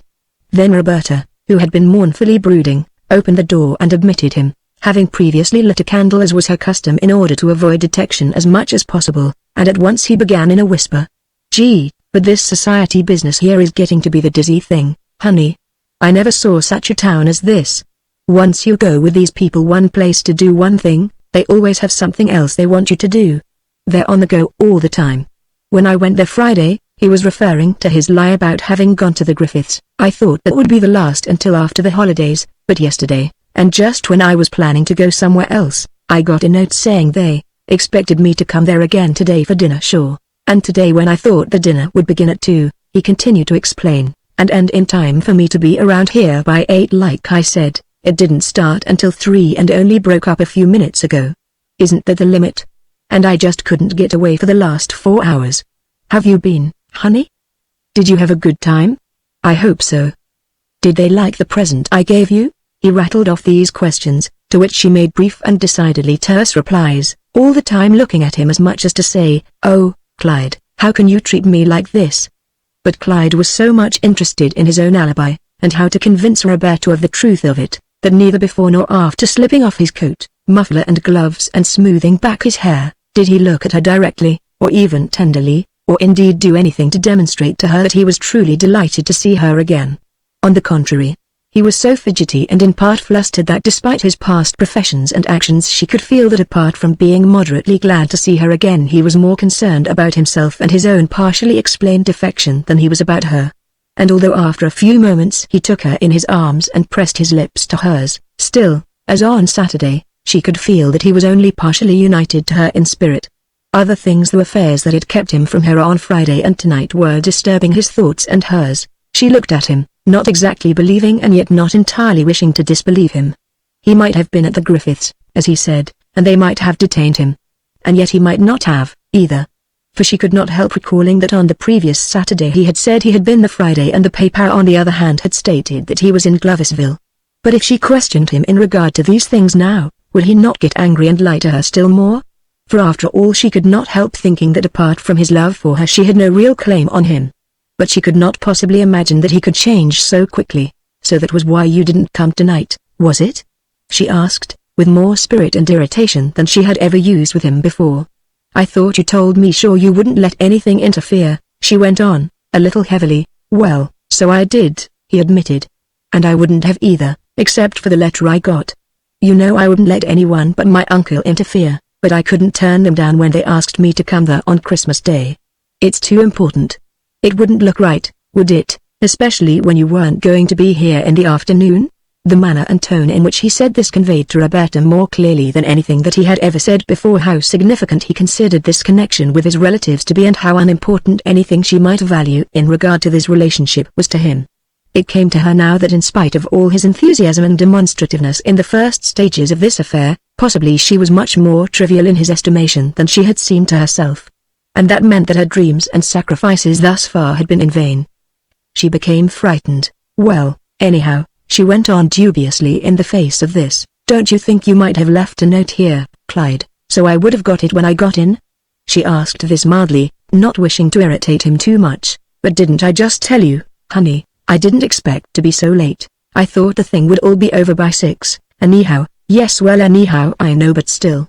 Her face wore a puzzled, troubled, nervous look, in which was mingled fear, sorrow, depression, distrust, a trace of resentment and a trace of despair, all of which, coloring and animating her eyes, which were now fixed on him in round orb-like solemnity, caused him to suffer from a sense of having misused and demeaned her not a little.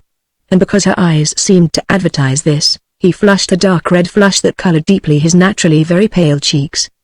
But without appearing to notice this or lay any stress on it in any way at the time, Roberta added after a moment, "I noticed that the Star mentioned that Gloversville party Sunday, but it didn't say anything about your cousins being over there.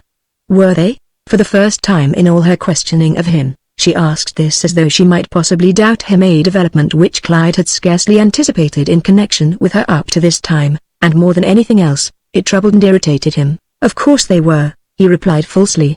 "Why do you want to ask a thing like that when I told you they were?" "Well, dear, I don't mean anything by it. I only wanted to know. But I did notice that it mentioned all those other people from Lycurgus that you are always talking about, Sandra Finchley, Bertine Cranston. You know you never mentioned anybody but the Trumbulls."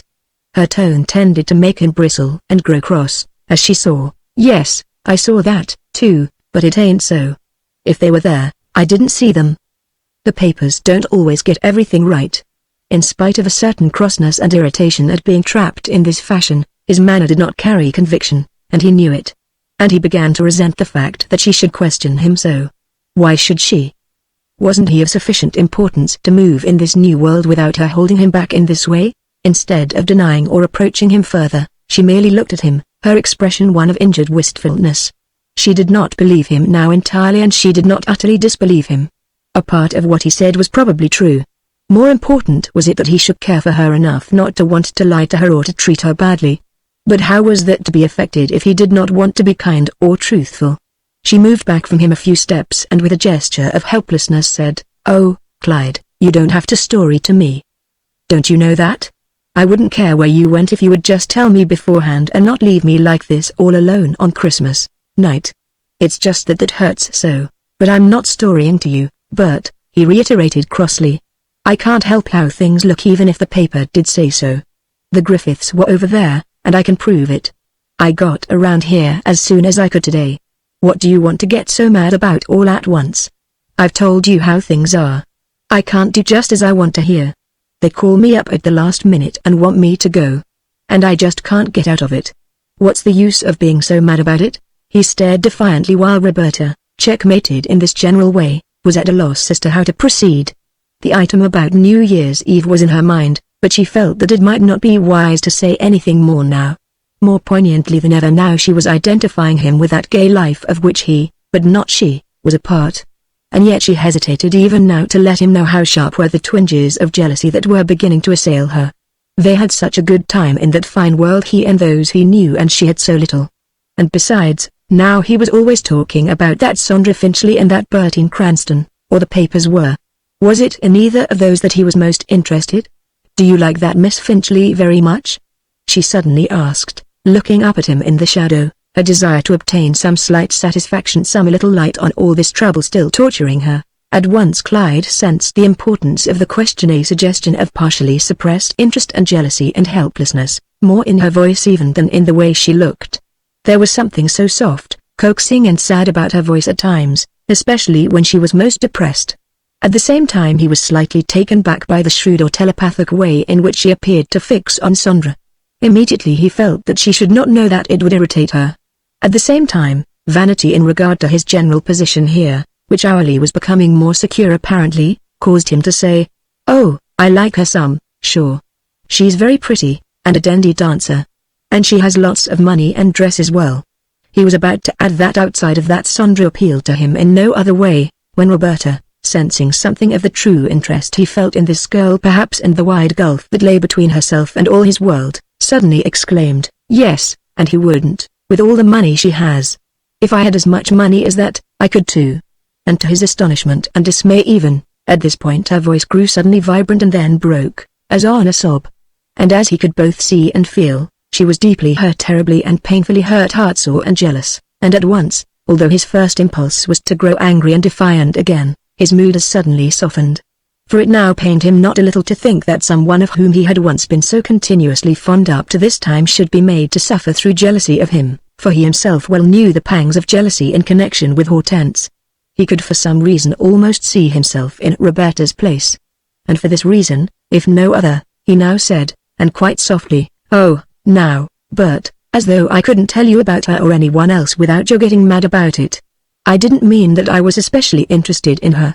I was just telling you what I thought you wanted to know, because you asked me if I liked her, that's all." "Oh, yes, I know," replied Roberta, standing tensely and nervously before him, her face white, her hands suddenly clenched, and looking up at him dubiously and yet pleadingly. "But they've got everything. You know they have. And I haven't got anything, really. And it's so hard for me to keep up my end and against all of them, too, and with all they have." Her voice shook, and she ceased talking, her eyes filling and her lips beginning to quiver. And as swiftly she concealed her face with her hands and turned away, her shoulders shaking as she did so. Indeed her body was now torn for the moment by the most desperate and convulsive sobs, so much so that Clyde, perplexed and astonished and deeply moved by this sudden display of a pent-up and powerful emotion, as suddenly was himself moved deeply. For obviously this was no trick or histrionic bit intended to influence him, but rather a sudden and overwhelming vision of herself, as he himself could sense, as a rather lone and isolated girl without friends or prospects, as opposed to those others in whom he was now so interested and who had so much more everything in fact. For behind her in her vision lay all the lorn and detached years that had marred her youth, now so vivid because of her recent visit. She was really intensely moved, overwhelmingly and helplessly. And now from the very bottom of her heart she exclaimed, if I'd ever had a chance like some girls, if I'd ever been anywhere or seen anything. But just to be brought up in the country and without any money or clothes or anything, and nobody to show you. Oh, oh, oh, oh, oh. The moment she said these things she was actually ashamed of having made so weak and self-condemnatory a confession, since that was what really was troubling him in connection with her, no doubt. Oh, Roberta, darling, he said instantly and tenderly, putting his arms around her, genuinely moved by his own dereliction. You mustn't cry like that, dearest. You mustn't. I didn't mean to hurt you, honest I didn't. Truly, I didn't, dear. I know you've had a hard time, honey. I know how you feel, and how you've been up against things in one way and another. Sure I do, and you mustn't cry, dearest. I love you just the same. Truly I do, and I always will. I'm sorry if I've hurt you, honest I am. I couldn't help it tonight if I didn't come, honest, or last Friday either. Why, it just wasn't possible. But I won't be so mean like that anymore, if I can help it. Honest I won't. You're the sweetest, dearest girl. And you've got such lovely hair and eyes, and such a pretty little figure. Honest you have, Bert. And you can dance too, as pretty as anybody. And you look just as nice, honest you do, dear. Won't you stop now, honey? Please, do. I'm so sorry, honey, if I've hurt you in any way. There was about Clyde at times a certain strain of tenderness, evoked by experiences, disappointments, and hardships in his own life, which came out to one and another, almost any other, under such circumstances as these. At such times he had a soft and melting voice. His manner was as tender and gentle almost as that of a mother with a baby. It drew a girl like Roberta intensely to him. At the same time, such emotion in him, though vivid, was of brief duration. It was like the rush and flutter of a summer storm, soon come and soon gone. Yet in this instance it was sufficient to cause Roberta to feel that he fully understood and sympathized with her and perhaps liked her all the better for it. Things were not so hard for the moment, anyhow. She had him and his love and sympathy to a very marked degree at any rate, and because of this and her very great comfort in it, and his soothing words, she began to dry her eyes, to say that she was sorry to think that she was such a crybaby and that she hoped he would forgive her, because in crying she had wet the bosom of his spotless white shirt with her tears. And she would not do it any more if Clyde would just forgive her this once. The while, touched by a passion he scarcely believed was buried in her in any such volume, he now continued to kiss her hands, cheeks, and finally her lips. And between these pettings and coaxings and kissings it was that he reaffirmed to her, most foolishly and falsely in this instance, since he was really caring for Sandra in a way which, while different, was just as vital, perhaps even more so, that he regarded her as first, last and the most in his heart. Always a statement which caused her to feel that perhaps after all she might have misjudged him. Also that her position, if anything, was more secure, if not more wonderful than ever it had been before, far superior to that of these other girls who might see him socially perhaps, but who did not have him to love them in this wonderful way. Chapter 32. Clyde now was actually part and parcel of this local winter social scene. The Griffiths having introduced him to their friends and connections, it followed as a matter of course that he would be received in most homes here. But in this very limited world, where quite everyone who was anything at all knew everyone else, the state of one's purse was as much, and in some instances even more, considered than one's social connections. For these local families of distinction were convinced that not only one's family but one's wealth was the be-all and end-all of every happy union meant to include social security. And in consequence, while considering Clyde as one who was unquestionably eligible socially, still, because it had been whispered about that his means were very slender, they were not inclined to look upon him as one who might aspire to marriage with any of their daughters. Hence, while they were to the fore with invitations, still in so far as their own children and connections were concerned they were also to the fore with precautionary hints as to the inadvisability of too numerous contacts with him. However, the mood of Sandra and her group being friendly toward him, and the observations and comments of their friends and parents not as yet too definite, Clyde continued to receive invitations to the one type of gathering that most interested him, that which began and ended with dancing. And although his purse was short, he got on well enough. For once Sandra had interested herself in him, It was not long before she began to realize what his financial state was and was concerned to make his friendship for her at least as inexpensive as possible. And because of this attitude on her part, which in turn was conveyed to Bertine, Grant Cranston and others, it became possible on most occasions for Clyde, especially when the affair was local, to go here and there without the expenditure of any money. Even when the affair was at any point beyond Lycurgus and he consented to go, the car of another was delegated to pick him up. Frequently after the New Year's Eve trip to Schenectady, which proved to be an outing of real import to both Clyde and Sondra, seeing that on that occasion she drew nearer to him affectionately than ever before. It was Sondra herself who chose to pick him up in her car. He had actually succeeded in impressing her, and in a way that most flattered her vanity at the same time that it appealed to the finest trait in her, a warm desire to have some youth like Clyde, who was at once attractive and of good social station, dependent upon her. She knew that her parents would not countenance an affair between her and Clyde because of his poverty. She had originally not contemplated any, though now she found herself wishing that something of the kind might be. However, no opportunity for further intimacies occurred until one night about 2 weeks after the New Year's party. They were returning from a similar affair at Amsterdam, and after Bella Griffiths and Grant and Bertine Cranston had been driven to their respective homes, Stuart Finchley had called back, "Now we'll take you home, Griffiths." At once Sondra, swayed by the delight of contact with Clyde and not willing to end it so soon, said, "If you want to come over to our place, I'll make some hot chocolate before you go home. Would you like that?" "Oh, sure I would," Clyde had answered gaily. "Here goes then," called Stuart, turning the car toward the Finchley home. "But as for me, I'm going to turn in. It's way after 3 now." "That's a good brother. Your beauty sleep, you know," replied Sondra. And having turned the car into the garage, the three made their way through the rear entrance into the kitchen. Her brother having left them, Sondra asked Clyde to be seated at a servant's table while she brought the ingredients. But he, impressed by this culinary equipment, the like of which he had never seen before, gazed about wondering at the wealth and security which could sustain it. "My, this is a big kitchen, isn't it?" he remarked.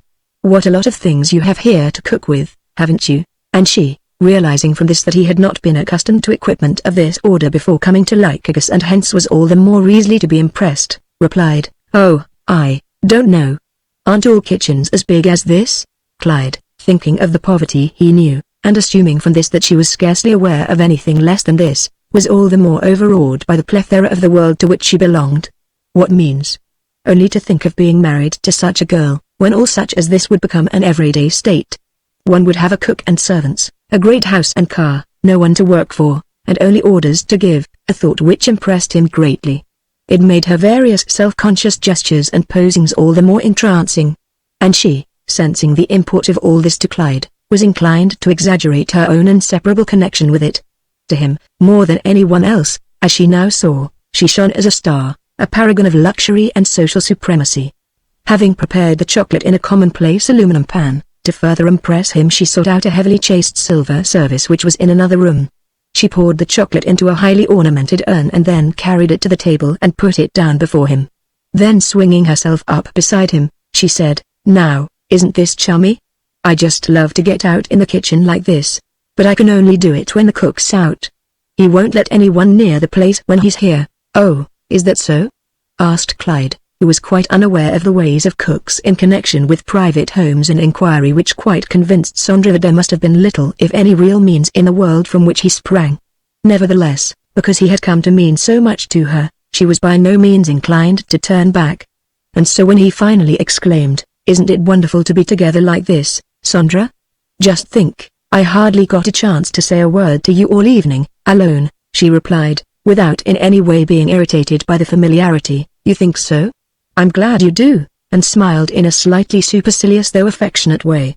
And at the sight of her now in her white satin and crystal evening gown, her slippered feet swinging so intimately near, a faint perfume radiating to his nostrils, he was stirred. In fact, his imagination in regard to her was really inflamed. Youth, beauty, wealth such as this, what would it not mean? And she, feeling the intensity of his admiration and infected in part at least by the enchantment and fervor that was so definitely dominating him, was swayed to the point where she was seeing him as one for whom she could care very much. Weren't his eyes bright and dark, very liquid and eager? And his hair? It looked so enticing, lying low upon his white forehead. She wished that she could touch it now, smooth it with her hands and touch his cheeks. And his hands, they were thin and sensitive and graceful.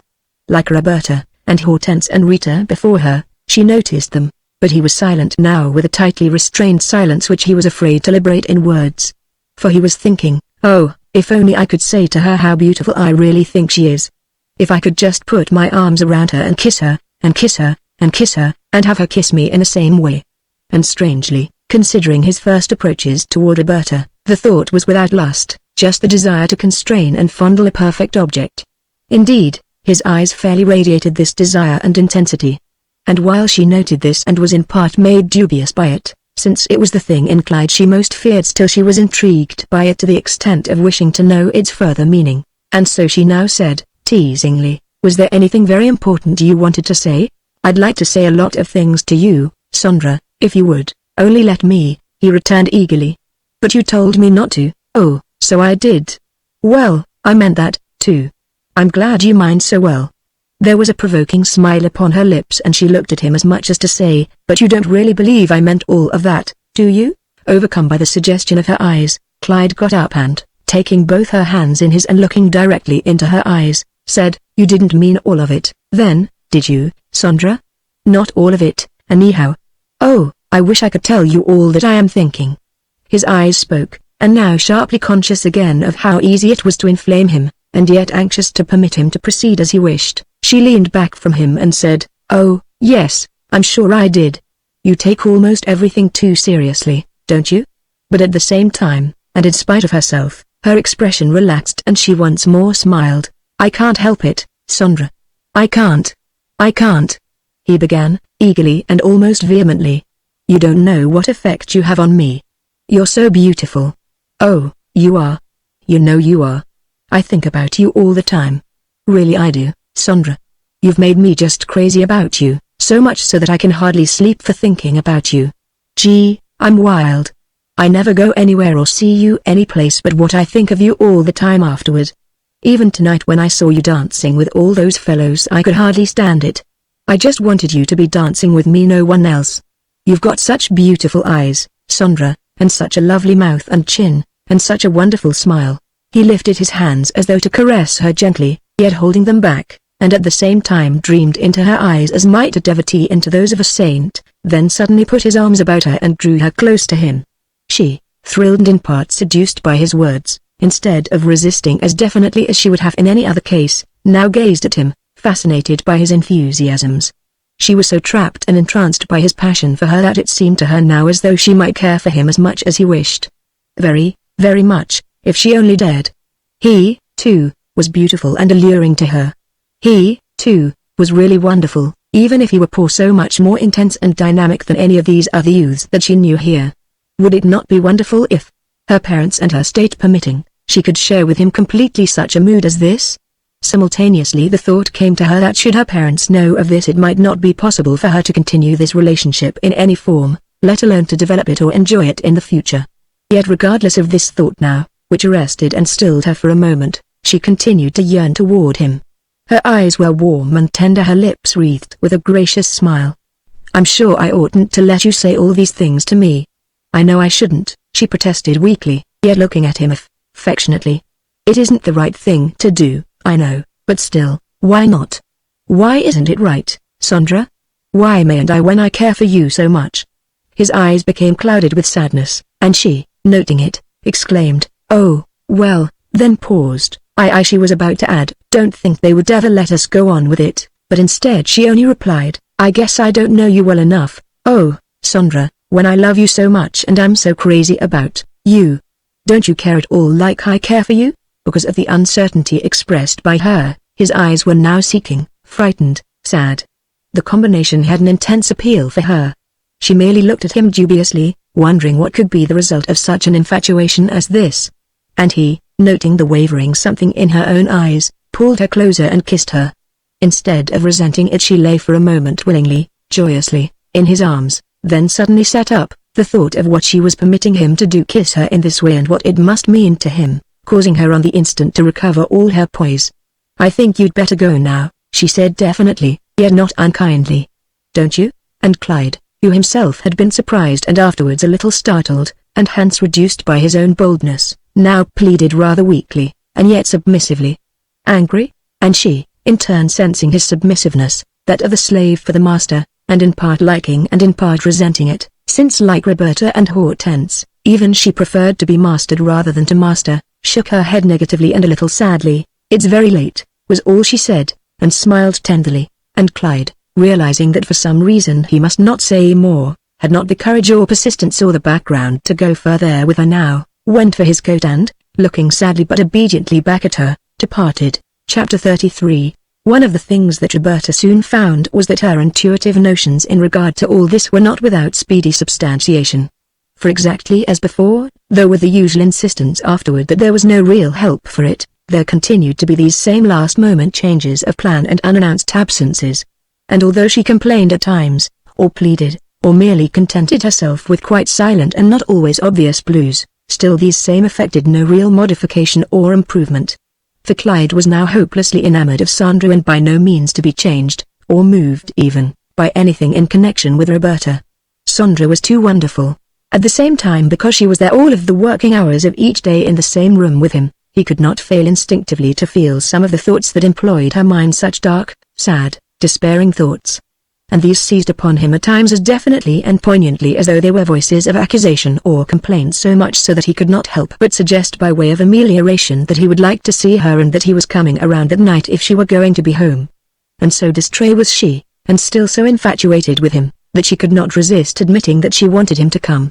And once there, the psychic personality of the past as well as of the room itself was not without its persuasion and hence emotional compulsion, but most foolishly anticipating, as he now did, a future more substantial than the general local circumstances warranted, he was more concerned than ever lest his present relationship to Roberta should in any way prove inimical to all this. Supposing that Sandra at some time, in some way, should find out concerning Roberta? How fatal that would be! Or that Roberta should become aware of his devotion to Sandra and so develop an active resentment which should carry her to the length of denouncing or exposing him. For subsequent to the New Year's Eve engagement, he was all too frequently appearing at the factory of a morning with explanatory statements that because of some invitation from the Griffiths, Harriots, or others, he would not be able to keep an engagement with her that night, for instance, that he had made a day or two before. And later, on 3 different occasions, because Sandra had called for him in her car, he had departed without a word, trusting to what might come to him the next day in the way of an excuse to smooth the matter over. Yet anomalous, if not exactly unprecedented as it may seem, this condition of mingled sympathy and opposition gave rise at last to the feeling in him that come what might he must find some method of severing this tie, even though it lacerated Roberta to the point of death. Why should he care? He had never told her that he would marry her, or endangered his own position here in case she were not satisfied to release him as voicelessly as he wished. At other times it caused him to feel that indeed he was a sly and shameless and cruel person who had taken undue advantage of a girl who, left to herself, would never have troubled with him. And this latter mood, in spite of slights and lies and thinly excused neglects and absences at times in the face of the most definite agreements so strange as the libido of the race, brought about the reenactment of the infernal or celestial command laid upon Adam and his breed. Thy desire shall be to thy mate. But there was this to be said in connection with the relationship between these two, that no time, owing to the inexperience of Clyde, as well as Roberta, had there been any adequate understanding or use of more than the simplest, and for the most part unsatisfactory, contraceptive devices. About the middle of February, and, interestingly enough, at about the time when Clyde, because of the continuing favor of Sandra, had about reached the point where he was determined once and for all to end, not only this physical, but all other connection with Roberta, she on her part was beginning to see clearly that, in spite of his temporizing and her own incurable infatuation for him, pursuit of him by her was futile, and that it would be more to the satisfaction of her pride, if not to the ease of her heart, if she were to leave here and in some other place seek some financial help that would permit her to live and still help her parents and forget him if she could. Unfortunately for this, she was compelled, to her dismay and terror, to enter the factory one morning, just about this time, her face a symbol of even graver and more terrifying doubts and fears than any that had hitherto assailed her. For now, in addition to her own troubled conclusions in regard to Clyde, there had sprung up overnight the dark and constraining fear that even this might not now be possible, for the present at least. For because of her own and Clyde's temporizing over his and her sentimentality and her unconquerable affection for him, she now, at a time when it was most inimical for both, found herself pregnant. Ever since she had yielded to his blandishments, she had counted the days and always had been able to congratulate herself that all was well. But 48 hours since the always exactly calculated time had now passed, and there had been no sign. And for 4 days preceding this Clyde had not even been near her. And his attitude at the factory was more remote and indifferent than ever, and now, this, and she had no one but him to whom she might turn. And he was in this estranged and indifferent mood, because of her fright, induced by the fear that with or without Clyde's aid she might not easily be extricated from her threatened predicament. She could see her home, her mother, her relatives, all who knew her, and their thoughts in case anything like this should befall her. For of the opinion of society in general and what other people might say, Roberta stood in extreme terror. The stigma of unsanctioned concupiscence. The shame of illegitimacy for a child. It was bad enough, as she had always thought, listening to girls and women talk of life and marriage and adultery and the miseries that had befallen girls who had yielded to men and subsequently been deserted, for a woman when she was safely married and sustained by the love and strength of a man. Such love, for instance, as her brother-in-law Gabble brought to her sister Agnes, and her father to her mother in the first years, no doubt, and Clyde to her when he had so feverishly declared that he loved her, but now, she could not permit any thoughts in regard to his recent or present attitude to delay her. Regardless of either, he must help her. She did not know what else to do under such circumstances, which way to turn. And no doubt Clyde did. At any rate, he had said once that he would stand by her in case anything happened. And although, because at first, even on the third day on reaching the factory, she imagined that she might be exaggerating the danger and that it was perhaps some physical flaw or lapse that might still overcome itself, still by late afternoon no evidence of any change coming to her, she began to be a prey to the most nameless terrors. What little courage she had mustered up to this time began to waver and break. She was all alone, unless he came to her now. And she was in need of advice and good counsel, loving counsel. Oh, Clyde. Clyde. If he would only not be so indifferent to her. He must not be. Something must be done, and right away, quick, else great heavens, what a terrible thing this could easily come to be. At once she stopped her work between 4 and 5 in the afternoon and hurried to the dressing room. And there she penned a note, hurried, hysterical scrawl, Clyde, I must see you tonight, sure. You mustn't fail me. I have something to tell you. Please come as soon after work as possible, or meet me anywhere. I'm not angry or mad about anything. But I must see you tonight, sure. Please say right away where, Roberta. And he, sensing a new and strange and quite terrified note in all this the moment he read it, at once looked over his shoulder at her and, seeing her face so white and drawn, signaled that he would meet her. For judging by her face the thing she had to tell must be of the utmost importance to her, else why this tensity and excitement on her part?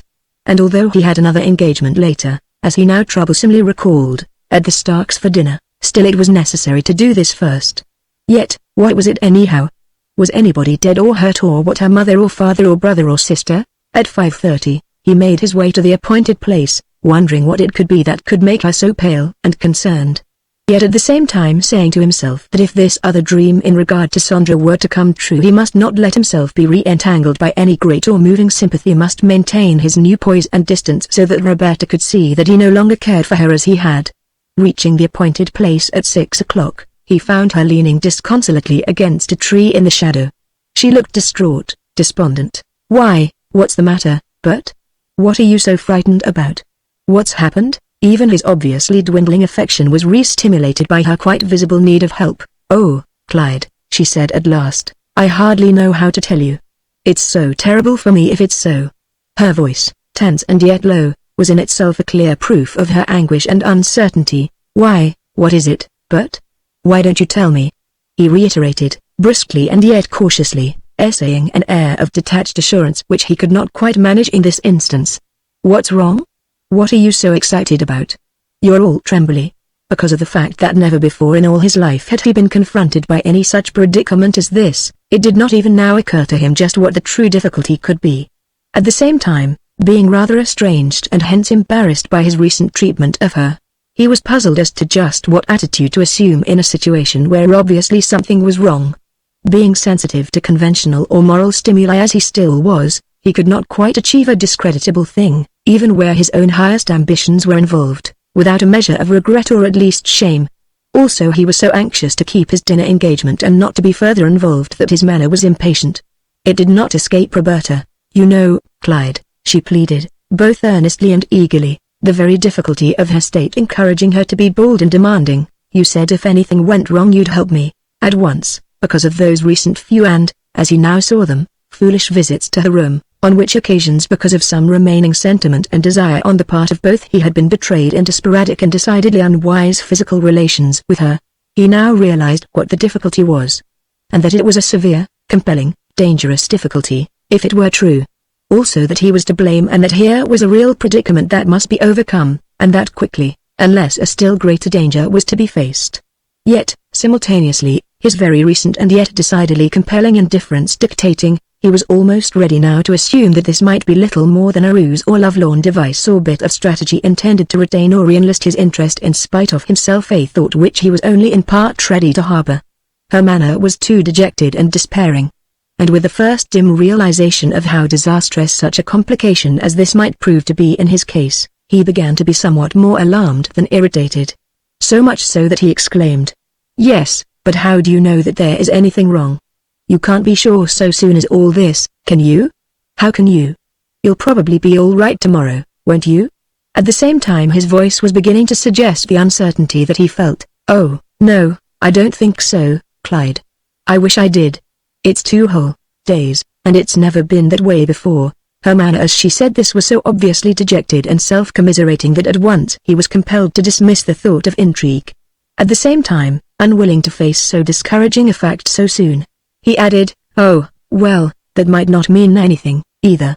Girls go longer than 2 days, don't they?" The tone, implying as it did uncertainty and non-sophistication even, which previously had not appeared characteristic of him, was sufficient to alarm Roberta to the point where she exclaimed, "Oh, no, I don't think so. Anyhow, it would be terrible, wouldn't it, if something were wrong? What do you suppose I ought to do? Don't you know something I can take?" At once Clyde, who had been so brisk and urgent in establishing this relationship and had given Roberta the impression that he was a sophisticated and masterful youth who knew much more of life than ever she could hope to know, and to whom all such dangers and difficulties as were implied in the relationship could be left with impunity, was at a loss what to do. Actually, as he himself now realized, he was as sparingly informed in regard to the mysteries of sex and the possible complications attending upon such a situation as any youth of his years could well be. True, before coming here he had browsed about Kansas City and Chicago with such worldly wise mentors of the hotel bellboy world as Ratterer, Higbee, Haglund and others, and had listened to much of their gossiping and boasting. But their knowledge, for all their boasting, as he now half guessed, must have related to girls who were as careless and uninformed as themselves. And beyond those again, although he was by no means so clearly aware of that fact now, lay little more than those rumored specifics and preventatives of such quack doctors and shady druggists and chemists as dealt with intelligences of the Haglund and Ratterer order. But even so, where were such things to be obtained in a small city like Lycurgus? Since dropping dead he had no intimates, let alone trustworthy friends who could be depended on to help in such a crisis. The best he could think of for the moment was to visit some local or nearby druggist who might, for a price, provide him with some worthwhile prescription or information. But for how much? And what were the dangers in connection with such a proceeding? Did they talk? Did they ask questions? Did they tell anyone else about such inquiries or needs? He looked so much like Gilbert Griffiths, who was so well known in Lycurgus that anyone recognizing him as Gilbert might begin to talk of him in that way and so bring about trouble. And this terrible situation arising now when in connection with Sondra, things had advanced to the point where she was now secretly permitting him to kiss her, and, more pleasing still, exhibiting little evidences of her affection and goodwill in the form of presents of ties, a gold pencil, a box of most attractive handkerchiefs, all delivered to his door in his absence with a little card with her initials, which had caused him to feel sure that his future in connection with her was of greater and greater promise. So much so that even marriage, assuming that her family might not prove too inimical and that her infatuation and diplomacy endured, might not be beyond the bounds of possibility. He could not be sure, of course. Her true intentions and affections so far were veiled behind a tantalizing evasiveness which made her all the more desirable. Yet it was these things that had been causing him to feel that he must now, and speedily, extract himself as gracefully and unirritatingly as possible from his intimacy with Roberta. For that reason, therefore, he now announced, with pretended assurance, "Well, I wouldn't worry about it any more tonight if I were you. You may be all right yet, you know. You can't be sure. Anyhow, I'll have to have a little time until I can see what I can do. I think I can get something for you. But I wish you wouldn't get so excited," At the same time he was far from feeling as secure as he sounded. In fact he was very much shaken. His original determination to have as little to do with her as possible was now complicated by the fact that he was confronted by a predicament that spelled real danger to himself, unless by some argument or assertion he could absolve himself of any responsibility in connection with this a possibility which, in view of the fact that Roberta still worked for him, that he had written her some notes, and that any least word from her would precipitate an inquiry which would prove fatal to him, was sufficient to cause him to feel that he must assist her speedily and without a breath of information as to all this leaking out in any direction. At the same time it is only fair to say that because of all that had been between them, he did not object to assisting her in any way that he could. But in the event that he could not, it was so that his thoughts raced forward to an entirely possible inimical conclusion to all this. Well, then might it not be possible at least some fellows, if not himself, were to deny that he had held any such relationship with her and so escape. That possibly might be one way out if only he were not as treacherously surrounded as he was here. But the most troublesome thing in connection with all this was the thought that he knew of nothing that would really avail in such a case, other than a doctor. Also that probably meant money, time, danger. Just what did it mean?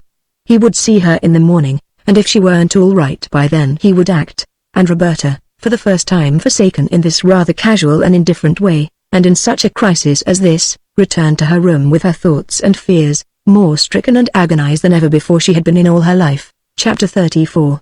But the resources of Clyde, in such a situation as this, were slim. For, apart from Liggett, Wigham, and a few minor though decidedly pleasant and yet rather remote department heads, all of whom were now looking on him as a distinctly superior person who could scarcely be approached too familiarly in connection with anything, there was no one to whom he could appeal. In so far as the social group to which he was now so eagerly attaching himself was concerned, it would have been absurd for him to attempt, however slyly, to extract any information there. For while the youths of this world at least were dashing here and there, and because of their looks, taste and means indulging themselves in phases of libertinism the proper wild oats of youth such as he and others like himself could not have dreamed of affording, still so far was he from any real intimacy with any of these that he would not have dreamed of approaching them for helpful information. His sanest thought, which occurred to him almost immediately after leaving Roberta, was that instead of inquiring of any druggist or doctor or person in Lycurgus, more particularly any doctor, since the entire medical profession here, as elsewhere, appeared to him as remote, cold, unsympathetic and likely very expensive and unfriendly to such an immoral adventure as this was to go to some nearby city, preferably Schenectady, since it was larger and as near as any, and there inquire what, if anything, could be obtained to help in such a situation as this. For he must find something. At the same time, the necessity for decision and prompt action was so great that even on his way to the Starks, and without knowing any drug or prescription to ask for, he resolved to go to Schenectady the next night. Only that meant, as he later reasoned, that a whole day must elapse before anything could be done for Roberta, and that, in her eyes, as well as his own, would be leaving her open to the danger that any delay at all involved. Therefore, he decided to act at once, if he could, excuse himself to the Starks and then make the trip to Schenectady on the interurban before the drugstores over there should close. But once the what? How face the local druggist or clerk and ask for what? His mind was troubled with hard, abrasive thoughts as to what the druggist might think, look or say. If only Ratterer or Hickland were here. They would know, of course, and be glad to help him. Or Higbee, even. But here he was now, all alone, for Roberta knew nothing at all. There must be something though, of course. If not, if he failed there, he would return and write Ratterer in Chicago, only in order to keep himself out of this as much as possible he would say that he was writing for a friend. Once in Schenectady, since no one knew him there, of course he might say, the thought came to him as an inspiration, that he was a newly married man. Why not? He was old enough to be one, and that his wife, and that in the face of inability to care for a child now, was past her time. He recalled a phrase that he had once heard Higbee use, and that he wanted something that would permit her to escape from that state. What was so wrong with it as an idea? A young married couple might be in just such a predicament. And possibly the druggist would, or should be stirred to a little sympathy by such a state and might be glad to tell him of something. Why not? That would be no real crime. To be sure, one and another might refuse, but a third might not. And then he would be rid of this. And then never again, without knowing a lot more than he did now, would he let himself drift into any such predicament as this. Never. It was too dreadful. he betook himself to the Stark house very nervous and growing more so every moment. So much so that, the dinner being eaten, he finally declared as early as 9:30 that at the last moment at the factory a very troublesome report, covering a whole month's activities, had been requested of him. And since it was not anything he could do at the office, he was compelled to return to his room and make it out the rare bit of energetic and ambitious commercialism, as the Starks saw it, worthy of their admiration and sympathy. And in consequence he was excused. But arrived at Schenectady, he had barely time to look around a little before the last car for Lycurgus should be leaving. His nerve began to fail him. Did he look enough like a young married man to convince anyone that he was one? Besides, were not such preventatives considered very wrong even by druggists? Walking up and down the one very long main street still brightly lighted at this hour, looking now in one drugstore window and another, he decided for different reasons that each particular one was not the one. In one, as he saw at a glance, stood a stout, sober, smooth-shaven man of 50 whose bespectacled eyes and iron-grey hair seemed to indicate to Clyde's mind that he would be most certain to deny such a youthful applicant as himself refused to believe that he was married or to admit that he had any such remedy, and suspect him of illicit relations with some young, unmarried girl into the bargain. He looked so sober, God-fearing, ultra-respectable and conventional. No, it would not do to apply to him. He had not the courage to enter and face such a person. In another drugstore he observed a small, shriveled and yet dapper and shrewd-looking man of perhaps 35, who appeared to him at the time as satisfactory enough, only, as he could see from the front, he was being briskly assisted by a young woman of not more than 20 or 25. And assuming that she would approach him instead of the man on embarrassing and impossible situation, or if the man waited on him, was it not probable that she would hear? In consequence he gave up that place, and a third, a fourth, and a fifth, for varying and yet equally cogent reasons. Customers inside, a girl and a boy at a soda fountain in front, an owner posed near the door and surveying Clyde as he looked in and thus disconcerting him before he had time to consider whether he should enter or not. Finally, however, after having abandoned so many, he decided that he must act or return defeated, his time and car fare wasted. Returning to one of the lesser stores in a side street, in which a moment before he had observed an undersized chemist idling about, he entered, and summoning all the bravado he could muster, began, "I want to know something.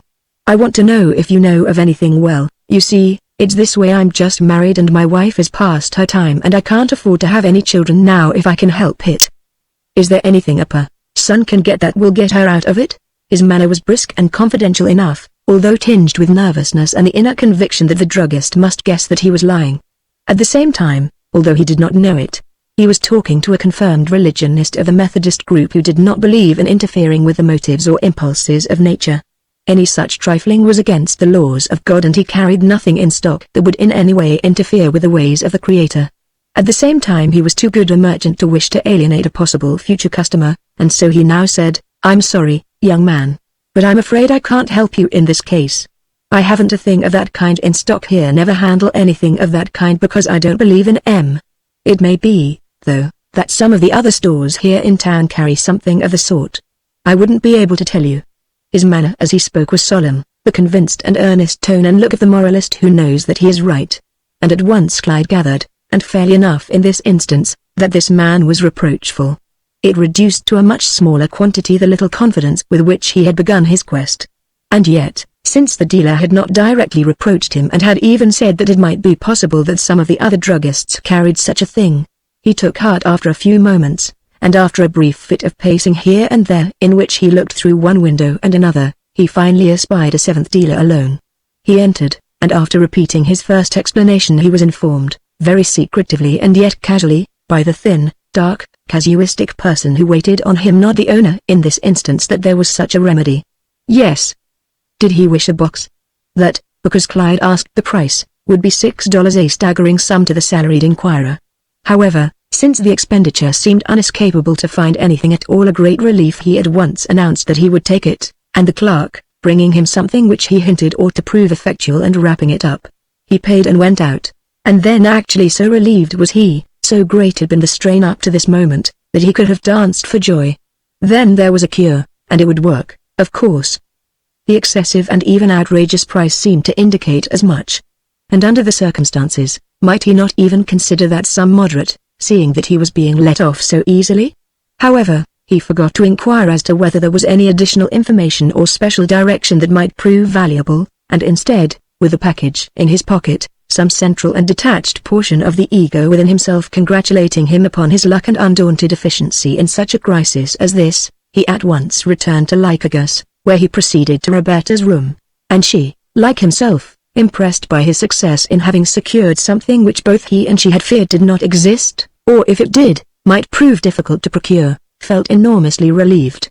In fact, she was re-impressed by his ability and efficiency, qualities with which, up to this time at least, she had endowed him. Also that he was more generous and considerate than under the circumstances she feared he would be. At least he was not coldly abandoning her to fate, as previously in her terror she had imagined that he might. And this fact, even in the face of his previous indifference, was sufficient to soften her mood in regard to him. So with a kind of ebullience, based on fattened hope resting on the pills, she undid the package and read the directions, assuring him the while of her gratitude and that she would not forget how good he had been to her in this instance. At the same time, even as she untied the package, the thought came to her, supposing they would not work? Then what? And how would she go about arranging with Clyde as to that? However, for the time being, as she now reasoned, she must be satisfied and grateful for this, and at once took one of the pills. But once her expressions of gratefulness had been offered and Clyde sensed that these same might possibly be looked upon as overtures to a new intimacy between them, he fell back upon the attitude that for days past had characterized him at the factory. Under no circumstances must he lend himself to any additional blandishments or languishments in this field. And if this drug proved effectual, as he most earnestly hoped, it must be the last of any save the most accidental and casual contacts. For there was too much danger, as this particular crisis had proved too much to be lost on his side, everything, in short nothing but worry and trouble and expense. In consequence he retreated to his former reserve. Well, you'll be all right now, eh? Anyhow, let's hope so, huh? It says to take one every 2 hours for 8 or 10 hours. And if you're just a little sick, it says it doesn't make any difference. You may have to knock off a day or two at the factory, but you won't mind that, will you, if it gets you out of this? I'll come around tomorrow night and see how you are, if you don't show up any time tomorrow. He laughed genially, the while Roberta gazed at him, unable to associate his present casual attitude with his former passion and deep solicitude. His former passion. And now this. And yet, under the circumstances, being truly grateful, she now smiled cordially and he the same. Yet, seeing him go out, the door close, and no endearing demonstrations of any kind having been exchanged between them, she returned to her bed, shaking her head dubiously. For, supposing that this remedy did not work after all? And he continued in this same casual and remote attitude toward her? Then what? For unless this remedy proved effectual, he might still be so indifferent that he might not want to help her long, or would he? Could he do that, really? He was the one who had brought her to this difficulty, and against her will, and he had so definitely assured her that nothing would happen. And now she must lie here alone and worry, not a single person to turn to, except him, and he was leaving her for others with the assurance that she would be all right. And he had caused it all. Was this quite right? Oh, Clyde. Chapter 35. But the remedy he purchased failed to work. And because of nausea and his advice she had not gone to the factory, but lay about worrying. But, no saving result appearing, she began to take 2 pills every hour instead of 1, eager at any cost to escape the fate which seemingly had overtaken her. And this made her exceedingly sick, so much so that when Clyde arrived at 6:30 he was really moved by her deathly white face, drawn cheeks and large and nervous eyes, the pupils of which were unduly dilated. Obviously she was facing a crisis, and because of him, and, while it frightened, at the same time it made him sorry for her. Still, so confused and perplexed was he by the problem which her unchanged state presented to him that his mind now leapt forward to the various phases and eventualities of such a failure as this. The need of additional advice or service of some physician somewhere. But where and how and who? And besides, as he now asked himself, where was he to obtain the money in any such event? Plainly in view of no other inspiration it was necessary for him to return to the druggist at once and there inquire if there was anything else, some other drug or some other thing that one might do. Or if not that, then some low-priced shady doctor somewhere, who, for a small fee, or a promise of payments on time, would help in this case. Yet even though this other matter was so important, tragic, almost once outside, his spirits lifted slightly. For he now recalled that he had an appointment with Sandra at the Cranstons, where at 9 he and she, along with a number of others, were to meet and play about as usual a party. Yet once at the Cranstons, and despite the keen allurement of Sandra, he could not keep his mind off Roberta's state, which rose before him as a spectre. Supposing now any one of those whom he found gathered here, Nadine Harriet, Pearlie Haynes, Violet Taylor, Jill Trumbull, Bella, Bertine, and Sandra, should gain the least inkling of the scene he had just witnessed? In spite of Sandra at the piano throwing him a welcoming smile over her shoulder as he entered, his thoughts were on Roberta. He must go around there again after this was over, to see how she was and so relieve his own mind in case she were better. In case she was not, he must write to Ratterer at once for advice. In spite of his distress, he was trying to appear as gay and unconcerned as ever, dancing first with Pearlie Haynes and then with Nadine, and finally, while waiting for a chance to dance with Sandra, he approached a group who were trying to help Van der Steel solve a new scenery puzzle and asserted that he could read messages written on paper and sealed in envelopes, the old serial letter trick which he had found explained in an ancient book of parlor tricks discovered on a shelf at the Peytons. It had been his plan to use it before in order to give himself an air of ease and cleverness, but tonight he was using it to take his mind off the greater problem that was weighing on him. And, although with the aid of Nadine Harriet, whom he took into his confidence, he succeeded in thoroughly mystifying the others, still his mind was not quite on it. Roberta was always there. Supposing something should really be wrong with her and he could not get her out of it. She might even expect him to marry her, so fearful was she of her parents and people. What would he do then? He would lose the beautiful Sandra, and she might even come to know how and why he had lost her. But that would be wild of Roberta to expect him to do that. He would not do it. He could not do it. One thing was certain. He must get her out of this. He must. But how? How? And although at 12 o'clock Sandra signaled that she was ready to go and that if he chose he might accompany her to her door, and even stop in for a few moments, and although once there, in the shade of a pergola which ornamented the front gate, she had allowed him to kiss her and told him that she was beginning to think he was the nicest ever, and that the following spring when the family moved to 12th Lake she was going to see if she couldn't think of some way by which she could arrange to have him there over weekends. Still, because of this pressing problem in connection with Roberta, Clyde was so worried that he was not able to completely enjoy this new and to him exquisitely thrilling demonstration of affection on her part, of this new and amazing social and emotional victory of his. He must send that letter to Ratterer tonight. But before that he must return to Roberta as he had promised and find out if she was better. And after that he must go over to Schenectady in the morning, sure, to see the druggist over there. For something must be done about this unless she were better tonight. And so, with Sandra's kisses thrilling on his lips, he left her to go to Roberta, whose white face and troubled eyes told him as he entered her room that no change had taken place. If anything, she was worse and more distressed than before, the larger dosage having weakened her to the point of positive illness. However, as she said, nothing mattered if only she could get out of this, that she would almost be willing to die rather than face the consequences. And Clyde, realizing what she meant and being so sincerely concerned for himself, appeared in part distressed for her. However, his previous indifference and the manner in which he had walked off and left her alone this very evening prevented her from feeling that there was any abiding concern in him for her now. And this grieved her terribly.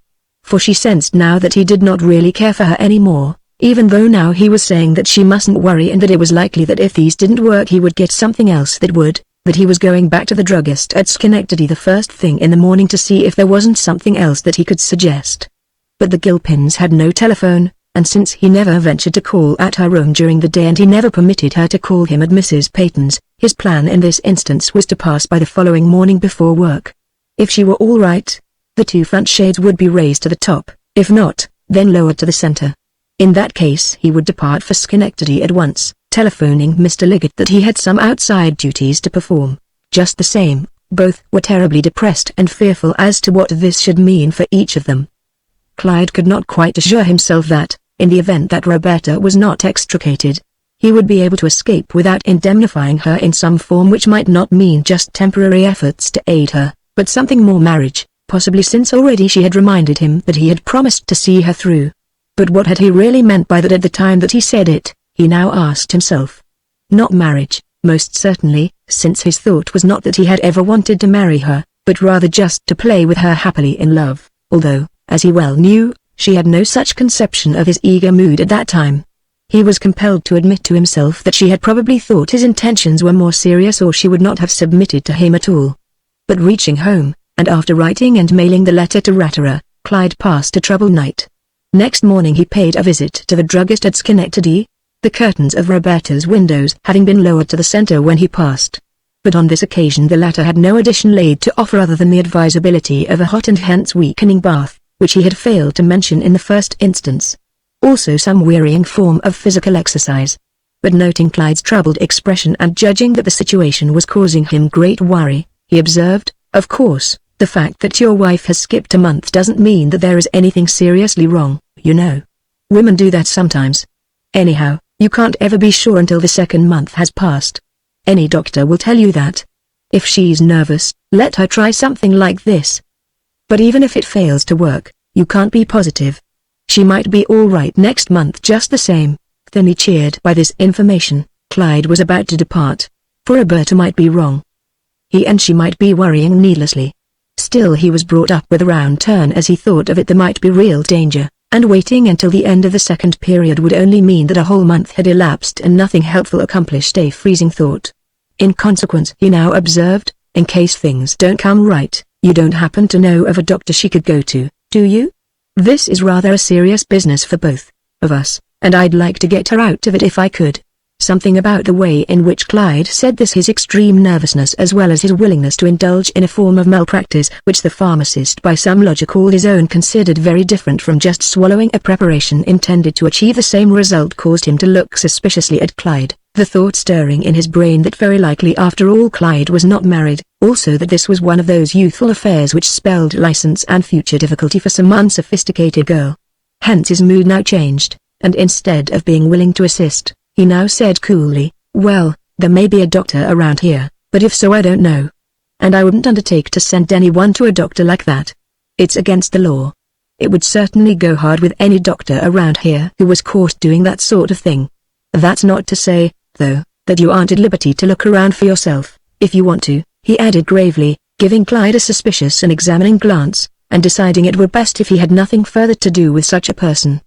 Clyde therefore returned to Roberta with the same prescription renewed, although she had most decidedly protested that, since the first box had not worked, it was useless to get more. But since he insisted, she was willing to try the drug the new way, although the argument that a cold or nerves was the possible cause was only sufficient to convince her that Clyde was at the end of his resources in so far as she was concerned, or if not that, he was far from being alive to the import of this both to herself and to him. And supposing this new treatment did not work, then what? Was he going to stop now and let the thing rest there? Yet so peculiar was Clyde's nature that in the face of his fears in regard to his future, and because it was far from pleasant to be harried in this way and an infringement on his other interests, the assurance that the delay of a month might not prove fatal was sufficient to cause him to be willing to wait, and that rather indifferently, for the length of time. Roberta might be wrong. She might be making all this trouble for nothing. He must see how she felt after she had tried this new way. But the treatment failed. Despite the fact that in her distress Roberta returned to the factory in order to weary herself, until all the girls in the department assured her that she must be ill, that she should not be working when she looked and plainly felt so bad, still nothing came of it. And the fact that Clyde could dream of falling back on the assurance of the druggist that a first month's lapse was of no import only aggravated and frightened her the more. The truth was that in this crisis he was as interesting an illustration of the enormous handicaps imposed by ignorance, youth, poverty and fear as one could have found. Technically he did not even know the meaning of the word midwife, or the nature of the services performed by her. And there were 3 here in Lycurgus at this time in the foreign family section. Again, he had been in Lycurgus so short a time, and apart from the young society men and dud whom he had cut, and the various department heads at the factory, he knew no one, an occasional barber, haberdasher, cigar dealer and the like, the majority of whom, as he saw them, were either too dull or too ignorant for his purpose. One thing, however, which caused him to pause before ever he decided to look up a physician was the problem of who was to approach him and how. To go himself was simply out of the question. In the first place, he looked too much like Gilbert Griffiths, who was decidedly too well known here and for whom he might be mistaken. Next, it was unquestionable that, being as well dressed as he was, the physician would want to charge him more, maybe, than he could afford and ask him all sorts of embarrassing questions. Whereas if it could be arranged through someone else, the details explained before ever Roberta was sent, why not Roberta herself? Why not? She looked so simple and innocent and unassuming and appealing at all times. And in such a situation as this, as depressed and downcast as she was, well. For after all, as he now casuistically argued with himself, it was she and not he who was facing the immediate problem which had to be solved. And again, as it now came to him, Would she not be able to get it done cheaper? For looking as she did now, so distrait, if only he could get her to say that she had been deserted by some young man, whose name she would refuse to divulge, of course. Well, what physician seeing a girl like her alone and in such a state, no one to look after her, would refuse her? It might even be that he would help her out for nothing. Who could tell? And that would leave him clear of it all. And in consequence he now approached Roberta, intending to prepare her for the suggestion that, assuming that he could provide a physician and the nature of his position being what it was, she must speak for herself. But before he had spoken she at once inquired of him as to what, if anything, more he had heard or done. Wasn't some other remedy sold somewhere? And this giving him the opportunity he desired, he explained, "Well, I've asked around and looked into most of the drugstores and they tell me if this one won't work that none will. That leaves me sorta stumped now, unless you're willing to go and see a doctor. But the trouble with it is they're hard to find, the ones who'll do anything and keep their mouths shut. I've talked with several fellows without saying who it's for, of course, but it ain't so easy to get one around here, because they are all too much afraid. It's against the law, you see. But what I want to know now is, supposing I find a doctor who would do it, will you have the nerve to go and see him and tell him what the trouble is? That's what I want to know." She looked at him dazedly, not quite grasping that he was hinting that she was to go entirely alone, but rather assuming that of course he meant to go with her. Then, her mind concentrating nervously upon the necessity of facing a doctor in his company, she first exclaimed, "Oh, dear, isn't it terrible to think of us having to go to a doctor in this way? Then he'll know all about us, won't he? And besides, it's dangerous, isn't it? Although I don't suppose it could be much worse than those old pills." She went off into more intimate inquiries as to what was done and how, but Clyde could not enlighten her. "Oh, don't be getting nervous over that now," he said. "It isn't anything that's going to hurt you, I know. Besides, we'll be lucky if we find someone to do it.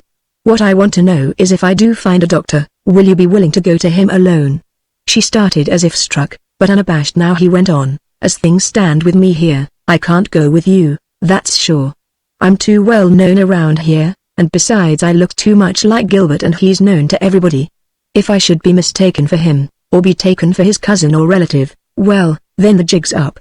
His eyes were not only an epitome of how wretched he would feel were he exposed to all Lycurgus for what he was, but also in them lurked a shadow of the shabby role he was attempting to play in connection with her, in hiding thus completely behind her necessity. And yet so tortured was he by the fear of what was about to befall him in case he did not succeed in so doing, that he was now prepared, whatever Roberta might think or say, to stand his ground. But Roberta, sensing only the fact that he was thinking of sending her alone, now exclaimed incredulously, "Not alone, Clyde. Oh, no, I couldn't do that. Oh, dear, no. Why, I'd be frightened to death. Oh, dear, no. Why, I'd be so frightened I wouldn't know what to do. Just think how I'd feel, trying to explain to him alone. I just couldn't do that. Besides, how would I know what to say, how to begin? You'll just have to go with me at first, that's all, and explain, or I never can go. I don't care what happens." Her eyes were round and excited, and her face, while registering all the depression and fear that had recently been there, was transfigured by definite opposition. But Clyde was not to be shaken neither. "You know how it is with me here, Bert. I can't go, and that's all there is to it. Why, supposing I were seen, supposing someone should recognize me. What then? You know how much I've been going around here since I've been here. Why, it's crazy to think that I could go.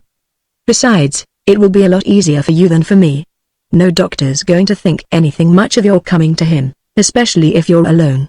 He'll just think you're someone who's got in trouble and with no one to help you. But if I go, and it should be anyone who knows anything about the Griffiths, that'd be the deuce to pay. Right off he'd think I was stuffed with money. Besides, if I didn't do just what he wanted me to do afterwards, he could go to my uncle, or my cousin, and then, good night. That would be the end of me. And if I lost my place here now, and with no money and that kind of scandal connected with me, where do you suppose I would be after that, or you either? I certainly couldn't look after you then. And then what would you do? I should think you'd wake up and see what a tough proposition this is. My name can't be pulled into this without trouble for both of us. It's got to be kept out, that's all, and the only way for me to keep it out is for me to stay away from any doctor. Besides, he'd feel a lot sorrier for you than he would for me. You can't tell me." His eyes were distressed and determined, and, as Roberta could gather from his manner, a certain hardness, or at least defiance, the result of fright, showed in every gesture. He was determined to protect his own name, come what might, a fact which, because of her own acquiescence up to this time, still carried great weight with her. "Oh, dear. Dear," she exclaimed, nervously and sadly now, the growing and drastic terror of the situation dawning upon her. "I don't see how we are to do then. I really don't. For I can't do that, and that's all there is to it. It's all so hard, so terrible. I'd feel too much ashamed and frightened to ever go alone." But even as she said this, she began to feel that she might, and even would, go alone, if must be. For what else was there to do? And how was she to compel him, in the face of his own fears and dangers, to jeopardize his position here? He began once more, in self-defense more than from any other motive. "Besides, unless this thing isn't going to cost very much, I don't see how I'm going to get by with it anyhow, Bert. I really don't. I don't make so very much, you know, only $25 up to now." Necessity was at last compelling him to speak frankly with Roberta. "And I haven't saved anything, not a cent. And you know why as well as I do. We spent the most of it together. Besides, if I go and he thought I had money, he might want to charge me more than I could possibly dig up. But if you go and just tell him how things are and that you haven't got anything, if you'd only say I'd run away or something, see." He paused because, as he said it, he saw a flicker of shame, contempt, despair at being connected with anything so cheap and shabby, pass over Roberta's face. And yet, in spite of this sly and yet muddy tergiversation on his part, so great is the compelling and enlightening power of necessity, she could still see that there was some point to his argument. He might be trying to use her as a foil, a mask, behind which he, and she too for that matter, was attempting to hide. But just the same, shameful as it was, here were the stark, bald headlands of fact, and at their base the thrashing, destroying waves of necessity. She heard him say, "You wouldn't have to give your right name, you know, or where you came from. I don't intend to pick out any doctor right around here, see? Then, if you'd tell him you didn't have much money, just your weekly salary." She sat down weakly to think, the while this persuasive trickery proceeded from him, the import of most of his argument going straight home. For as false and morally meretricious as this whole plan was, still, as she could see for herself, her own as well as Clyde's situation was desperate. And as honest and punctilious as she might ordinarily be in the matter of truth-telling and honest dealing, plainly this was one of those whirling tempests of fact and reality in which the ordinary charts and compasses of moral measurement were for the time being of small use. And so, insisting then that they go to some doctor far away, Utica or Albany, maybe, but still admitting by this that she would go, the conversation was dropped. And he, having triumphed in the matter of accepting his own personality from this, took heart to the extent, at least, of thinking that at once now, by some hook or crook, he must find a doctor to whom he could send her. Then his terrible troubles in connection with all this would be over. And after that she could go her way, as surely she must. Then, seeing that he would have done all that he could for her, he would go his way to the glorious denouement that lay directly before him, in case only this were adjusted. Chapter 36. Nevertheless, hours and even days, and finally a week and then 10 days, passed without any word from him as to the whereabouts of a doctor to whom she could go. For although having said so much to her, he still did not know to whom to apply. And each hour and day as great a menace to him as to her. And her looks as well as her inquiries registering how intense and vital and even clamorous at moments was her own distress. Also he was harried almost to the point of nervous collapse by his own inability to think of any speedy and sure way by which she might be aided. Where did a physician live to whom he might send her with some assurance of relief for her, and how was he to find out about him? After a time, however, in running over all the names of those he knew, he finally struck upon a forlorn hope in the guise of Orrin Short, the young man conducting the one small gents furnishing store in Lycurgus, which catered more or less exclusively to the rich youths of the city, a youth of about his own years and proclivities, as Clyde had guessed, who ever since he had been here had been useful to him in the matter of tips as to dress and style in general. Indeed, as Clyde had for some time noted, Short was a brisk, inquiring and tactful person, who, in addition to being quite attractive personally to girls, was also always most courteous to his patrons, particularly to those whom he considered above him in the social scale, and among these was Clyde. For having discovered that Clyde was related to the Griffiths, this same Short had sought, as a means for his own general advancement in other directions, to scrape as much of a genial and intimate relationship with him as possible. Only, as Clyde saw it, and in view of the general attitude of his very high relatives, it had not, up to this time at least, been possible for him to consider any such intimacy seriously. And yet, finding Short so very affable and helpful in general, He was not above reaching at least an easy and genial surface relationship with him, which Short appeared to accept in good part. Indeed, as at first, his manner remained seeking and not a little sycophantic at times. And so it was that among all those with whom he could be said to be in either intimate or casual contact, Short was about the only one who offered even a chance for an inquiry which might prove productive of some helpful information. In consequence, in passing Short's place each evening and morning, once he thought of him in this light, he made it a point to nod and smile in a most friendly manner, until at least 3 days had gone by. And then, feeling that he had paved the way as much as his present predicament would permit, he stopped in, not at all sure that on this first occasion he would be able to broach the dangerous subject. The tale he had fixed upon to tell Short was that he had been approached by a young working man in the factory, newly married, who, threatened with an heir and not being able to afford one as yet, had appealed to him for information as to where he might now find a doctor to help him. The only interesting additions which Clyde proposed to make to this were that the young man, being very poor and timid and not so very intelligent, was not able to speak or do much for himself.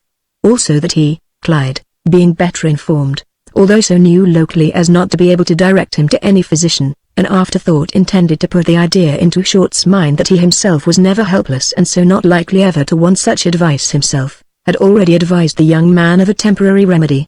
But unfortunately, so his story was to run, this had already failed to work.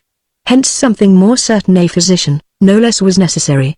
And Short, having been here longer, and, as he had heard him explain, hailing previously from Gloversville, it was quite certain, as Clyde now argued with himself, that he would know of at least one or should.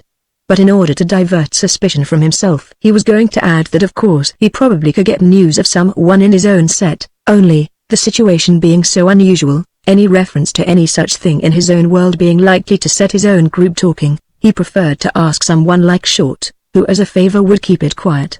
As it chanced on this occasion, Short himself, owing to his having done a very fair day's business, was in an exceedingly jovial frame of mind.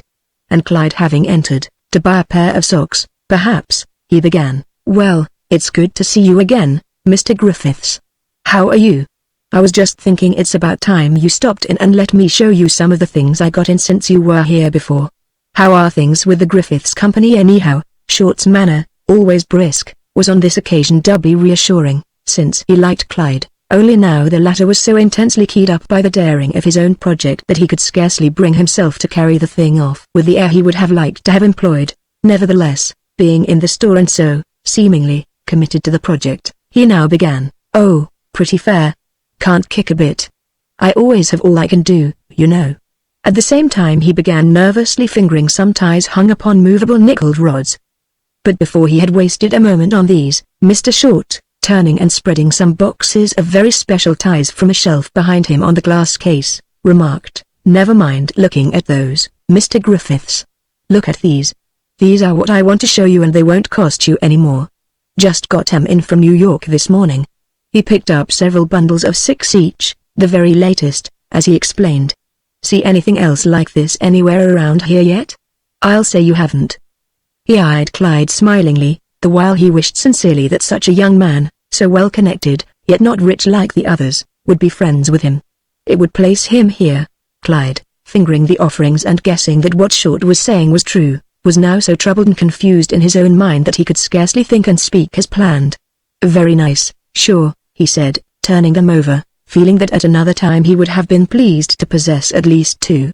"I think maybe I'll take this one, anyhow, and this one, too." He drew out 2 and held them up, while he was thinking how to broach the so much more important matter that had brought him here. For why should he be troubling to buy ties, dilly-dallying in this way, when all he wanted to ask Short about was this other matter? Yet how hard it was now, how very hard. And yet he really must, although perhaps not so abruptly. He would look around a little more at first in order to allay suspicion, ask about some socks.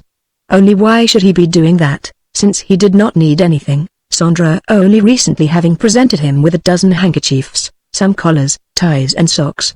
Nevertheless, every time he decided to speak he felt a sort of sinking sensation at the pit of his stomach, a fear that he could not or would not carry the thing off with the necessary ease and conviction. It was all so questionable and treacherous, so likely to lead to exposure and disgrace in some way. He would probably not be able to bring himself to speak to Short tonight.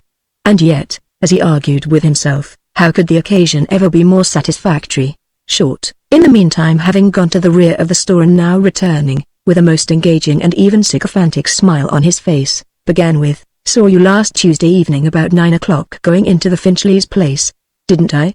Beautiful house and grounds they have there." Clyde saw that Short really was impressed by his social station here. There was a wealth of admiration mingled with a touch of civility. And at once, because of this, he took heart, since he realized that with such an attitude dominating the other, whatever he might say would be colored in part at least by his admirers' awe and respect. And after examining the socks and deciding that one pair at least would soften the difficulty of his demand, he added, "Oh, by the way, before I forget it, there's something I've been wanting to ask you about. Maybe you can tell me what I want to know." One of the boys at the factory, a young fellow who hasn't been married very long, about 4 months now, I guess is in a little trouble on account of his wife. He paused, because of his uncertainty as to whether he could succeed with this now or not, seeing that Short's expression changed ever so slightly. And yet, having gone so far, he did not know how to recede. So now he laughed nervously and then added, "I don't know why they always come to me with their troubles, but I guess they think I ought to know all about these things." He laughed again, "Only I'm about as new and green here as anybody, and so I'm kinda stumped. But you've been here longer than I have, I guess, and so I thought I might ask you." His manner as he said this was as nonchalant as he could make it, the while he decided now that this was a mistake, that Short would most certainly think him a fool or queer. Yet Short, taken back by the nature of the query, which he sensed as odd coming from Clyde to him, he had noted Clyde's sudden restraint and slight nervousness, was still so pleased to think that even in connection with so ticklish a thing as this, he should be made the recipient of his confidence, that he instantly recovered his former poise and affability, and replied, "Why, sure, if it's anything I can help you with, Mr. Griffiths, I'll be only too glad to." "Go ahead, what is it?" "Well, it's this way," began Clyde, not a little revived by the other's hearty response, yet lowering his voice in order to give the dreadful subject its proper medium of obscurity, as it were. "His wife's already 2 months gone and he can't afford a kid yet, and he doesn't know how to get rid of it. I told him last month when he first came to me to try a certain medicine that usually works this to impress Short with his own personal wisdom and resourcefulness in such situations, and hence by implication to clear his own skirts, as it were, but I guess he didn't handle it right. Anyhow, he's all worked up about it now and wants to see some doctor who could do something for her, you see. Only I don't know anybody here myself. Haven't been here long enough.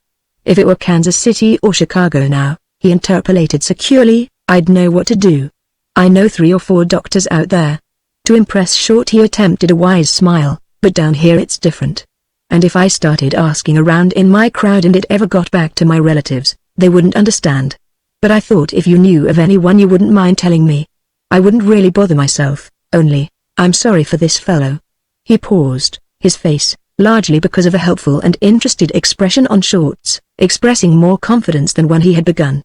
And although Short was still surprised, he was more than pleased to be as helpful as he could. "You say it's been 2 months now." "Yes, and the stuff you suggested didn't work, eh?" "No, she's tried it again this month." "Has she?" "Yes." "Well, that is bad, sure enough. I guess she's in bad all right. The trouble with this place is that I haven't been here so very long either, Mr. Griffiths. I only bought this place about 1.5 years ago.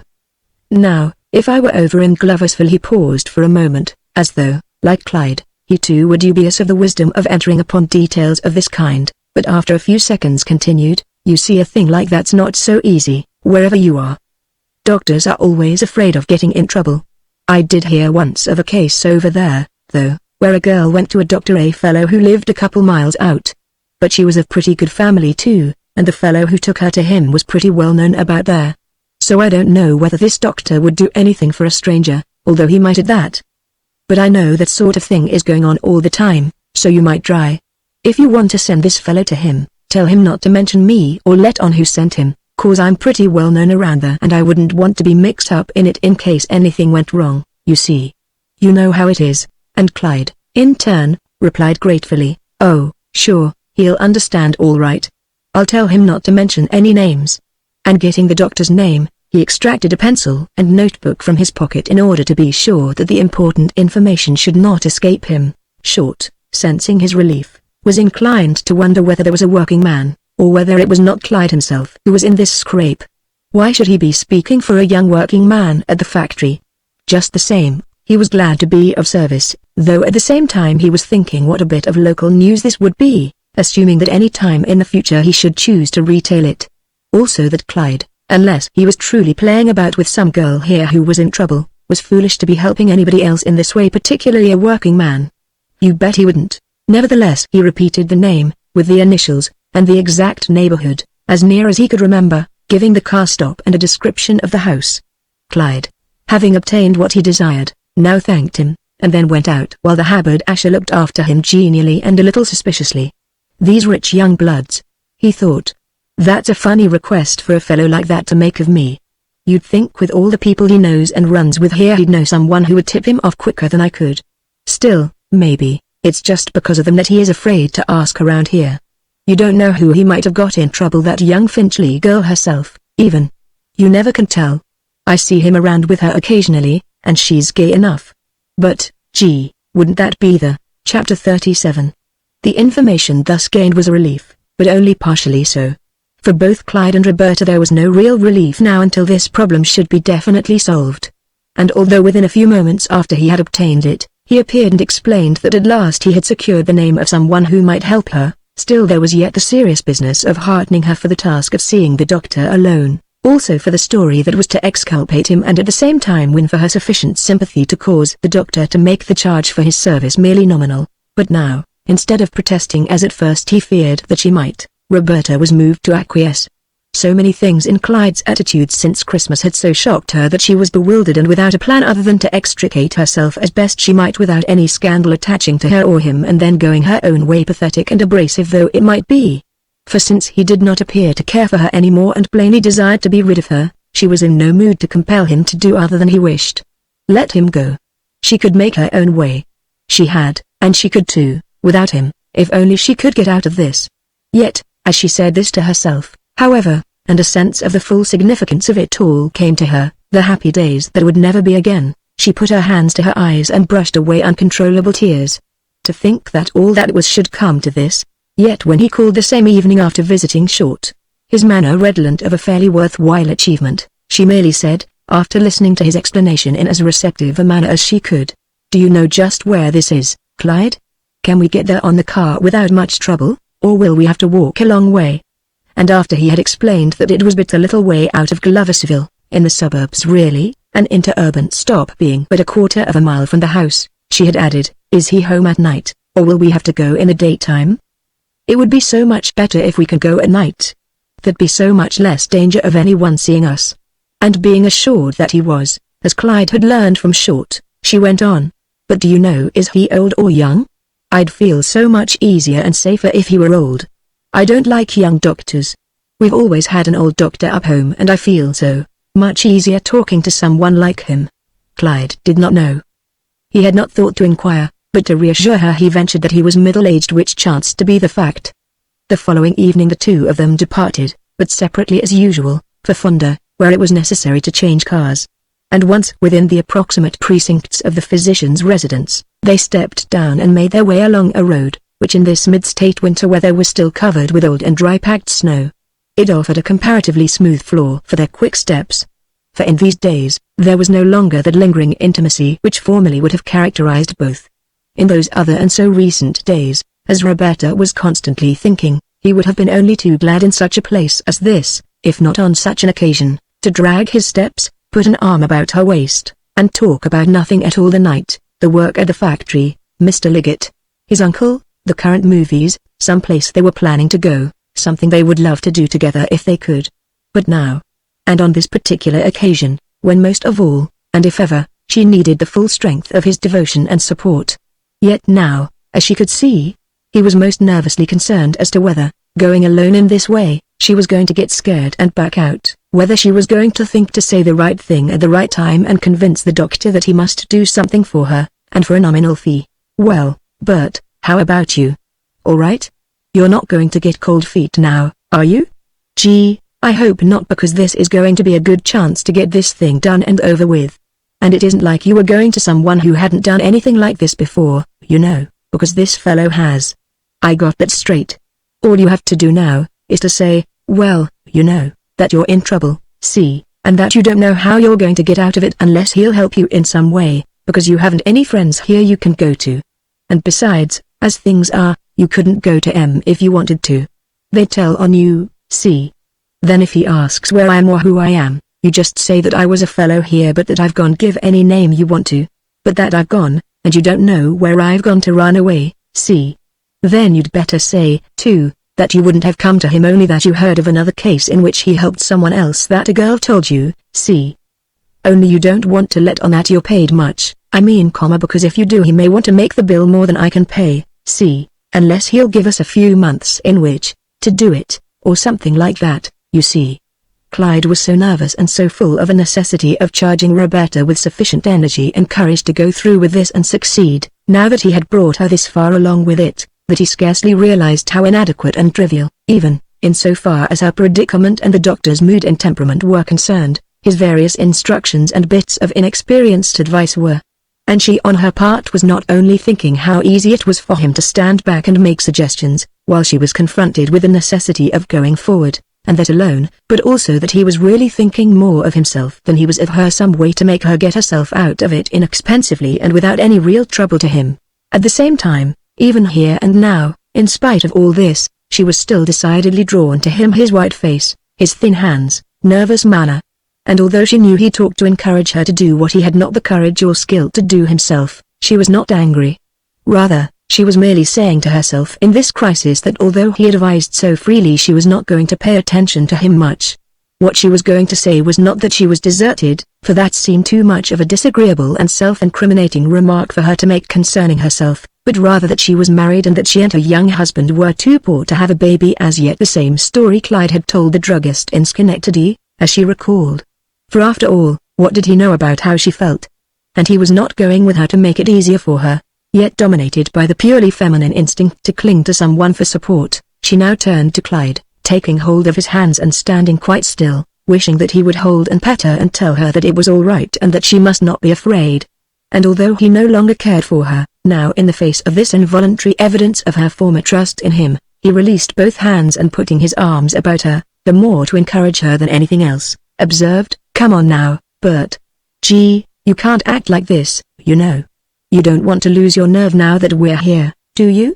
It won't be so hard once you get there. I know it won't.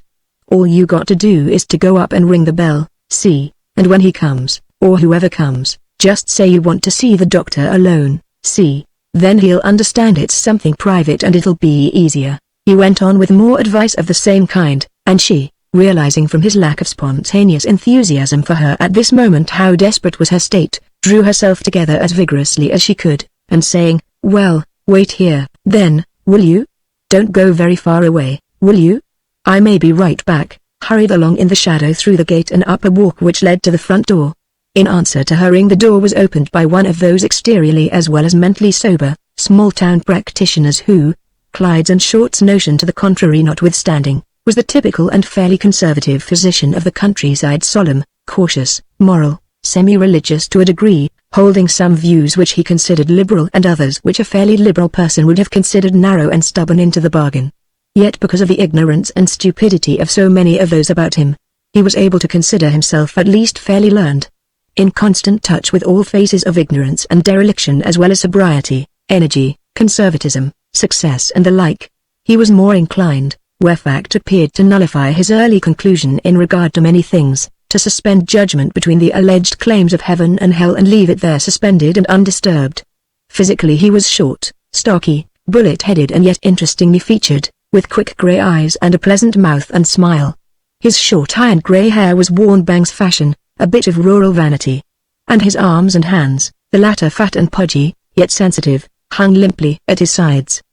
He was 58, married, the father of 3 children, one of them a son already studying medicine in order to succeed to his father's practice. After showing Roberta into a littered and commonplace waiting room and asking her to remain until he had finished his dinner, he presently appeared in the door of an equally commonplace inner room, or office, where were his desk, 2 chairs, some medical instruments, books and apparently an antechamber containing other medical things, and motioned her to a chair. And because of his grayness, solidity, stolidity, as well as an odd habit he had of blinking his eyes, Roberta was not a little overawed, though by no means so unfavorably impressed as she had feared she might be. At least he was old and he seemed intelligent and conservative, if not exactly sympathetic or warm in his manner. And after looking at her curiously a moment, as though seeking to recognize someone of the immediate vicinity, he began, "Well, now who is this? Please. And what can I do for you?" His voice was low and quite reassuring, a fact for which Roberta was deeply grateful. At the same time, startled by the fact that at last she had reached the place and the moment when, if ever, she must say the degrading truth about herself, she merely sat there, her eyes first upon him, then upon the floor, her fingers beginning to toy with the handle of the small bag she carried. "You see, well," she began, earnestly and nervously, her whole manner suddenly betraying the terrific strain under which she was laboring. I came. That is, I don't know whether I can tell you about myself or not. I thought I could just before I came in, but now that I am here and I see you." She paused and then moved back in her chair as though to rise, at the same time that she added, "Oh, dear, how very dreadful it all is. I'm so nervous and, well, now, my dear," he resumed, pleasantly and reassuringly, impressed by her attractive and yet sober appearance and wondering for the moment what could have upset so clean, modest and sedate-looking a girl, and hence not a little amused by her. "Now that I see you, just what is there about me now that you see me?" he repeated after her, "that so frightens you? I'm only a country doctor, you know, and I hope I'm not as dreadful as you seem to think. You can be sure that you can tell me anything you wish, anything at all about yourself, and you needn't be afraid. If there's anything I can do for you, I'll do it." He was decidedly pleasant, as she now thought, and yet so sober and reserved and probably conventional withal that what she was holding in mind to tell him would probably shock him not a little. And then what? Would he do anything for her? And if he would, how was she to arrange about money, for that certainly would be a point in connection with all this. If only Clyde or someone were here to speak for her. And yet she must speak now that she was here. She could not leave without. Once more she moved and twisted, seizing nervously on a large button of her coat to turn between her thumb and forefinger, and then went on chokingly. "But this is, well, something different, you know, maybe not what you think. Well." Again she paused, unable to proceed, shading from white to reddened back as she spoke. And because of the troubled modesty of her approach, as well as a certain clarity of eye, whiteness of forehead, sobriety of manner and dress, the doctor could scarcely bring himself to think for a moment that this was anything other than one of those morbid exhibitions of innocence, or rather inexperience, in connection with everything relating to the human body so characteristic of the young and unsophisticated in some instances. And so he was about to repeat his customary formula in such cases that all could be told to him without fear or hesitation, whatever it might be, when a secondary thought, based on Roberta's charm and vigor, as well as her own thought waves attacking his cerebral receptive centers, caused him to decide that he might be wrong.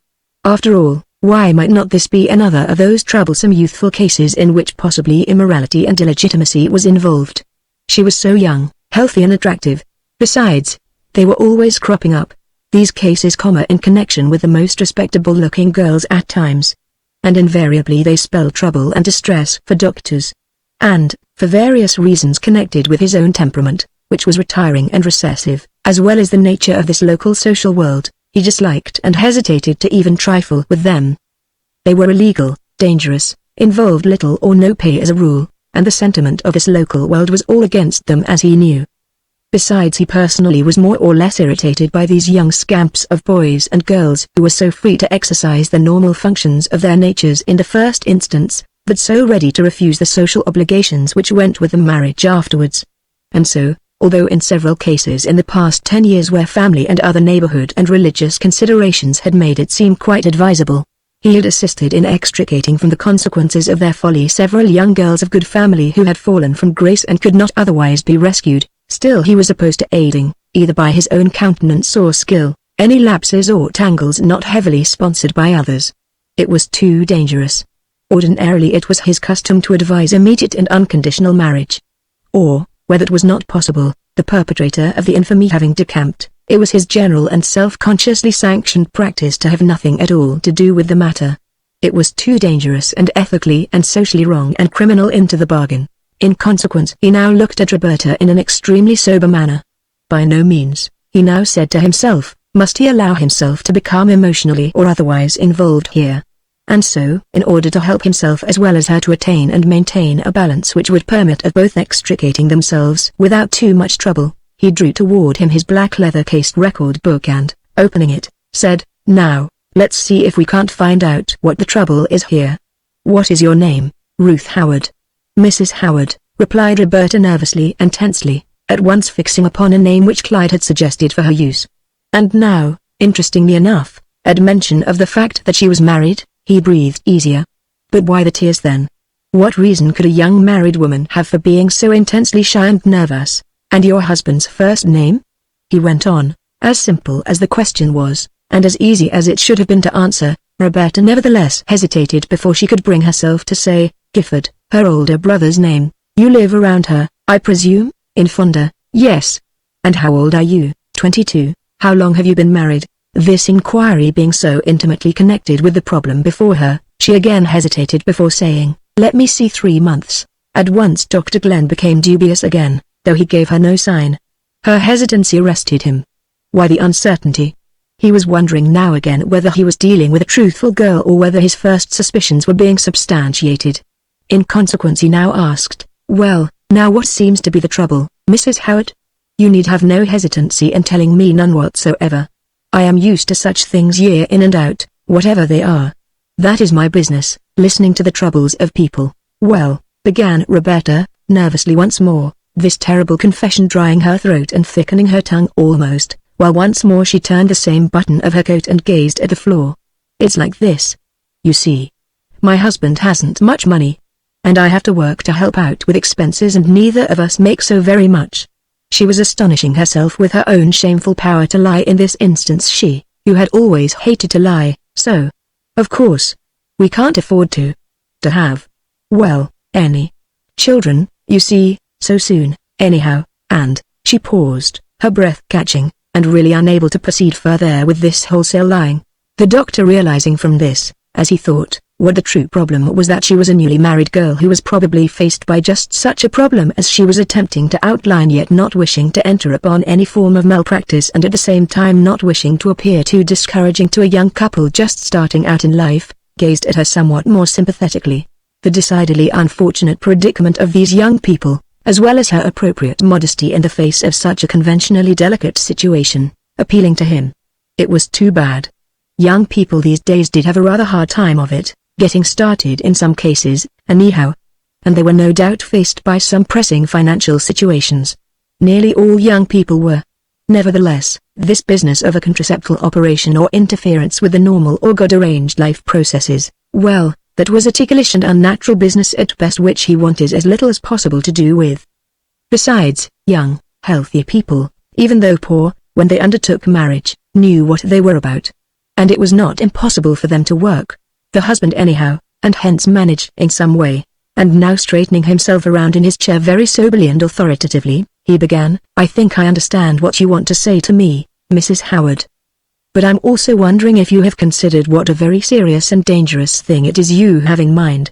But," he added, suddenly, another thought as to whether his own reputation in this community was in any way being tarnished by rumor of anything he had done in the past coming to him, "just how did you happen to come to me, anyhow?"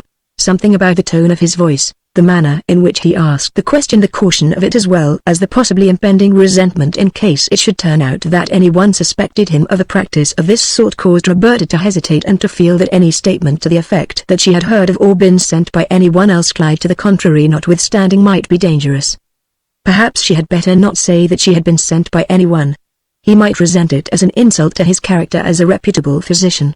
A budding instinct for diplomacy helped her in this instance, and she replied, "I've noticed your sign in passing several times, and I've heard different people say you were a good doctor."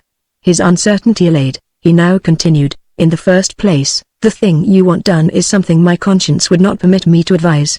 I understand, of course, that you consider it necessary. You and your husband are both young, and you probably haven't very much money to go on, and you both feel that an interruption of this kind will be a great strain in every way. And no doubt it will be. Still, as I see it, marriage is a very sacred thing, and children are a blessing, not a curse. And when you went to the altar 3 months ago, you were probably not unaware that you might have to face just such a situation as this. All young married people are, I think." "The altar," thought Roberta sadly. "If only it were so. Now I know that the tendency of the day in some quarters is very much in this direction. I am sorry to say. There are those who feel it quite all right if they can shirk the normal responsibilities in such cases as to perform these operations, but it's very dangerous, Mrs. Howard, very dangerous legally and ethically as well as medically very wrong. Many women who seek to escape childbirth die in this way. Besides, it is a prison offense for any doctor to assist them, whether there are bad consequences or not. You know that, I suppose. At any rate, I, for one, am heartily opposed to this sort of thing from every point of view. The only excuse I have ever been able to see for it is when the life of the mother, for instance, depends upon such an operation. Not otherwise. And in such cases the medical profession is in accord. But in this instance I'm sure the situation isn't one which warrants anything like that. You seem to me to be a strong, healthy girl. Motherhood should hold no serious consequences for you. And as for money reasons, don't you really think now that if you just go ahead and have this baby, you and your husband would find means of getting along? You say your husband is an electrician?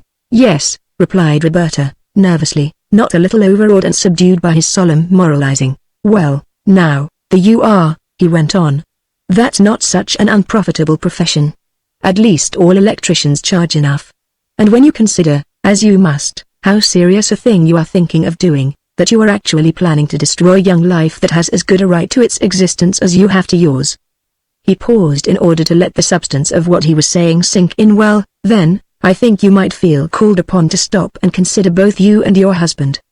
Besides, he added, in a diplomatic and more fatherly and even intriguing tone of voice, I think that once you have it, it will more than make up to you both for whatever little hardship its coming will bring you.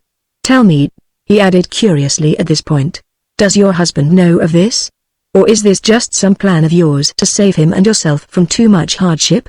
He almost beamed cheerfully as, fancying he had captured Roberta in some purely nervous and feminine economy as well as dread, he decided that if so he could easily extract her from her present mood.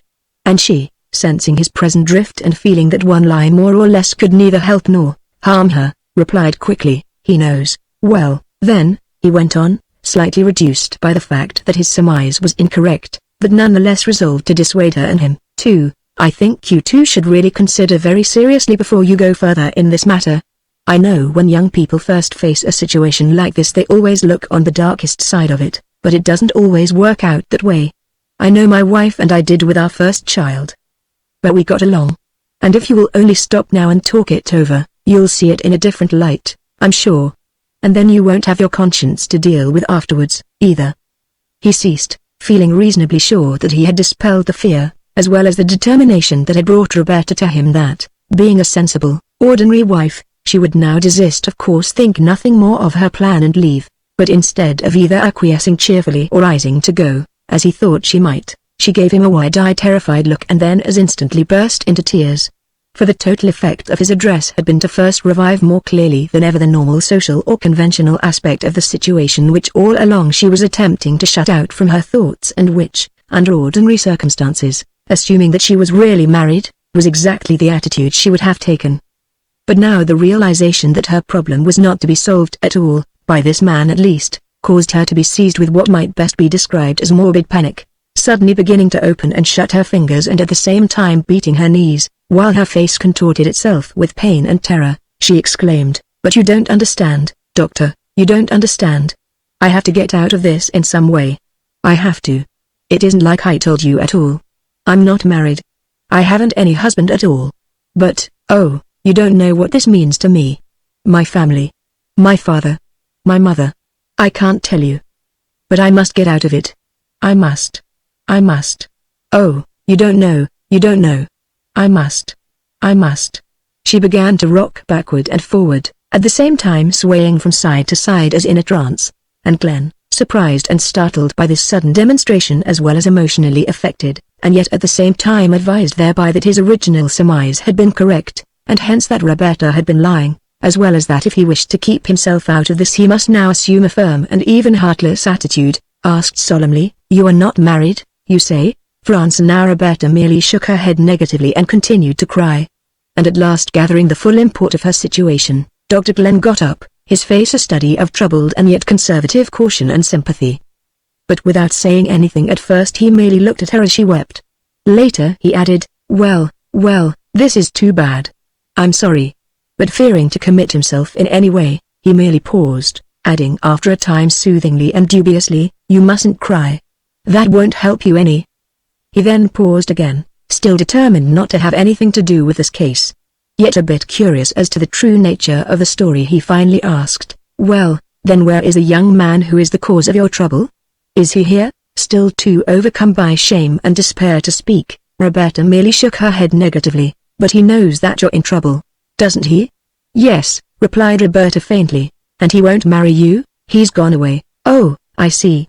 The young scamp. And don't you know where he's gone?" "No," lied Roberta, weakly. "How long has it been since he left you?" "About a week now." Once more she lied. "And you don't know where he is?" "No." "How long has it been since you were sick?" "Over 2 weeks now," sobbed Roberta. "And before that you have always been regular?" "Yes." "Well, in the first place," his tone was more comfortable and pleasant than before. He seemed to be snatching at a plausible excuse for extricating himself from a case which promised little other than danger and difficulty. "This may not be as serious as you think. I know you're probably very much frightened, but it's not unusual for women to miss a period. At any rate, without an examination it wouldn't be possible to be sure, and even if you were, the most advisable thing would be to wait another 2 weeks. You may find then that there is nothing wrong. I wouldn't be surprised if you did. You seem to be oversensitive and nervous, and that sometimes brings about delays of this kind, mere nervousness. At any rate, if you'll take my advice, whatever you do, you'll not do anything now but just go home and wait until you're really sure. For even if anything were to be done, it wouldn't be advisable for you to do anything before then." "But I've already taken some pills and they haven't helped me," pleaded Roberta. "What were they?" asked Glenn interestedly, and, after he had learned, merely commented, "Oh, those. Well, they wouldn't be likely to be of any real service to you, if you were pregnant. But I still suggest that you wait, and if you find you pass your second period, then it will be time enough to act, although I earnestly advise you, even then, to do nothing if you can help it, because I consider it wrong to interfere with nature in this way. It would be much better, if you would arrange to have the child and take care of it. Then you wouldn't have the additional sin of destroying a life upon your conscience." He was very grave and felt very righteous as he said this. But Roberta, faced by terrors which he did not appear to be able to grasp, merely exclaimed, and as dramatically as before, "But I can't do that, doctor, I tell you. I can't. I can't. You don't understand. Oh, I don't know what I shall do unless I find some way out of this. I don't. I don't. I don't."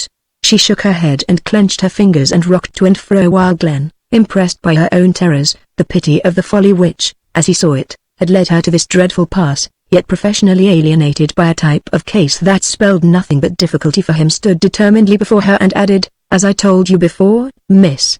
He paused. "Howard, if that is your name, I am seriously opposed to operations of this kind, just as I am to the folly that brings girls and young men to the point where they seem to think they are necessary. A physician may not interfere in a case of this kind unless he is willing to spend 10 years in prison, and I think that law is fair enough. Not that I don't realize how painful your present situation appears to you. But there are always those who are willing to help a girl in your state, providing she doesn't wish to do something which is morally and legally wrong. And so the very best advice I can give you now is that you do nothing at all now or at any time. Better go home and see your parents and confess. It will be much better, I assure you. Not nearly as hard as you think or as wicked as this other way. Don't forget there is a life there, a human, if it is really as you think. A human life which you are seeking to end, and that I cannot help you to do. I really cannot. There may be doctors, I know there are men here and there who take their professional ethics a little less seriously than I do, but I cannot let myself become one of them. I am sorry very. So now the best I can say is go home to your parents and tell them. It may look hard now, but you are going to feel better about it in the long run. If it will make you or them feel any better about it, let them come and talk to me. I will try and make them see that this is not the worst thing in the world, either. But as for doing what you want, I am very, very sorry, but I cannot. My conscience will not permit me." He paused and gazed at her sympathetically, yet with a determined and concluded look in his eye. And Roberta, dumbfounded by this sudden termination of all her hopes in connection with him, and realizing at last that not only had she been misled by Clyde's information in regard to this doctor, but that her technical as well as emotional plea had failed, now walked unsteadily to the door, the terrors of the future crowding thick upon her. And once outside in the dark, After the doctor had most courteously and ruefully closed the door behind her, she paused to lean against a tree that was her nervous and physical strength all but failing her. He had refused to help her. He had refused to help her. And now what? Chapter 38. The first effect of the doctor's decision was to shock and terrify them both, Roberta and Clyde, beyond measure. For apparently now here was illegitimacy and disgrace for Roberta. Exposure and destruction for Clyde. And this had been their one solution seemingly. Then, by degrees, for Clyde at least, there was a slight lifting of the heavy pall. Perhaps, after all, as the doctor had suggested, and once she had recovered her senses sufficiently to talk, she had told him the end had not been reached. There was the bare possibility, as suggested by the druggist, Short, and the doctor, that she might be mistaken. And this, while not producing a happy reaction in her, had the unsatisfactory result of inducing in Clyde a lethargy based more than anything else on the ever-haunting fear of inability to cope with the situation, as well as the certainty of social exposure in case he did not, which caused him, instead of struggling all the more desperately, to defer further immediate action. For, such was his nature that, although he realized clearly the probably tragic consequences if he did not act, still it was so hard to think to whom else to apply to without danger to himself. To think that the doctor had turned her down, as he phrased it, and that Short's advice should have been worth as little as that. But apart from nervous thoughts as to whom to turn to next, no particular individual occurred to him before the 2 weeks were gone, or after. It was so hard to just ask anywhere. One just couldn't do it. Besides, of whom could he ask now? Of whom? These things took time, didn't they? Yet in the meantime, the days going by, both he and Roberta had ample time to consider what, if any, steps they must take, the one in regard to the other, in case no medical or surgical solution was found. For Roberta, while urging and urging, if not so much by words as by expression and the mood at her work, was determined that she must not be left to fight this out alone. She could not be. On the other hand, as she could see, Clyde did nothing. For apart from what he had already attempted to do, he was absolutely at a loss how to proceed. He had no intimates, and in consequence he could only think of presenting the problem as an imaginary one to one individual and another here or there in the hope of extracting some helpful information. At the same time, and as impractical and evasive as it may seem, there was the call of that diverting world of which Sandra was a part, evenings and Sundays, when, in spite of Roberta's wretched state and mood, he was called to go here and there, and did, because in so doing he was actually relieving his own mind of the dread spectre of disaster that was almost constantly before it. If only he could get her out of this. If only he could. But how? Without money, intimates, a more familiar understanding of the medical, or if not that exactly, then the sub-rosa world of sexual Freemasonry which some at times the bellhops of the Green Davidson, for instance, seemed to understand. He had written to Rattler, of course, but there had been no answer, since Rattler had removed to Florida, and as yet Clyde's letter had not reached him. And locally all those he knew best were either connected with the factory or society individuals, on the one hand too inexperienced or dangerous, or on the other hand, too remote and dangerous, since he was not sufficiently intimate with any of them as yet to command their true confidence and secrecy. At the same time he must do something. He could not just rest and drift. Assuredly Roberta could not long permit him to do that, faced as she was by exposure. And so from time to time he actually racked himself, seized upon straws and what would have been looked upon by most as forlorn chances. Thus, for instance, an associate foreman, chancing to reminisce one day concerning a certain girl in his department who had gotten in trouble and had been compelled to leave. He had been given the opportunity to inquire what he thought such a girl did in case she could not afford or did not want to have a child. But this particular foreman, being as uninformed as himself, merely observed that she probably had to see a doctor if she knew one, or go through with it, which left Clyde exactly where he was.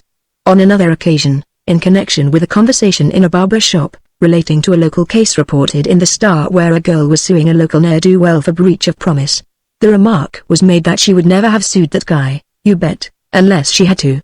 Whereupon Clyde seized the opportunity to remark hopefully, but wouldn't you think that she could find some way of getting out of trouble without marrying a fellow she didn't like? Well, that's not so easy as you may think, particularly around here, elucidated the wiser who was trimming his hair. In the first place it's again the law. And next it takes a lot of money. And in case you ain't got it, well, money makes the mare go, you know. He snipped with his scissors while Clyde, confronted by his own problem, meditated on how true it was. If he had a lot of money, even a few $100s, he might take it now and possibly persuade her who could tell to go somewhere by herself and have an operation performed. Yet each day, as on the one before, he was saying to himself that he must find someone. And Roberta was saying to herself that she too must not really depend on Clyde any longer if he were going to act so. One could not trifle or compromise with a terror of this kind. It was a cruel imposition on her. It must be that Clyde did not realize how terribly this affected her and even him. For certainly, if he were not going to help her out of it, as he had distinctly said he would do at first, then decidedly she could not be expected to weather the subsequent storm alone.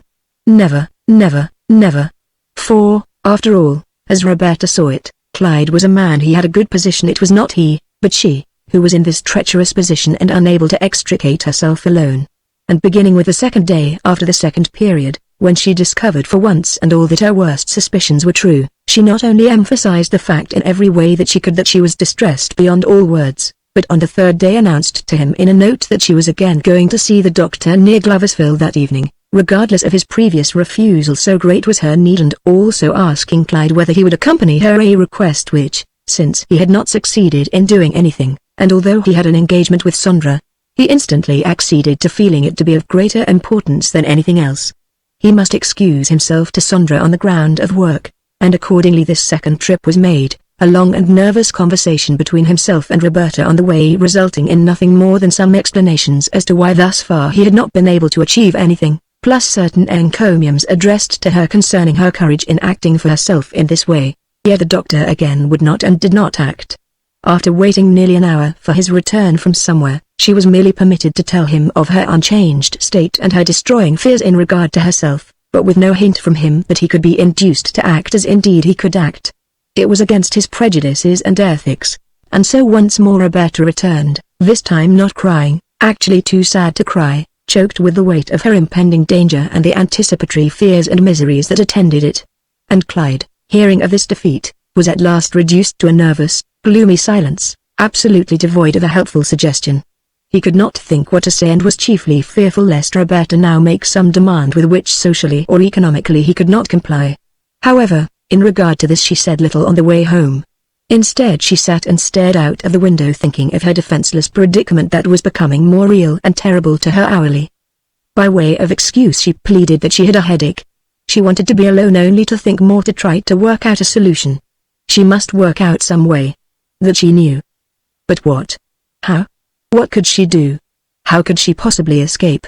She felt like a cornered animal fighting for its life with all odds against it, and she thought of 1,000 remote and entirely impossible avenues of escape, only to return to the one and only safe and sound solution that she really felt should be possible, and that was marriage.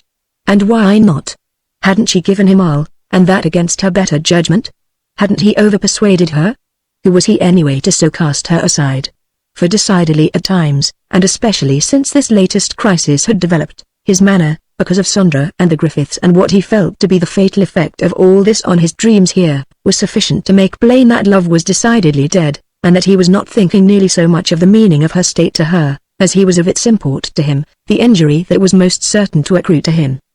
And when this did not completely terrify her, as mostly it did, it served to irritate and slowly develop the conclusion that in such a desperate state as this, she was justified in asking more than ordinarily she would have dreamed of asking, marriage itself, since there was no other door. And why not? Wasn't her life as good as his? And hadn't he joined his to hers, voluntarily? Then, why shouldn't he strive to help her now, or, failing that, make this final sacrifice which was the only one by which she could be rescued apparently? For who were all the society people with whom he was concerned anyhow? And why should he ask her in such a crisis to sacrifice herself, her future and good name, just because of his interest in them? They had never done anything very much for him, certainly not as much as had she. And, just because he was wearying now, after persuading her to do his bidding, was that any reason why now, in this crisis, he should be permitted to desert her? After all, wouldn't all these society people in whom he was so much interested feel that whatever his relationship to them, she would be justified in taking the course which she might be compelled to take? She brooded on this much, more especially on the return from this second attempt to induce Dr. Glenn to help her. In fact, at moments, her face took on a defiant, determined look which was seemingly new to her, but which only developed suddenly under such pressure. Her jaw became a trifle set. She had made a decision. He would have to marry her. She must make him if there were no other way out of this. She must. Think of her home, her mother. Grace Ma, the Newtons, all who knew her, in fact the terror and pain and shame with which this would sear all those in any way identified with her father, brothers, sisters. Impossible. Impossible. It must not and could not be. Impossible.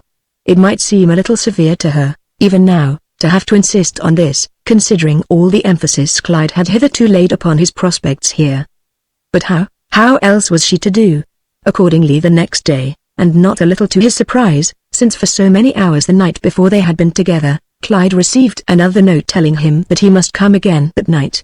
She had something to say to him, and there was something in the tone of the note that seemed to indicate or suggest a kind of defiance of a refusal of any kind, hitherto absent in any of her communications to him. And at once the thought that this situation, unless cleared away, was certain to prove disastrous, so weighed upon him that he could not but put the best face possible on it and consent to go and hear what it was that she had to offer in the way of a solution, or on the other hand, of what she had to complain. Going to her room at a late hour, he found her in what seemed to him a more composed frame of mind than at any time since this difficulty had appeared, a state which surprised him a little, since he had expected to find her in tears. But now, if anything, she appeared more complacent, her nervous thoughts as to how to bring about a satisfactory conclusion for herself having called into play a native shrewdness which was now seeking to exercise itself, and so directly before announcing what was in her mind, she began by asking, "You haven't found out about another doctor, have you, Clyde, or thought of anything?" "No, I haven't, but," he replied most dismally and wearisomely, his own mental tether length having been strained to the breaking point. "I've been trying to, as you know, but it's so darn hard to find anyone who isn't afraid to monkey with a case like this. Honest, to tell the truth, Bert, I'm about stumped. I don't know what we are going to do unless you can think of something. You haven't thought or heard of anyone else you could go to, have you?" For, during the conversation that had immediately followed her first visit to the doctor, he had hinted to her that by striking up a fairly intimate relationship with one of the foreign family girls, she might by degrees extract some information there which would be of use to both. But Roberta was not of a temperament that permitted of any such facile friendships, and nothing had come of it. However, his stating that he was stumped now gave her the opportunity she was really desiring, to present the proposition which she felt to be unavoidable and not longer to be delayed. Yet being fearful of how Clyde would react, she hesitated as to the form in which she would present it, and, after shaking her head and manifesting a nervousness which was real enough, she finally said, "Well, I'll tell you, Clyde. I've been thinking about it and I don't see any way out of it unless you, well, marry me. It's 2 months now, you know, and unless we get married right away, everybody'll know, won't they?" Her manner as she said this was a mixture of outward courage born out of her conviction that she was in the right and an inward uncertainty about Clyde's attitude, which was all the more fused by a sudden look of surprise, resentment, uncertainty and fear that now transformation-wise played over his countenance, a variation and play which, if it indicated anything definite, indicated that she was seeking to inflict an unwarranted injury on him. For since he had been drawing closer and closer to Sandra, his hopes had heightened so intensely that, hearkening to this demand on the part of Roberta now, his brow wrinkled and his manner changed from one of comparatively affable, if nervous, consideration to that of mingled fear, opposition as well as determination to evade drastic consequence. For this would spell complete ruin for him. The loss of Sandra, his job, his social hopes and ambitions in connection with the Griffiths, all a thought which sickened and at the same time caused him to hesitate about how to proceed. But he would not. He would not. He would not do this. Never. Never. Never. Yet after a moment he exclaimed equivocally, "Well, gee, that's all right, too, Bert, for you, because that fixes everything without any trouble at all. But what about me? You don't want to forget that isn't going to be easy for me, the way things are now. You know I haven't any money. All I have is my job. And besides, the family don't know anything about you yet, not a thing. And if it should suddenly come out now that we've been going together all this time, and that this has happened, and that I was going to have to get married right away, well, gee, they'll know I've been fooling Em and they're sure to get sore. And then what? They might even fire me." He paused to see what effect this explanation would have, but noting the somewhat dubious expression which of late characterized Roberta's face whenever he began excusing himself, he added hopefully and evasively, seeking by any trick that he could to delay this sudden issue, "Besides, I'm not so sure that I can't find a doctor yet, either. I haven't had much luck so far, but that's not saying that I won't. And there's a little time yet, isn't there?" "Sure there is. It's all right up to 3 months anyway." He had since had a letter from Rattler who had commented on this fact, and I did hear something the other day of a doctor over in Albany who might do it. Anyway, I thought I'd go over and see before I said anything about him. His manner, when he said this, was so equivocal that Roberta could tell he was merely lying to gain time. There was no doctor in Albany. Besides, it was so plain that he resented her suggestion and was only thinking of some way of escaping it. And she knew well enough that at no time had he said directly that he would marry her. And while she might urge, in the last analysis she could not force him to do anything. He might just go away alone, as he had once said in connection with inadvertently losing his job because of her. And how much greater might not his impulse in that direction now be, if this world here in which he was so much interested were taken away from him, and he were to face the necessity of taking her and a child, too. It made her more cautious and caused her to modify her first impulse to speak out definitely and forcefully, however great her necessity might be. And so disturbed was he by the panorama of the bright world of which Sandra was the center and which was now at stake, that he could scarcely think clearly. Should he lose all this for such a world as he and Roberta could provide for themselves, a small home, a baby, such routine workaday life as taking care of her and a baby on such a salary as he could earn, and from which most likely he would never again be freed? God! A sense of nausea seized him. He could not and would not do this. And yet, as he now saw, all his dreams could be so easily tumbled about his ears by her, and because of one false step on his part.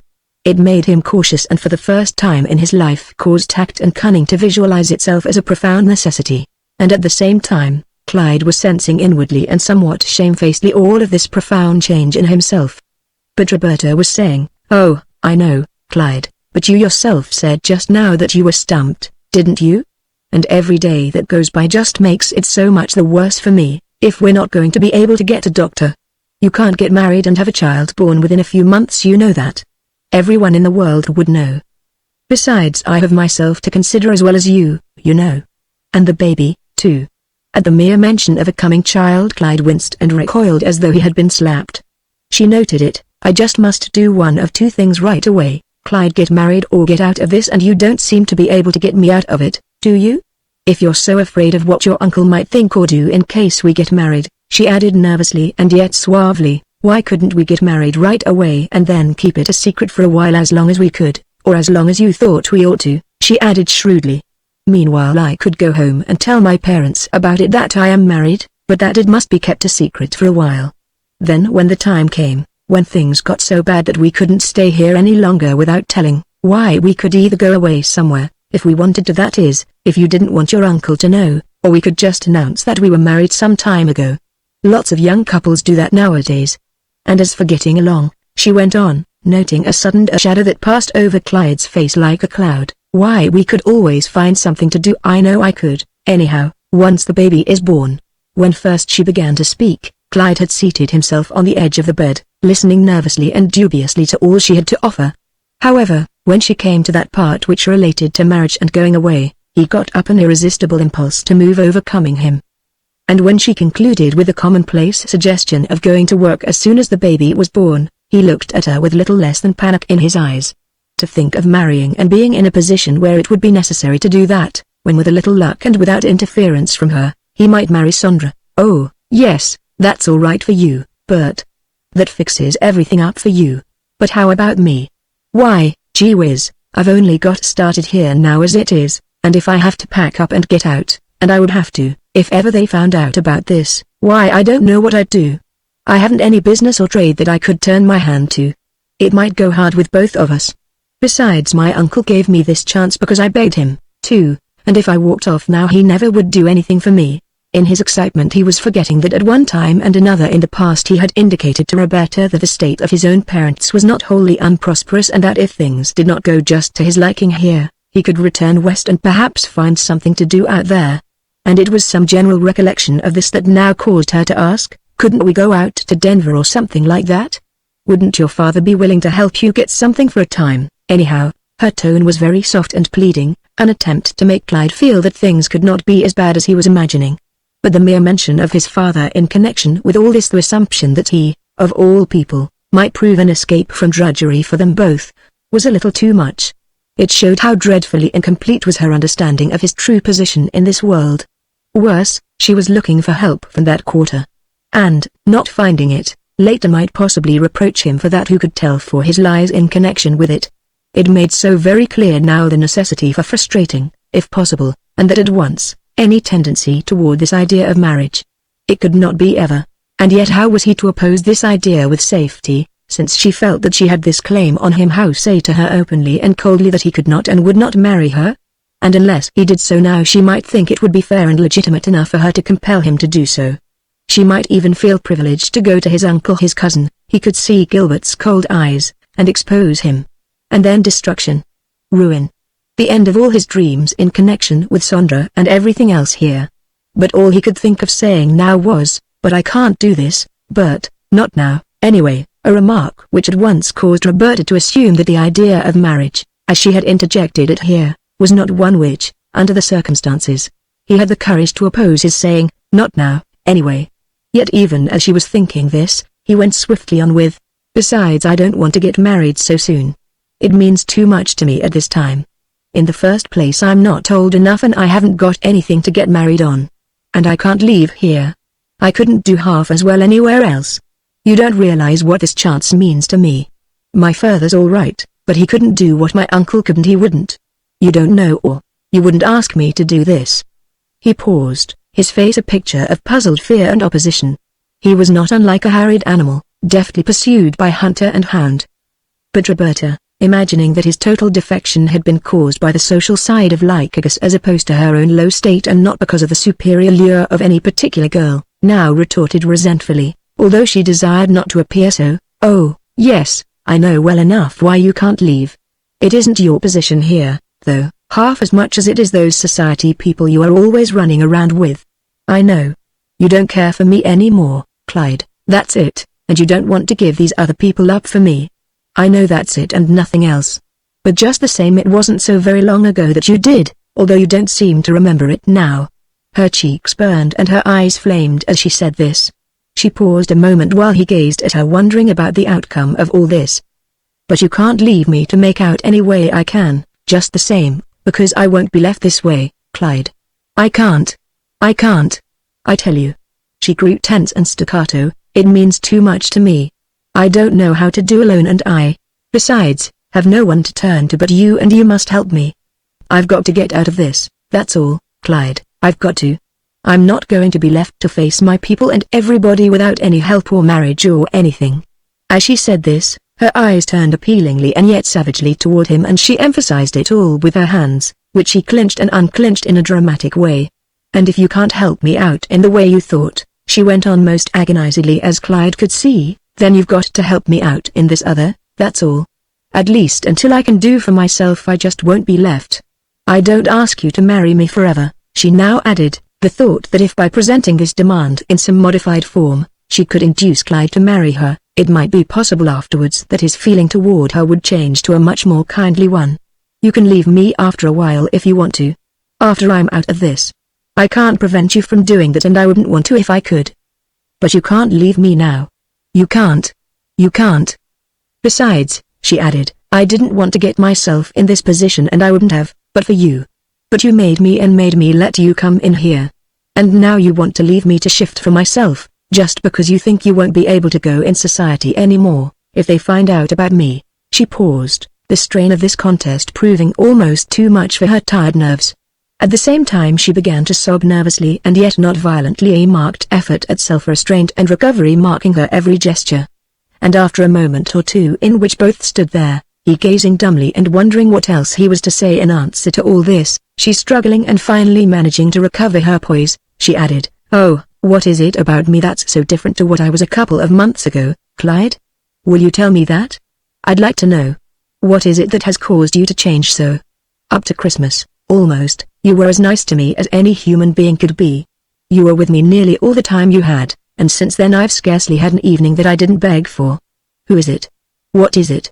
Some other girl, or what? I'd like to know that. Sondra Finchley or Bertine Cranston, or who?" Her eyes as she said this were a study. For even to this hour, as Clyde could now see to his satisfaction, since he feared the effect on Roberta of definite and absolute knowledge concerning Sondra, she had no specific suspicion, let alone positive knowledge concerning any girl. And coward-wise, in the face of her present predicament and her assumed and threatened claims on him, He was afraid to say what or who the real cause of this change was. Instead he merely replied, and almost unmoved by her sorrow, since he no longer really cared for her, "Oh, you're all wrong, Bert. You don't see what the trouble is. It's my future here. If I leave here I certainly will never find such an opportunity. And if I have to marry in this way or leave here it will all go fluey. I want to wait and get some place first before I marry, save some money, and if I do this I won't have a chance and you won't either," he added feebly, forgetting for the moment that up to this time he had been indicating rather clearly that he did not want to have anything more to do with her in any way. "Besides," he continued, "if you could only find someone, or if you would go away by yourself somewhere for a while, Bert, and go through with this alone, I could send you the money to do it on, I know. I could have it between now and the time you had to go." His face, as he said this, and as Roberta clearly saw, mirrored the complete and resourceless collapse of all his recent plans in regard to her. And she, realizing that his indifference to her had reached the point where he could thus dispose of her and their prospective baby in this casual and really heartless manner, was not only angered in part, but at the same time frightened by the meaning of it all. "Oh, Clyde," she now exclaimed boldly and with more courage and defiance than at any time since she had known him, "how you have changed. And how hard you can be.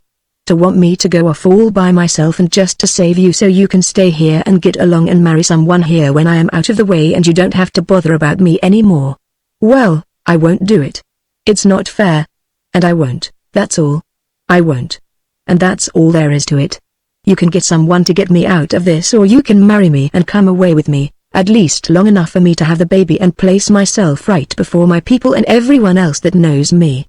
I don't care if you leave me afterwards, because I see now that you really don't care for me anymore, and if that's the way you feel, I don't want you any more than you want me. But just the same, you must help me now, you must." "But, oh, dear," she began whimpering again, and yet only slightly and bitterly. "To think that all our love for each other should have come to this, that I am asked to go away by myself all alone with no one while you stay here, oh, dear. Oh, dear. And with a baby on my hands afterwards. And no husband." She clenched her hands and shook her head bleakly. Clyde, realizing well enough that his proposition certainly was cold and indifferent, but, in the face of his intense desire for Sandra, the best or at least safest that he could devise, now stood there unable for the moment to think of anything more to say, and although there was some other discussion to the same effect, the conclusion of this very difficult hour was that Clyde had another week or two at best in which to see if he could find a physician or anyone who would assist him.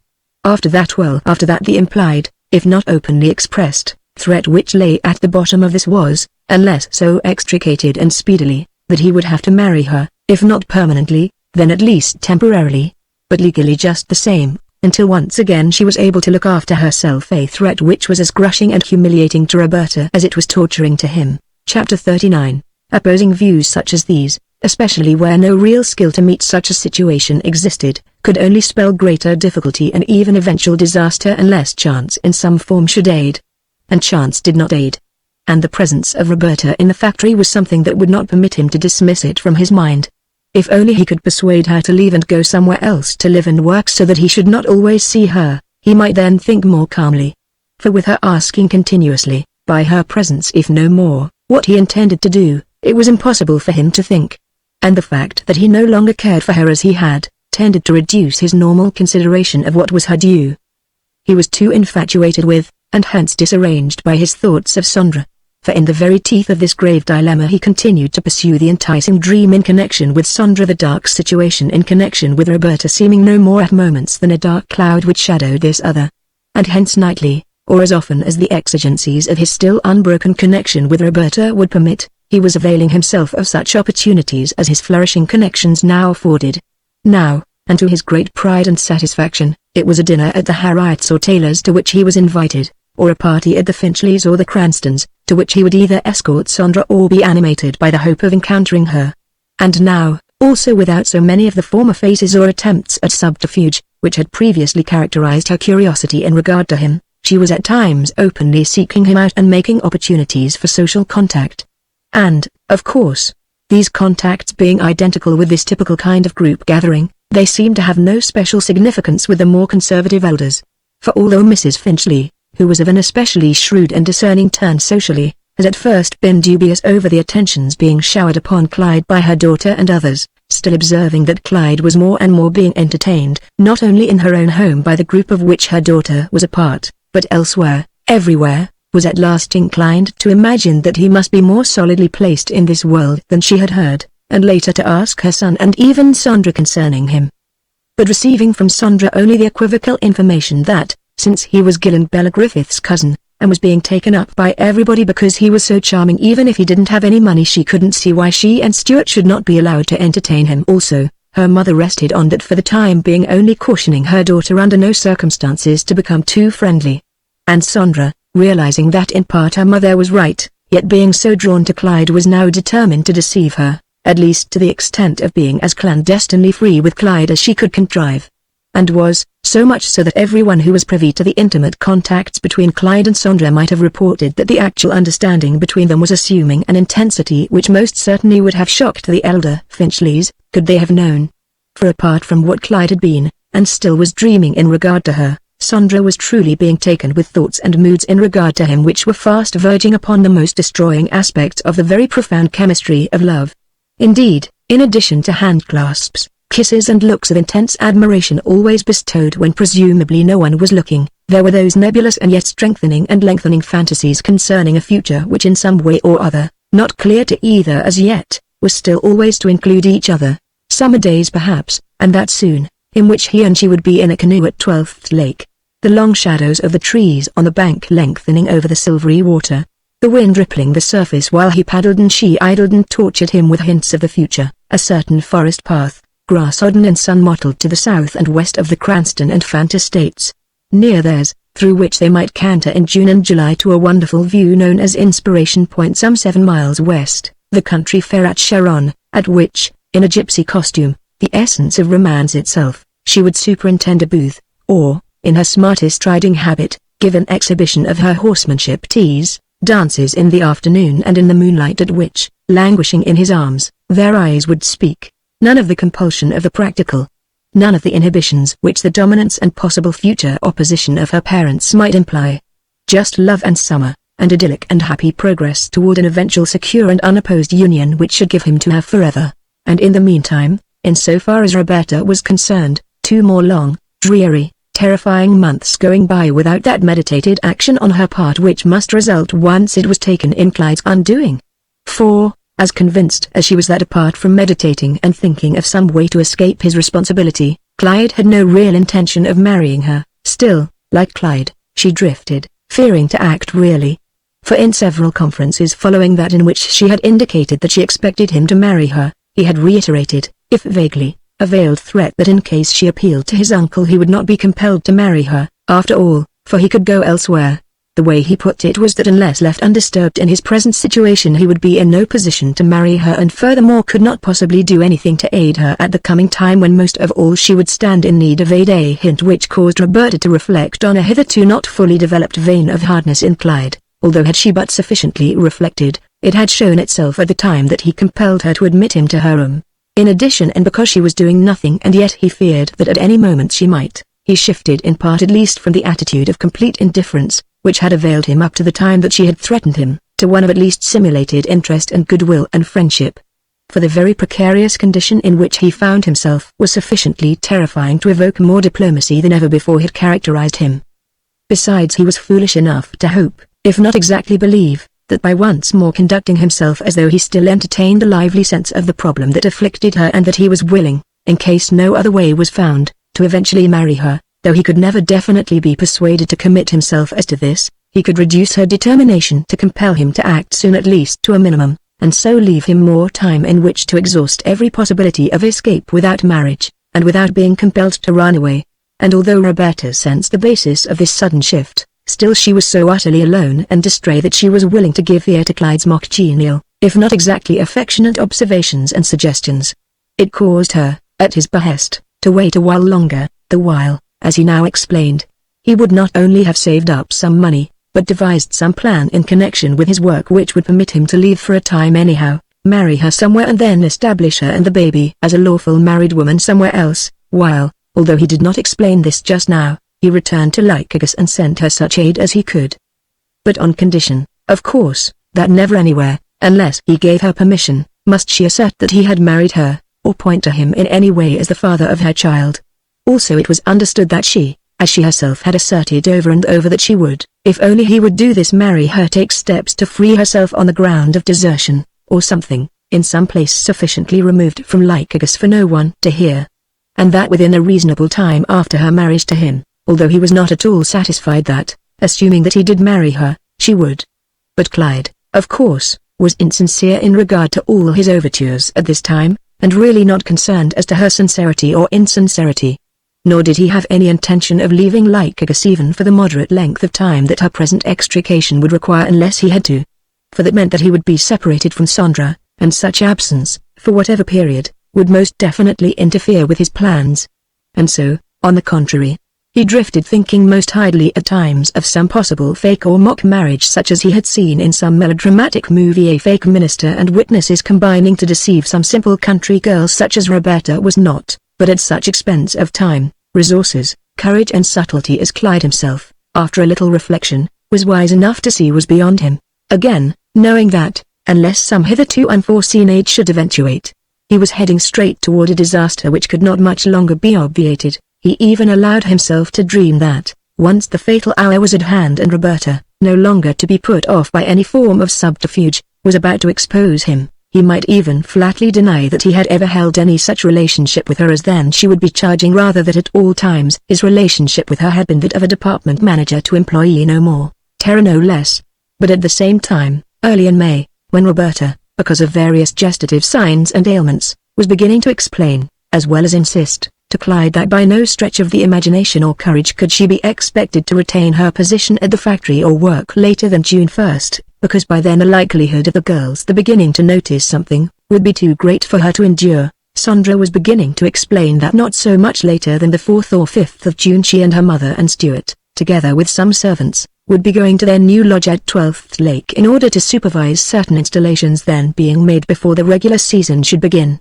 And after that, not later than the 18th, at which time the Cranstons, Harriets, and some others would have arrived, including very likely visits from Bella and Myra. He might expect a weekend invitation from the Cranstons, with whom, through Bertine, she would arrange as to this. And after that, the general circumstances proving fairly propitious, there would be, of course, other weekend invitations to the Harriets, Fants and some others who dwelt there, as well as to the Griffiths at Greenwood, to which place, on account of Bella, he could easily come. And during his 2 weeks' vacation in July, he could either stop at the casino, which was at Pine Point, or perhaps the Cranstons or Harriets, at her suggestion, might choose to invite him. At any rate, as Clyde could see, and with no more than such expenditures as, with a little scrimping during his ordinary working days here, he could provide for, he might see not a little of that lake life of which he had read so much in the local papers, to say nothing of Sandra at one and another of the lodges, the masters of which were not so inimical to his presence and overtures as were Sandra's parents. For now it was, and for the first time, as she proceeded to explain to him that her mother and father, because of his continued and reported attentions to her, were already beginning to talk of an extended European tour which might keep her and Stuart and her mother abroad for at least the next 2 years. But since, at news of this, Clyde's face as well as his spirits darkened, and she herself was sufficiently enmeshed to suffer because of this, she at once added that he must not feel so bad, he must not, things would work out well enough, she knew.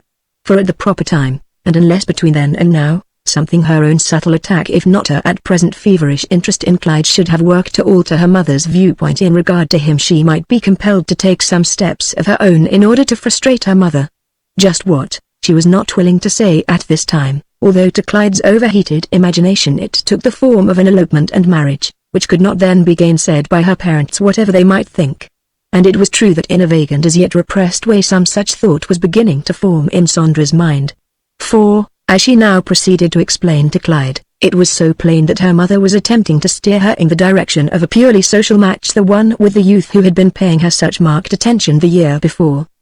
But because of her present passion for Clyde, as she now gaily declared, it was not easy to see how she was to be made to comply. "The only trouble with me is that I'm not of age yet," she here added briskly and slangily. "They've got me there, of course. But I will be by next October and they can't do very much with me after that. I want to let you know. I can marry the person I want, I guess. And if I can't do it here, well, there are more ways than one to kill a cat." The thought was like some sweet, disarranging poison to Clyde. It fevered and all but betrayed him mentally. If only it were not for Roberta now. That terrifying and all but insoluble problem. But for that, and the opposition of Sandra's parents which she was thinking she would be able to overcome, did not heaven itself await him? Sandra, 12th Lake, society, wealth, her love and beauty. He grew not a little wild in thinking of it all. Once he and she were married, what could Sandra's relatives do? What? But acquiesce and take them into the glorious bosom of their resplendent home at Lycurgus, or provide for them in some other way. He to no doubt eventually takes some place in connection with the Finchley Electric Sweeper Company. And then would he not be the equal, if not the superior, of Gilbert Griffiths himself and all those others who originally had ignored him? Here joint heir with Stuart to all the Finchley means. And with Sandra as the central or crowning jewel to so much sudden and such Aladdin-like splendor. No thought as to how he was to overcome the time between now and October. No serious consideration of the fact that Roberta then and there was demanding that he marry her. He could put her off, he thought. And yet, at the same time, he was painfully and nervously conscious of the fact that at no period in his life before had he been so treacherously poised at the very brink of disaster. It might be his duty, as the world would see it, his mother would say so, to at least extricate Roberta. But in the case of Esther, who had come to her rescue? Her lover? He had walked off from her without a qualm and she had not died. And why, when Roberta was no worse off than his sister had been, why should she seek to destroy him in this way? Force him to do something which would be little less than social, artistic, passional or emotional assassination? And when later, if she would but spare him for this, he could do so much more for her with Sandra's money, of course. He could not and would not let her do this to him. His life would be ruined. Chapter 40. Two incidents which occurred at this time tended still more to sharpen the contrary points of view holding between Clyde and Roberta. One of these was no more than a glimpse which Roberta had one evening of Clyde pausing at the Central Avenue curb in front of the post office to say a few words to Arabella Stark, who in a large and impressive-looking car, was waiting for her father, who was still in the Stark building opposite. And Miss Stark, fashionably outfitted according to the season, her world and her own pretentious taste, was affectedly posed at the wheel, not only for the benefit of Clyde but the public in general.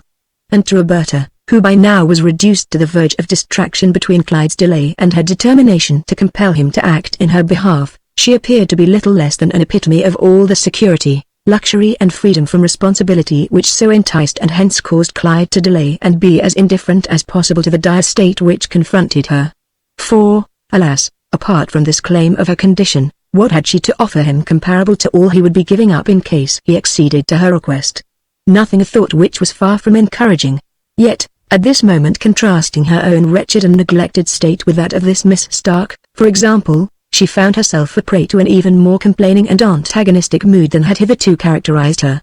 It was not right. It was not fair.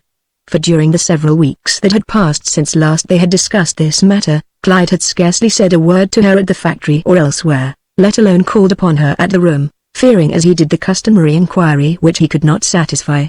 And this caused her to feel that not only was he neglecting but resenting her most sharply, and yet as she walked home from this trivial and fairly representative scene, her heart was not nearly so angry as it was sad and sore because of the love and comfort that had vanished and was not likely ever to come again. Ever. Ever. Ever. Oh, how terrible. How terrible. On the other hand, Clyde, and at approximately this same time, was called upon to witness a scene identified with Roberta, which, as some might think, only an ironic and even malicious fate could have intended or permitted to come to pass. For motoring north the following Sunday to Arrow Lake to the lodge of the Trumbulls to take advantage of an early spring weekend planned by Sandra, the party on nearing Biltz, which was in the direct line of the trip, was compelled to detour east in the direction of Roberta's home. And coming finally to a north and south road which ran directly from Trippettsville past the Alden farm, they turned north into that. And a few minutes later, came directly to the corner adjoining the Alden farm, where an east and west road led to Biltz. Here Tracy Trumbull, driving at the time, requested that someone should get out and inquire at the adjacent farmhouse as to whether this road did lead to Biltz. And Clyde, being nearest to one door, jumped out. And then, glancing at the name on a mailbox which stood at the junction and evidently belonged to the extremely dilapidated old farmhouse on the rise above, he was not a little astonished to note that the name was that of Titus Alden, Roberta's father. Also, as it instantly came to him, since she had described her parents as being near Biltz, this must be her home. It gave him pause, caused him for the moment to hesitate as to whether to go on or not. For once he had given Roberta a small picture of himself, and she might have shown it up here. Again the mere identification of this lorn, dilapidated realm with Roberta and hence himself, was sufficient to cause him to wish to turn and run. But Sandra, who was sitting next him in the car and now noting his hesitation, called, "What's the matter, Clyde? Afraid of the bow wow?" And he, realizing instantly that they would comment further on his actions if he did not proceed at once, started up the path. But the effect of this house, once he contemplated it thoroughly, was sufficient to arouse in his brain the most troubled and miserable of thoughts. For what a house, to be sure! So lonely and bare, even in this bright, spring weather. The decayed and sagging roof. The broken chimney to the north, rough lumps of cemented field stones lying at its base, the sagging and semi-toppling chimney to the south, sustained in place by a log chain. The unkempt path from the road below, which slowly he ascended. He was not a little dejected by the broken and displaced stones which served as steps before the front door. And the unpainted dilapidated outbuildings, all the more dreary because of these others. Gee! To think that this was Roberta's home. And to think, in the face of all that he now aspired to in connection with Sandra and this social group at Lycurgus, she should be demanding that he marry her. And Sandra in the car with him here to see if not no. The poverty. The reduced grimness of it all. How far he had travelled away from just such a beginning as this. With a weakening and sickening sensation at the pit of his stomach, as of some blow administered there, he now approached the door. And then, as if to further distress him, if that were possible, the door was opened by Titus Alden, who, in an old, threadbare and out-at-elbows coat, as well as baggy, worn, jean trousers and rough, shineless, ill-fitting country shoes, desired by his look to know what he wanted. And Clyde, being taken aback by the clothes, as well as a marked resemblance to Roberta about the eyes and mouth, now as swiftly as possible asked if the east and west road below ran through Built and joined the main highway north. And although he would have preferred a quick yes so that he might have turned and gone, Titus preferred to step down into the yard and then, with a gesture of the arm, indicate that if they wanted to strike a really good part of the road, they had better follow this Trapetsville north and south road for at least 2 more miles, and then turn west. Clyde thanked him briefly and turned almost before he had finished and hurried away, for, as he now recalled, and with an enormous sense of depression, Roberta was thinking and at this very time, that soon now, and in the face of all Lycurgus had to offer him Sandra their coming spring and summer, the love and romance, gaiety, position, power, he was going to give all that up and go away with and marry her. Sneak away to some out-of-the-way place. Oh, how horrible. And with a child at his age. Oh, why had he ever been so foolish and weak as to identify himself with her in this intimate way? Just because of a few lonely evenings. Oh, why couldn't he have waited and then this other world would have opened up to him just the same? If only he could have waited. And now unquestionably, unless he could speedily and easily disengage himself from her, all this other splendid recognition would be destined to be withdrawn from him, and this other world from which he sprang might extend its gloomy, poverty-stricken arms to him and envelop him once more, just as the poverty of his family had enveloped and almost strangled him from the first. And it even occurred to him, in a vague way for the first time, how strange it was that this girl and he, whose origin had been strikingly similar, should have been so drawn to each other in the beginning. Why should it have been? How strange life was, anyway. But even more harrowing than this, was the problem of a way out that was before him. And his mind from now on this trip, was once more searching for some solution. A word of complaint from Roberta or her parents to his uncle or Gilbert, and assuredly he would be done for. The thought so troubled him that once in the car, and although previously he had been chattering along with the others about what might be in store ahead in the way of divertissement, he now sat silent.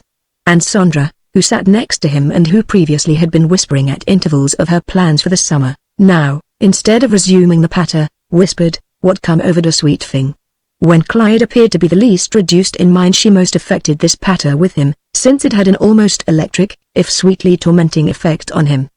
His baby-talking girl, he sometimes called her, Facey all dark now. Little while ago Facey all smiles. Come make Facey all that nice again. Smile at Sandra, squeeze Sandra's arm like good boy, Clyde. She turned and looked up into his eyes to see what if any effect this baby-worded cajolery was having, and Clyde did his best to brighten, of course.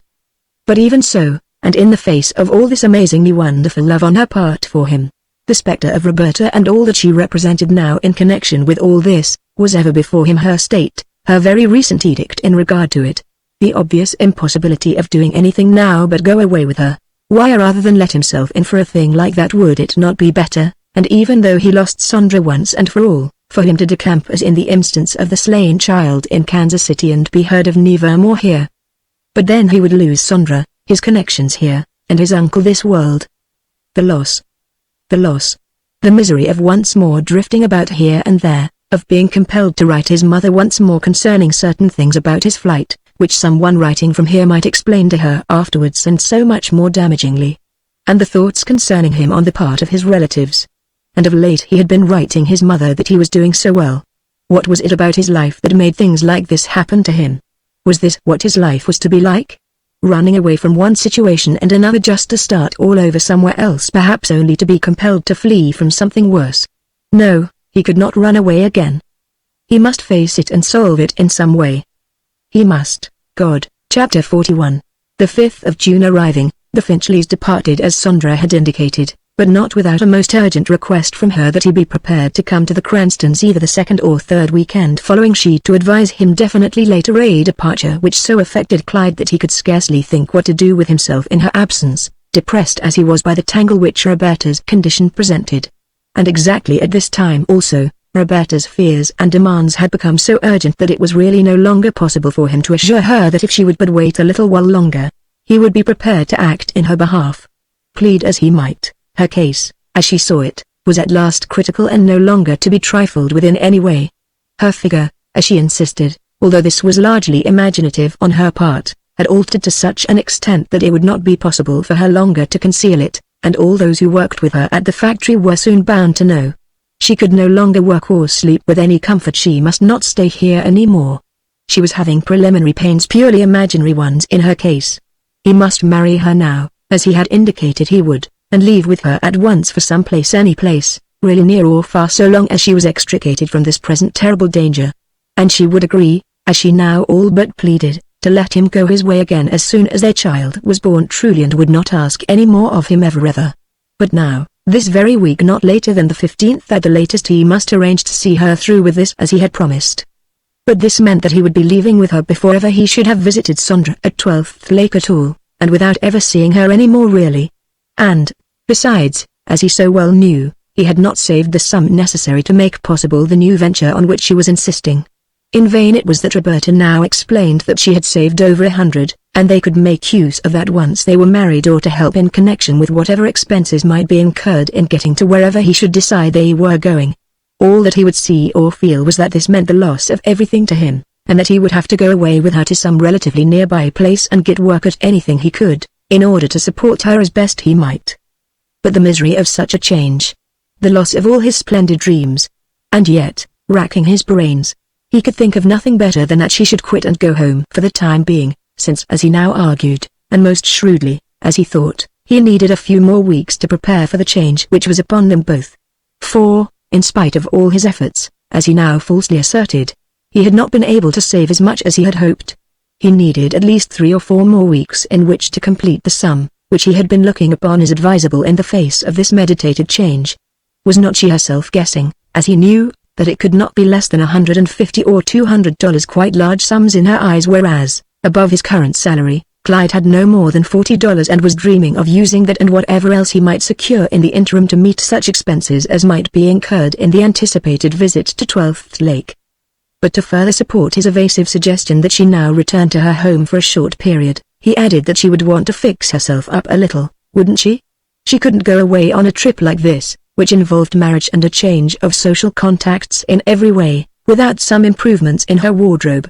Why not take her $100 or a part of it anyhow and use it for that? So desperate was his state that he even suggested that. And Roberta, who, in the face of her own uncertainty up to this time as to what was to become of her, had not ventured to prepare or purchase anything relating either to a trousseau or layette, now began to think that whatever the ulterior purpose of his suggestion, which like all the others was connected with delay, it might not be unwise even now if she did take a fortnight or 3 weeks, and with the assistance of an inexpensive and yet tolerable dressmaker, who had aided her sister at times, make at least 1 or 2 suitable dresses, a flowered grey taffeta afternoon dress, such as she had once seen in a movie, in which, should Clyde keep his word, she could be married. To match this pleasing little costume, She planned to add a chic little grey silk hat poke-shaped, with pink or scarlet cherries nestled up under the brim, together with a neat little blue serge traveling suit, which, with brown shoes and a brown hat, would make her as smart as any bride. The fact that such preparations as these meant additional delay and expense, or that Clyde might not marry her after all, or that this proposed marriage from the point of view of both was the tarnished and discolored thing that it was still not sufficient to take from the thought of marriage as an event, or sacrament even, that proper color and romance with which it was invested in her eyes, and from which, even under such an unsatisfactory set of circumstances as these, it could not be divorced. And, strangely enough, in spite of all the troubled and strained relations that had developed between them, she still saw Clyde in much the same light in which she had seen him at first. He was a Griffiths, a youth of genuine social, if not financial distinction, one whom all the girls in her position, as well as many of those far above her, would be delighted to be connected with in this way, that is, via marriage. He might be objecting to marrying her, but he was a person of consequence, just the same. And one with whom, if he would but trouble to care for her a little, she could be perfectly happy. And at any rate, once he had loved her. And it was said of men, some men, anyway, so she had heard her mother and others say, that once a child was presented to them, it made a great difference in their attitude toward the mother. Sometimes they came to like the mother, too. Anyhow, for a little while, a very little while, if what she had agreed to was strictly observed, she would have him with her to assist her through this great crisis, to give his name to her child, to aid her until she could once more establish herself in some way. For the time being, therefore, and with no more plan than this, although with great misgivings and nervous qualms, since, as she could see, Clyde was decidedly indifferent, she rested on this.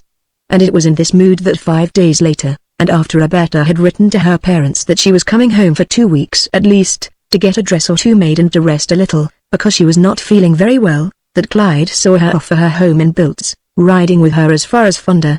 But in so far as he was concerned, and since he had really no definite or workable idea, it seemed important to him that only silence was the great and all essential thing now, so that, even under the impending edge of the knife of disaster, he might be able to think more, and more, and more, without being compelled to do anything, and without momentarily being tortured by the thought that Roberta, in some nervous or moody or frantic state, would say or do something which, assuming that he should hit upon some helpful thought or plan in connection with Sandra, would prevent him from executing it.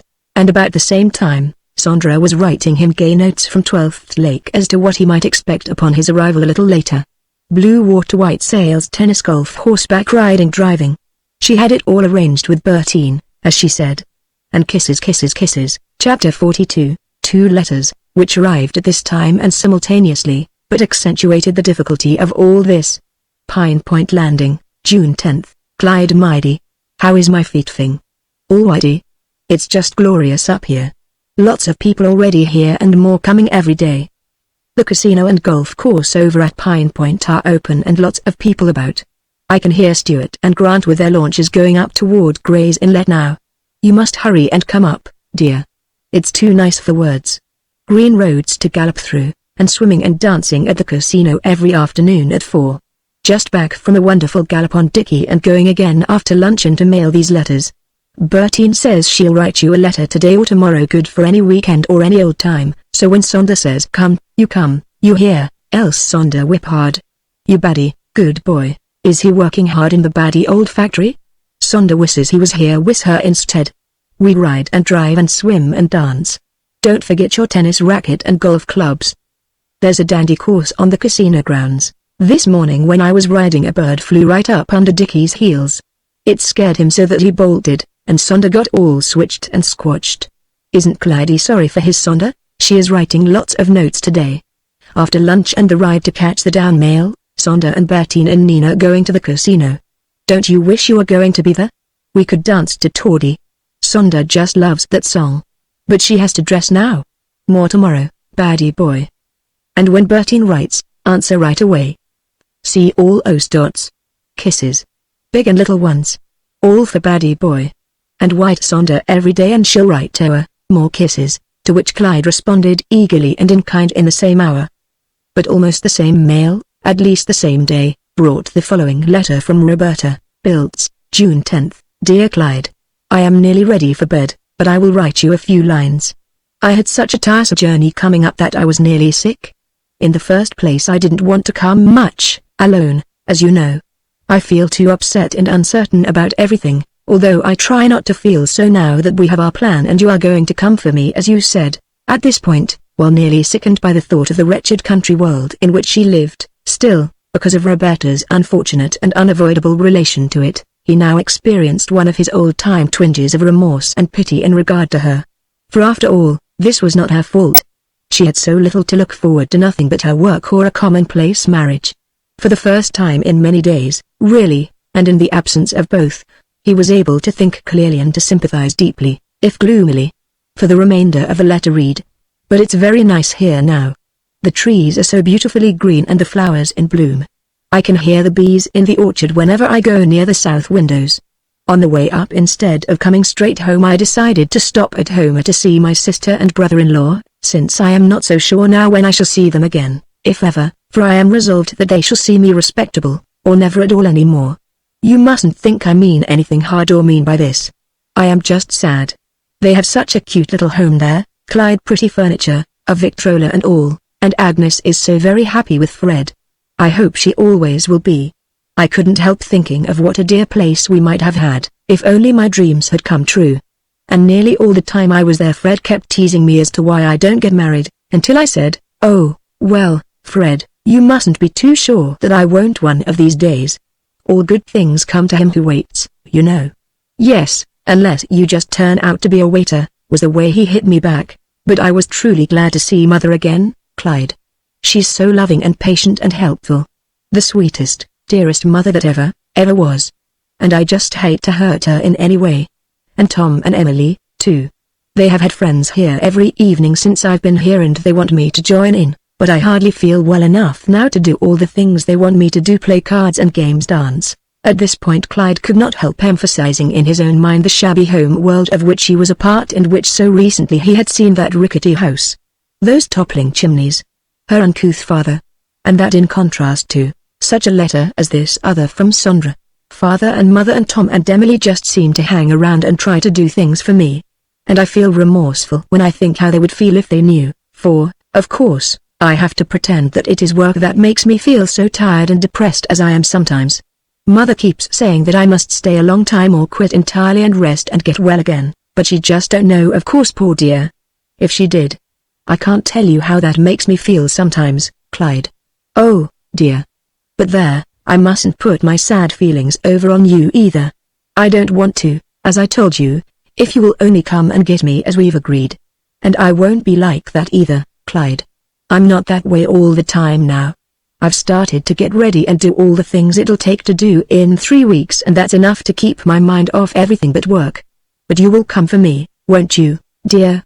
You won't disappoint me anymore and make me suffer this time like you have so far, for, oh, how long it has been now ever since I was here before at Christmas time, really. But you were truly nice to me. I promise not to be a burden on you, for I know you don't really care for me anymore, and so I don't care much what happens now, so long as I get out of this. But I truly promise not to be a burden on you. Oh, dear, don't mind this blot. I just don't seem to be able to control myself these days like I once could. But as for what I came for, the family think they are clothes for a party down in Lycurgus and that I must be having a wonderful time. Well, it's better that way than the other. I may have to come as far as Fonda to get some things, if I don't send Mrs. Ants, the dressmaker, and if so, and if you wanted to see me again before you come, although I don't suppose you do, you could. I'd like to see you and talk to you again if you care to, before we start. It all seems so funny to me, Clyde, having these clothes made and wishing to see you so much and yet knowing that you would rather not do this. And yet I hope you are satisfied now that you have succeeded in making me leave Lycurgus and come up here and are having what you call a good time. Are they so very much better than the ones we used to have last summer when we went about to the lakes and everywhere? But whatever they are, Clyde, surely you can afford to do this for me without feeling too bad. I know it seems hard to you now, but you don't want to forget either that if I was like some that I know, I might and would ask more. But as I told you, I'm not like that and never could be. If you don't really want me after you have helped me out like I said, you can go. Please write me, Clyde, a long, cheery letter, even though you don't want to, and tell me all about how you have not thought of me once since I've been away or missed me at all used to, you know, and how you don't want me to come back and you can't possibly come up before 2 weeks from Saturday if then. Oh, Dear, I don't mean the horrid things I write. But I'm so blue and tired and lonely that I can't help it at times. I need someone to talk to, not just anyone here, because they don't understand, and I can't tell anybody. But there, I said I wouldn't be blue or gloomy or cross, and yet I haven't done so very well this time. Have I? But I promise to do better next time, tomorrow or next day, because it relieves me to write to you, Clyde. And won't you please write me just a few words to cheer me up while I'm waiting, whether you mean it or not, I need it so. And you will come, of course. I'll be so happy and grateful, and try not to bother you too much in any way. Your lonely, Bert. And it was the contrast presented by these two scenes which finally determined for him the fact that he would never marry Roberta, never, nor even go to her at Bilt's, or let her come back to him here, if he could avoid that. For would not his going, or her return, put a period to all the joys that so recently in connection with Sondra had come to him here, make it impossible for him to be with Sondra at 12th Lake this summer, make it impossible for him to run away with and marry her? In God's name, was there no way? No outlet from this horrible difficulty which now confronted him? And in a fit of despair, having found the letters in his room on his return from work one warm evening in June, he now threw himself upon his bed and fairly groaned. The misery of this, the horror of his almost insoluble problem. Was there no way by which she could be persuaded to go away and remain at home, maybe for a while longer, while he sent her $10 a week, or 12, even a full half of all his salary? Or could she go to some neighboring town, Fonda, Gloversville, Schenectady? She was not so far gone but what she could take care of herself well enough as yet, and rent a room and remain there quietly until the fatal time, when she could go to some doctor or nurse. He might help her to find someone like that when the time came, if only she would be willing not to mention his name. But this business of making him come to Bilt's, or meeting her somewhere, and that within 2 weeks or less. He would not. He would do something desperate if she tried to make him do that, run away or maybe go up to 12th Lake before it should be time for him to go to Bilt's, or before she would think it was time, and then persuade Sondra if he could. But oh, what a wild, wild chance was that to run away with and marry him, even if she wasn't quite 18 and then being married, and her family not being able to divorce them, and Roberta not being able to find him, either, but only to complain. Well, couldn't he deny it, say that it was not so, that he had never had any relationship, other than that which any department head might have with any girl working for him? He had not been introduced to the Gilpins, nor had he gone with Roberta to see that Dr. Glenn near Gloversville, and she had told him at the time. She had not mentioned his name. But the nerve of trying to deny it, the courage it would take, the courage to try to face Roberta when, as he knew, her steady, accusing, horrified, innocent, blue eyes would be about as difficult to face as anything in all the world. And could he do that? Had he the courage? And would it all work out satisfactorily if he did? Would Sondra believe him once she heard?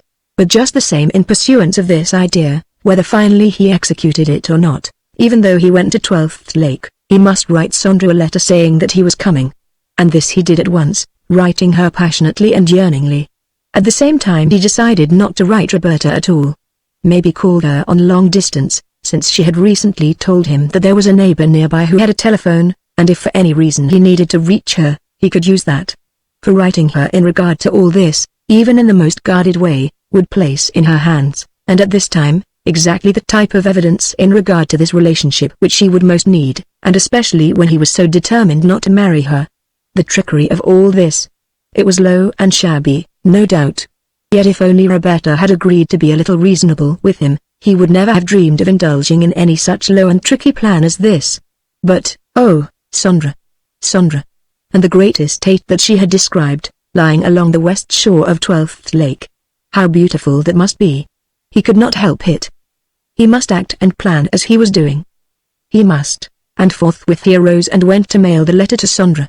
And then while out, having purchased an evening paper and hoping via the local news of all whom he knew, to divert his mind for the time being, there, upon the first page of their Times Union of Albany, was an item which read: Accidental double tragedy at Pass, Lake upturned canoe and floating hats, reveal probable loss of 2 lives at resort, near Pittsfield. Unidentified body of girl, recovered that of companion still missing, because of his own great interest in canoeing, and indeed in any form of water life, as well as his own particular skill when it came to rowing, swimming, diving, he now read with interest.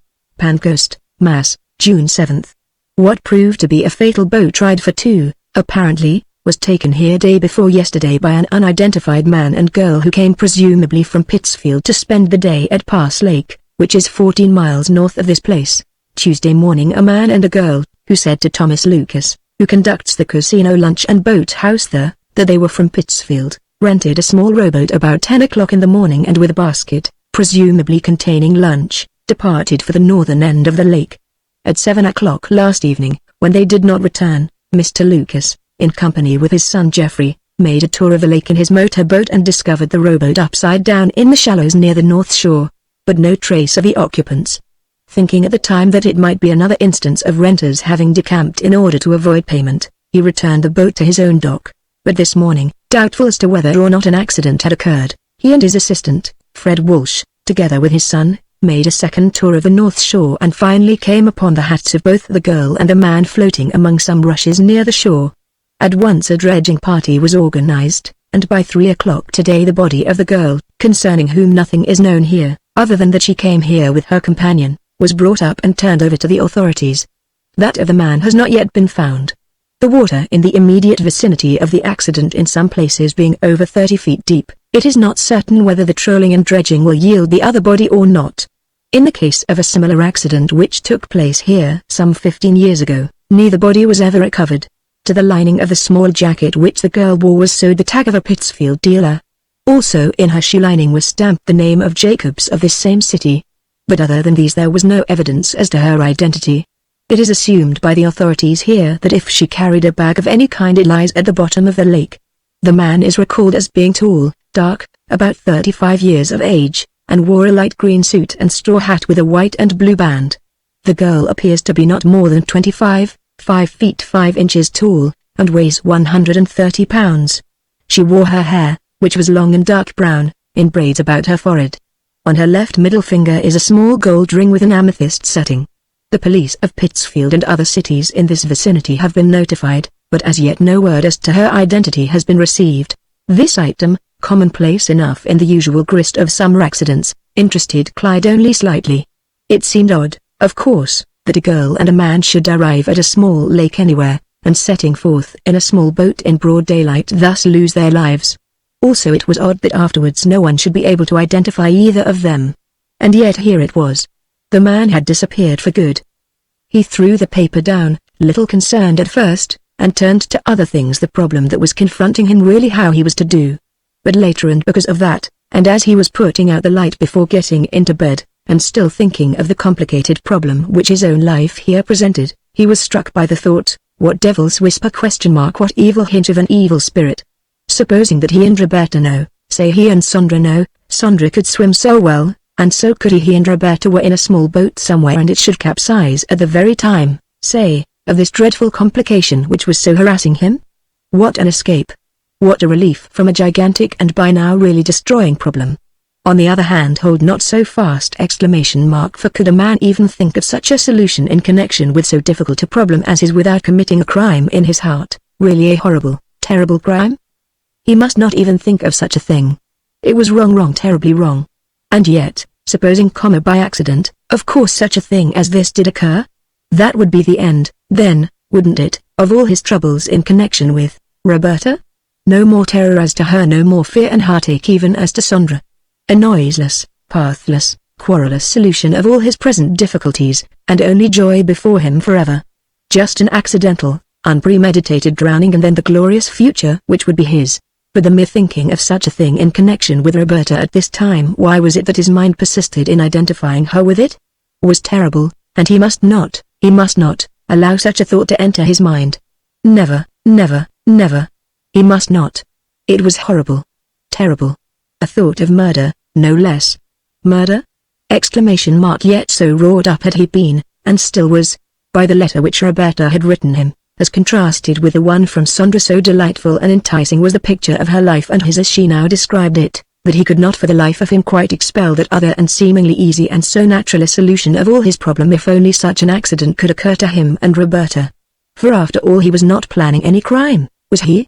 Was he not merely thinking of an accident that, had it occurred, or could it but occur in his case? But that could it but occur. There was the dark and evil thought about which he must not think. He must not. And yet. He was an excellent swimmer and could swim ashore, no doubt whatever the distance. Whereas Roberta, as he knew from swimming with her at one beach and another the previous summer, could not swim. And then unless he chose to help her, of course, as he thought, and for the time, sitting in the lamplight of his own room between 9:30 and 10 at night, a strange and disturbing creepiness as to flesh and hair and fingertips assailed him. The wonder and the horror of such a thought. And presented to him by this paper in this way. Wasn't that strange? Besides, up in that lake country to which he was now going to Sondra, were many, many lakes about everywhere, were there not? Scores up the where Sondra was. Or so she had said. And Roberta loved the out-of-doors and the water, so although she could not swim, and or at least he was going where lakes were, or they might they not, and if not, why not? Since both had talked of some 4th of July resort in their planning, their final departure, he and Roberta, but, no. The mere thought of an accident such as that in connection with her, however much he might wish to be rid of her, was sinful, dark and terrible.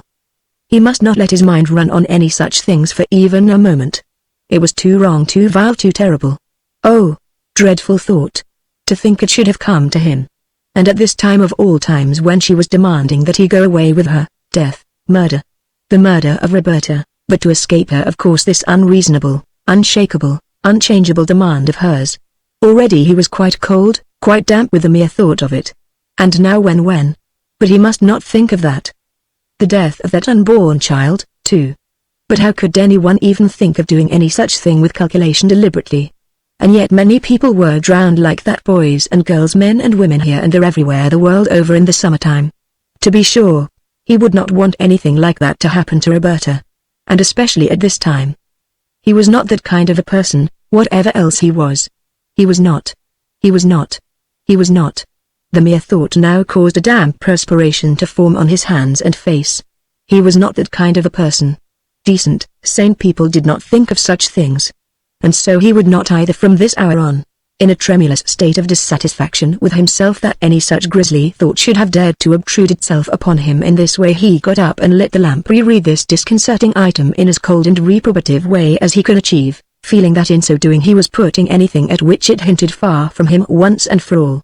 Then, having done so, he dressed and went out of the house for a walk up Waikiki Avenue, along Central Avenue, out Oak, and then back on Spruce and to Central again, feeling that he was walking away from the insinuating thought or suggestion that had so troubled him up to now. And after a time, feeling better, freer, more natural, more human, as he so much wished to feel, he returned to his room, once more to sleep, with the feeling that he had actually succeeded in eliminating completely a most insidious and horrible visitation. He must never think of it again. He must never think of it again. He must never think of it, never.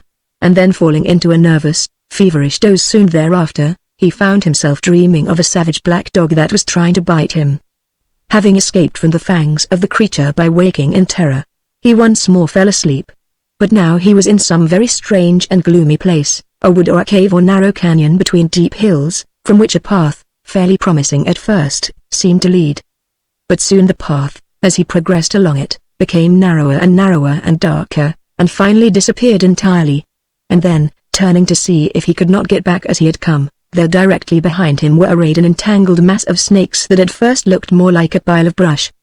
But above it waved the menacing heads of at least a score of reptiles, forked tongues and agate eyes.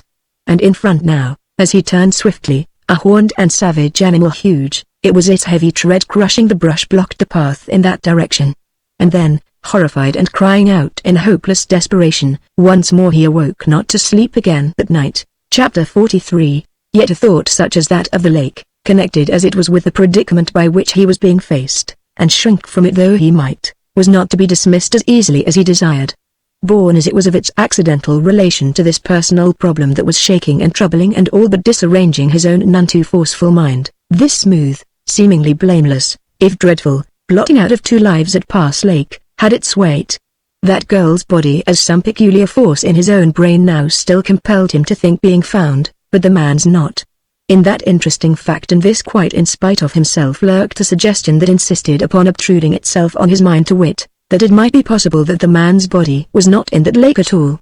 For, since evil-minded people did occasionally desire to get rid of other people, Might it not be possible that that man had gone there with that girl in order to get rid of her? A very smooth and devilish trick, of course, but one which, in this instance at least, seemed to have succeeded admirably. But as for him accepting such an evil suggestion and acting upon it, never. Yet here was his own problem growing hourly more desperate, since every day, or at least every other day, brought him either letters from Roberta or a note from Sandra, their respective missives maintaining the same relative contrast between ease and misery, gaiety of mood and the somberness of defeat and uncertainty. To Roberta, since he would not write her, he was telephoning briefly and in as non-committal a manner as possible. How was she?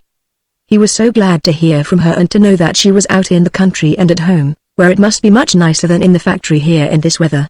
Everything was going smoothly, of course, and except for a sudden rush of orders which made it rather hard these last 2 days, all was as before. He was doing his best to save a certain amount of money for a certain project about which he knew, but otherwise he was not worrying about anything, and she must not. He had not written before because of the work, and could not write much. There were so many things to do, but he missed seeing her in her old place, and was looking forward to seeing her again soon. If she were coming down toward Lycurgus as she said, and really thought it important to see him, well, that could be arranged, maybe, but was it necessary right now? He was so very busy and expected to see her later, of course, but at the same time he was writing Sandra that assuredly on the 18th, and the weekend following, if possible, he would be with her. So, by virtue of such mental prestidigitation and tergiversation, inspired and animated as it was by his desire for Sandra, his inability to face the facts in connection with Roberta, he achieved the much coveted privilege of again seeing her, over one weekend at least, and in such a setting as never before in his life had he been privileged to witness.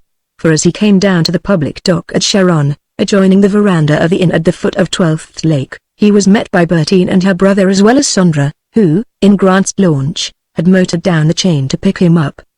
The bright blue waters of the Indian chain. The tall, dark, spear pines that sentineled the shores on either side and gave to the waters at the west a band of black shadow where the trees were mirrored so clearly. The small and large, white and pink and green and brown lodges on every hand, with their boat houses. Pavilions by the shore. An occasional slender pier reaching out from some spacious and at times stately summer lodge, such as those now owned by the Cranstons, Finchleys and others. The green and blue canoes and launches. The gay hotel and pavilion at Pine Point already smartly attended by the early arrivals here. And then the pier and boathouse of the Cranston Lodge itself, with 2 Russian wolfhounds recently acquired by Bertine lying on the grass near the shore, apparently awaiting her return, and a servant John, one of a half-dozen who attended the family here, waiting to take the single bag of Clyde, his tennis racket and golf sticks. But most of all he was impressed by the large rambling and yet smartly designed house, with its bright geranium-bordered walks, its wide, brown, wicker-studded veranda commanding a beautiful view of the lake, the cars and personalities of the various guests, who in golf, tennis or lounging clothes were to be seen idling here and there. At Bertine's request, John at once showed him to a spacious room overlooking the lake, where it was his privilege now to bathe and change for tennis with Sandra, Bertine and Grant. After dinner, as explained by Sandra, who was over at Bertine's for the occasion, he was to come over with Bertine and Grant to the casino, where he would be introduced to such as all here knew. There was to be dancing. Tomorrow, in the morning early, before breakfast, if he chose he should ride with her and Bertine and Stuart along a wonderful woodland trail through the forests to the west which led to Inspiration Point and a more distant view of the lake. And, as he now learned, except for a few such paths as this, the forest was trackless for 40 miles. Without a compass or guide, as he was told, one might wander to one's death, even so evasive were directions to those who did not know. And after breakfast and a swim she and Bertine and Nina Temple would demonstrate their new skill with Sandra's aquaplane. After that, lunch, tennis, or golf, a trip to the casino for tea. After dinner at the lodge of the brook shores of Utica across the lake, there was to be dancing. Within an hour after his arrival, as Clyde could see, the program for the weekend was already full. But that he and Sandra would contrive not only moments but possibly hours together he well knew. And then he would see what new delight, in connection with her many-faceted temperament, the wonderful occasion would provide.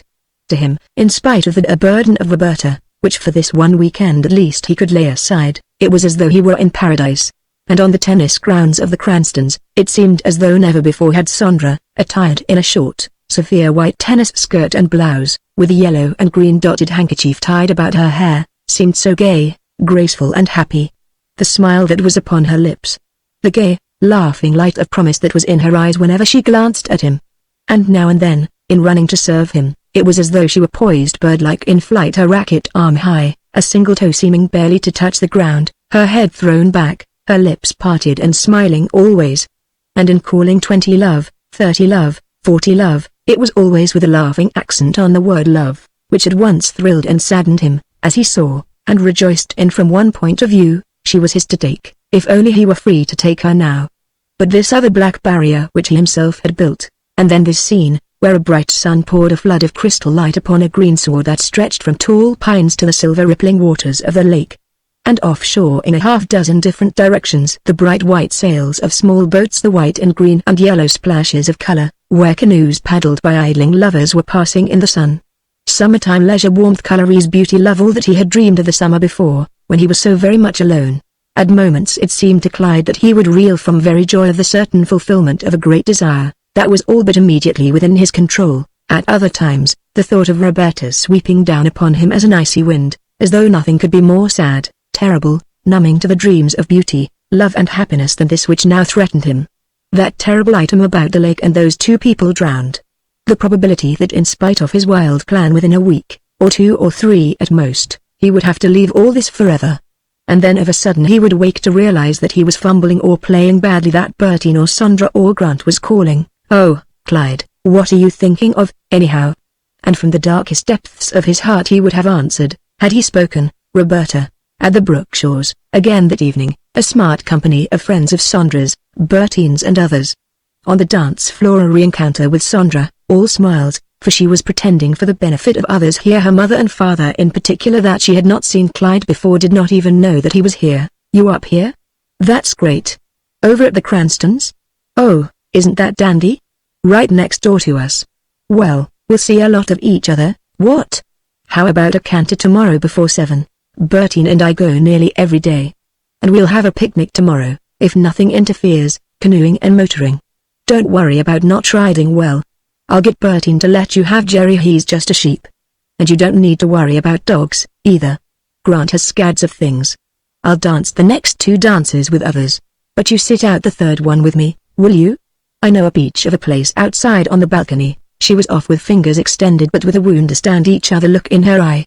And outside in the shadow later she pulled his face to hers when no one was looking and kissed him eagerly, and, before the evening was over, they had managed, by strolling along a path which led away from the house along the lake shore, to embrace under the moon. "Sandra, so glad Clyde is here. Misses him so much." She smoothed his hair as he kissed her, and Clyde, bethinking him of the shadow which lay so darkly between them, crushed her feverishly, desperately. "Oh, my darling baby girl," he exclaimed. "My beautiful, beautiful Sandra. If you only knew how much I love you. If you only knew. I wish I could tell you all. I wish I could, but he could not now or ever. He would never dare to speak to her of even so much as a phase of the black barrier that now lay between them. For, with her training, the standards of love and the marriage that had been set for her, she would never understand, never be willing to make so great a sacrifice for love, as much as she loved him. And he would be left, abandoned on the instant, and with what horror in her eyes, yet looking into his eyes, his face white and tense, and the glow of the moon above making small white electric sparks in his eyes, she exclaimed as he gripped her tightly, "Does he love Sandra so much? Oh, sweetie boy. Sandra loves him, too." She seized his head between her hands and held it tight, kissing him swiftly and ardently a dozen times. "And Sandra won't give her Clyde up either. She won't. You just wait and see. It doesn't matter what happens now. It may not be so very easy, but she won't." Then as suddenly and practically, as so often was her way, she exclaimed, "But we must go now, right away. No, not another kiss now. No, no, Sandra says no, now. They'll be missing us." And straightening up and pulling him by the arm she hurried him back to the house in time to meet Palmer Thurston, who was looking for her. The next morning, true to her promise, there was the canter to Inspiration Point, and that before 7. Bertine and Sandra in bright red riding coats and white breeches and black boots, their hair unbound and loose to the wind, and riding briskly on before for the most part, then racing back to where he was. Or Sandra hallooing gaily for him to come on, or the two of them laughing and chatting 100 yards ahead in some concealed chapel of the Isle trees where he could not see them. and because of the interest which Sandra was so obviously manifesting in him these days, an interest which Bertine herself had begun to feel might end in marriage, if no family complications arose to interfere. She, Bertine, was all smiles, the very soul of cordiality, winsomely insisting that he should come up and stay for the summer and she would chaperone them both so that no one would have a chance to complain. And Clyde, thrilling, and yet brooding too by turns occasionally, and in spite of himself drifting back to the thought that the item in the paper had inspired, and yet fighting it, trying to shut it out entirely. And then at one point, Sandra, turning down a steep path which led to a stony and moss-lipped spring between the dark trees, called to Clyde to come on down. "Jerry knows the way. He won't slip. Come and get a drink. If you do, you'll come back again soon, so they say." And once he was down and had dismounted to drink, she exclaimed, "I've been wanting to tell you something. You should have seen Mama's face last night when she heard you were up here. She can't be sure that I had anything to do with it, of course, because she thinks that Bertine likes you, too. I made her think that. But just the same she suspects that I had a hand in it, I guess, and she doesn't quite like it. But she can't say anything more than she has before. And I had a talk with Bertine just now and she's agreed to stick by me and help me all she can. But we'll have to be even more careful than ever now, because I think if Mama got too suspicious I don't know what she might do. Want us to leave here, even now maybe, just so I couldn't see you. You know she feels that I shouldn't be interested in anyone yet except someone she likes. You know how it is. She's that way with Stuart, too. But if you'll take care not to show that you care for me so much whenever we're around any one of our crowd, I don't think she'll do anything. Not now, anyhow. Later on, in the fall, when we're back in Lycurgus, things will be different.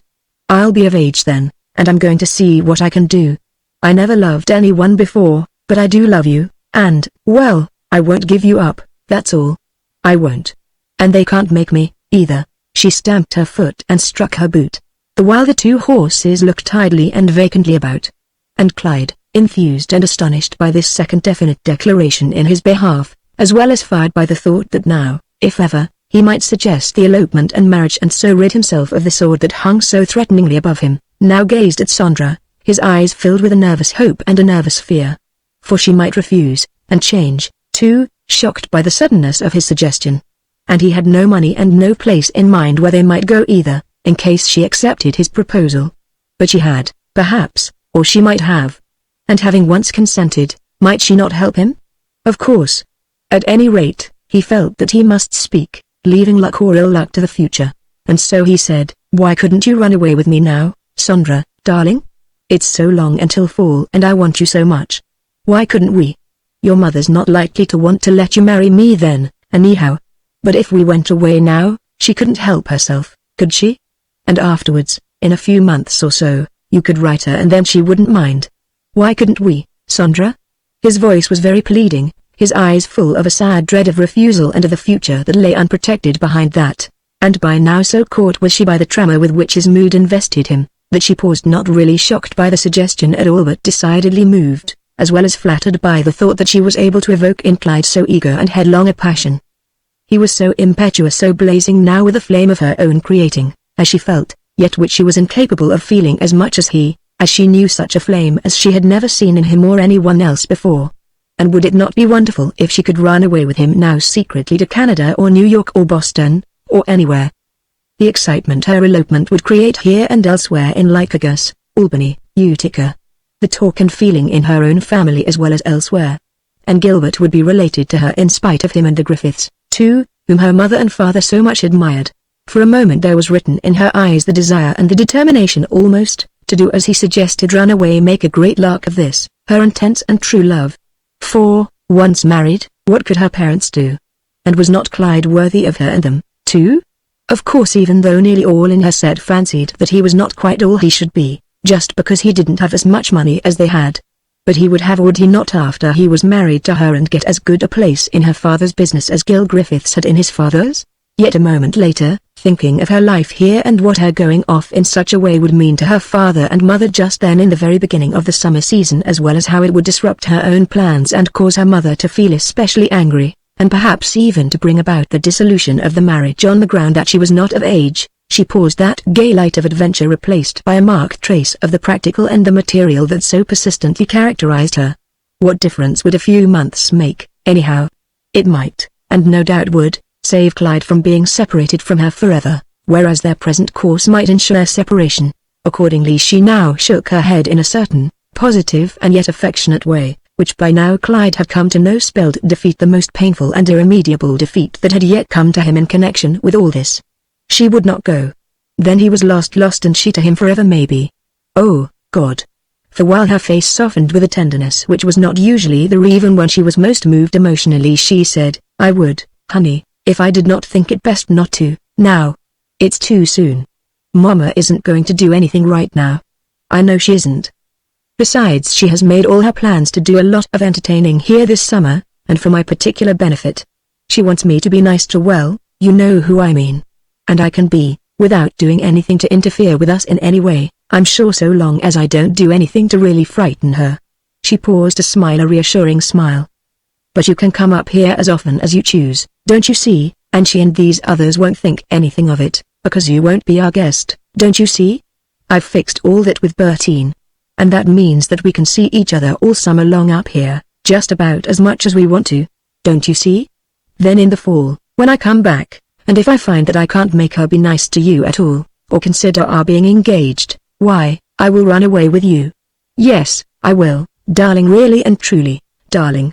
The fall, she stopped, her eyes showing a very shrewd conception of all the practical difficulties before them, while she took both of his hands in hers and looked up into his face. Then, impulsively and conclusively, she threw both arms about his neck and, pulling his head down, kissed him. "Can't you see, dearie? Please don't look so sad, darling. Sandra loves her Clyde so much. And she'll do anything and everything to make things come out right. Yes, she will. And they will, too. Now you wait and see. She won't give him up ever." And Clyde, realizing that he had not one moving argument wherewith to confront her, really not one that might not cause her to think strangely and suspiciously of his intense anxiety, and that this, because of Roberta's demand, and unless Roberta let him go at all spelled defeat for him, now looked gloomily and even desperately upon her face. The beauty of her. The completeness of this world. And yet not to be allowed to possess her or it, ever. And Roberta with her demand and his promise in the immediate background. And no way of escape save by flight. God. At this point it was that a nervous and almost deranged look, never so definite or powerful at any time before in his life, the borderline look between reason and unreason, no less so powerful that the quality of it was even noticeable to Sandra, came into his eyes. He looked sick, broken, unbelievably despairing. So much so that she exclaimed, "Why, what is it, Clyde, dearie, you look so, oh, I can't say just how forlorn, or does he love me so much? And can't he wait just 3 or 4 months? But, oh, yes he can, too. It isn't as bad as he thinks. He'll be with me most of the time, the Lovekins will. And when he isn't, Sandra'll write him every day, but, Sandra, if I could just tell you. If you knew how much it were going to mean to me." He paused here, for as he could see at this point, into the expression of Sandra came a practical inquiry as to what it was that made it so urgent for her to leave with him at once. And immediately, on his part, Clyde, sensing how enormous was the hold of this world on her, how integral a part of it she was, and how, by merely too much insistence here and now, he might so easily cause her to doubt the wisdom of her primary craze for him, was moved to desist, sure that if he spoke it would lead her to questioning him in such a way as might cause her to change, or at least to modify her enthusiasm to the point where even the dream of the fall might vanish. And so, instead of explaining further why he needed a decision on her part, he merely desisted, saying, "It's because I need you so much now, dear, all of the time. That's it, just that. It seems at times as though I could never be away from you another minute anymore. Oh, I'm so hungry for you all of the time." And yet Sandra, flattered as she was by this hunger, and reciprocating it in part at least, merely repeated the various things she had said before. They must wait. All would come out all right in the fall. And Clyde, quite numb because of his defeat, yet unable to forego or deny the delight of being with her now, did his best to recover his mood and think that in some way, somehow, maybe via the plan of that boat, or in some other way. But what other way? But no, not that. He was not a murderer and never could be.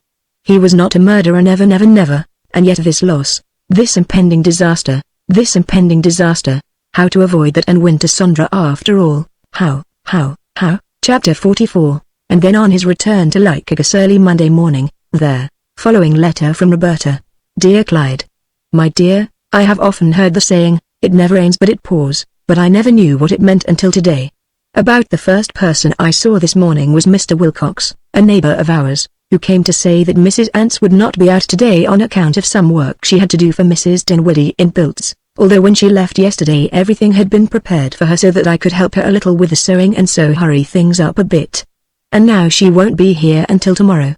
Next word came that Mother's sister, Mrs. Nichols, is very ill and Mother had to go over to her house at Baker's Pond, which is about 12 miles east of here, Tom driving her, although he ought to be here to help Father with all the work that there is to do about the farm.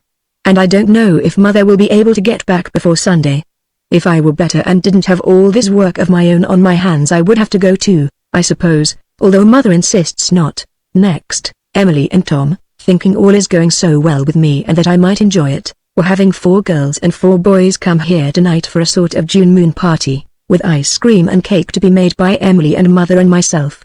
But now, poor dear, she has to do a lot of telephoning over Mr. Wilcox's phone, which we share, in order to put it off until some day next week, if possible.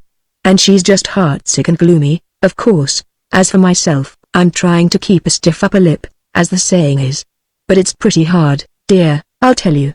For so far I have only had 3 small telephone talks with you, saying that you didn't think you would have the necessary money before July 5th. And to put the finishing touches on it, as I only learned today, Mama and Papa have about decided to go to my Uncle Charlie's in Hamilton for over the 4th, from the 4th to the 15th, and take me with them, unless I decide to return to Lycurgus, while Tom and Emily visit with my sister at Homer. But, dear, I can't do that, as you know. I'm too sick and worried. Last night I vomited dreadful and have been half dead on my feet all day, and I am just about crazy tonight. Dear, what can we do? Can't you come for me before July 3rd, which will be the time they will be going?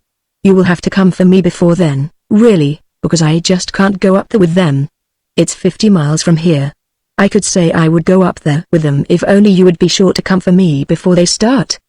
But I must be absolutely sure that you are coming absolutely. Clyde, I have done nothing but cry since I got here. If you were only here I wouldn't feel so badly.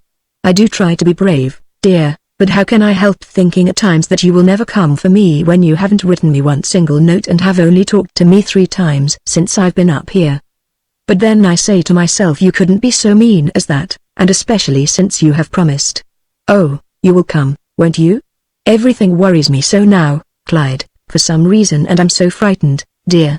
I think of last summer and then this one, and all my dreams. It won't make any real difference to you about your coming a few days sooner than you intended, will it, dear? Even if we have to get along on a little less. I know that we can. I can be very saving and economical. I will try to have my dresses made by then. If not, I will do with what I have and finish them later.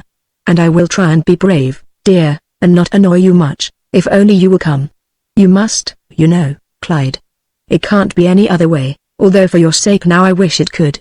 Please, please, Clyde, write and tell me that you will be here at the end of the time that you said.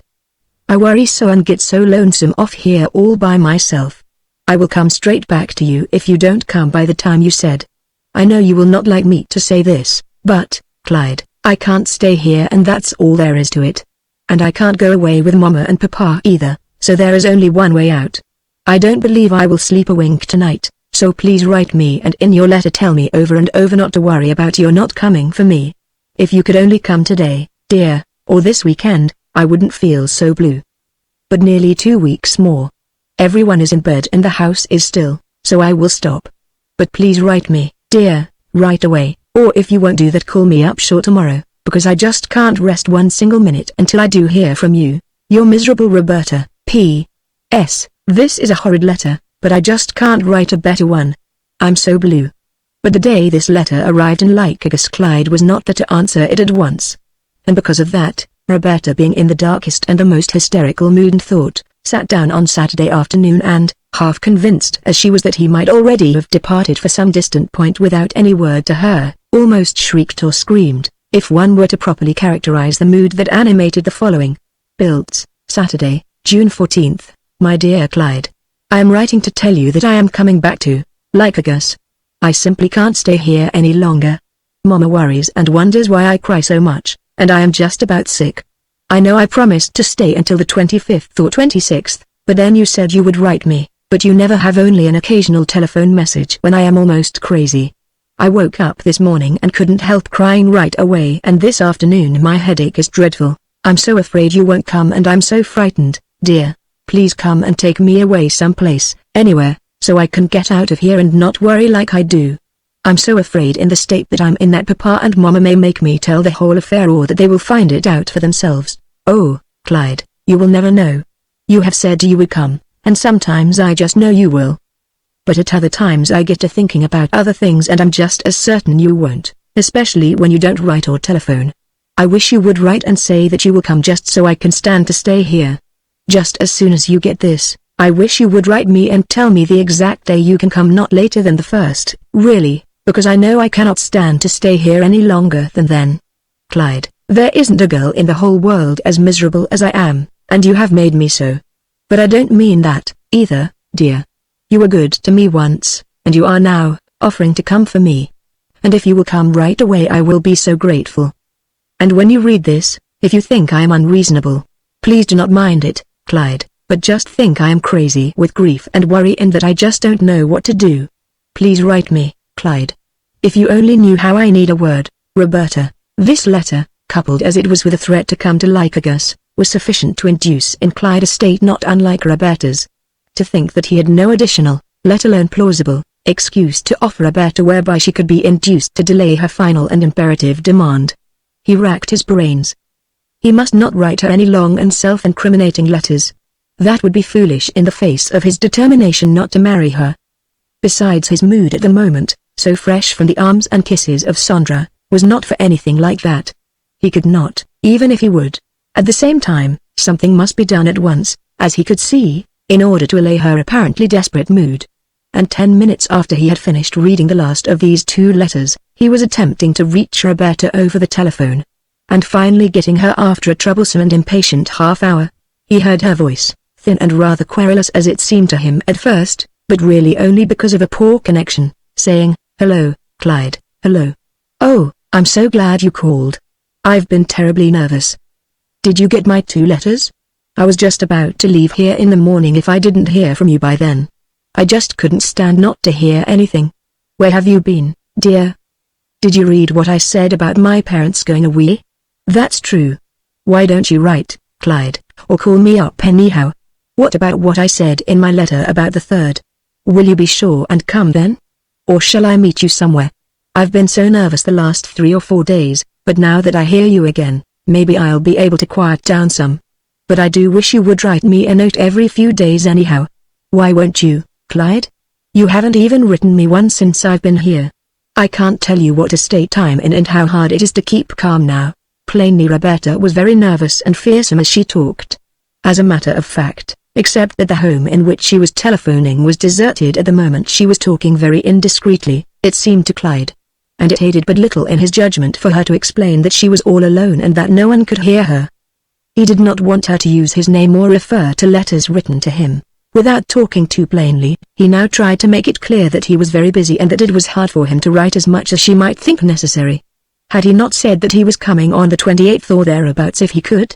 Well, he would if he could, only it looked now as though it might be necessary for him to postpone it for another week or so, until the 7th or 8th of July, long enough for him to get together an extra 50 for which he had a plan, and which would be necessary for him to have. But really, which was the thought behind this other, long enough for him to pay one more visit to Sandra as he was yearning to do, over the next weekend. But this demand of hers, now. Couldn't she go with her parents for a week or so and then let him come for her there, or she come to him? It would give him more needed time, but at this Roberta, bursting forth in a storm of nervous disapproval, saying that most certainly if that were the case she was going back to her room at the Gilpins, if she could get it, and not waste her time up the getting ready and waiting for him when he was not coming. He suddenly decided that he might as well say that he was coming on the 3rd, or that if he did not, that at least by then he would have arranged with her where to meet him. For even by now, he had not made up his mind as to how he was to do. He must have a little more time to think, and so now he altered his tone greatly and said, "But listen, Bert. Please don't be angry with me. You talk as though I didn't have any troubles in connection with all this, either. You don't know what this may be going to cost me before I'm through with it, and you don't seem to care much. I know you're worried and all that, but what about me? I'm doing the very best I can now, but, with all I have to think about. And won't you just be patient now until the 3rd, anyhow? Please do. I promise to write you, and if I don't, I'll call you up every other day. Will that be all right? But I certainly don't want you to be using my name like you did a while ago. That will lead to trouble, sure. Please don't. And when I call again, I'll just say it's Mr. Baker asking, see, and you can say it's anyone you like afterwards. And then, if by any chance anything should come up that would stop our starting exactly on the 3rd, why you can come back here if you want to, see, or somewhere near here. And then we can start as soon as possible after that. His tone was so pleading and soothing, infused as it was but because of his present necessity only with a trace of that old tenderness and seeming helplessness which, at times, had quite captivated Roberta, that even now it served to win her to a bizarre and groundless gratitude. So much so that at once she had replied, warmly and emotionally, even, "Oh, no, dear. I don't want to do anything like that. You know I don't. It's just because things are so bad as they are with me and I can't help myself now. You know that, Clyde, don't you? I can't help loving you. I always will, I suppose. And I don't want to do anything to hurt you, dear, really I don't if I can help it." And Clyde, hearing the ring of genuine affection, and sensing anew his old-time power over her, was disposed to reenact the role of lover again, if only in order to dissuade Roberta from being too harsh and driving with him now. For while he could not like her now, he told himself, and could not think of marrying her, still in view of this other dream he could at least be gracious to her, could he not pretend. And so this conversation ended with a new peace based on this agreement. The preceding day, a day of somewhat reduced activities on the lakes from which he had just returned, he and Sandra and Stuart and Bertine, together with Nina Temple and a youth named Harley Baggett, then visiting the Thurstons, had motored first from 12th Lake to 3 Mile Bay, a small lakeside resort some 25 miles north, and from thence, between towering walls of pines, to Big Bittern and some other smaller lakes lost in the recesses of the tall pines of the region to the north of Trine Lake. And en route, Clyde, as he now recalled, had been most strangely impressed at moments and in spots by the desolate and for the most part lonely character of the region. The narrow and rain-washed and even rutted nature of the dirt roads that wound between tall, silent and darksome trees, forests in the largest sense of the word that extended for miles and miles apparently on either hand. The decadent and weird nature of some of the bogs and tarns on either side of the only comparatively passable dirt roads which here and there were festooned with funereal or viperous vines, and strewn like deserted battlefields with soggy and decayed piles of fallen and crisscrossed logs in places as many as 4 deep one above the other in the green slime that an undrained depression in the earth had accumulated. The eyes and backs of occasional frogs that, upon lichen or vine or moss-covered stumps and rotting logs in this warm June weather, the sun themselves apparently undisturbed, the spirals of gnats, the solitary flick of a snake's tail as disturbed by the sudden approach of the machine, one made off into the muck and the poisonous grasses and water plants which were thickly embedded in it. And in seeing one of these Clyde, for some reason, had thought of the accident at Pass Lake. He did not realize it, but at the moment his own subconscious need was contemplating the loneliness and the usefulness at times of such a lone spot as this. And at one point it was that a whir-whir, one of the solitary water birds of this region, uttered its Sophie and Barghest cry, flying from somewhere near into some darker recess within the woods. And at this sound it was that Clyde had stirred nervously and then sat up in the car. It was so very different to any bird cry he had ever heard anywhere. What was that? He asked of Harley Baggett, who sat next him. What? Why, that bird or something that just flew away back there just now. I didn't hear any bird. Gee. That was a queer sound. It makes me feel creepy. As interesting and impressive as anything else to him in this almost tenantless region had been the fact that there were so many lonesome lakes, not one of which he had ever heard of before. The territory through which they were speeding as fast as the dirt roads would permit, was dotted with them in these deep forests of pine. And only occasionally in passing near one, were there any signs indicating a camp or lodge, and those to be reached only by some half-blazed trail or rutty or sandy road disappearing through darker trees. In the main, the shores of the more remote lakes past, were all but untenanted, or so sparsely that a cabin or a distant lodge to be seen across the smooth waters of some pine-encircled gem was an object of interest to all. Why must he think of that other lake in Massachusetts? That boat. The body of that girl found but not that of the man who accompanied her. How terrible, really. He recalled afterwards, here in his room, after the last conversation with Roberta that the car, after a few more miles, had finally swung into an open space at the north end of a long narrow lake, the south prospect of which appeared to be divided by a point or an island suggesting a greater length and further windings or curves than were visible from where the car had stopped. And except for the small lodge and boathouse at this upper end, it had appeared so very lonesome not a launch or canoe on it at the time their party arrived. And as in the case of all the other lakes seen this day, the banks to the very shoreline were sentineled with those same green pines, tall, spear-shaped, their arms widespread like one outside his window here in Lycurgus. And beyond them in the distance, to the south and west, rose the humped and still smooth and green backs of the nearer Adirondacks. And the water before them, now ruffled by a light wind and glowing in the afternoon sun, was of an intense Prussian blue, almost black, which suggested, as was afterwards confirmed by a guide who was lounging upon the low veranda of a small inn, that it was very deep, all of 70 feet, not more than 100 feet out from that boathouse. And at this point Harley Baggett, who was interested to learn more about the fishing possibilities of this lake in behalf of his father, who contemplated coming to this region in a few days, had inquired of the guide, who appeared not to look at the others in the car. "How long is this lake, anyhow?" "Oh, about 7 miles. Any fish in it?" "Throw a line in and see." "The best place for black bass and the like of that almost anywhere around here." "Off the island down yonder, or just to the south of it round on the other side there, there's a little bay that's said to be one of the best fishing holes in any of the lakes up this way. I've seen a couple of men bring back as many as 75 fish in 2 hours. That ought to satisfy anybody that ain't trying to ruin the place for the rest of us." The guide, a thinnish, tall and wizened type, with a long, narrow head and small, keen, bright blue eyes, laughed a yokelish laugh as he studied the group. "Not thinking of trying your luck today?" "No, just inquiring for my dad. He's coming up here next week, maybe. I want to see about accommodations." "Well, they ain't what they are down to Racket, of course. But then the fish down there ain't what they are up here, either." He visited all with a sly and dry and knowing smile. Clyde had never seen the type before. He was interested by all the anomalies and contrarieties of this lonesome world as contrasted with cities he had known almost exclusively, as well as the decidedly exotic and material life and equipment with which, at the Cranstons and elsewhere, he was then surrounded. The strange and comparatively deserted nature of this region as contrasted with the brisk and vigorous life of Lycurgus, less than 100 miles to the south. "The country up here kills me," commented Stuart Finchley at this point. "It's so near the chain and yet it's so different. Scarcely anyone living up here at all, it seems. Well, except for the camps in summer and the fellows that come up to hunt moose and deer in the fall, there ain't much of anybody or anything around here after September 1st, commented the guide.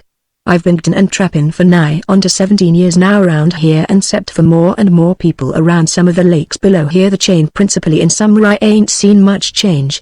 You need to know this country pretty well if you're going to strike out anywhere away from the main roads, though of course about 5 miles to the west o' here is the railroad. Gun Lodge is the station. We bring 'em by bus from there in the summer. And from the south end down there is a sort of road leading down to Gray's Lake and 3 Mile Bay. You must have come along a part of it, since it's the only road up into this country as yet. They're talking of cutting one through to Long Lake sometime, but so far it's mostly talk. But from most of these other lakes around here, there's no road at all, not that an automobile could make. Just trails, and there's not even a decent camp on some o.m. You have to bring your own outfit. But Ellis and me was over to Gun Lake last summer, that's 30 miles west o' here, and we had to walk every inch of the way and carry our packs. But, oh, say, the fishin' and the moose and deer come right down to the shore in places to drink. See 'em as plain as that stump across the lake," and Clyde remembered that, along with the others, he had carried away the impression that for solitude and charm, or at least mystery, this region could scarcely be matched.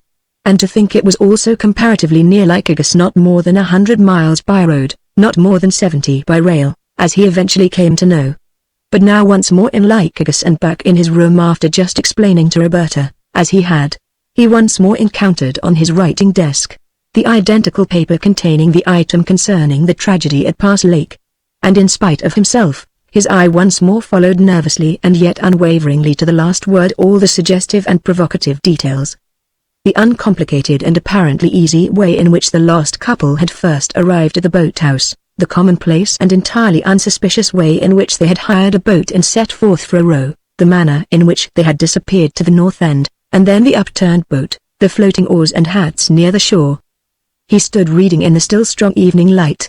Outside the windows were the dark boughs of the fir tree of which he had thought the preceding day and which now suggested all those firs and pines about the shores of Big Bittern. But, good God! What was he thinking of anyhow? He, Clyde Griffiths, the nephew of Samuel Griffiths. What was getting into him? Murder. That's what it was. This terrible item, this devil's accident or machination that was constantly putting it before him. A most horrible crime, and one for which they electrocuted people if they were caught. Besides, he could not murder anybody, not Roberta, anyhow. Oh, no. Surely not after all that had been between them. And yet this otherworld exclamation mark Sandra, which he was certain to lose now unless he acted in some way. His hands shook. His eyelids twitched, then his hair at the roots tingled and over his body ran chill nervous titillations in waves. Murder. Or upsetting a boat, at any rate in deep water, which of course might happen anywhere, and by accident, as it passed lake. And Roberta could not swim. He knew that. But she might save herself at that scream, cling to the boat, and then if there were any to hear, and she told afterwards. An icy perspiration now sprang to his forehead, his lips trembled and suddenly his throat felt parched and dry. To prevent a thing like that he would have to, but no, he was not like that. He could not do a thing like that, hit anyone, a girl Roberta, and when drowning or struggling. Oh, no, no, no such thing as that. Impossible. He took his straw hat and went out, almost before anyone heard him think, as he would have phrased it to himself, such horrible, terrible thoughts. He could not and would not think them from now on. He was no such person. And yet these thoughts. The solution if he wanted one.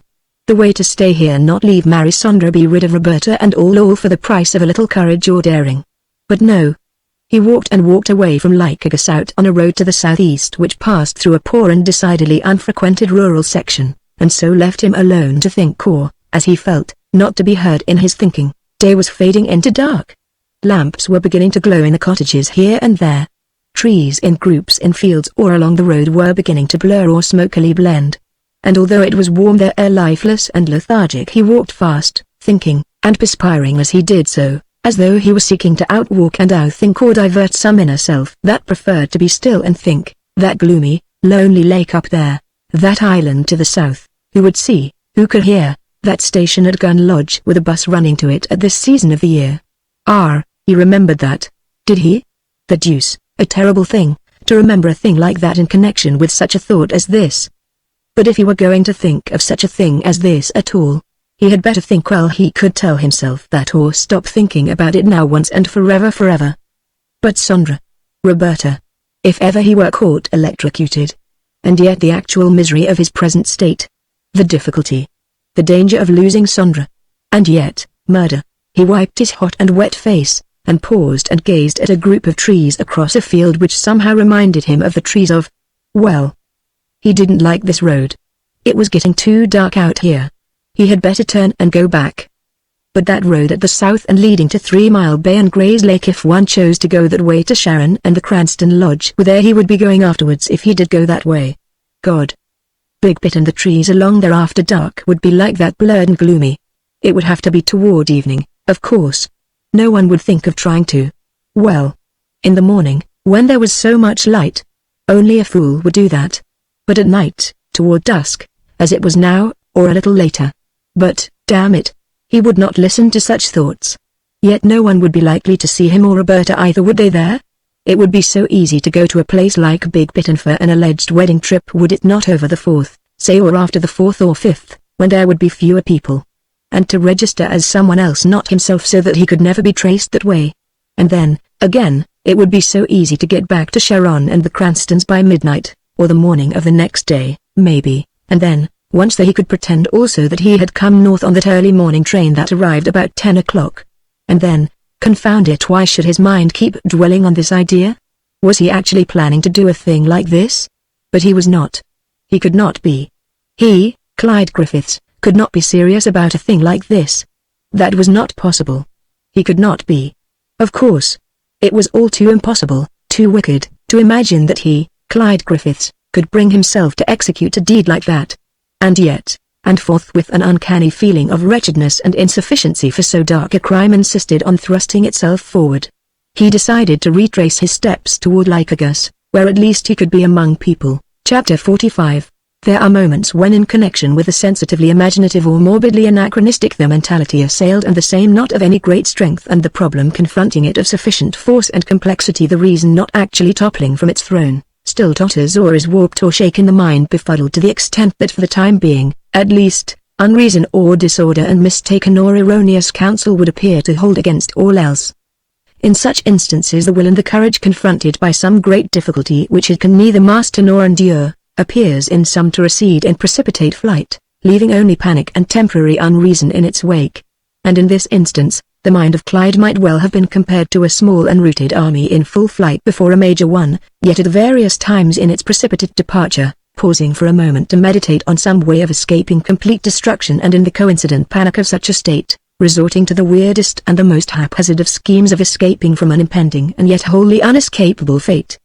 The strained and bedeviled look in his eyes at moments the manner in which, from moment to moment and hour to hour, he went over and over his hitherto poorly balanced actions and thoughts but with no smallest door of escape anywhere. And yet again at moments the solution suggested by the item in the Times Union again thrusting itself forward, psychogenetically, born of his own turbulent, eager and disappointed seeking. And hence persisting. Indeed, it was now as though from the depths of some lower or higher world never before guessed or plumbed by him. A region otherwhere than in life or death and peopled by creatures otherwise than himself. There had now suddenly appeared, as the genie at the accidental rubbing of Aladdin's lamp as the effort emerging as smoke from the mystic jar in the net of the fisherman the very substance of some leering and diabolic wish or wisdom concealed in his own nature, and that now abhorrent and yet compelling, leering and yet intriguing, friendly and yet cruel, offered him a choice between an evil which threatened to destroy him, and against his deepest opposition, and a second evil which, however it might disgust or sear or terrify, still provided for freedom and success and love.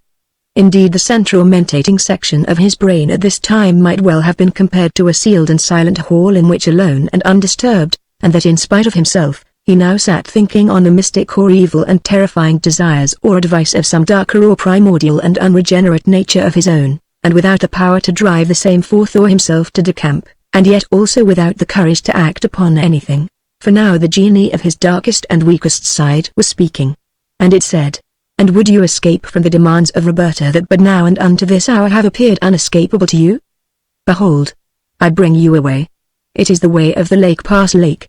This item that you have read, do you think it was placed in your hands for nothing? Remember Big Bittern, the deep, blue-black water, the island to the south, the lone road to 3 Mile Bay? How suitable to your needs. A rowboat or a canoe upset in such a lake and Roberta would pass forever from your life. She cannot swim.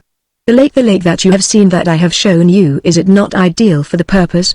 So removed and so little frequented and yet comparatively near but 100 miles from here. And how easy for you and Roberta to go there not directly but indirectly on this purely imaginative marriage trip that you have already agreed to. And all that you need do now is to change your name and hers or let her keep her own and you use yours. You have never permitted her to speak of you and this relationship, and she never has. You have written her but formal notes.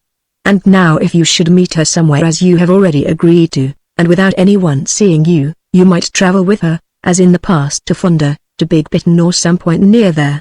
But there is no hotel at Big Bittern, at once corrected Clyde. A mere shack that entertains but few people and that not very well, all the better. The less people are likely to be there. But we might be seen on the train going up together. I would be identified as having been with her. Were you seen at Fonda, Gloversville, Little Falls? Have you not ridden in separate cars or seats before, and could you not do so now? Is it not presumably to be a secret marriage? Then, why not a secret honeymoon? True enough, true enough. And once you have arranged for that and arrive at Big Bittern or some lake like it, there are so many there, how easy to row out on such a lake? No questions. No registry under your own name or hers. A boat rented for an hour or half day or day. You saw the island far to the south on that lone lake. Is it not beautiful? It is well worth seeing. Why should you not go there on such a pleasure trip before marriage? Would she not be happy so to do, as weary and distressed as she is now, an outing a rest before the ordeal of the new life? Is not that sensible, plausible? And neither of you will ever return presumably. You will both be drowned, will you not? Who is to see? A guide or two, the man who rents you the boat, the innkeeper once, as you go. But how are they to know who you are? Or, who she is?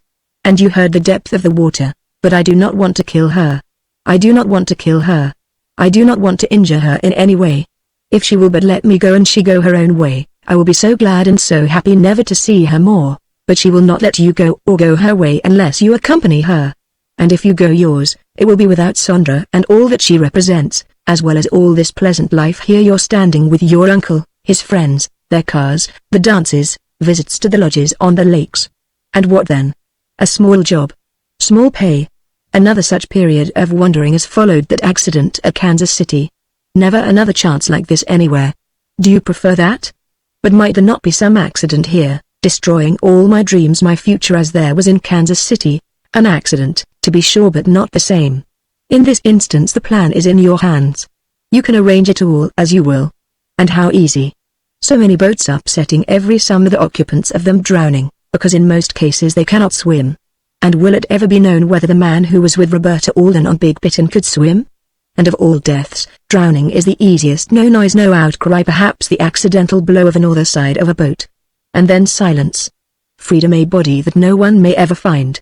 Or if found and identified, will it not be easy, if you but trouble to plan, to make it appear that you were elsewhere, visiting at one of the other lakes before you decided to go to 12th Lake? What is wrong with it? Where is the flaw? But assuming that I should upset the boat and that she should not drown, then what? Should cling to it, cry out, be saved, and relate afterward that. But no, I cannot do that, will not do it. I will not hit her. That would be too terrible. Too vile. But a little blow, any little blow under such circumstances would be sufficient to confuse and complete her undoing. Sad, yes, but she has an opportunity to go her own way, has she not? And she will not, nor let you go yours. Well, then, is this so terribly unfair? And do not forget that afterwards there is Sandra the beautiful, a home with her in Lycurgus, wealth, a high position such as elsewhere you may never obtain again, ever never. Love and happiness the equal of any, one here superior even to your cousin Gilbert. The voice ceased temporarily, trailing off into shadow, silence, dreams, and Clyde, contemplating all that had been said, was still unconvinced. Darker fears or better impulses supplanted the counsel of the voice in the great hall. But presently, thinking of Sandra and all that she represented, and then of Roberta, the dark personality would as suddenly and swiftly return, and with amplified suavity and subtlety. Ah, still thinking on the matter. And you have not found a way out, and you will not. I have truly pointed out to you and in all helpfulness the only way it is a long lake. And would it not be easy in rowing about to eventually find some secluded spot, some invisible nook near that south shore where the water is deep? And from there how easy to walk through the woods to 3 Mile Bay and up at Gray's Lake? And from there to the Cranstons? There is a boat from there, as you know. Pa, how cowardly, how lacking in courage to win the thing that above all things you desire, beauty, wealth, position, the solution of your every material and spiritual desire. And with poverty, commonplace, hard and poor work as the alternative to all this, but you must choose. And then act. You must. You must. You must. Thus the voice in parting, echoing from some remote part of the enormous chamber, and Clyde, listening at first with horror and in terror, later with a detached and philosophic calm, as one who, entirely apart from what he may think or do, is still entitled to consider even the wildest and most desperate proposals for his release, at last, because of his own mental and material weakness before pleasures and dreams which he could not bring himself to forego, psychically intrigued to the point where he was beginning to think that it might be possible. Why not? Was it not, even as the voice said, a possible and plausible way all his desires and dreams to be made real by this one evil thing? Yet in his case, because of flaws and weaknesses in his own unstable and highly variable will, the problem was not to be solved by thinking thus then, nor for the next 10 days for that matter. He could not really act on such a matter for himself, and would not. It remained as usual for him to be forced either to act or to abandon this most wild and terrible thought. Yet during this time a series of letters, 7 from Roberta, 5 from Sandra, in which in somber tones insofar as Roberta was concerned, and gay and colourful ones in those which came from Sandra, was painted the now so sharply contrasting phases of the black rebus which lay before him. To Roberta's pleadings, argumentative and threatening as they were, Clyde did not trust himself to reply, not even by telephone. For now he reasoned that to answer would be only to lure Roberta to her due more to the attempted drastic conclusion of his difficulties as outlined by the tragedy at Pass Lake. At the same time, in several notes addressed to Sandra, he gave vent to the most impassioned declarations of love, his darling, his wonder girl, how eager he was to be at 12th Lake by the morning of the 4th, if he could, and so thrilled to see her there again. Yet, alas, as he also wrote now, so uncertain was he, even now, As to how he was to do, there were certain details in connection with his work here that might delay him a day or 2 or 3. He could not tell as yet, but would write her by the 2nd at the latest, when he would know positively. Yet saying to himself as he wrote this, if she but knew what those details were, if she but knew. Yet in penning this, and without having as yet answered the last importunate letter from Roberta, he was also saying to himself that this did not mean that he was planning to go to Roberta at all, or that if he did, it did not mean that he was going to attempt to kill her. Never once did he honestly, or to put it more accurately, forthrightly and courageously or coldly face the thought of committing so grim a crime. On the contrary, the nearer he approached a final resolution or the need for one in connection with all this, the more hideous and terrible seemed the idea, hideous and difficult, and hence the more improbable it seemed that he should ever commit it. It was true that from moment to moment, arguing with himself as he constantly was sweating mental sweats and fleeing from moral and social terrors in connection with it all, he was thinking from time to time that he might go to Big Bittern in order to quiet her in connection with these present importunities and threats, and hence, once more evasion, tergiversation with himself, give himself more time in which to conclude what his true course must be, the way of the lake, the way of the lake, but once the whether it would then be advisable so to do or not, well, who could tell? He might even yet be able to convert Roberta to some other point of view.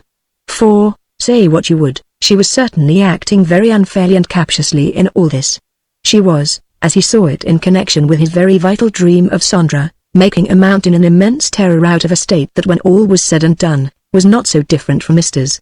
And Esther had not compelled anyone to marry her. And how much better were the Aldens to his own parents, poor farmers, as compared to poor preachers? And why should he be so concerned as to what they would think when Esther had not troubled to think what her parents would feel?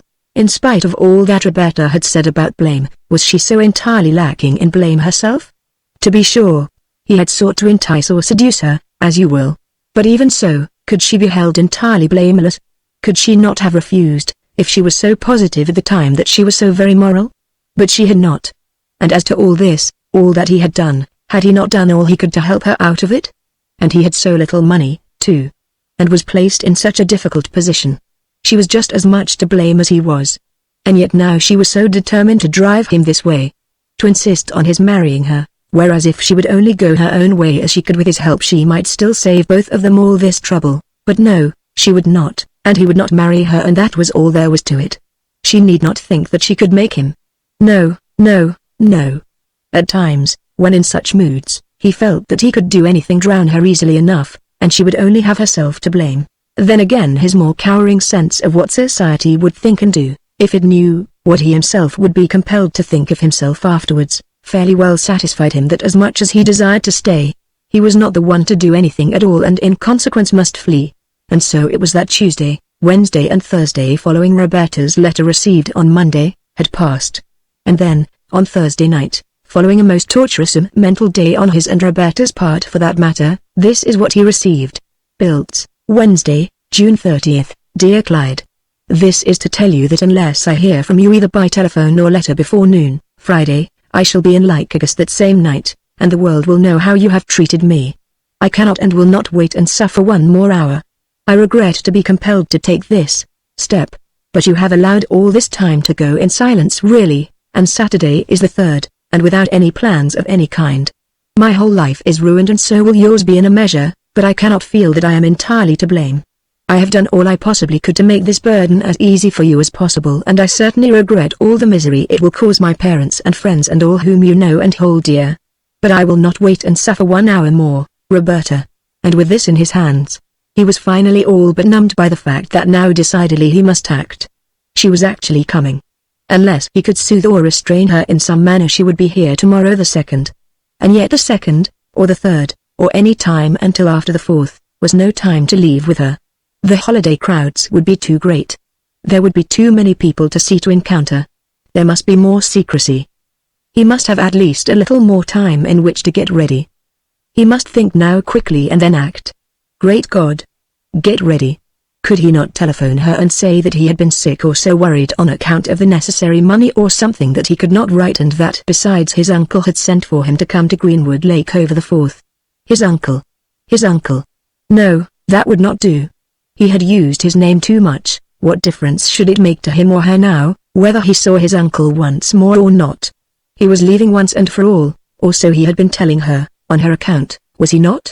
and so he had better say that he was going to his uncle, in order to give a reason why he was going away so that, possibly, he might be able to return in a year or so. She might believe that. At any rate he must tell her something that would quiet her until after the 4th, make her stay up there until at least he could perfect some plan, bring himself to the place where he could do one thing or the other. One thing or the other. Without pausing to plan anything more than just this at this time, he hurried to the nearest telephone where he was least likely to be overheard. And, getting her once more, began one of those long and evasive and, in this instance, ingratiating explanations which eventually, after he had insisted that he had actually been sick, confined to his room with a fever and hence not able to get to a telephone, and because, as he now said, he had finally decided that it would be best if he were to make some explanation to his uncle, so that he might return sometime in the future, if necessary, he, by using the most pleading, if not actually affectionate, tones and asking her to consider what a state he had been in, too, was able not only to make her believe that there was some excuse for his delay and silence, but also to introduce the plan that he now had in mind, which was if only she could wait until the 6th, then assuredly, without fail as to any particular, he would meet her at any place she would choose to come home, Fonda, Lycurgus, Little Falls. Only since they were trying to keep everything so secret, he would suggest that she come to Fonda on the morning of the 6th in order to make the noon train for Utica. There they could spend the night, since they could not very well discuss and decide on their plans over the telephone, now, and then they could act upon whatever they had decided. Besides, he could tell her better than just how he thought they ought to do. He had an idea, little trip maybe, somewhere before they got married or after, just as she wished, but something nice anyhow. His voice grew husky and his knees and hands shook slightly as he said this, only Roberta could not detect the sudden perturbation within him. But she must not ask him now. He could not tell her over the phone. But as sure as anything, at noon on the 6th, he would be on the station platform at Fonda. All she had to do after seeing him was to buy her ticket to Utica and get in one coach, and he would buy his separately and get in another, their one just ahead or behind hers. On the way down, if she didn't see him at the station beforehand, he would pass through her car for a drink so that she could see that he was there, no more than that, but she mustn't speak to him. Then once in Utica, she should check her bag and he would follow her out to the nearest quiet corner. After that he would go and get her bag, and then they could go to some little hotel and he would take care of all the rest. But she must do this. Would she have that much faith in him? If so, he would call her up on the 3rd, the very next day, and on the morning of the 6th, sure, so that both he and she would know that everything was all right, that she was starting and that he would be there. What was that? Her trunk? The little one? Sure. If she needed it, certainly bring it. Only, if he were she, he would not trouble to try to bring too much now, because once she was settled somewhere, it would be easy enough to send for anything else that she really needed. As Clyde stood at the telephone in a small outlying drugstore and talked, the lonely proprietor buried in a silly romance among his pots and files at the back, it seemed as though the giant effort that had previously materialized in the silent halls of his brain, was once more here at his elbow, that he himself, cold and numb and fearsome, was being talked through, not actually talking himself. Go to the lake which you visited with Sondra. Get travel folders of the region there from either the Lycurgus house here or the depot. Go to the south end of it and from there walk south. Afterwards, pick a boat that will upset easily, one with a round bottom, such as those you have seen here at Crumb Lake, and up there, buy a new and different hat and leave that on the water, one that cannot be traced to you. You might even tear the lining out of it so that it cannot be traced. Pack all of your things in your trunk here, but leave it, so that swiftly, in the event that anything goes wrong, you can return here and get it and depart. And take only such things with you as will make it seem as though you were going for an outing to 12th Lake, not away, so that should you be sought at 12th Lake, it will look as though you had gone only there, not elsewhere. Tell her that you intend to marry her, but after you return from this outing, not before, and if necessary strike a light blow, so as to stun her no more, so that falling in the water, she will drown the more easily. Do not fear, do not be weak. Walk through the woods by night, not by day, so that when seen again you will be in 3 Mile Bay or Sharon and can say that you came from Raquette or Long Lake South, or from Lycurgus North. Use a false name and alter your handwriting as much as possible. Assume that you will be successful, and whisper, let your language be soft, your tone tender, loving, even. It must be, if you are to win her to your will now, so the effort of his own darker self. Chapter 46. And then at noon on Tuesday, July 6th, the station platform of the railroad running from Fonda to Utica, with Roberta stepping down from the train which came south from Biltz to await Clyde, for the train that was to take them to Utica was not due for another half hour. and 15 minutes later Clyde himself coming from a side street and approaching the station from the south, from which position Roberta could not see him but from where, after turning the west corner of the depot and stationing himself behind a pile of crates, he could see her. How thin and pale indeed.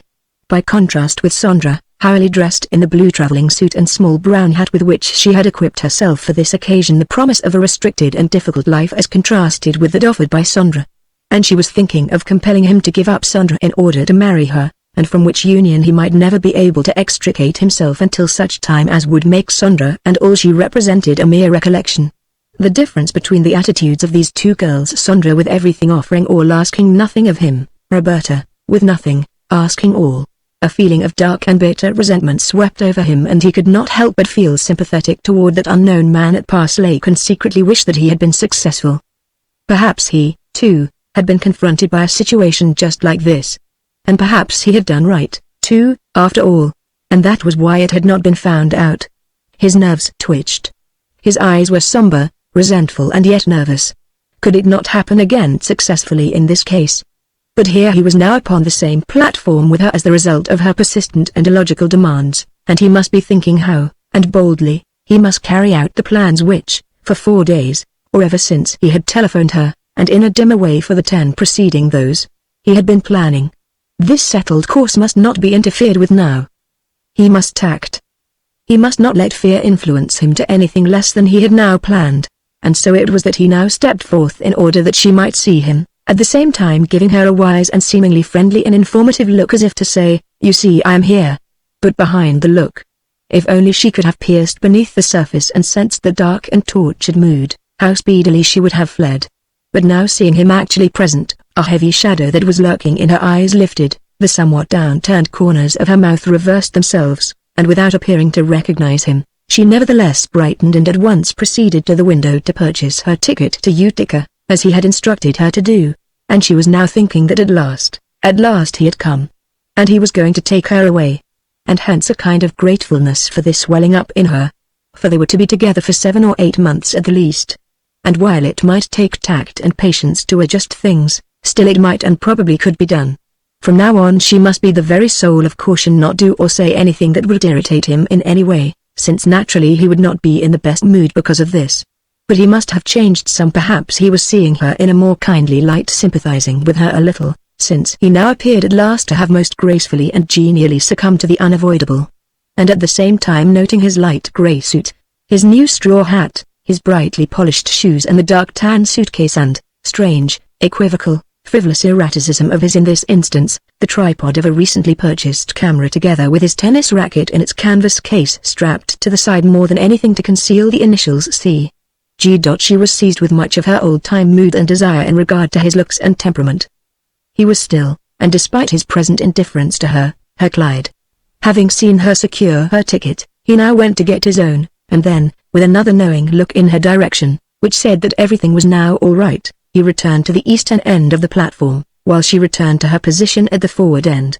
Why was that old man in that old brown winter suit and hat and carrying that bird cage in a brown paper looking at him so? Could he sense anything? Did he know him? Had he ever worked in Lycurgus or seen him before? He was going to buy a second straw hat in Utica today. He must remember that a straw hat with a Utica label, which he would wear instead of his present one. Then, when she was not looking, he would put the old one in his bag with his other things. That was why he would have to leave her for a little while after they reached Utica at the depot or library or somewhere, perhaps, as was his first plan, take her to some small hotel somewhere and register as Mr. and Mrs. Carl Graham or Clifford Golden or J-Ring. There was a girl in the factory by that name, so if they were ever traced in any way, it would be assumed that she had gone away with some man of that name. That whistle of a train afar off. It must be coming now. His watch said 12:27, and again he must decide what his manner toward her in Utica must be, whether very cordial or the opposite. For over the telephone, of course, he had talked very soft and genial-like because he had to. Perhaps it would be best to keep that up, otherwise she might become angry or suspicious or stubborn, and that would make it hard. Would that train never get here?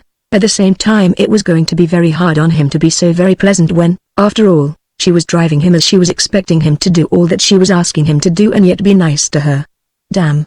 And yet if he ran supposing she should sense something of his thoughts in connection with this, really refuse to go through with it this way and spoil his plans. If only his knees and hands wouldn't tremble so at times. But no, how was she to be able to detect anything of that kind, when he himself had not quite made up his mind as to whether he would be able to go through with it or not? He only knew he was not going away with her. And that was all there was to that. He might not upset the boat, as he had decided on the day before, but just the same he was not going away with her. But here now was the train. And there was Roberta lifting her bag. Was it too heavy for her in her present state? It probably was. Well, too bad. It was very hot today, too. At any rate he would help her with it later, when they were where no one could see them. She was looking toward him to be sure he was getting on so like her these days, in her suspicious, doubtful mood in regard to him. But here was a seat in the rear of the car on the shady side, too. That was not so bad. He would settle himself comfortably and look out.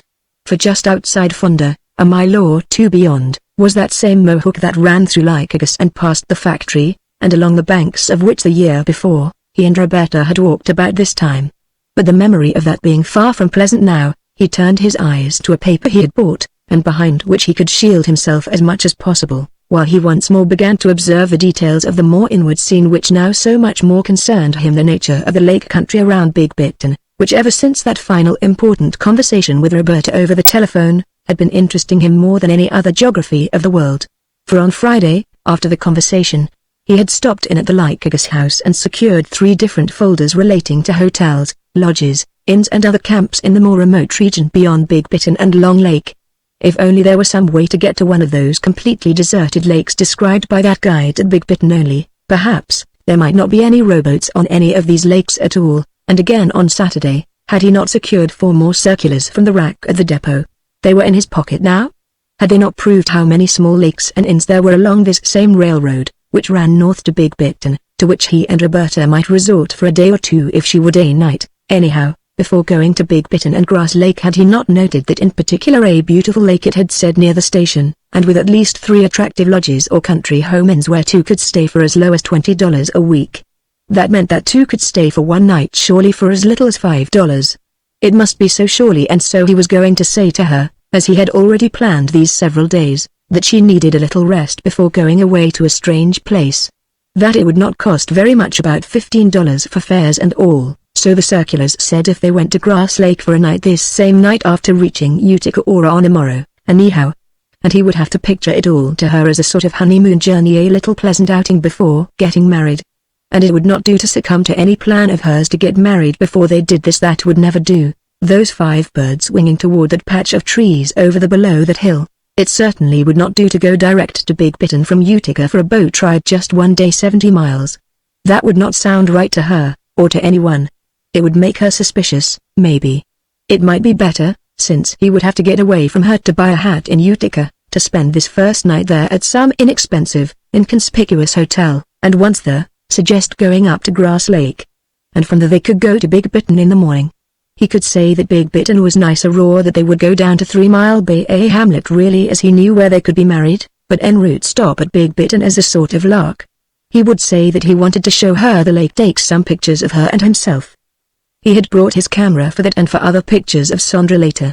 The blackness of this blot of his, those 9 black and white cows on that green hillside. But again, strapping that tripod along with his tennis racket to the side of his suitcase, might not that cause people to imagine that they were passing tourists from some distant point? Maybe. And if they both disappeared, well, then, they were not people from anywhere around here, were they? Didn't the guide say that the water in the lake was all of 75 feet deep like that water at Pass Lake? And as for Roberta's grip, oh, yes, what about that? He hadn't even thought about that as yet, really. Those 3 automobiles out there running almost as fast as this train. Well, in coming down from Grass Lake after one night there, he could say that he was going to marry her at 3 Mile Bay at the north end of Gray's Lake, where a minister lived whom he had met. He would induce her to leave her bag at that Gun Lodge station, where they took the bus over to Big Bittern, while he took his with him. He could just say to someone, the boatman, maybe, or the driver, that he was taking his camera in his bag, and ask where the best views were. Or maybe a lunch. Was that not a better idea, to take a lunch and so deceive Roberta, too, perhaps? And that would tend to mislead the driver, also, would it not? people did carry cameras in bags when they went out on lakes, at times. At any rate, it was most necessary for him to carry his bag in this instance. Else why the plan to go south to that island and from thence through the woods? Oh, the grimness and the terror of this plan. Could he really execute it? But that strange cry of that bird had Big Bitten. He had not liked that, or seeing that guide up there who might remember him now. He had not talked to him at all, had not even gotten out of the car, but had only looked out at him through the window, and in so far as he could recall the guide had not even once looked at him, has merely talked to Grant Cranston and Harley Baggett, who had gotten out and had done all the talking. But supposing this guide should be there and remember him? But how could that be when he really had not seen him? This guide would probably not remember him at all, might not even be there. But why should his hands and face be damp all the time, now wet almost, and cold, his knees shaky? This train was following the exact curve of this stream, and last summer he and Roberta. But no, as soon as they reached Utica now, this was the way he would do, and must keep it well in mind and not get rattled in any way. He must not. He must let her walk up the street before him, say 100 feet or so between them, so that no one would think he was following her, of course. And then when they were quite alone somewhere, he would catch up with her and explain all about this, be very nice as though he cared for her as much as ever now he would have to if he were to get her to do as he wanted. And then, oh, yes, have her wait while he went for that extra straw hat that he was going to, leave on the water, maybe. And their oars, too, of course. And her hat and the long, sad-sounding whistle of this train. Damn. He was getting nervous already. But before going to the hotel, he must go back to the depot and put his new hat in the bag, or better yet, carry it while he looked for the sort of hotel he wanted, and then, before going to Roberta, take the hat and put it in his bag. Then he would go and find her and have her come to the entrance of the hotel he had found and wait for him, while he got the bags. And, of course, if there was no one around or very few, they would enter together, only she could wait in the ladies' parlor somewhere, while he went and registered as Charles Golden, maybe, this time. And then, in the morning, if she agreed, or tonight, for that matter, if there were any trains he would have to find out about that. They could go up to Grass Lake in separate cars until they were past 12th Lake and Sharon, at any rate, the beautiful Cranston Lodge there in Sondra, and then, that big red barn and that small white house near it. And that windmill. So like those houses and barns that he had seen, out there in Illinois and Missouri. And Chicago, too. And at the same time Roberta in her car forward, thinking that Clyde had not appeared so very unfriendly to her. To be sure, it was hard on him, making him leave Lycurgus in this way, and when he might be enjoying himself as he wished to. But on the other hand, here was she, and there was no other way for her to be. She must be very genial and yet not put herself forward too much or in his way.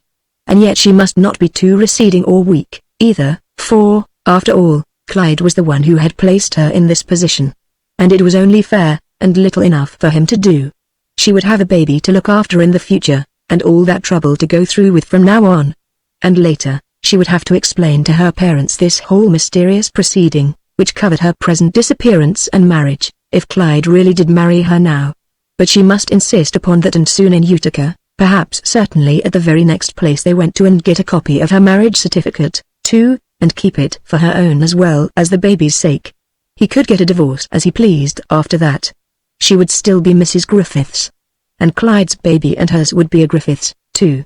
That was something. How beautiful the little river was. It reminded her of the Mohawk and the walks she and he had taken last summer when they first met. Oh, last summer. And now this, and they would settle somewhere in 1 or 2 rooms, no doubt. Where, she wondered, in what town or city. How far away from Lycurgus or Biltz? The further from Biltz the better, although she would like to see her mother and fur there again, and soon as she safely could. But what matter, as long as they were going away together and she was to be married? Had he noticed her blue suit and little brown hat? And had he thought she looked at all attractive compared to those rich girls with whom he was always running? She must be very tactful, not irritate him in any way. But oh, the happy life they could have if only he cared for her a little, just a little. And then Utica, and on a quiet street Clyde catching up with Roberta. His expression a mixture of innocent geniality and goodwill, tempered by worry and opposition, which was really a mask for the fear of the deed that he himself was contemplating, his power to execute it, the consequences in case he failed. Chapter 47. And then, as planned that night between the May trip to Grass Lake the next morning in separate cars, but which, upon their arrival and to his surprise, proved to be so much more briskly tenanted than he anticipated. He was very much disturbed and frightened by the evidence of so much active life up here. For he had fancied this, as well as Big Biton, would be all but deserted. Yet here now, as both could see, it was the summer seat and gathering place of some small religious organization or group, the Weinbrenarians of Pennsylvania, as it proved, with a tabernacle and numerous cottages across the lake from the station. And Roberta at once exclaiming, "Now, there, isn't that cute?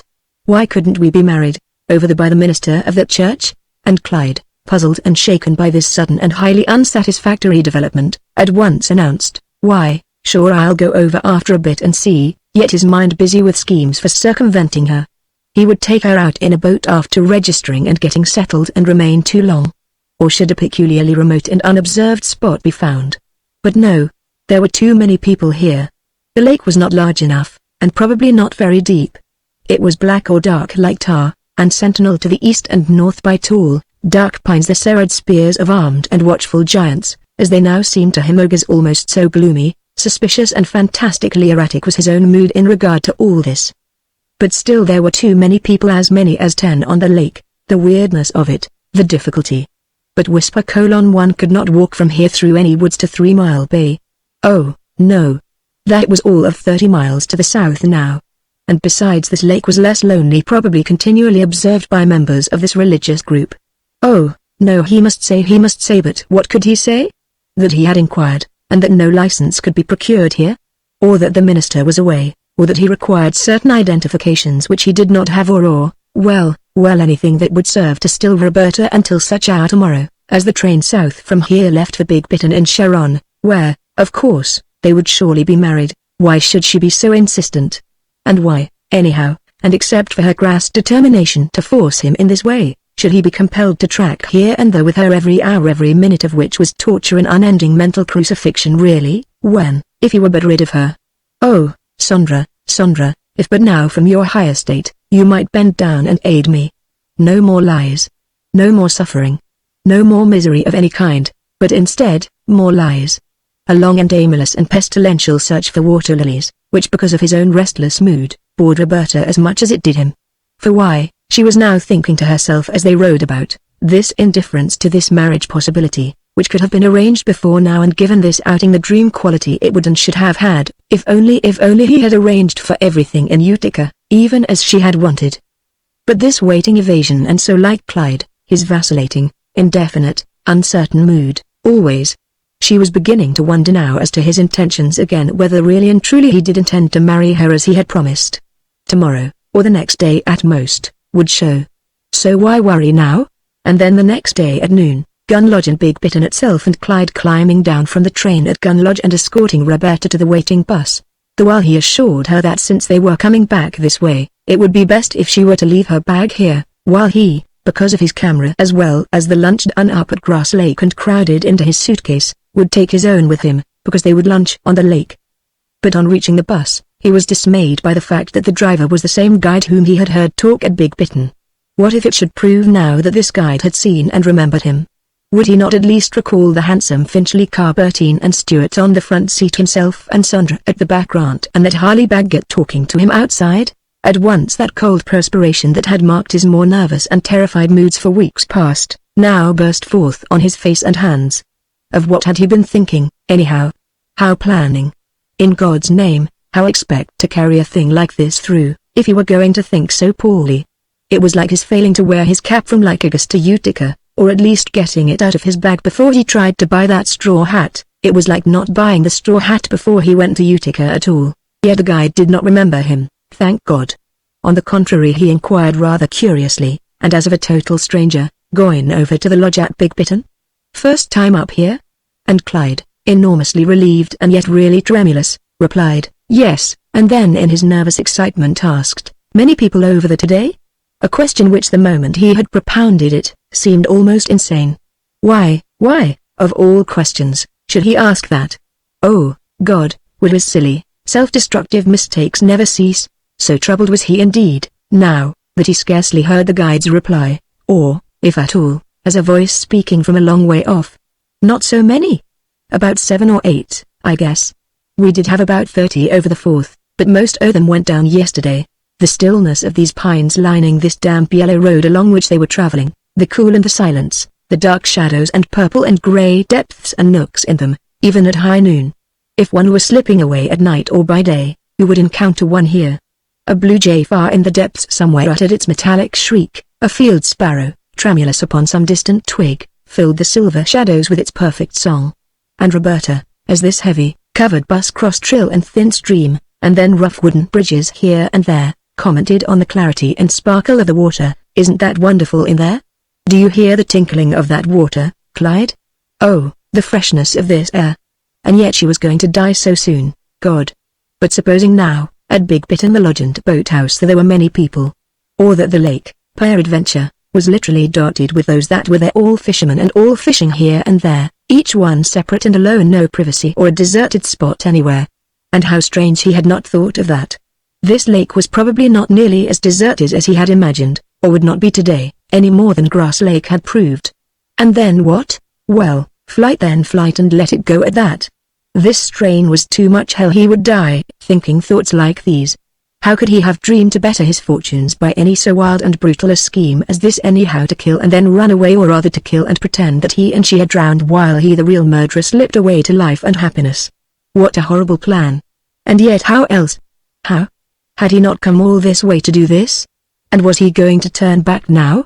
And all this time Roberta at his side was imagining that she was not going to anything but marriage tomorrow morning, sure, and now only to the passing pleasure of seeing this beautiful lake of which he had been talking, as though it were something more important and delectable than any that had as yet been in her or his life for that matter. But now the guide was speaking again, and to him, "You're not minding to stay over, I suppose? I see you left the young lady's bag over there." He nodded in the direction of Gun Lodge. "No, we're going on down tonight on that 8:10. You take people over to that?" "Oh, sure. They said you did at Grass Lake." But now why should he have added that reference to Grass Lake, for that showed that he and Roberta had been there before coming here. But this fool with his reference to the young lady's bag. And leaving it at Gun Lodge. The devil.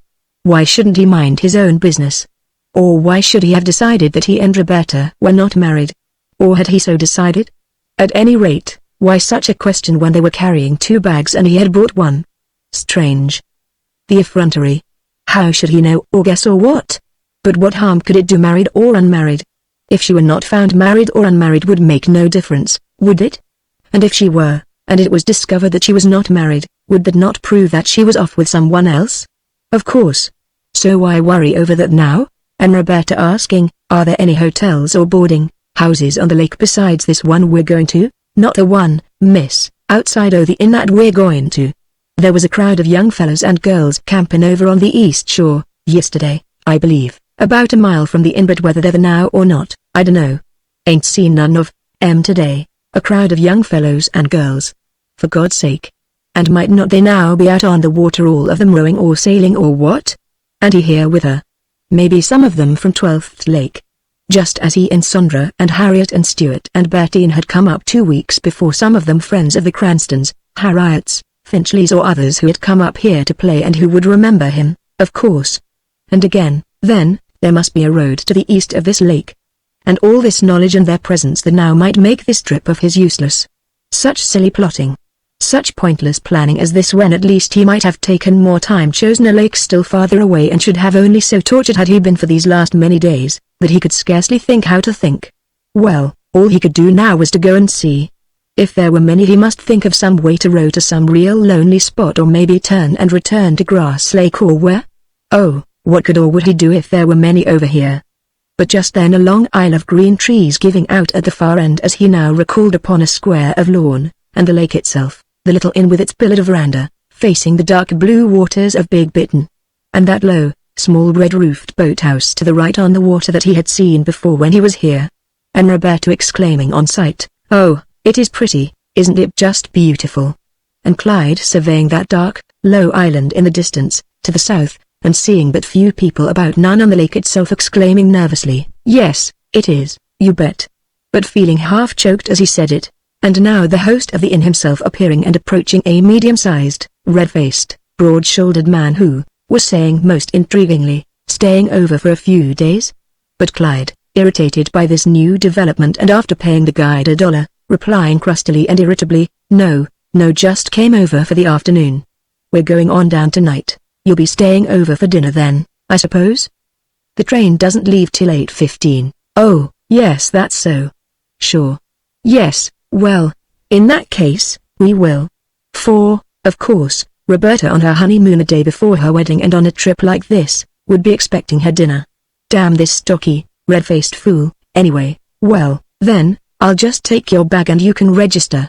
Your wife will probably be wanting to freshen up a bit anyway. He led the way, bag in hand, although Clyde's greatest desire was to snatch it from him.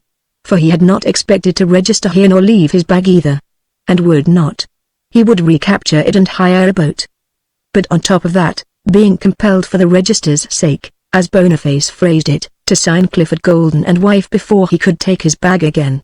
And then to add to the nervousness and confusion engendered by all this, thoughts as to what additional developments or persons, even, he might encounter before leaving on his climacteric errand. Roberta announcing that because of the heat and the fact that they were coming back to dinner, she would leave her hat and coat, a hat in which he had already seen the label of Brownstein in Lycurgus and which at the time caused him to meditate as to the wisdom of leaving or extracting it. But he had decided that perhaps afterwards if he should really do this, it might not make any difference whether it was there or not. Was she not likely to be identified anyhow, if found, and if not found, who was to know who she was? In a confused and turbulent state mentally, scarcely realizing the clarity or import of any particular thought or movement or act now, he took up his bag and led the way to the boathouse platform. And then, after dropping the bag into the boat, asking of the boathouse keeper if he knew where the best views were, that he wanted to photograph them. And this done, the meaningless explanation over, assisting Roberta, an almost nebulous figure, she now seemed, stepping down into an insubstantial rowboat upon a purely ideational lake. He now stepped in after her, seating himself in the center and taking the oars. The quiet, glassy, iridescent surface of this lake that now to both seemed, not so much like water as oil, like molten glass, that, of enormous bulk and weight, resting upon the substantial earth so very far below. And the lightness and freshness and intoxication of the gentle air blowing here and there, yet scarcely rippling the surface of the lake. And the softness and furry thickness of the tall pines about the shore. Everywhere pines tall and spear-like. And above them the humped backs of the dark and distant Adirondacks beyond. Not a rower to be seen. Not a house or cabin. He sought to distinguish the camp of which the guide had spoken. He could not. He sought to distinguish the voices of those who might be the Roreni voices. Yet, except for the lock of his own oars as he rowed and the voice of the boathouse keeper and the guide in converse 200, 300, 500, 1,000 feet behind, there was no sound. Isn't it still and peaceful? It was Roberta talking. It seems to be so restful here. I think it's beautiful, truly, so much more beautiful than the other lake. These trees are so tall, aren't they? And those mountains. I was thinking all the way over, how cool and silent that road was, even if it was a little rough. Did you talk to anyone in the inn just now? Why, no, what makes you ask? Oh, I thought you might have run into someone. There don't seem to be very many people up here today, though. Does there? No, I don't see anyone on the lake. I saw 2 men in that billiard room at the back there, and there was a girl in the ladies' room, that was all. Isn't this water cold? She had put her hand over the side and was trailing it in the blue-black ripples made by his oars. Is it? I haven't felt it yet. He paused in his rowing and put out his hand, then resumed. He would not row directly to that island to the south. It was too far too early. She might think it odd. Better a little delay. A little time in which to think, a little while in which to reconnoiter. Roberta would be wanting to eat her lunch, and there was a charming-looking point of land there to the west about a mile further on. They could go there and eat first, or she could, for he would not be eating today. And then, she was looking at the very same point of land that he was, a curved horn of land that bent to the south and yet reached quite far out into the water and combed with tall pines. And now she added, have you any spot in mind, dear, where we could stop and eat? I'm getting a little hungry, aren't you? If she would only not call him dear, here and now. The little inn and the boathouse to the north were growing momentarily smaller, looking now, like that other boathouse and pavilion on Crumb Lake the day he had first rowed there, and when he had been wishing that he might come to such a lake as this in the Adirondacks, dreaming of such a lake and wishing to meet such a girl as Roberta then, and overhead was one of those identical woolly clouds that had sailed above him at Crumb Lake on that fateful day. The horror of this effort. They might look for water lilies here today to kill time a little, before to kill time. to kill. God, he must quit thinking of that, if he were going to do it at all. He needn't be thinking of it now, at any rate. At the point of land favored by Roberta, into a minute-protected bay with a small, curved, honey-colored beach, and safe from all prying eyes north or east. And then he and she stepping out normally enough. And Roberta, after Clyde had extracted the lunch most cautiously from his bag, spreading it on a newspaper on the shore, while he walked here and there, making strained and yet admiring comments on the beauty of the scene, the pines and the curve of this small bay, yet thinking of the island farther on and the bay below that again somewhere, where somehow, and in the face of a weakening courage for it, he must still execute this grim and terrible business before him, not allow this carefully planned opportunity to go for nothing if he were to not really run away and leave all that he most desired to keep. And yet the horror of this business and the danger, now that it was so close at hand, the danger of making a mistake of some kind if nothing more, of not upsetting the boat right, of not being able to oh, God. And subsequently, maybe, to be proved to be what he would be then, a murderer. Arrested. Tried. He could not. He would not go through with it. No, no, no. And yet Roberta, sitting here with him now on the sand, feeling quite at peace with all the world as he could see. And she was beginning to hum a little, and then to make advisory and practical references to the nature of their coming adventure together, their material and financial state from now on, how and where they would go from here. Syracuse, most likely, since Clyde seemed to have no objection to that, and what, once there, they would do. For Roberta had heard from her brother-in-law, Fred Gapple, of a new collar and shirt factory that was just starting up in Syracuse. Might it not be possible for Clyde, for the time being at least, to get himself a position with that firm at once? And then later, when her own worst trouble was over, might not she connect herself with the same company, or some other? And temporarily, since they had so little money, could they not take a small room together, somewhere in some family home, or if he did not like that, since they were by no means so close temperamentally as they once had been, then 2 small adjoining rooms, maybe. She could still feel his unrelenting opposition under all this present show of courtesy and consideration. And he thinking, oh, well, what difference such talk now? And whether he agreed or whether he did not. What difference, since he was not going or she either that way? Great God!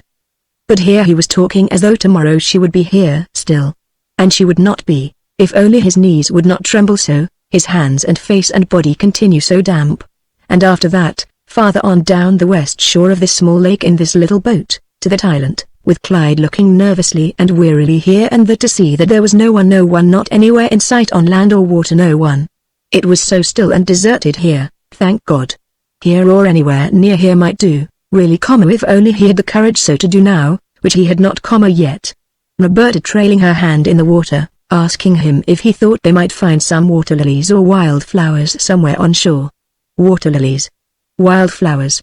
And he convincing himself as he went that there were no roads, cabins, tents, paths, anything in the form of a habitation among these tall, close, ranking pines, no trace of any little boat on the widespread surface of this beautiful lake on this beautiful day.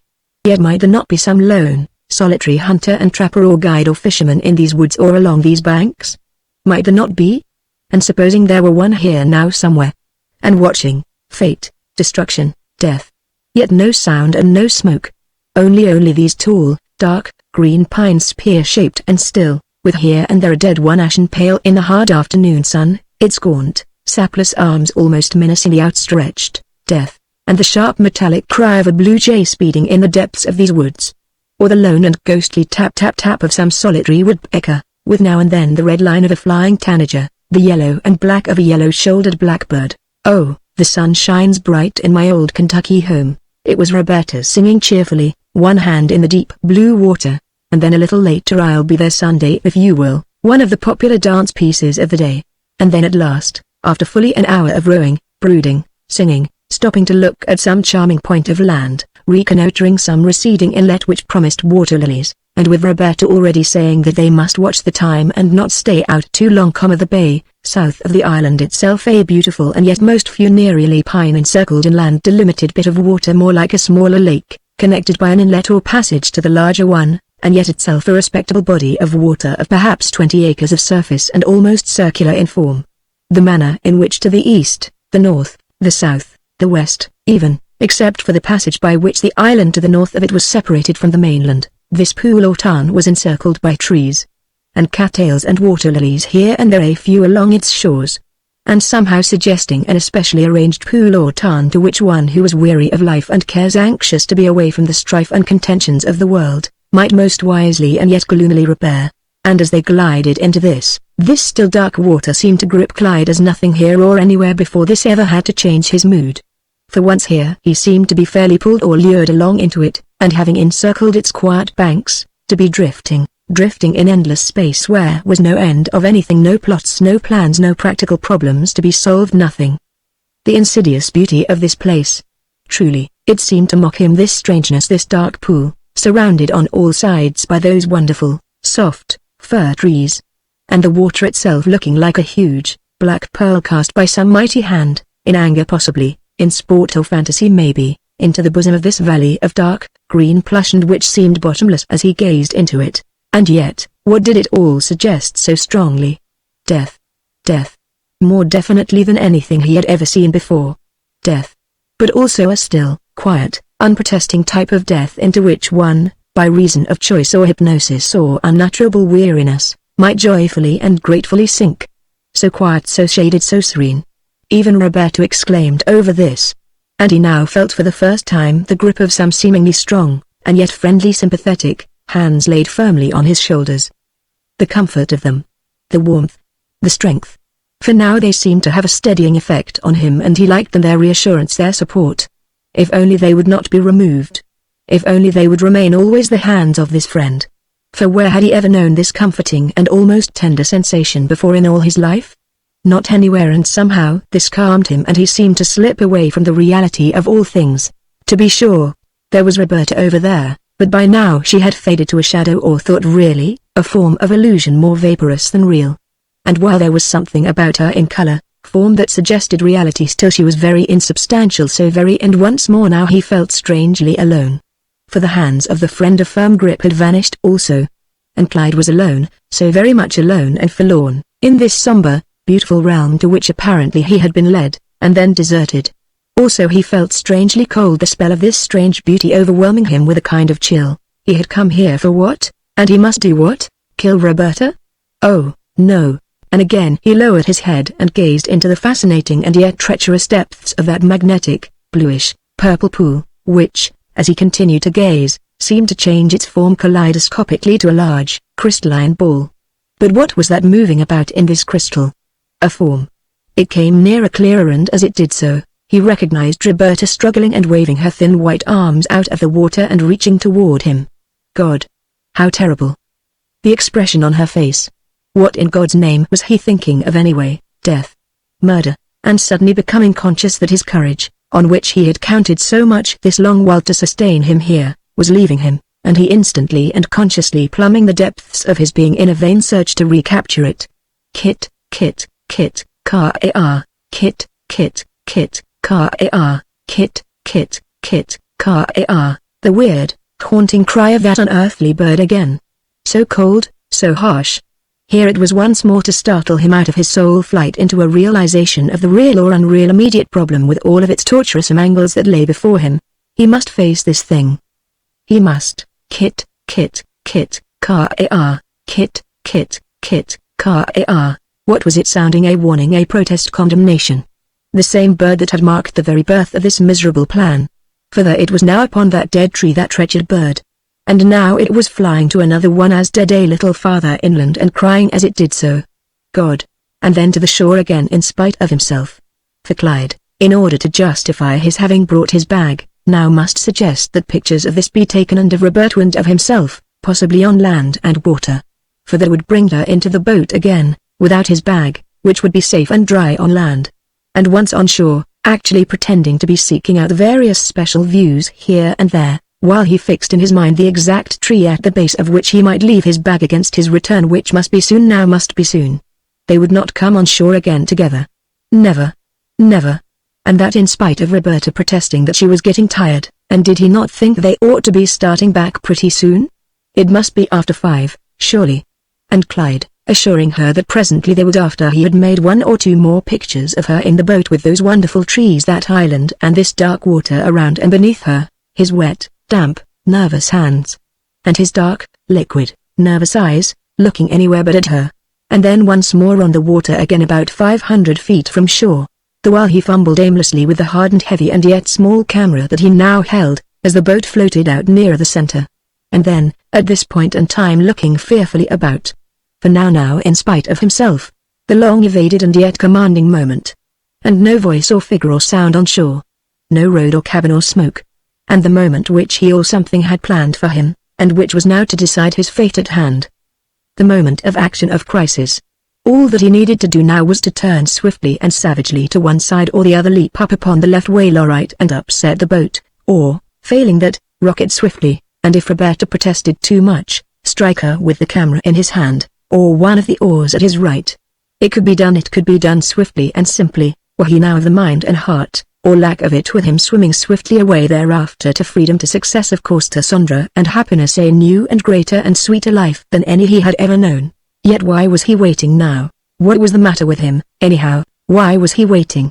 At this cataclysmic moment, and in the face of the utmost, the most urgent need of action, a sudden palsy of the will, of courage, of hate or rage sufficient, and with Roberta from her seat in the stern of the boat gazing at his troubled and then suddenly distorted and fulgurous, yet weak and even unbalanced face, a face of a sudden, instead of angry, ferocious, demoniac, confused and all but meaningless in its registration of a balanced combat between fear, a chemic revulsion against death or murderous brutality that would bring death, and a harried and restless and yet self-repressed desire to do yet temporarily unbreakable here and now, a static between a powerful compulsion to do and yet not to do, and in the meantime his eyes the pupils of the same growing momentarily larger and more lurid, his face and body and hands tense and contracted, the stillness of his position, the balanced immobility of the mood more and more ominous, yet in truth not suggesting a brutal, courageous power to destroy, but the imminence of trance or spasm. And Roberta, suddenly noticing the strangeness of it all, the something of eerie unreason or physical and mental indetermination so strangely and painfully contrasting with the scene, exclaiming, "Why, Clyde! Clyde! What is it? Whatever is the matter with you anyhow? You look so strange, so why, I never saw you look like this before. What is it?" And suddenly rising, or rather leaning forward, and by crawling along the even keel, attempting to approach him, since he looked as though he was about to fall forward into the boat or to one side and out into the water. And Clyde, as instantly sensing the profoundness of his own failure, his own cowardice or inadequateness for such an occasion, as instantly yielding to a tide of submerged hate, not only for himself, but Roberta, her power or that of life to restrain him in this way. And yet fearing to act in any way, being unwilling to, being willing only to say that never would he marry her, that never, even should she expose him, would he leave here with her to marry her, that he was in love with Sandra and would cling only to her, and yet not being able to say that even, but angry and confused and glowering. And then, as she drew near him, seeking to take his hand in hers and the camera from him in order to put it in the boat, he flinging out at her, but not even then with any intention to do other than free himself of her touch, her pleading, consoling sympathy, her presence forever, God. Yet, the camera still unconsciously held tight, pushing at her with so much vehemence as not only to strike her lips and nose and chin with it, but to throw her back sidewise toward the left whale, which caused the boat to careen to the very water's edge. And then he, stirred by her sharp scream, as much due to the lurch of the boat, as the cut on her nose and lip, rising and reaching half to assist or recapture her and half to apologize for the unintended blow, yet in so doing completely capsizing the boat himself, and Roberta being as instantly thrown into the water. And the left whale of the boat as it turned, striking Roberta on the head as she sank and then rose for the first time, her frantic, contorted face turned to Clyde, who by now had righted himself. For she was stunned, horror-struck, unintelligible with pain and fear, her lifelong fear of water and drowning, and the blow he had so accidentally and all but unconsciously administered. Help! Help! Oh, my God, I'm drowning, I'm drowning! Help! Oh, my God, Clyde, Clyde, and then the voice at his ear. But this is not this that which you have been thinking and wishing for this while you in your great need? And behold, for despite your fear, your cowardice, this has been done for you. An accident, an unintentional blow on your part is now saving you the labor of what you sought, and yet did not have the courage to do. But will you now, and when you need not, since it is an accident, by going to her rescue, once more plunge yourself in the horror of that defeat and failure which has so tortured you and from which this now releases you? You might save her. But again you might not. For see how she strikes about. She is stunned. She herself is unable to save herself, and by her erratic terror, if you draw near her now, may bring about your own death also. But you desire to live. And her living will make your life not worthwhile from now on. Rest but a moment, a fraction of a minute. Wait, ignore the pity of that appeal. And then but there. Behold. It is over. She is sinking now. You will never see her alive any more ever. And there is your own hat upon the water as you wished. And upon the boat, clinging to that rollick of veil belonging to her. Leave it. Will it not show that this was an accident? And apart from that, nothing a few ripples the peace and solemnity of this wondrous scene. And then once more the voice of that weird, contemptuous, mocking, lonely bird. Kit, kit, kit, ka-a-r, kit, kit, kit, ka-a-r, kit, kit, kit, ka-a-r. The cry of that devilish bird upon that dead limb there, and then Clyde, with the sound of Roberta's cries still in his ears, that last frantic, white, appealing look in her eyes, swimming heavily, gloomily and darkly to shore. And the thought that, after all, he had not really killed her. No. Thank God for that. He had not. And yet, stepping up on the nearby bank and shaking the water from his clothes, had he? Or, had he not? For had he not refused to go to her rescue, and when he might have saved her, and when the fault for casting her in the water, however accidentally, was so truly his? And yet, the dusk and silence of a closing day. A concealed spot in the depths of the same sheltering woods where alone and dripping, his dry bag near, Clyde stood, and by waiting, sought to dry himself. But in the interim, removing from the side of the bag the unused tripod of his camera and seeking an obscure, dead log farther in the woods, hiding it. Had anyone seen? Was anyone looking?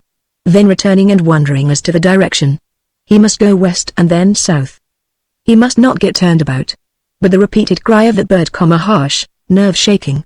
And then the gloom, in spite of the summer stars. And a youth making his way through a dark, uninhabited wood, a dry straw hat upon his head, a bag in his hand, walking briskly and yet warily south.